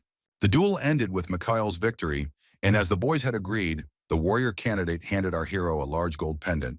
Sir Siegfried approached the agreement responsibly and gave the main character the pendant on a gold chain without any arguments. Mikhail picked up the pendant and examined it, promising the guy that he would use the jewelry wisely, and the wind called it a beautiful thing. The Holy Spirit pendant was a holy relic whose main function was to enhance divine power and accelerate regeneration. The thing was really useful, and Walpurgis immediately put the pendant on his neck, because he knew that this thing had other bonuses. But for now, the guy wasn't going to use these bonuses. For now, it was enough for him to strengthen his divine power. With sadness in his voice, Siegfried was forced to admit that the duel with Mikhail was fair, but his skills were simply weaker. The protagonist listened attentively to the enemy's words about how he still had a lot to learn in the future. Fergus Jr. latched onto Siegfried's words about the duel being fair and repeated them to the boy. Siegfried did not understand what Michael meant when he asked whether the boy would have fought him differently if it had not been a duel. Mikhail asked if the guy in front of him would use a secret weapon or strike from behind if it wasn't a fair duel. The main character's suggestion greatly outraged the boy with golden eyes, and he loudly replied that he would not do that. Clenching his fist menacingly, Siegfried began to prove that a warrior would not do such a thing, and that acting in such a way was not at all fair. Mikhail asked if a warrior candidate would do this even if dozens or hundreds of people died in this duel. This question left the knight stunned. He stared at the main character, unable to find the right words to answer. Our hero asked Siegfried whether a man who is not able to protect people can be called a warrior. Sir Siegfried was covered in sweat from the tension. He stared ahead, because the protagonist's question caught him off guard. The guy began to hesitate and stutter, and out of anger he clenched his fist so hard that his hand began to shake, because he was angry at our hero's words. Realizing that Mikhail Walpurgis's claim was objectively justified, Siegfried relaxed his hand out of disappointment and impotence. The protagonist turned around and left the guy alone with himself, because he had no need to listen to Siegfried's excuses. Michael didn't want to listen to Siegfried because he knew perfectly well what this guy was going to tell him, at least now. The duel was officially over. Our hero went on about his business, followed by Count Leon Pavlov. The swordmaster heard Mikhail, who was walking ahead, quietly telling himself something, and asked what he was muttering. Without turning around, Mikhail replied that he did not understand what Leon was talking about, and they explained to him what he meant by his words about Siegfried. Leon Pavlov admitted that after watching the duel between Siegfried and Mikhail, the second candidate looks good, although a bit idiotic. Our hero explained to his friend that he would not have taken such a risk in this fight if he had been a simple man. But now Walpurgis Jr. has been given the status of a warrior candidate, and that comes with more responsibility than Leon realizes. Leon Pavlov's eyes widened, and he was at a loss when he heard these explanations from his teacher and comrade. The protagonist stopped abruptly and stared at something in front of him, and Pavlov asked why he had stopped walking. Mikhail Walpurgis clicked his tongue in irritation, and it was clear from his face that the young magician was very angry. Ahead, our keen-eyed hero saw the silhouette of the archbishop and did not understand why the old man had come here alone. The protagonist immediately recognized the elderly man standing in the distance as Archbishop Killian, who was talking about something with other priests. Wary, Michael assumed that Archbishop Killian had come here because of the fortune teller Cassandra. Leon Pavlov came closer and also noticed Archbishop Killian asking Mikhail why this old man came here. The swordmaster exclaimed indignantly and complained that he was the last thing he needed here and asked our hero what they should do now. Michael said that he would have to meet him face to face, and soon Killian noticed the presence of the guys and was surprised. The archbishop saw that our hero was standing right in front of him, looking intently at him, and behind him stood Leon Pavlov. The elderly man became wary. He did not immediately say anything to Mikhail Walpurgis, but he did not run away from him either. Archbishop Killian decided to talk to the young man, approaching the main character closer. The fact that the priest decided to approach Mikhail Walpurgis caused surprise on the face of our hero. The protagonist did not say anything to the archbishop. He only looked at the old man with eyes full of distrust of the man in front of him. Archbishop Killian also paused before speaking, the old man carefully studying the face of the boy opposite him. But after that, a fake smile from ear to ear shone on the face of the elderly man with a long gray beard in greeting. The main character decided to play along with the hypocritical archbishop and also smiled broadly to show his friendliness. Killian took Michael by the hands and asked if this was their warrior candidate, and Walpurgis greeted the archbishop. Still holding our hero's hands in his own, Killian said that he didn't think he'd see the guy here, and he was lucky. The main character decided to respond to these words with a hearty laugh. He smiled broadly and laughed artificially. Walpurgis said that Killian was not only lucky, but also blessed, because he returned safe and sound without succumbing to the devil's prophecy. The former smile immediately disappeared from the bearded, gray-haired old man's face when the main character mentioned the devil's prophecy in his speech. Michael explained that devils and madmen are essentially the same thing, and that the temple's hostility towards the prophet is not hidden. The boy asked what Killian would do if it suddenly turned out to be true, and called it strange that the servant of God did not believe in the prophecy. Archbishop Killian remained silent in response to the young magician's questions, but Michael was determined to get an answer from the old man. The old man felt very awkward and closed his eyes when Walpurgis said that he was not a stupid man. The priest released Michael Walpurgis' hands from his and informed the warrior candidate that he was now forced to leave him. But before that, Killian wanted to tell Walpurgis something and shared his opinion that such expressions were not acceptable for a future warrior.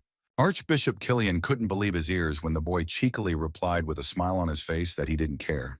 The protagonist pointed his finger to the sky and told the elderly man that it was not he who would choose the holy warrior. Michael Walpurgis said, pointing to the sky, that the responsibility for choosing the chief warrior lies with the goddess Hekau. Our hero's argument was strong, so Archbishop Killian did not argue with Michael on this matter. Archbishop Killian replied to the boy that, in that case, as they say, we'll see, and that was the end of the conversation. The face of the keeper, nicknamed Breeze, twisted when she smelled some foul aroma. The stench was so unbearable that the girl covered her nose with her hands and asked Mikhail what smelled so bad. The main character turned his attention to the source of the foul aroma. He, like Veterok, noticed a nauseating smell. The guy concluded that if that nauseating smell wasn't coming from Archbishop Killian, then it was one of those two guys. The keeper guessed why they smelled the stench, but Mikhail interrupted her, saying that he himself understood everything. Our hero remembered Delos, whom he destroyed the other day. He was a demon killer, and before the regression, there were many rumors about him. But there was one funny fact about Delos. This demon had a twin brother who looked exactly like him. The protagonist knew that Delos' infamous twin brother was named Lotus. When Killian returned to the temple, he was informed of the incident with the Holy Knights, and he asked how such a thing could have happened. The young clergy reported to the archbishop that because of this incident, all the knights' work had been suspended. The news infuriated the elderly man, and out of rage and anger the archbishop kicked the furniture with a scream. The man was so furious when he heard that the night's work had been stopped that he began to destroy everything around him. Seeing the mood the archbishop was in, the priest said they would leave him, and Killian suspected Walpurgis of the problem. Another unknown guy with long blonde hair entered the room where the archbishop and the young priest were. The guy in black greeted Archbishop Killian, and the old man looked menacingly at the guest and noted that he had arrived quickly.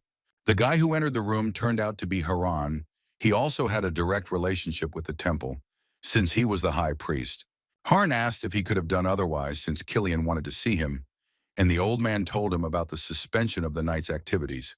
The news that the knights would stop taking on missions for an indefinite period of time shocked Haran, and his eye became the eye of a reptile for a second. A moment later, the boy's normal eyes returned, and the shocked high priest asked Killian if he was serious. The archbishop blamed everything on Michael Walpurgis, saying that this lousy magician was ruining all the man's plans. Killian asked Haran what his intuition was saying, but the boy corrected him, saying that it was his premonition. With a smile on his face, the young high priest admitted that, unfortunately, God had not yet shown him the future. These words upset Archbishop Killian even more. He folded his hands and rested his face on them, closing his eyes in despair. But the archbishop was pleased that Haran's visions were at least real, unlike Cassandra's, and he assumed that the Lord was being cautious for now. The old man said that he would no longer take up the high priest's time and allowed the boy to go, and Haran agreed to leave. Haran was not against ending the conversation. After these words, the guy immediately turned around and walked towards the exit of Killian's chambers. The high priest said the thought out loud that they had last communicated not so long ago, but so much had already happened. The latest news had left Haran wildly irritated, and as he left, the young man admitted how much it was irritating him. At the same time, other events were unfolding in the building of the main temple, in which our main character participated. Butler Morden heard the news from Mikhail that there were more demons in the city, and the boy confirmed that there was still one left. The protagonist remembered that this demon had already tried to take over the World Tree and assumed that he wanted to make another attempt. Morden justified himself by saying that he knew nothing about the demon at the time, because the elderly man was locked in a prison in a fairy forest. The butler frowned and asked that, in any case, he not be written off when problems arose. The old man thought his master was ignoring him when Michael turned around and said that the demon needed to be killed as soon as possible. Walpurgis told the butler about Archbishop Killian and that he had found confirmation that the man was connected to demons. Michael told Cassandra, who was sitting nearby, that contact with such a creature could only be called heresy, so the archbishop would not be able to wash himself clean. An agitated Cassandra said that Killian's connection with demons still needs to be proven, and that is very difficult to do. The girl explained to Mikhail that it was necessary to obtain precise material evidence that the temple could accept. Swordmaster Leon Pavlov disagreed with Lady Cassandra, saying that things could not be left as they were now. Our hero listened carefully to the opinions of his team and concluded that the guys think too much. Michael Walpurgis was in high spirits because the high priest was on their side, which meant the task was not so difficult. The boy thought seriously about the fact that now all nightly activity was suspended for an indefinite period.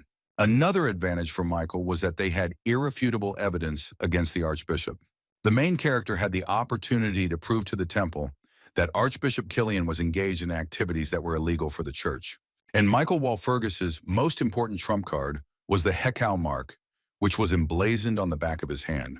Thanks to this mark from Hekau, the power of the high priest, the Holy Father Gregory, also grew to another level.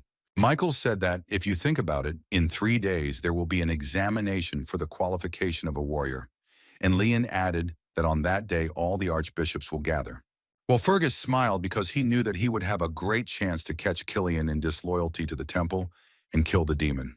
Cassandra was taken aback and began to stutter in surprise when Michael said that he needed the help of a fortune teller. The protagonist reminded the girl that he had already told her that he completely trusted Cassandra and would always be on her side. Michael was firmly convinced that the prophecy of the fortune teller, Cassandra must not only be respected, but also protected. To avoid making the same mistakes, Walpurgis cannot allow the clairvoyant to end up in the same position as before the regression.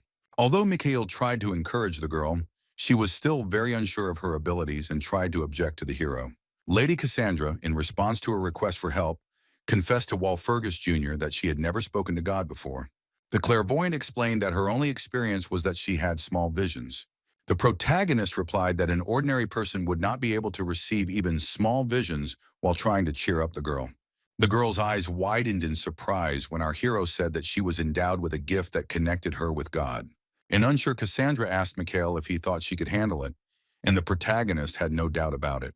The fortune teller asked Walpurgis when she needed to help him, and the boy replied that in 3 days.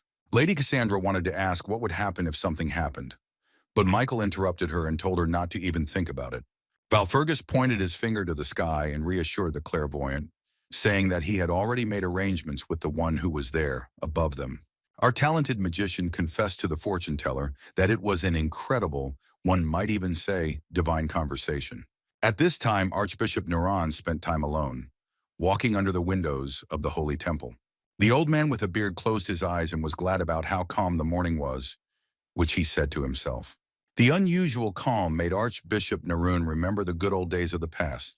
The priest recalled the times when he helped little Cassandra, a girl with no hobbies, understand the varieties of tea. Little Cassandra and Neron often spent time together reading books, the man telling her about the popularity of tea leaves in different regions. The archbishop taught the girl a lot, for example, how to properly store leaves, and together they even came up with a personal way to preserve the taste of tea. But what caused melancholy in Naruna's soul was the fact that the man had failed to protect the fortune teller Cassandra at the right moment. The old man was very sorry about this and could not help the girl when she ran into trouble because of her predictions. The man was left with sadness in his eyes and simply watched as Cassandra was driven out of the temple because he had no other choice. Before Archbishop Neron's eyes was still the cup of tea from which the man had often drunk before, while spending time with Cassandra. Now the archbishop was distressed, not understanding what to do next. The soul of the priest was tormented by longing for the seer. Suddenly, Neron heard an unfamiliar voice, which, when he asked what to do, answered that everything needed to be returned to its place. The elderly man looked away with caution, not understanding who had just told him this. When Archbishop Neron turned around, he saw our main hero in front of him and recognized the guy as Mikhail. Immediately, without further ado, the young mage and warrior candidate told the man that they needed to talk about something. The protagonist noted that thanks to the efforts of Archbishop Neron, he and his team spend their time in the temple comfortably. The confused old man, not understanding what Mikhail wanted to talk about, asked Walpurgis what brought him here. With his hands on his hips, Michael reminded the archbishop that in just 2 days the election of a warrior would take place in this place. Archbishop Neron said he was mindful of the warrior election and that all the priests would gather to express their opinions. Walpurgis said he realized that the majority would support Sir Siegfried, and Neron looked guiltily at the floor, wanting to say something about that. The old man was noticeably saddened by something. He was silent for a long time, lost in thought before saying anything to our main character. The main thought in the archbishop's head was connected with Michael Walpurgis. The man looked at the smiling guy in front of him. The old man knew that Mikhail Walpurgis was a man who was damaging his family's reputation. Also, the priest Neron knew that the boy bore the title of a groom who was abandoned by his bride right at the altar. It was strange for the archbishop to meet the warrior candidate like this, after all the rumors the man had heard about him. The protagonist froze in surprise when the elderly man admitted that in real life Mikhail Walpurgis was completely different. Neron bowed his head down before our hero and asked him if he could ask him for one favor. The archbishop asked the protagonist to take care of Cassandra, even if the guy fails to gain the title of warrior. Nerona's wording seemed somewhat rude to our hero, and he looked at the saddened face of the old man opposite. The young magician did not like the fact that the man almost directly told him that Mikhail would not be able to become a warrior. But the main character could not refuse the request because he is obliged to protect the fortune teller, Cassandra, at all costs.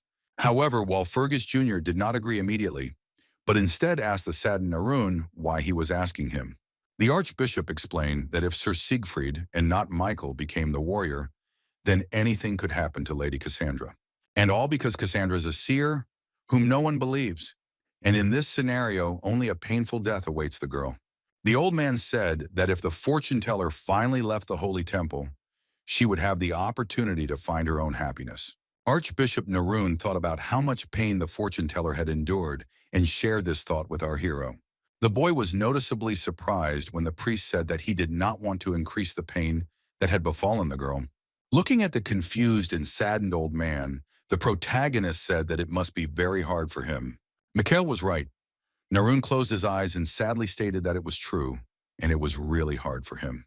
The protagonist made a gesture with his thumb, pointing it in his direction to say something to the old man opposite. With firm confidence in himself, Michael told the Archbishop that he believed the boy would be able to achieve approval. These words of Walpurgis Jr. shocked the elderly man with a beard. He stared at Mikhail and fell silent. But Mikhail did not back down from his words and looked at Naruna with eyes full of confidence in his victory. Narun said that, however, Archbishop Killian wields great influence because he literally raised some of the priests. But the protagonist had an argument against this, and he informed the Archbishop that His Holiness, the High Priest, was on their side.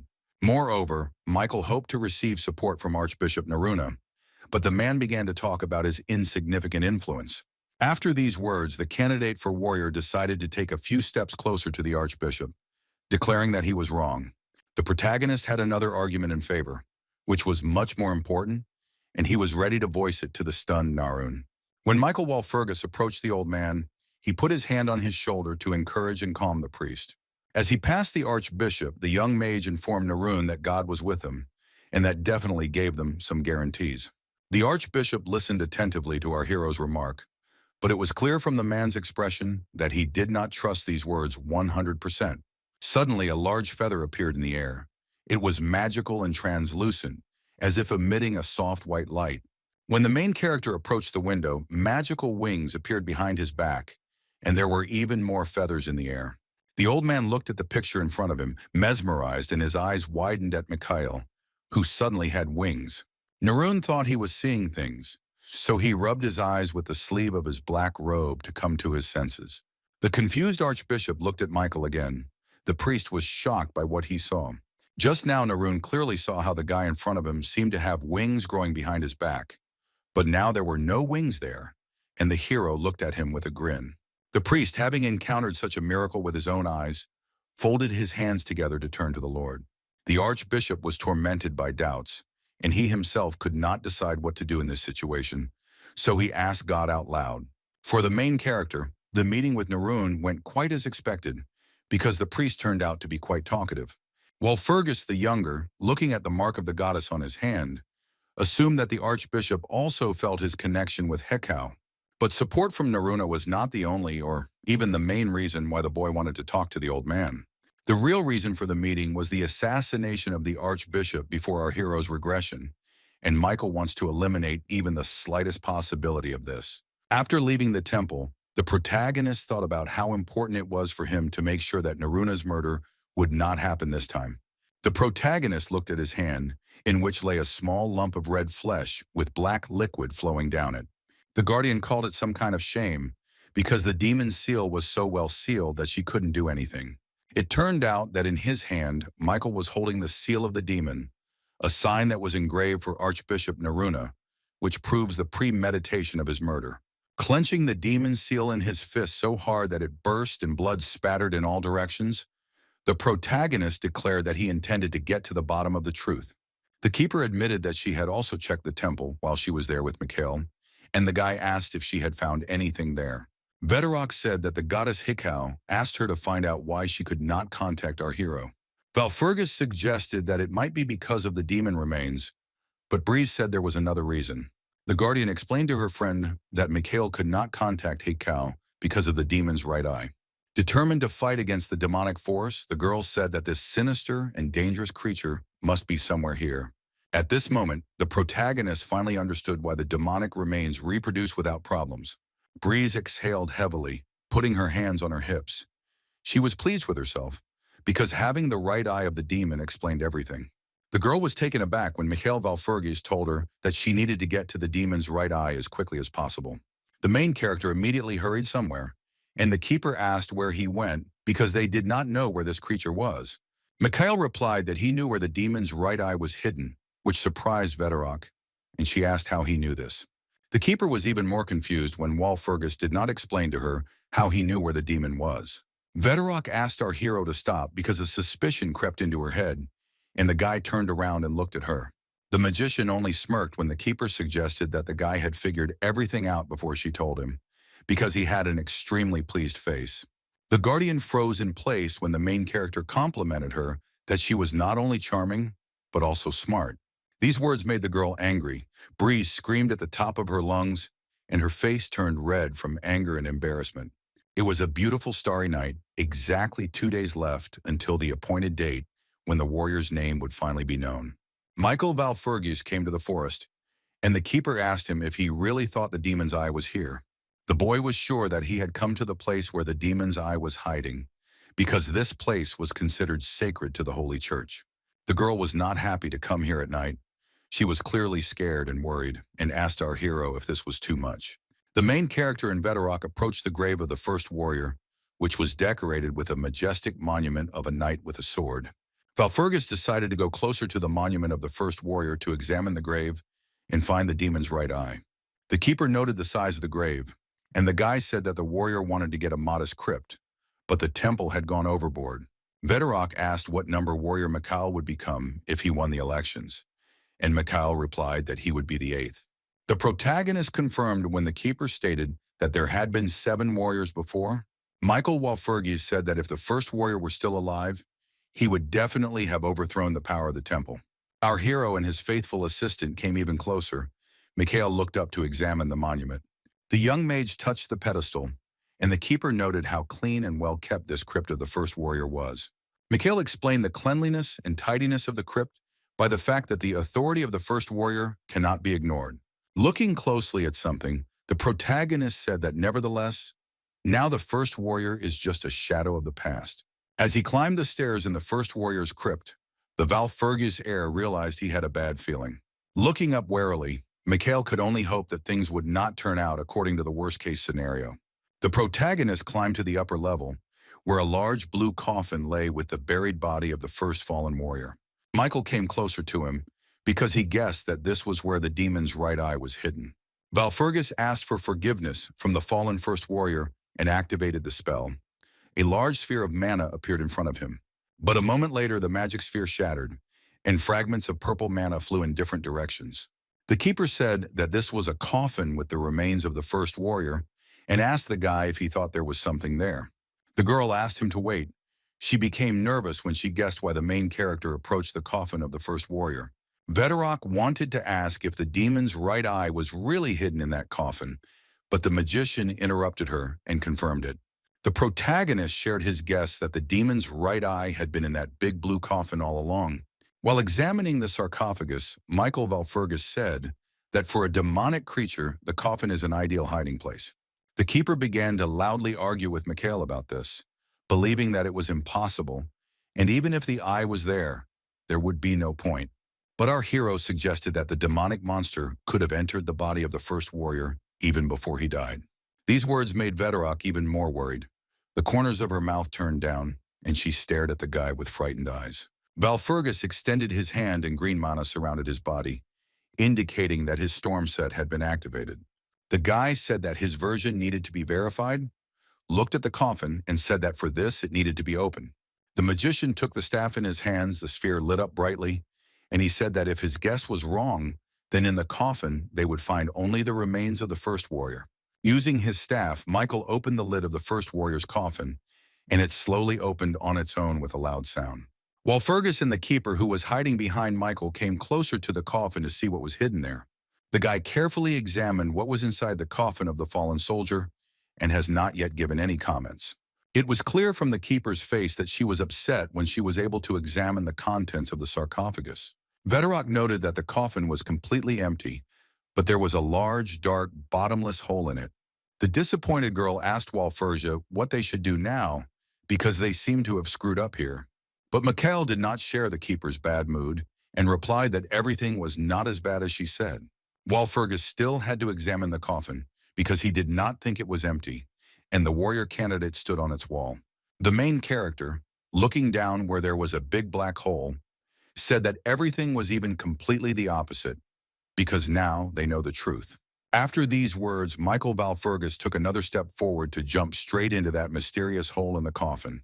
Not knowing what awaited him at the bottom of this hole, the guy bravely jumped down without feeling a shred of fear.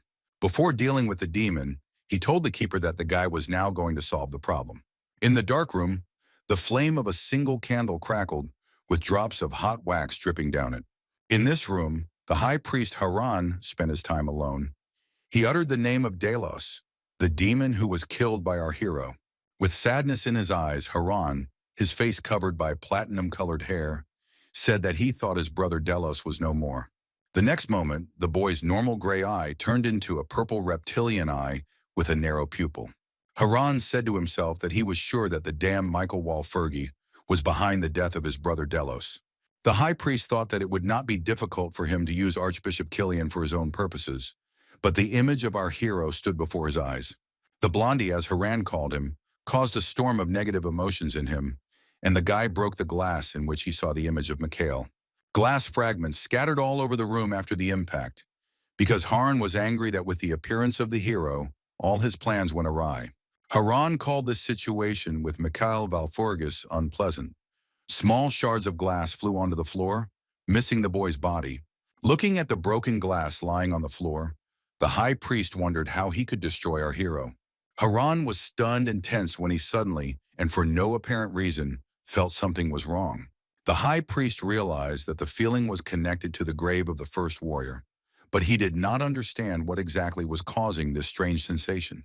When Haran realized what exactly was going on, a sinister smile spread across his face and the boy laughed.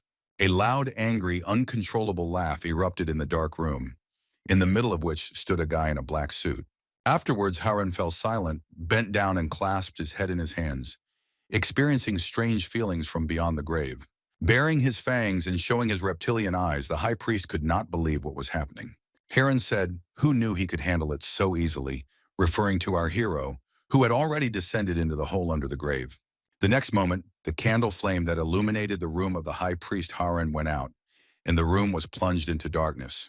At this time, Mikhail Valfurgis and his assistant Vetrok descended into the hole under the grave. It was pitch dark inside.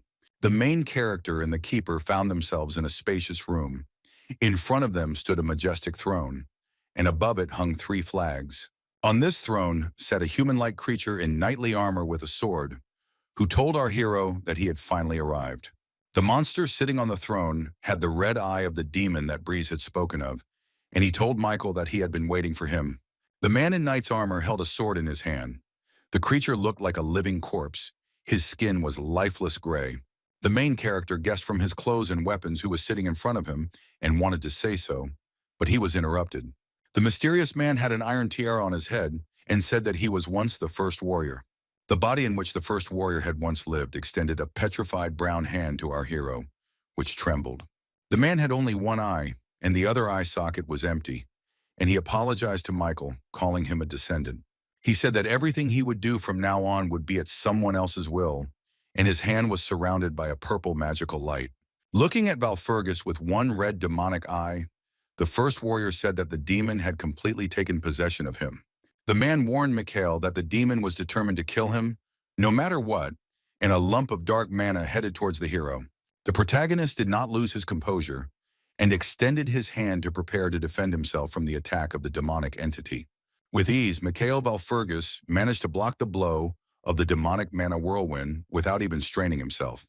Our hero looked at the remains of the first warrior with a smile and treated his situation with understanding, calling him senior.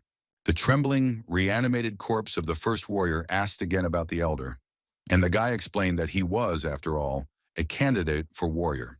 Valfurgis admitted that it was a great honor for him to meet the first warrior, albeit under such circumstances. The first warrior apologized for appearing in such an unworthy manner, and the demon inside him began to control the magical symbols. Using its finger, the demonic creature materialized a magic circle in front of itself to attack Michael again. The protagonist stepped back when he saw a fiery stream of mana fly out from the large magic circle. Our talented magician jumped up and managed to cast the shield spell, and managed to protect himself from the whirlwind of magical fire. However, the power of the fire whirlwind was no joke, so cracks appeared in the main character's shield after the very first blow.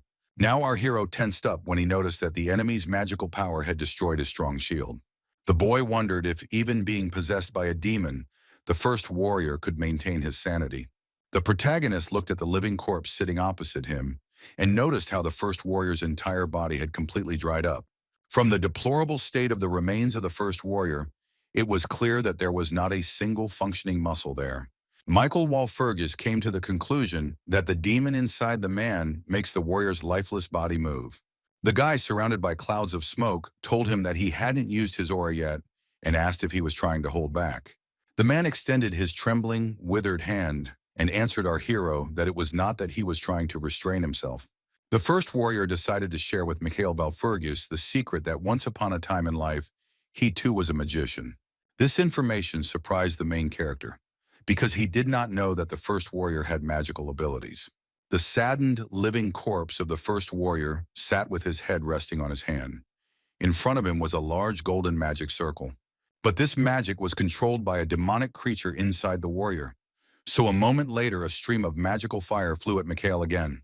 The protagonist quickly reacted and materialized all of his magic circles, and then cast the fire strike spell. Against the demon's fiery mana streams, Michael Walpurgis sent out a large purple blast of magical fire. The guy spread his legs wide to keep his balance and used his hands to remotely control his fire strike. Smoke filled the area, but Walpurgis was curious to know from the first warrior, what about the holy sword, if he was a mage? The first warrior explained that his holiness had given the sword to him because he himself was no longer in shape, and in fact the weapon only appeared holy.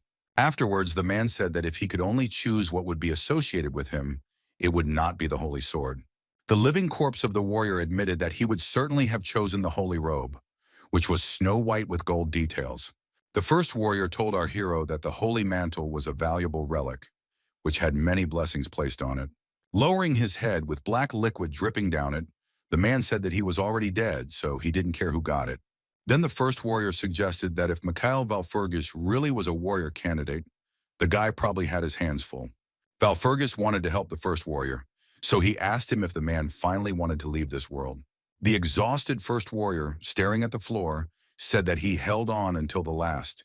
He wanted to say something else, but his strength left him. The eyelids grew heavy and gradually closed, and the last thing the first warrior saw was Walpurgis standing before him. The last thought before the death of the first warrior was a request to Michael Walpurgis, his heir, to take care of this world.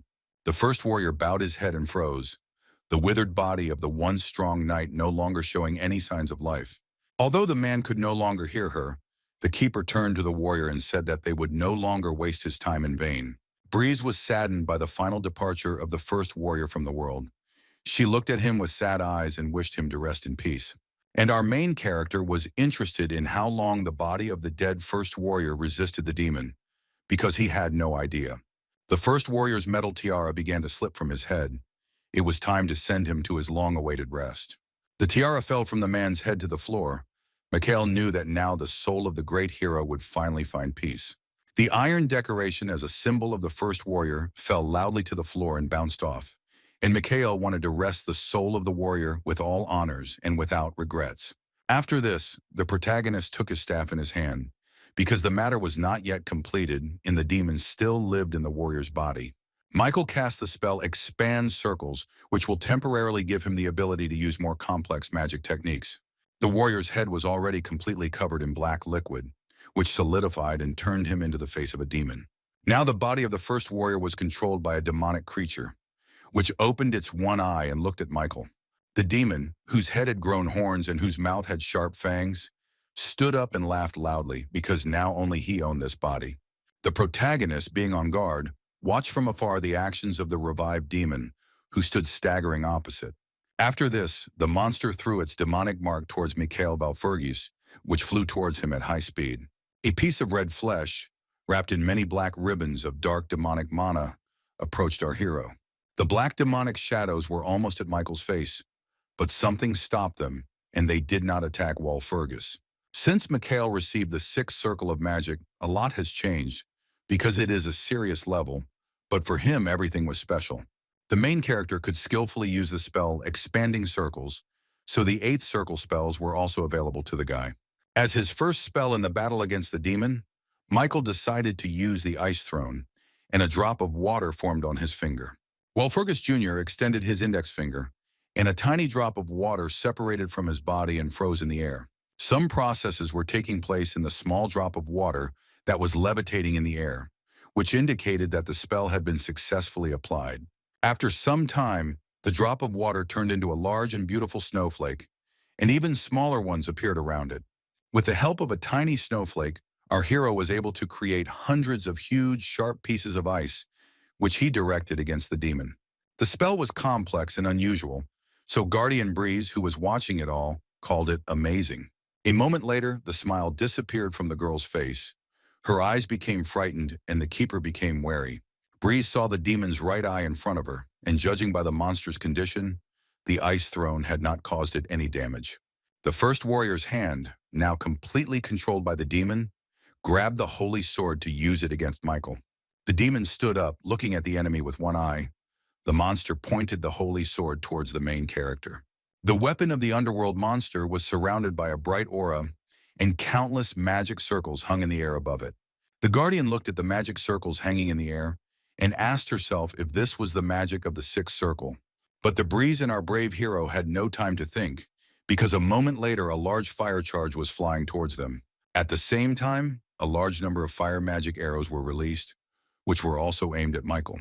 The Guardian tried to shout loudly to Mikhail to warn him about the attack, but he saw everything perfectly well. The demon used so many spells against the guy at once that even our fearless hero froze in surprise. Fire bolts, arrows, and other spells were aimed at Valfurgis, and he looked up in fascination. Before all the demonic mana flew into the guy, he was able to gather himself and managed to cast the mana concentration spell. Michael Valfurgis extended his palm forward and a long stream of blue glowing magical energy flew out from it. Against several types of attacks of the demonic monster, our hero decided to use only one, controlling the blue beam of mana. The spell caused the protagonist to fly up. A blue beam from his palm was directed at the demon's spears and charges.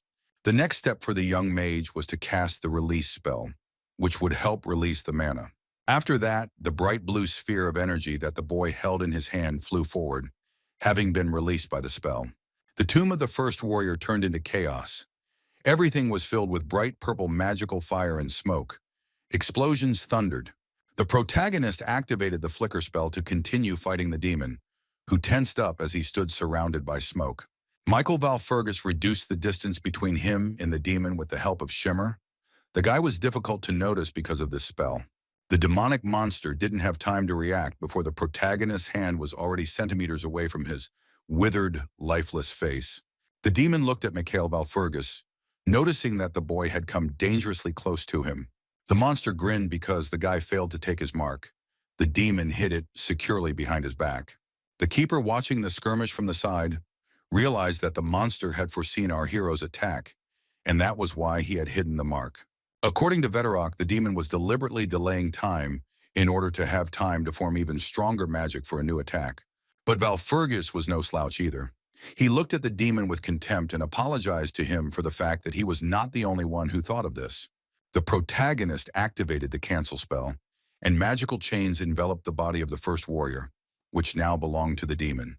Then Michael Valfurgis's magic chains went to the devil's mark, and the guy managed to grab it. This was clearly a surprise for the monster. He tensed up and looked away with a frightened eye.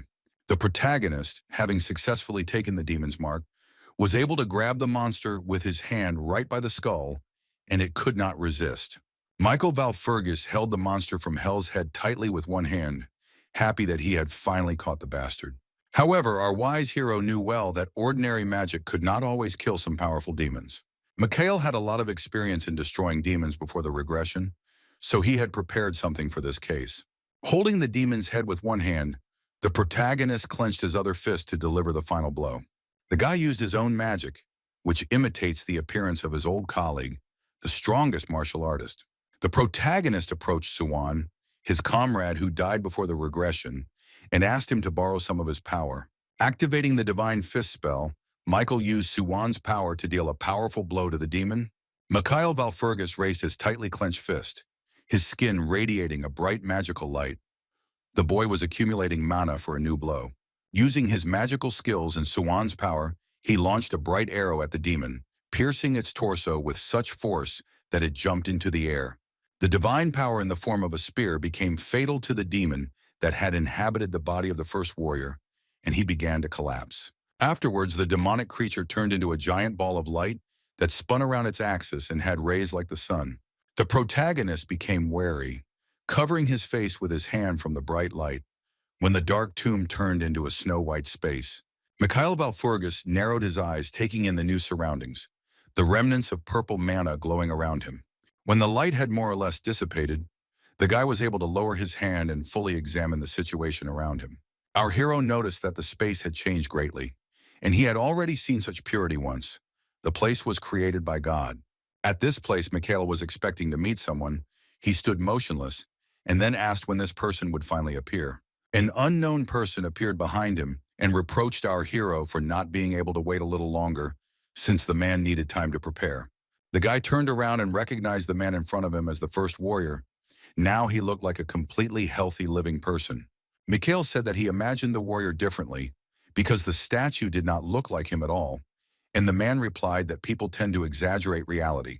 The first warrior said that he was unwavering in any case and dreamed of becoming an outstanding holy knight, even as a mage. With a smile on his face, the main character lowered his head a little and closed his eyes and then admitted that it was cool. Looking into the eyes of the saddened first warrior, the protagonist told him that he hoped the man was well.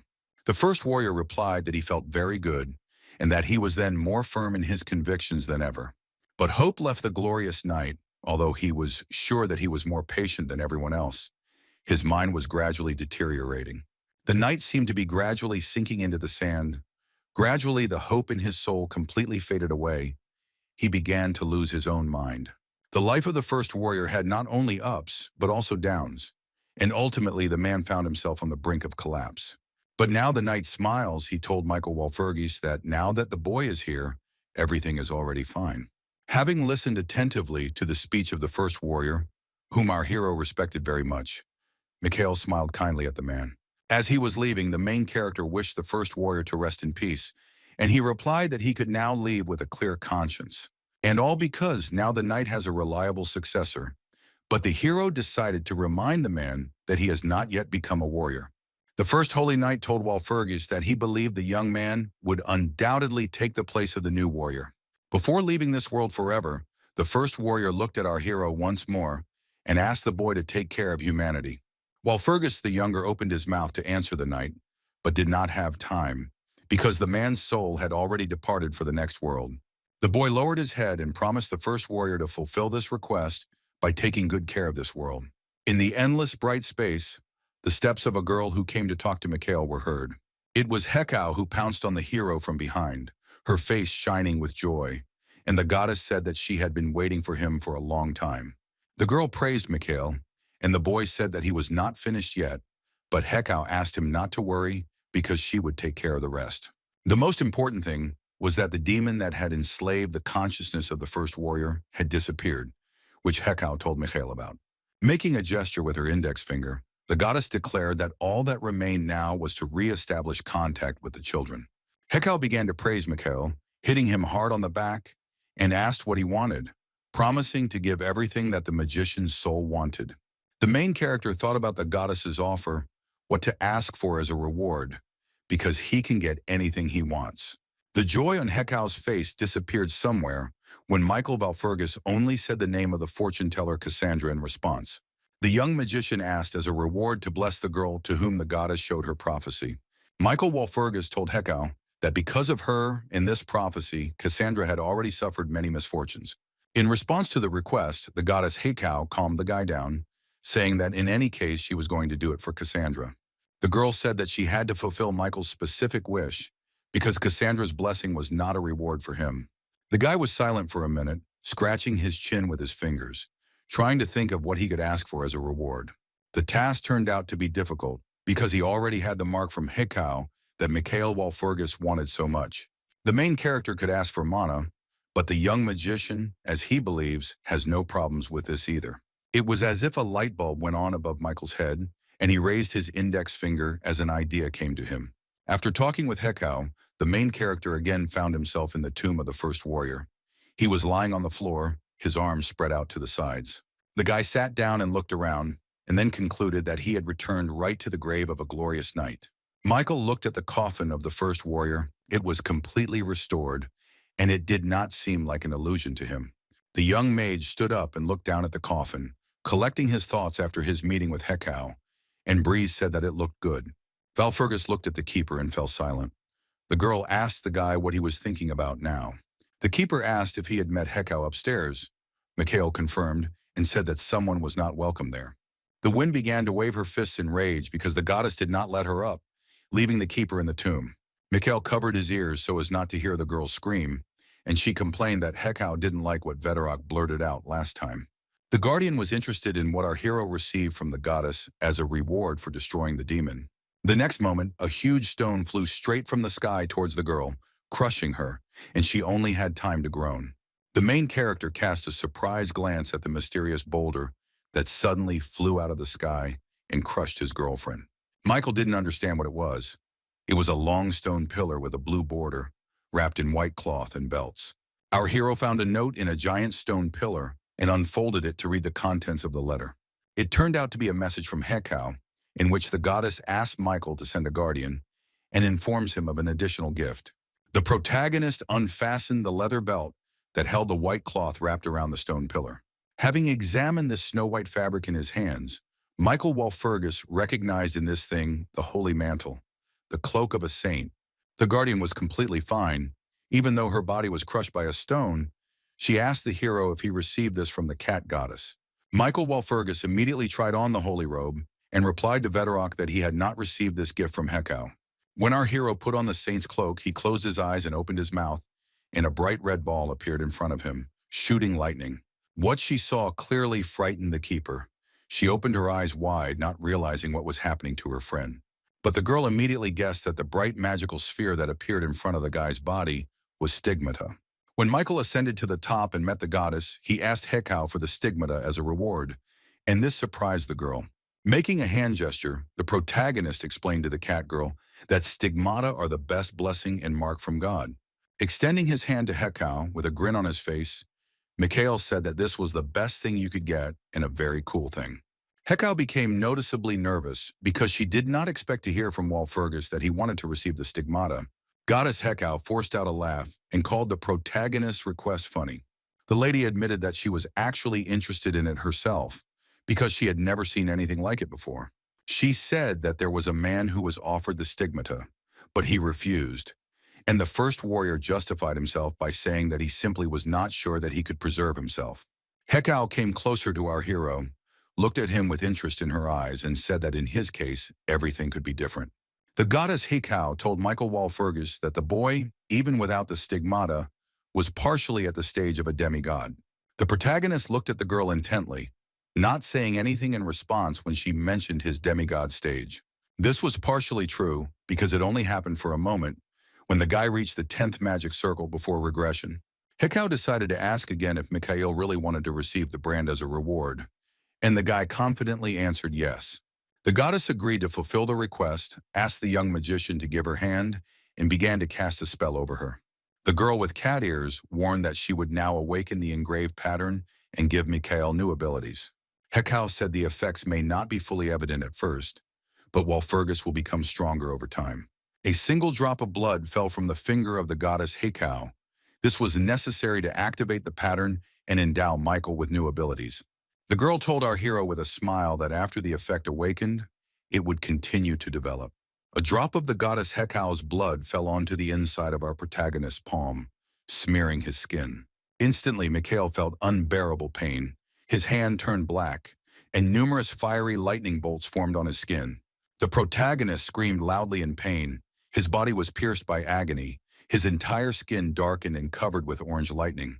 Hekau watched this calmly and even with a smile, realizing that if she could destroy the fate prepared for her, she would achieve what she wanted.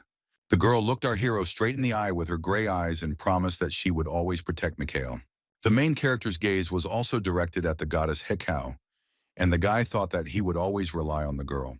The saint's snow-white robe, adorned with golden chains, flew high into the starry night sky. Looking at his new thing now, Michael Walpurgis did not understand what these symbols were at the bottom of the saint's cloak. On the hem of the robe, white mysterious symbols glowed, and the guy guessed that this was memory magic. Memory magic is when some spell is attached to an item and can be used immediately. It belongs to the seventh circle, but in this case it has improved characteristics. The main character was happy to receive such a gift, because he got a saint's cloak with a spell of the ninth circle of magic. The keeper was furious, asking if the boy had really been branded, and called the goddess a proforsetka with ears. Vedorok screamed, claiming that accepting such things was dangerous, and in the worst case, Mikhail risked destroying all of humanity. After the moralizing from the keeper, Walpurgis turned his gaze to the side. Something began to alarm our hero. He suggested that Vedorok get out of here because something was bothering him, and the keeper agreed to leave. The guy already wanted to leave this place, but he remembered that not all the work at the grave of the first warrior was finished, so he stopped. Michael Walpurgis turned around, looking at the coffin of the first warrior, and said that he almost forgot something. Meanwhile, in the night forest, there was another man who was not in the mood for sleep. He was standing by a tree, leaning his hand on a post. It was Haran who was watching the crypt of the first knight of the temple. The guy said that this could not be, not believing his eyes. The high priest was shaking with anger. Haran was furious with Mikhail Walpurgis and the abilities of our magician. Haran lowered his head and shut up. His cheeks puffed out, the guy's mouth filled with blood. The high priest was no longer in the mood for anger. The guy fell to his knees. The man began to literally vomit blood. The crimson liquid began to erupt in a powerful stream onto the ground. Haran was devastated because he could no longer sense the demon's presence there, and he knew that the remains had completely disappeared from the capital. The high priest was horrified because Lady Meryl would certainly not forgive him if the whole plan went awry. But the guy with long platinum hair did not give up. He decided to do something much more significant now. With difficulty, Haran managed to get to his feet, and then remembered that in 2 days there would be a general meeting of all the archbishops. But the archbishop was not enough for the guy. He bared his sharp, bloody fangs and said that he would kill the Holy Father Gregory. The plan was outlined. Now Haran needed to quickly leave the forest to prepare for the imminent murder of the high priest. But the high priest did not even suspect that someone had heard his conversation with himself, and it was Michael who was sitting nearby. All this time, the main character and his faithful companion sat on a tree, watching Haran think out loud. Someone threw a glass goblet on the table in anger and started swearing loudly. The room was filled with the sound of breaking glass. The angry old man turned out to be Archbishop Killian, who was clearly annoyed about something as he stood at the red table. The enraged man blamed Michael Walpurgis for all his troubles, not understanding why he had to suffer so much because of some slippery bastard. Archbishop Killian raised his hands in helplessness and asked if the Lord himself was against him. Looking up at the sky, the old man with the long beard turned to the Lord, asking why he had then sent Haran to the archbishop. Killian was absolutely convinced that God was speaking to him by sending this boy to the priest. The archbishop believed that it was thanks to Haran that everything was actually moving in the right direction. The old man was sure that if he had trusted the prophecy of a girl named Cassandra, nothing would have worked out for him, so she was banished. Killian was furious. He started screaming at the top of his lungs that he thought they had figured everything out already, so what the hell was this happening? The archbishop calmed down a little and said that this vile Walpurgis could not be allowed to take control of everything. The implementation of his plan was the most important thing for the man, so he intends to fight, even if he has to resort to the most vile means. Grandfather heard a familiar voice from another room. Someone asked the archbishop if he was there. Haran entered Archbishop Killian's office with a beaming smile on his face, and the old man immediately greeted him joyfully. Killian understood that if the Holy Father or even the archbishops had not received an indisputable revelation, they could turn the tide right now. For the archbishop, the boy was his last hope, and he asked Haran if he had received any kind of prophecy or sign from God. The high priest, with a smile on his face, convinced the old man that such prophecies or signs from God had come to him. Haran told the man that according to a sign from the Lord, Holy Father Gregory had taken the wrong path.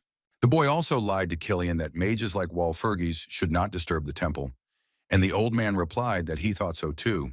The guy in the black suit extended his hand towards Killian and asked the priest what they would do in such a case. The archbishop froze and stared at Haran as he came closer and touched the older man's face. The priest hesitated, not knowing what to answer, and the young minister of the temple replied that they must do everything possible. The young man clarified that they must do everything in their power for his sake, and his teeth turned into sharp demonic fangs. Haran loomed over Killian, his eyes red and glowing, warning that the old man should be prepared to get his hands dirty as well. The high priest fully revealed his true demonic identity and ordered Killian to answer immediately. The archbishop froze. His eyes also changed. Gradually, the whites began to fill with demonic blackness. Killian lost his mind. He recognized Haran as his master and said that they could now change the future for the sake of the temple. The long-awaited day of testing the warrior candidate arrived. Our hero Mikhail sat at the table opposite Archbishop Naruna. The priest studied the papers lying in front of him with delight, and he laughed when he carefully read the contents. Reading the papers, the archbishop stated that Michael had been able to convince the priests who had previously remained neutral or supported Siegfried. Narun called it amazing that the guy was able to do this in such a short time, and Mikhail, pleased with the praise, replied that a lot had happened. The archbishop was surprised that his rival Sir Siegfried did not particularly try to correct the situation. Balfurgus assumed that Siegfried had his own reasons for this, but he himself knew very well that it was because the boy's pride was hurt. Mikhail said that the Siegfried he knew would have found the perfect way out of this situation. The hero sincerely believed that the guy had good skills.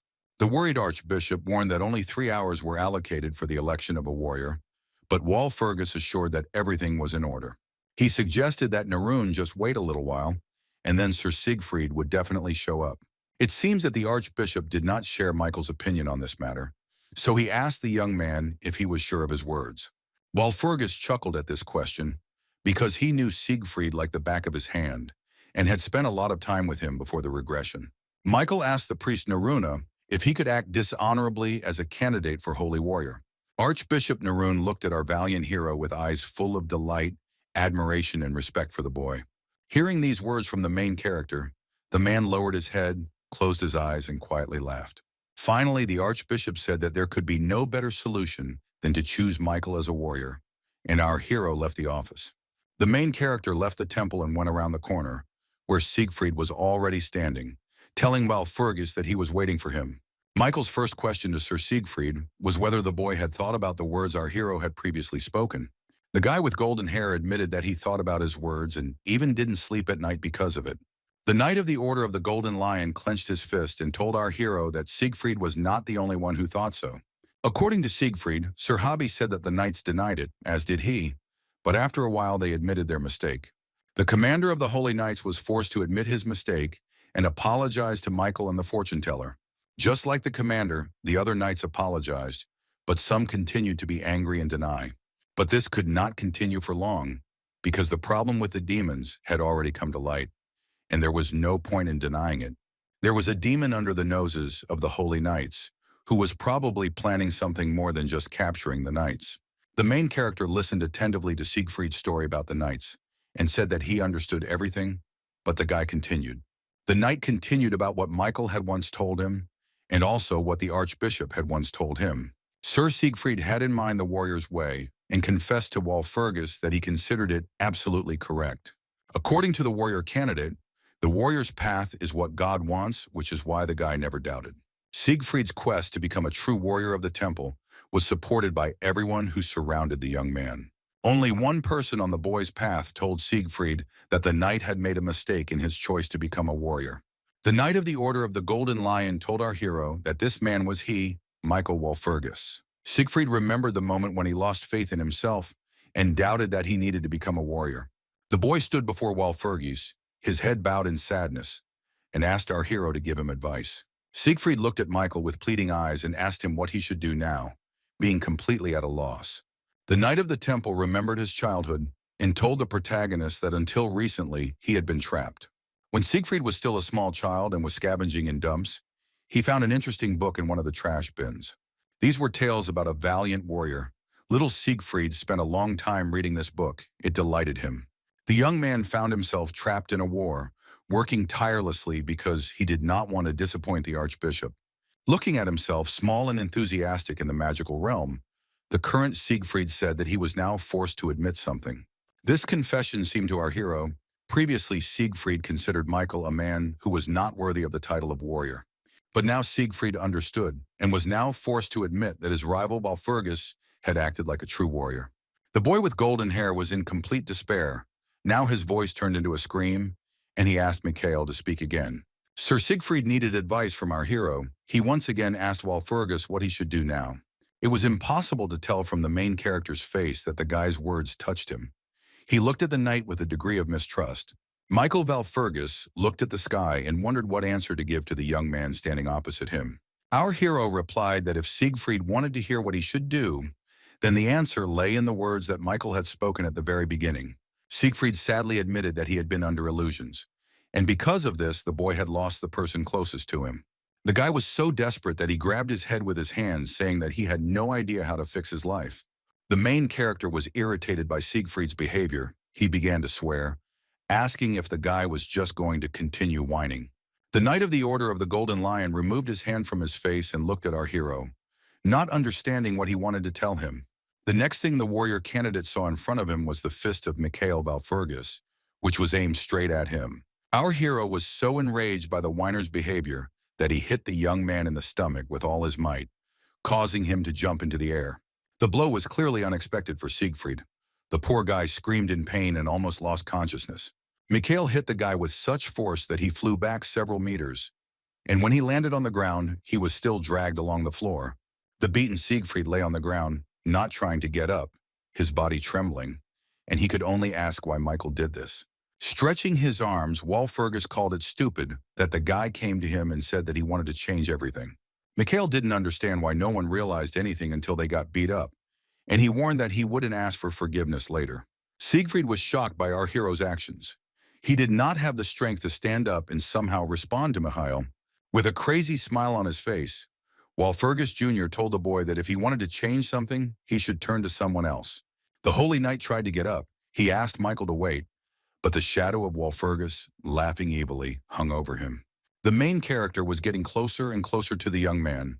The frightened and beaten Siegfried asked Mikhail to spare him. The street around the capital's temple was filled with Siegfried's cries as our hero began to beat the warrior candidate with his fists again. The day of the election of the warrior candidate continued. The sun's rays adorned the luxurious building of the main temple of the kingdom. Inside the luxuriously furnished building, all the archbishops of the church have already gathered to take part in the election of the new warrior. One of the priests confessed to another in conversation that he never thought he would be able to take part in the election of a warrior. One of the archbishops said that the fact that one of the warrior candidates, Michael, is a magician is puzzling. The priest who overheard these words turned to the archbishop standing behind him and said that there was no law prohibiting a magician from being a warrior. It was Archbishop Alea who, with a smile on his face, approached the temple servants who were spreading gossip about our hero. The men told Alea that it was not often that he was seen there, and the archbishop said that of course he must take part in such an event. One of the priests said that he heard that Michael had subdued the great evil that had appeared in the capital, and Alea confirmed this. When asked if Walpurgis could really destroy the demon, Alea answered yes, which is why he came to support the guy. The archbishop was distracted when he heard someone else's voice behind him asking Mr. Alea if it was him. The man turned his head and saw Archbishop Kilian standing behind him with a smile on his face. The priest shook hands in greeting, and Alea said he was glad to meet Kilian. But the smile on Alea's face and the gestures of respect were not sincere, because he knew that Kilian was an old man who always ruined everything. The temple servant's gaze changed as he became certain that Kilian was definitely up to something this time. The conversation between the two archbishops did not end with a formal greeting. Kilian wanted to ask Alea something. The old man with the long beard asked the man if he really thought God was pleased with what was happening. Alea found the question provocative, but responded politely and with a smile on his face, saying that it was not for them to judge. The two archbishops' hands were still clasped together in greeting, and Kilian wanted to say something else to Alea.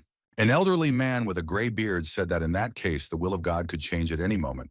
Archbishop Alea froze in shock, his eyes widening as Kilian's image vanished into thin air a moment later. The man didn't understand what the hell was going on. He looked around to find the missing Kilian with his eyes. The priest broke out in a sweat as he began to guess why his interlocutor had disappeared so suddenly.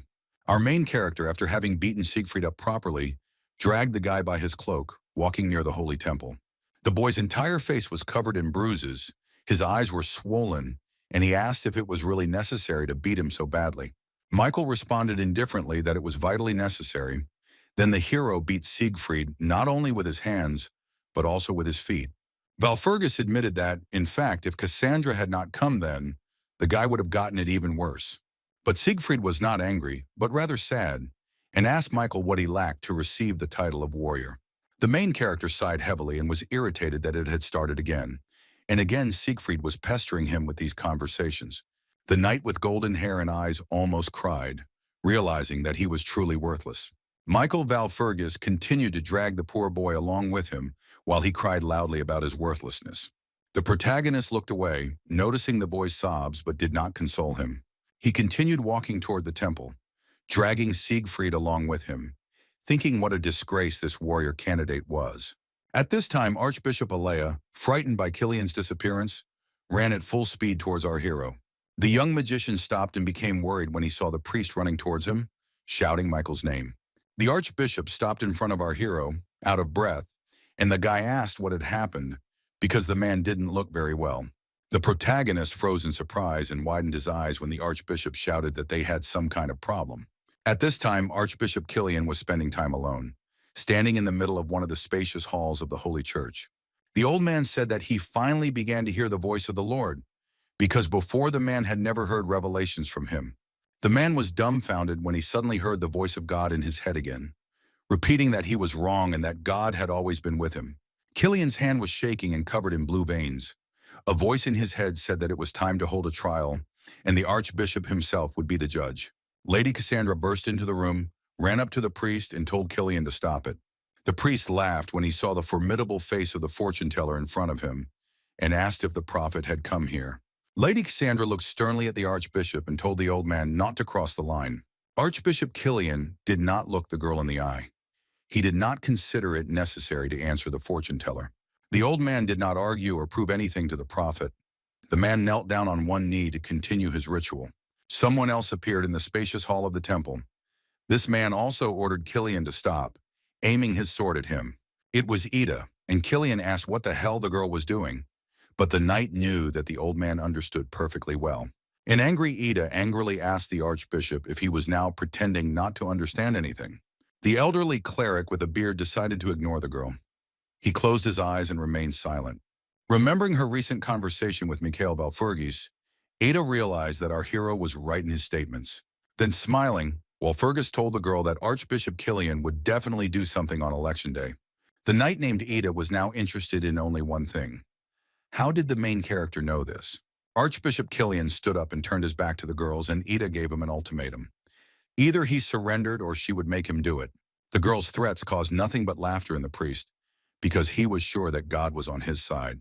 He asked the sword-holding Ida and Cassandra where they were coming from with such loud statements.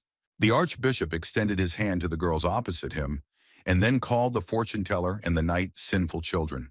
The priest declared with complete confidence that the Lord was on his side, and the old man's eyes filled with demonic blackness.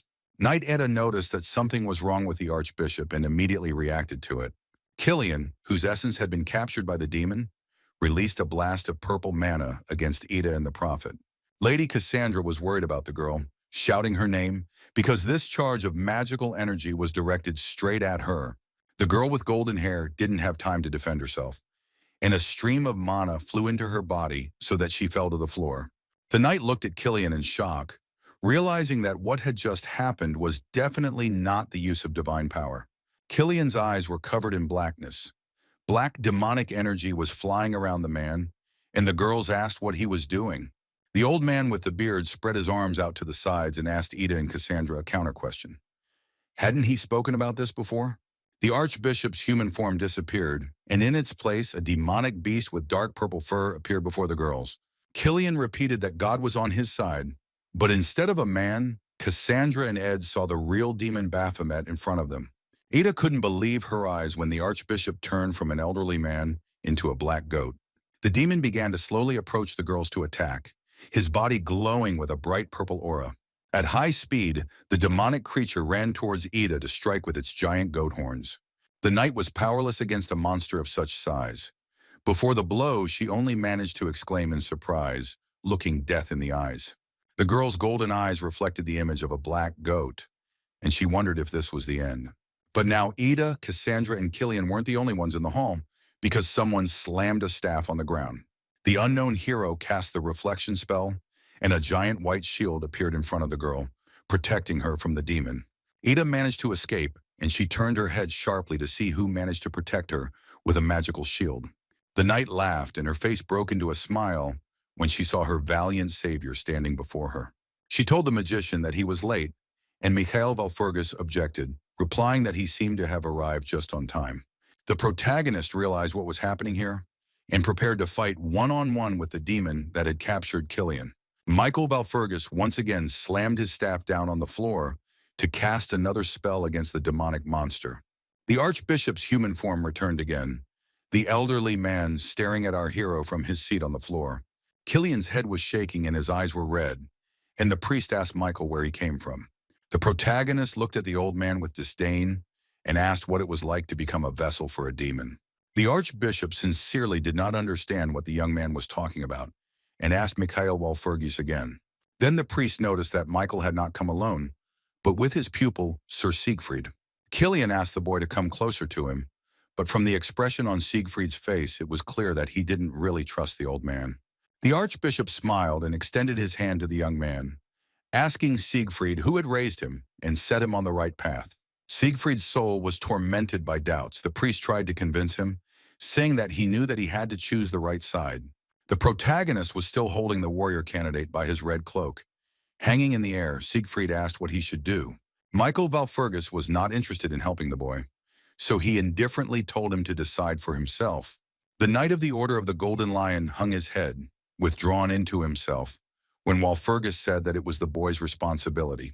The Archbishop did not give up trying to win Siegfried over to his side. He again asked the boy to come to him. Killian was stunned, not understanding what was going on, when he saw how his protege clearly had no intention of approaching him. Sir Siegfried broke free from Michael Walfurgis's grasp and rose to his feet as he made his final decision. The priest asked the Holy Knight what he was doing when Siegfried grabbed his sword and aimed it at the man. Siegfried looked Killian straight in the eye and declared that a knight could not side with a man who was possessed by a demon. These words caused such rage in the Archbishop that the veins on Killian's forehead bulged from the strain. He was disappointed and angry at the boy's betrayal, stating that he trusted this fool more than anyone else. But the distraught Archbishop Killian was not despondent. He laughed loudly, saying that in any case, God was on his side. Sir Siegfried wanted to try to get through to the Archbishop, but Michael said that the boy had better not get involved in this if he did not want to get it. Raising his hands up, the possessed priest rejoiced because he had been waiting for a revelation all his life and could finally hear it. Walfurgis Jr. did not share Killian's delight, telling the old man that this was not a revelation at all, but a death sentence for the priest. The gloating smile on the Archbishop's face disappeared as he froze, not understanding what was happening to him. The priest fell silent and froze in this pose with his hands raised to the sky, but his neck was twisted to the side. The protagonist watched as Killian's consciousness left the Archbishop's body, the man now standing with his hands and head down. The young magician admitted that it would be good if he and the priest could finally find a common language. The Archbishop was unconscious but still standing, and Michael asked if he could now show his true face. Our hero looked down at the priest with disdain and turned to Muriel, asking if she could hear him. A demonic entity awakened in the old man's body. His eyes turned red, and black goat horns grew on his forehead. Having taken over Killian's body, Merrill asked how long Mikhail had known about this, and the guy admitted that he had known about it from the very beginning. The commander of the 6th Squad of the Demon Army, Muriel, said that Walfurgis Jr. was the one who managed to capture the ugly overlord.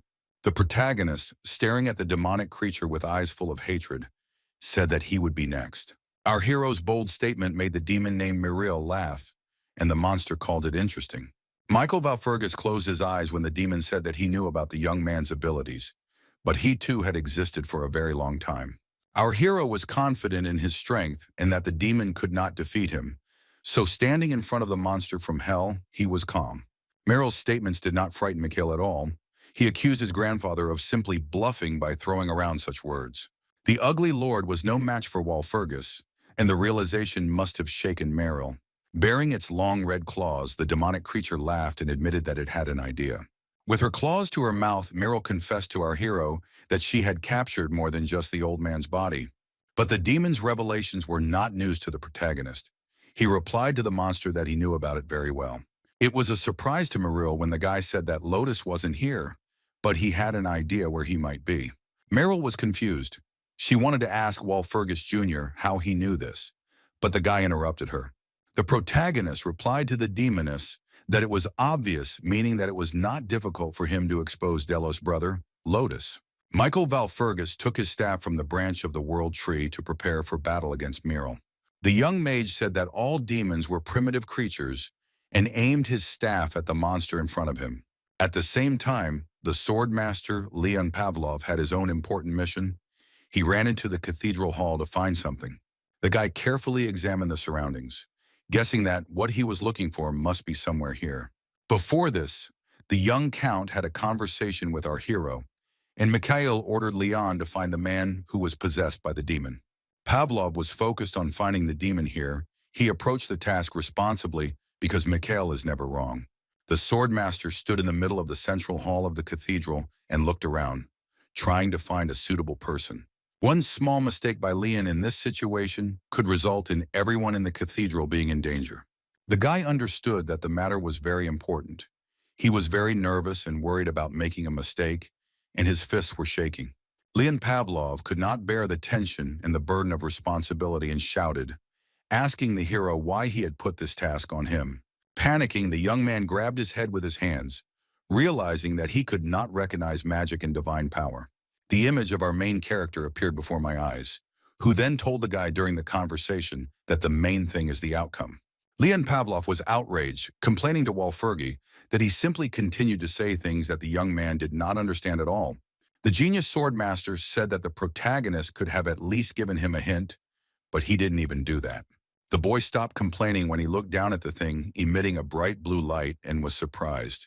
His magic sword, given to him earlier by Michael, began to glow, the entire weapon emitting bright blue mana. Leon Pavlov became wary because he concluded that his sword reacted this way because someone had passed nearby. His eyes were full of worry as the young count began to guess who exactly had passed him. The man who passed by turned out to be one of the archbishops, and the guy immediately asked the man to stop for a second.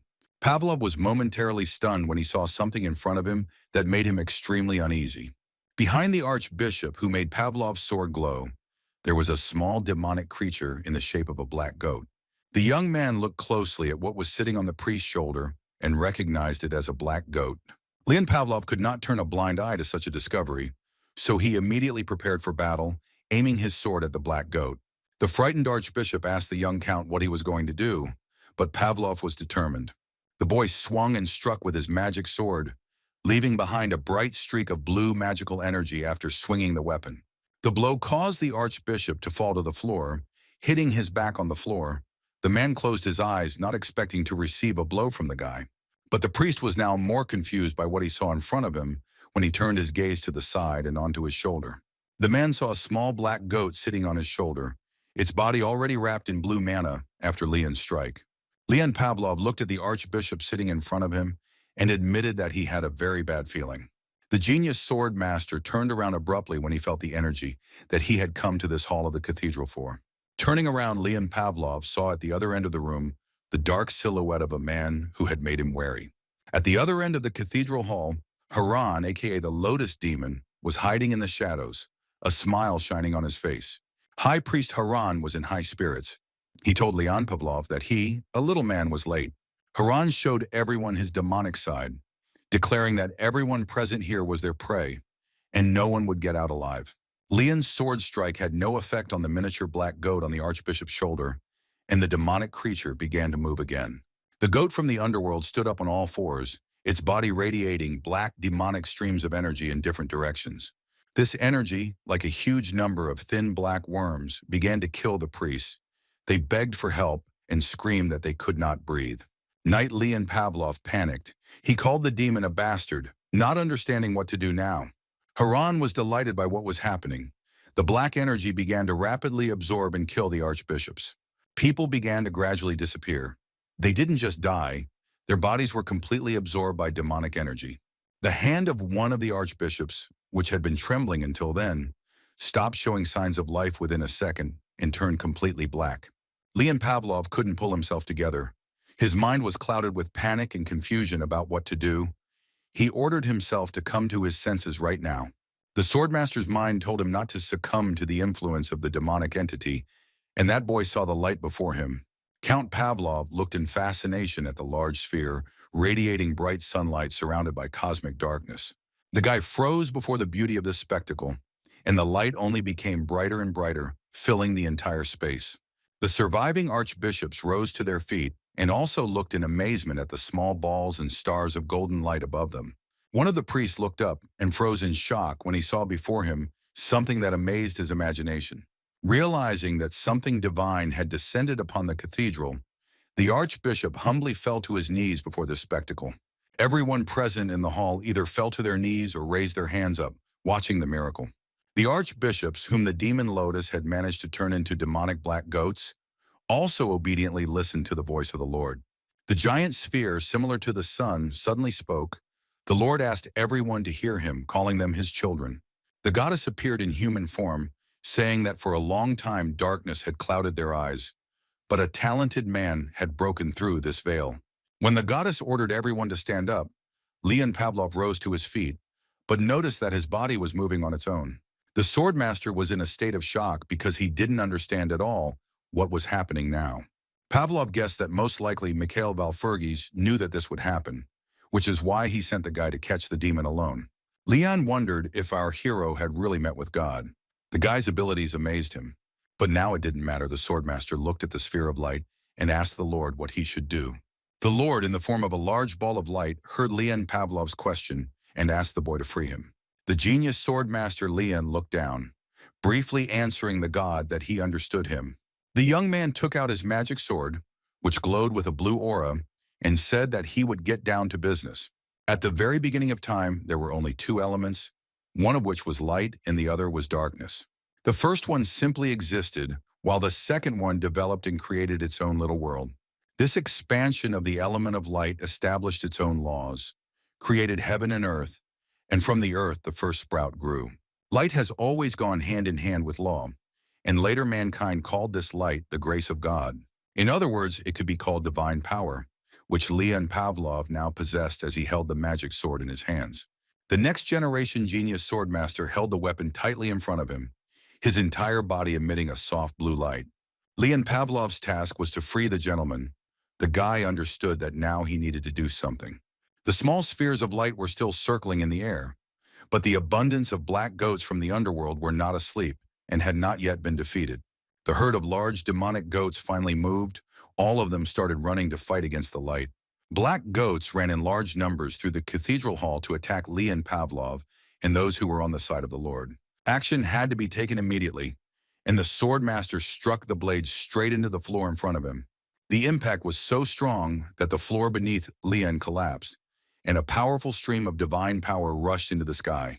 Count Pavlov saw a small blue sphere form beneath him, emitting streams of magical energy. Leon was dumbfounded by the unusual sight he had just managed to create with his own hands. The herd of black demonic goats began to disappear and dissolve behind a veil of bright white light. The sphere that Leon Pavlov created with his sword only grew larger, filling the entire hall. Miril, in Killian's body, also learned about what was happening in the cathedral hall, where all the archbishops had gathered.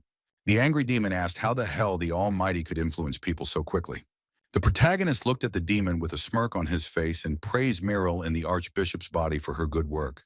Michael asked the demon if he thought he would get off so easily after everything he had done.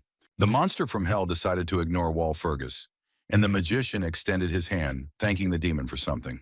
Walpurgis thanked Miril for making the temple cleaner for the first time in a long time. The demon was depressed, realizing that everything in the church did not go according to his plan. He did not answer Walpurgis.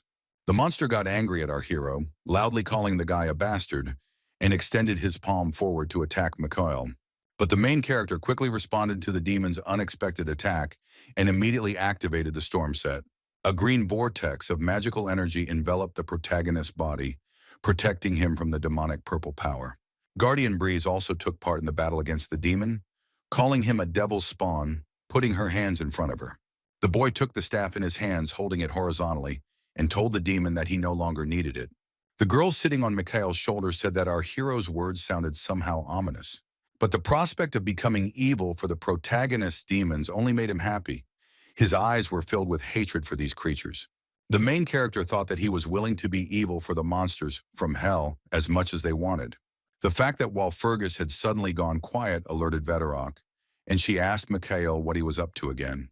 The dumbfounded guy confessed to his friend that he felt like he had started to think like a real demon. The keeper's mouth fell open and she stared at Mikhail when she heard him make such an unusual confession.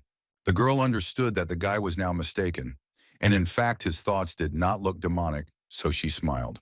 Flying forward, the keeper told the protagonist not to flatter the demon by comparing him to himself. Mikhail and Veterok were distracted by a conversation between themselves, so the demon-possessed Killian called out to the boys. The demon in the old man's body shouted at them that they were scum and jumped high above the floor to attack the heroes again. The protagonist was always on guard, so he managed to cast the divine shield spell to protect himself. Michael Walpurgis looked into the demon's eyes and warned the monster not to even think about escaping. The demon Muriel in the body of Archbishop Killian unnaturally twisted her neck to the side, surprised by the guy's words. The demonic creature raised its hands up, its palms shaking with anger. The monster ordered Walpurgis to finally shut up. The hellish monster declared that he would kill everyone here and then spread his arms out to the sides, and his energy began to shine with renewed vigor. The demon's essence began to consume Archbishop Killian more and more, turning into a full-fledged monster.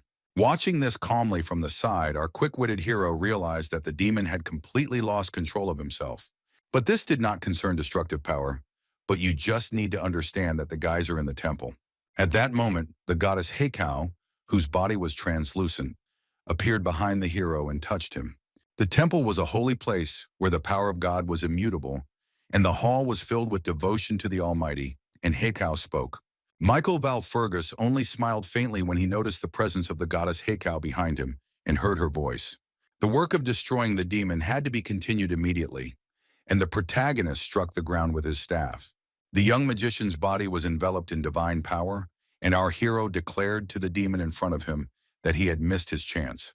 The protagonist, using his skills, launched such a powerful stream of divine power that it rushed high into the sky. This stream of bright blue energy was destructive to the demon. Mikhail could only watch the monster die. The cathedral hall was filled with smoke. Michael Walpurgis silently watched the screams of pain and the suffering of the dying demon. Muriel's image began to dissolve in the divine light, leaving only the demon's hand and the last words that he remembered him. The main character gasped with a smile on his face when he heard from the demon that he would definitely return and kill the magician. Mikhail Walpurgis answered the hellish monster with irony in his voice that he would look forward to it with impatience. Those gathered at the Archbishop's temple watched as a powerful stream of blue light shot out from the roof of the church. A great flood of light rose above the sanctuary, and a feeling of grace and holiness spread everywhere. The clergy and parishioners of the church knelt down and joined hands in prayer to the Lord. Everyone who was present in the temple that day was filled with awe, because the demon was defeated. And the best news was that the god, who had been absent from the temple for a long time, had finally returned. In a dark room, lit only by candles, a woman dressed in a black suit sat alone on a throne. The woman coughed and spat out a large pool of blood on the floor in front of her. She was clearly not in the best condition. Wiping her mouth, the woman with the goat's horns on her head mentioned the soul she had been working on for so long. The demoness twisted her mouth in anger and hatred towards the man, because of whom all her plans had gone awry. Sixth Commander Muriel bared her fangs, furious at that damn Mikhail Walpurgis who had ruined everything. Our main character appeared suddenly and destroyed all the demoness's plans. The guy even managed to destroy her warriors. No matter how talented a mage was, some demons were difficult to defeat, so the demoness was sure that Heikau was involved in this. Meryl, the commander of the 6th Squad, was determined to find out if it was true that the goddess was helping Michael Walpurgis. The woman ducked as a gigantic black demonic goat suddenly appeared above her head. The animal opened its mouth, and from it the body of a demon in a metal helmet flew flat down, screaming in horror. The demon with the tail fell to the floor, dust rising above its body. Muriel recognized the monster in front of her as Lotus. When the demon heard the voice of his mistress, he raised his head and looked submissively at the commander. Lotus was kneeling in front of Muriel. He wanted to address the greatest demoness, but the girl told him to shut up. Muriel said that the demons should have been killed back in the temple, and Lotus thanked the demoness for her pardon. The word pardon caused confusion in the girl, because she did not share the opinion that she had pardoned the demon. The commander of the 6th Squad of the demon army admitted that she simply wanted Lotus's memories, and the demon trembled. A giant metal horn pierced the demon's body through and through, which was a fatal event in Lotus's life. Lotus looked up and began to scream in pain when Meryl admitted that his worthless life was of no importance to her. The demon grabbed the horn with his hands to try to pull it out and screamed, begging the woman to have mercy on him. Meryl said she didn't care about his requests, and a small red ball came out of Lotus's body. The ball flew to Meryl. The woman took it between 2 fingers and brought it to her mouth to eat. At this point, the life of the demon named Lotus was completed. The woman swallowed his heart and was left alone. Wiping her bloody mouth, the demoness promised our hero that next time she would definitely be able to kill him. A whole week had passed since the battle with the demons in the temple, and now the Holy Father Gregory appeared before the clergy. Everyone gathered for the warrior's appointment ceremony, and the high priest thanked those present for coming. Gregory stated that many things happened, but they were able to destroy the filth, and Mikhail's father and Butler were also present at the event. The Holy Father said that after all this, the world would never be the same, and Leon, Cassandra, and Ida listened to the priest's speech with smiles on their faces. The man said that many difficulties and dangers might arise, but the Lord did not remain indifferent to their fate. The priest said that the Lord had given them his messenger, Michael Walpurgis, and our hero appeared before the public. The keeper was surprised that everything was prepared so quickly in the temple, but the hero did not share her admiration. A few days before the ceremony, our future warrior had a conversation with Siegfried, and the boy admitted that he was thinking about withdrawing his candidacy. Then Walpurgis asked what it was this time, and Siegfried awkwardly asked in response whether he should continue to fight for the post. Sir Siegfried admitted that he hardly knew how to behave during the battle with the demon. The Knight of the Order of the Golden Lion said that he was renouncing the past and everything he had experienced in order to be here, in the Temple of Ear. Mikhail asked what about his sister Ida, and the guy said that his little sister was not able to see all this. Walpurgis asked the boy why he had come to him, and whether Siegfried wanted to tell our hero something. The main character turned out to be right. The boy hid his eyes and admitted to Mikhail that he came here precisely for this. Siegfried said sadly that Mikhail didn't like him. And how else could one treat a narcissistic and arrogant idiot? Our hero calmly listened to the revelations of the sad guy sitting opposite him, without interrupting. Mikhail was surprised by how much the knight had changed. Apparently, he had to come to terms with reality in the shortest possible time. The magician assumed that he was being influenced by memories of what happened before his regression, but Siegfried had changed. The main character looked at the face of the saddened boy in front of him and thought how much he had changed in this world. He remembered Mikhail and Lady Cassandra, who was different from the one before the regression, concluding that everyone had changed except him. All these thoughts brought sadness to our hero. He, like Siegfried, sat silently, with his head down. Siegfried broke the news that Archbishop Kilian would spend the rest of his life in prison for aiding the demon.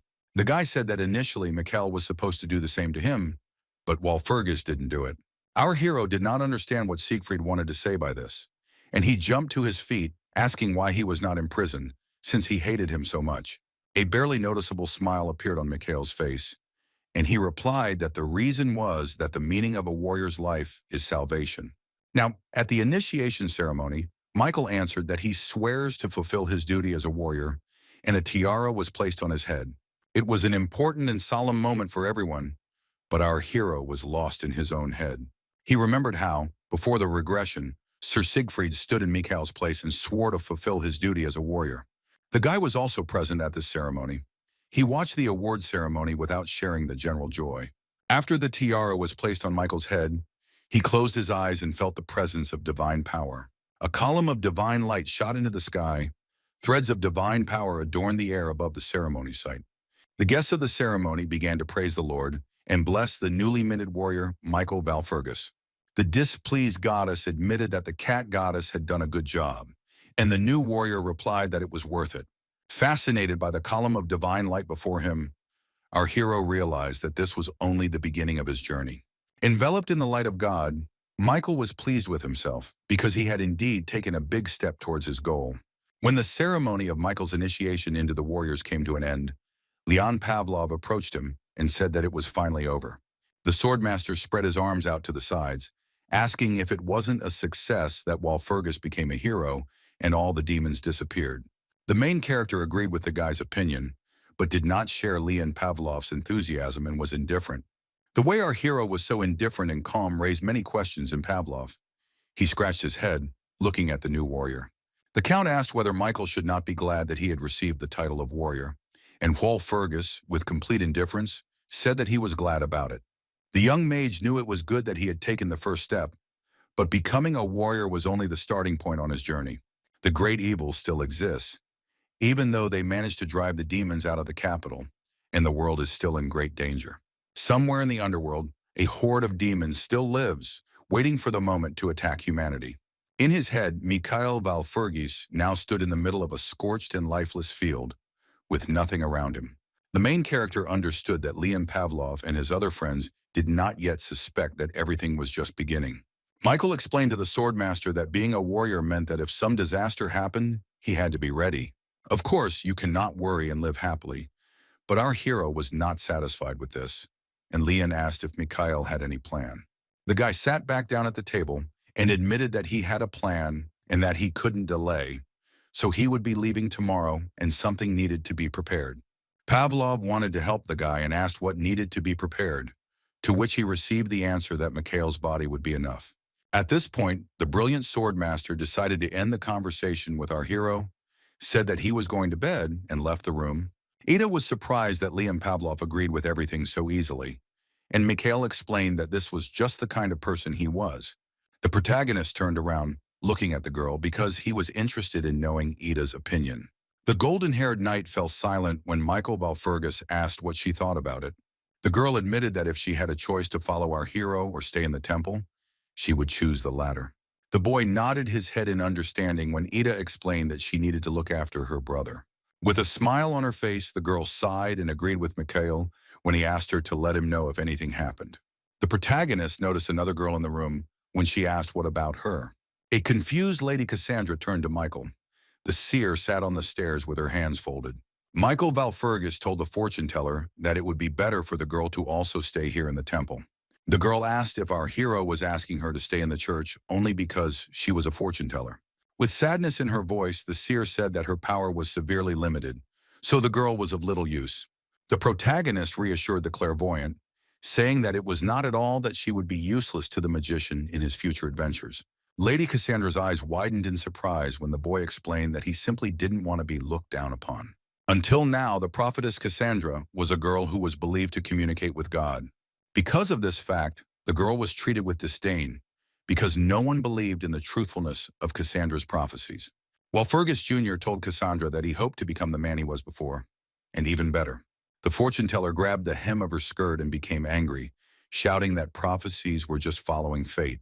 In fact, because the prediction is following the judge, people unknowingly rejected Cassandra's prophecy. The girl was fluttering the hem of her skirt with her hands. She wanted to say something again about her predictions, but stopped. The protagonist listened calmly to Lady Cassandra, and then paused to choose an appropriate answer.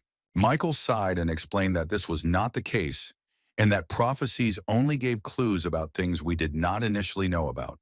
Cassandra's eyes filled with tears from resentment. The girl asked our hero what he meant by these words. Mikhail Valfurgis advised the fortune teller to stop seeing everything only in a negative light and start thinking positively. The new magician said that their task now was to correctly interpret the prophecy and prepare for the upcoming events. Judging by Ed's smile, she agreed with this. To calm Cassandra, who was crying bitterly, Michael approached the girl and stroked her head.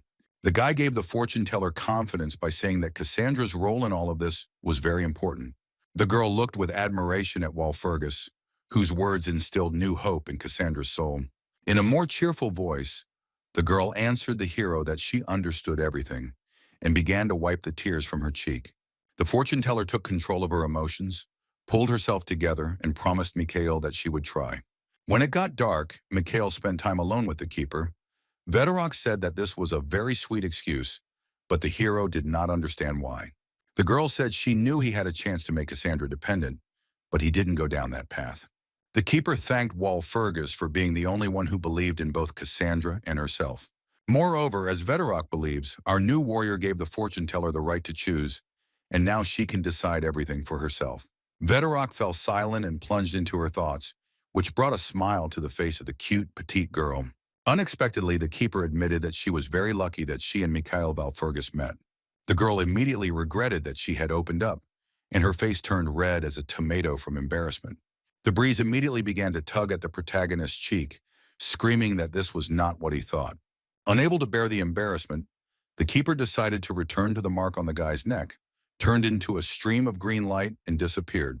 When the girl had already disappeared, the main character believed Veterok that she wanted to tell him something different from what he thought.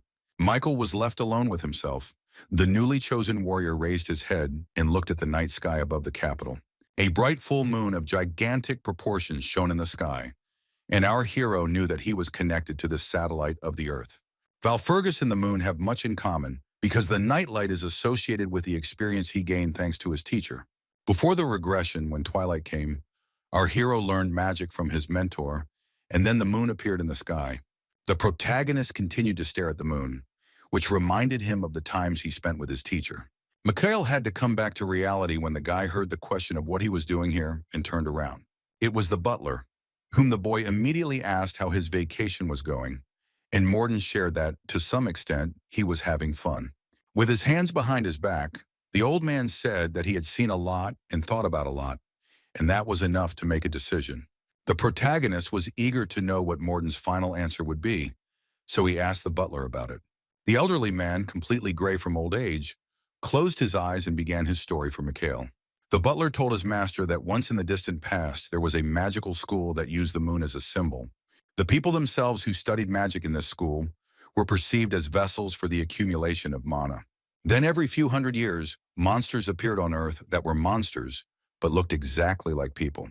According to Morden, they could sort of start the circulation of mana in different parts of the body, and the creatures were truly created for magic. Followers of the Moon School of Magic tried to artificially transform into such creatures. Mikhail called it madness that these magicians created fractures in their bodies and then recovered, starting an endless cycle. Looking down at the floor, the butler said that everything that was happening at Luna's school was madness, but at some point it almost stopped. But there was one more thing that the butler Morden wanted to tell his master Walpurgis Jr. Morden asked what if one of these madmen was standing in front of him now, and what the hero would feel if he saw this genius with his own eyes. On that day before the regression that our hero recalled, everything fell apart, his family ceased to exist. Many members of our hero's family were killed, and even Mikhail himself, out of despair, wanted to commit suicide. The boy was crushed and disappointed because he could not save any of his family, and he was shaking and sobbing, holding the tip of the sword to his throat. At that moment, a man approached Mikhail, kicking someone's dead body, and asked the guy if he was happy. The man asked Walpurgis if he was glad that he had brought about the death of his own family. The man in the black suit told Mikhail that it was all because of him, and the guy was not worthy of becoming the leader of his family. The boy turned around when he was asked again whether he thought it was a brave thing to follow in the footsteps of his deceased family members. At that moment, the main character was holding tightly to the handle of the weapon, planning to go to the next world after his family. The man turned out to be the butler Morden, who told Mikhail that in that case, that was all he was worth. Walpurgis Jr. was in complete despair at that moment. He saw no point in living any longer and could only cry silently. Now, admiring the full night moon, Mikhail recalled this one of the most tragic days in his life before the regression. He looked at Morden, who spoke of a result that could not be achieved even after the destruction of the body. The butler asked the boy what he would do if he found out that someone had such abilities from birth. Mikhail did not answer his butler directly, but said that he had a counter question for Morden. The old man was shocked when the protagonist asked him what Morden would do if Mikhail had a way to achieve such a result. The man said that he thought so, that the hero knew everything, and according to the warrior, Morden himself said that he had it since birth. What the main character had just told the butler was, of course, not true, which Mikhail knew perfectly well. The boy pointed at himself and told the old man that he was not only born in a body with such abilities. Mikhail Valfurgis smiled, adding that the boy was also born with such brains, pointing his finger at his head. The warrior asked the butler a rhetorical question about why the boy's body so easily accepted magical energy. Morden asked if the boy had analyzed it when he said he could create multiple circles while other mages couldn't. The butler fell silent again when Walpurgis said that he had not only analyzed it, but also interpreted it. The elderly man said that Mikhail is now only 20, and the boy began studying magic only 3 years ago. The protagonist folded his arms across his chest answering that the secret might lie in talent, or it might not be there at all. Morden said that some people are born with skills that other mages cannot develop even after countless attempts. These words of the elderly butler made the man himself laugh, and he asked what kind of absurdity this was. Mikhail Valfurgis listened to the elderly man standing opposite him with complete indifference in his eyes. The newly minted warrior closed his eyes and concluded that our world was full of paradoxes, and Morden asked what he meant. Our hero asked the butler whether the statement that a man's body is no different from a bag of bones was true. Mikhail admitted that he loved to look into the eyes, and this was his innate talent. And just like the butler, he felt something in Morden. Butler Morden was dumbfounded, listening attentively to Mikhail Valfurgis's speech, and, without taking his eyes off, looked at the boy. The old man did not argue when the protagonist said that he thought the struggle for this knowledge had also destroyed Morden. The gray-haired man hid his saddened gaze when our warrior said that the butler had managed to achieve at least a little success. Hiding his hands behind his back, Morden agreed with his master's words that he had had some success in life. The butler said that he was called the Twilight Magician, and he managed to defeat the sorcerers who laughed at his talent. Morden was unable to obtain the magic of the Eighth Circle because side effects appeared and the body decomposed inside. In order to effectively develop his magical skills, the butler had to overload his body greatly. Our hero asked whether it was true that, even taking this into account, Morden had already lived for quite a long time. The butler explained that he was still alive only because he had abandoned the idea and stopped developing his abilities as he had before. With his hand on his heart, the old man said that he had given up his desire to rise to the Eighth Circle and had stopped using magic unless necessary. Closing his eyes, Morden told his master that Mikhail now knew that his butler's body was at its limit. The main character listened with understanding in his eyes to his butler's words about how he was currently unable to do anything. The butler's eyes widened, and he looked at Mikhail with hope when the warrior said that this situation could be corrected. Morden didn't believe it, claiming that his body was truly in an unusable condition, but our hero repeated that it could be fixed. The man insisted that he knew his body better than anyone else, but Mikhail said that it was not for nothing that God called him a warrior. The butler looked at the protagonist with fear as he continued to insist that Morden could still be helped. Holding out his palm, the protagonist declared that with the help of God, the word impossible does not exist. The guy decided to start working on healing his elderly butler right now. He brought his hand to Morden's forehead. He told the old man to get some sleep, and the man, losing his balance, wanted to ask the hero what he was doing, but he didn't have time. The protagonist cast the sleep spell to put the butler to sleep, and the old man no longer argued with Mikhail. The first seconds after the spell, the butler was still trying to fight off sleep. Morden's eyes were still open. He tried to reach the master by telling him something, but the spell worked successfully and the butler passed out. The boy grabbed the man with his hand so that he wouldn't fall and told Morden that his character hadn't changed at all. The protagonist looked at the sleeping Morden and suggested that the butler begin what Mikhail had planned. At this point, the butler was already unconscious, his body hanging on our hero's arm, and Morden fell asleep. To begin working on improving Morden's physical condition, Mikhail carried him into the bedroom and laid him on the bed. The guy began to knead his right hand, saying how long ago it had been and how refreshing the feeling was. Inspired, Walfurgis said it was time to return to Michael, who could modify bodies. The young mage unbuttoned the white shirt of the sleeping Morden. The elderly man's body was muscular, but covered in huge scars. Mikhail came closer and took a closer look at the mutilated body of his butler Morden. The boy knew that the very fact that the body could resonate with mana was a great blessing for a mage. The protagonist remembered how, even before the regression, he had a conversation with Morden, and the man admitted that he was not born with such abilities. Standing over the sleeping body of the butler, the hero said that the man he knew eventually lost his mind and was unable to overcome this limitation. As remarkable as Michael's analytical gift and insight were, he didn't have much time. But now the protagonist had more than enough time. His palm began to emit magical energy, and he was ready to begin healing. The protagonist was given the opportunity to correct the mistake he made before the regression because he had now returned to the past. And the guy returned 20 years ago, not so that his loved ones would repeat their fate, so the magician laid his hands on Morden's body. Michael Valfurgis, whose body emitted a blue aura, promised the peacefully sleeping butler that he would return Twilight to him. Our talented magician announced the beginning of the Twilight restoration ceremony, the room filled with blue magical energy. The main character worked all night to improve the physical condition of his butler, and a sunny morning arrived. After a long, deep sleep, the old man came to his senses. He slowly opened his eyes and looked exhausted after the procedure. The man tried to sit up and groaned out of habit, knowing that his back hurt every morning, so he automatically began to massage it. Morden was surprised when this morning turned out to be different from most of his life, and it felt different. The butler was shocked when he realized that his back pain now practically did not bother him. He was curious about what else had changed in his body. The man began to stretch his hands, checking how his joints worked. The elderly man felt so great that within a minute, he was standing on his head on the bed, meditating Australian style. The sensations were extremely strange and unusual for Morden. He did not understand where such lightness in his body came from.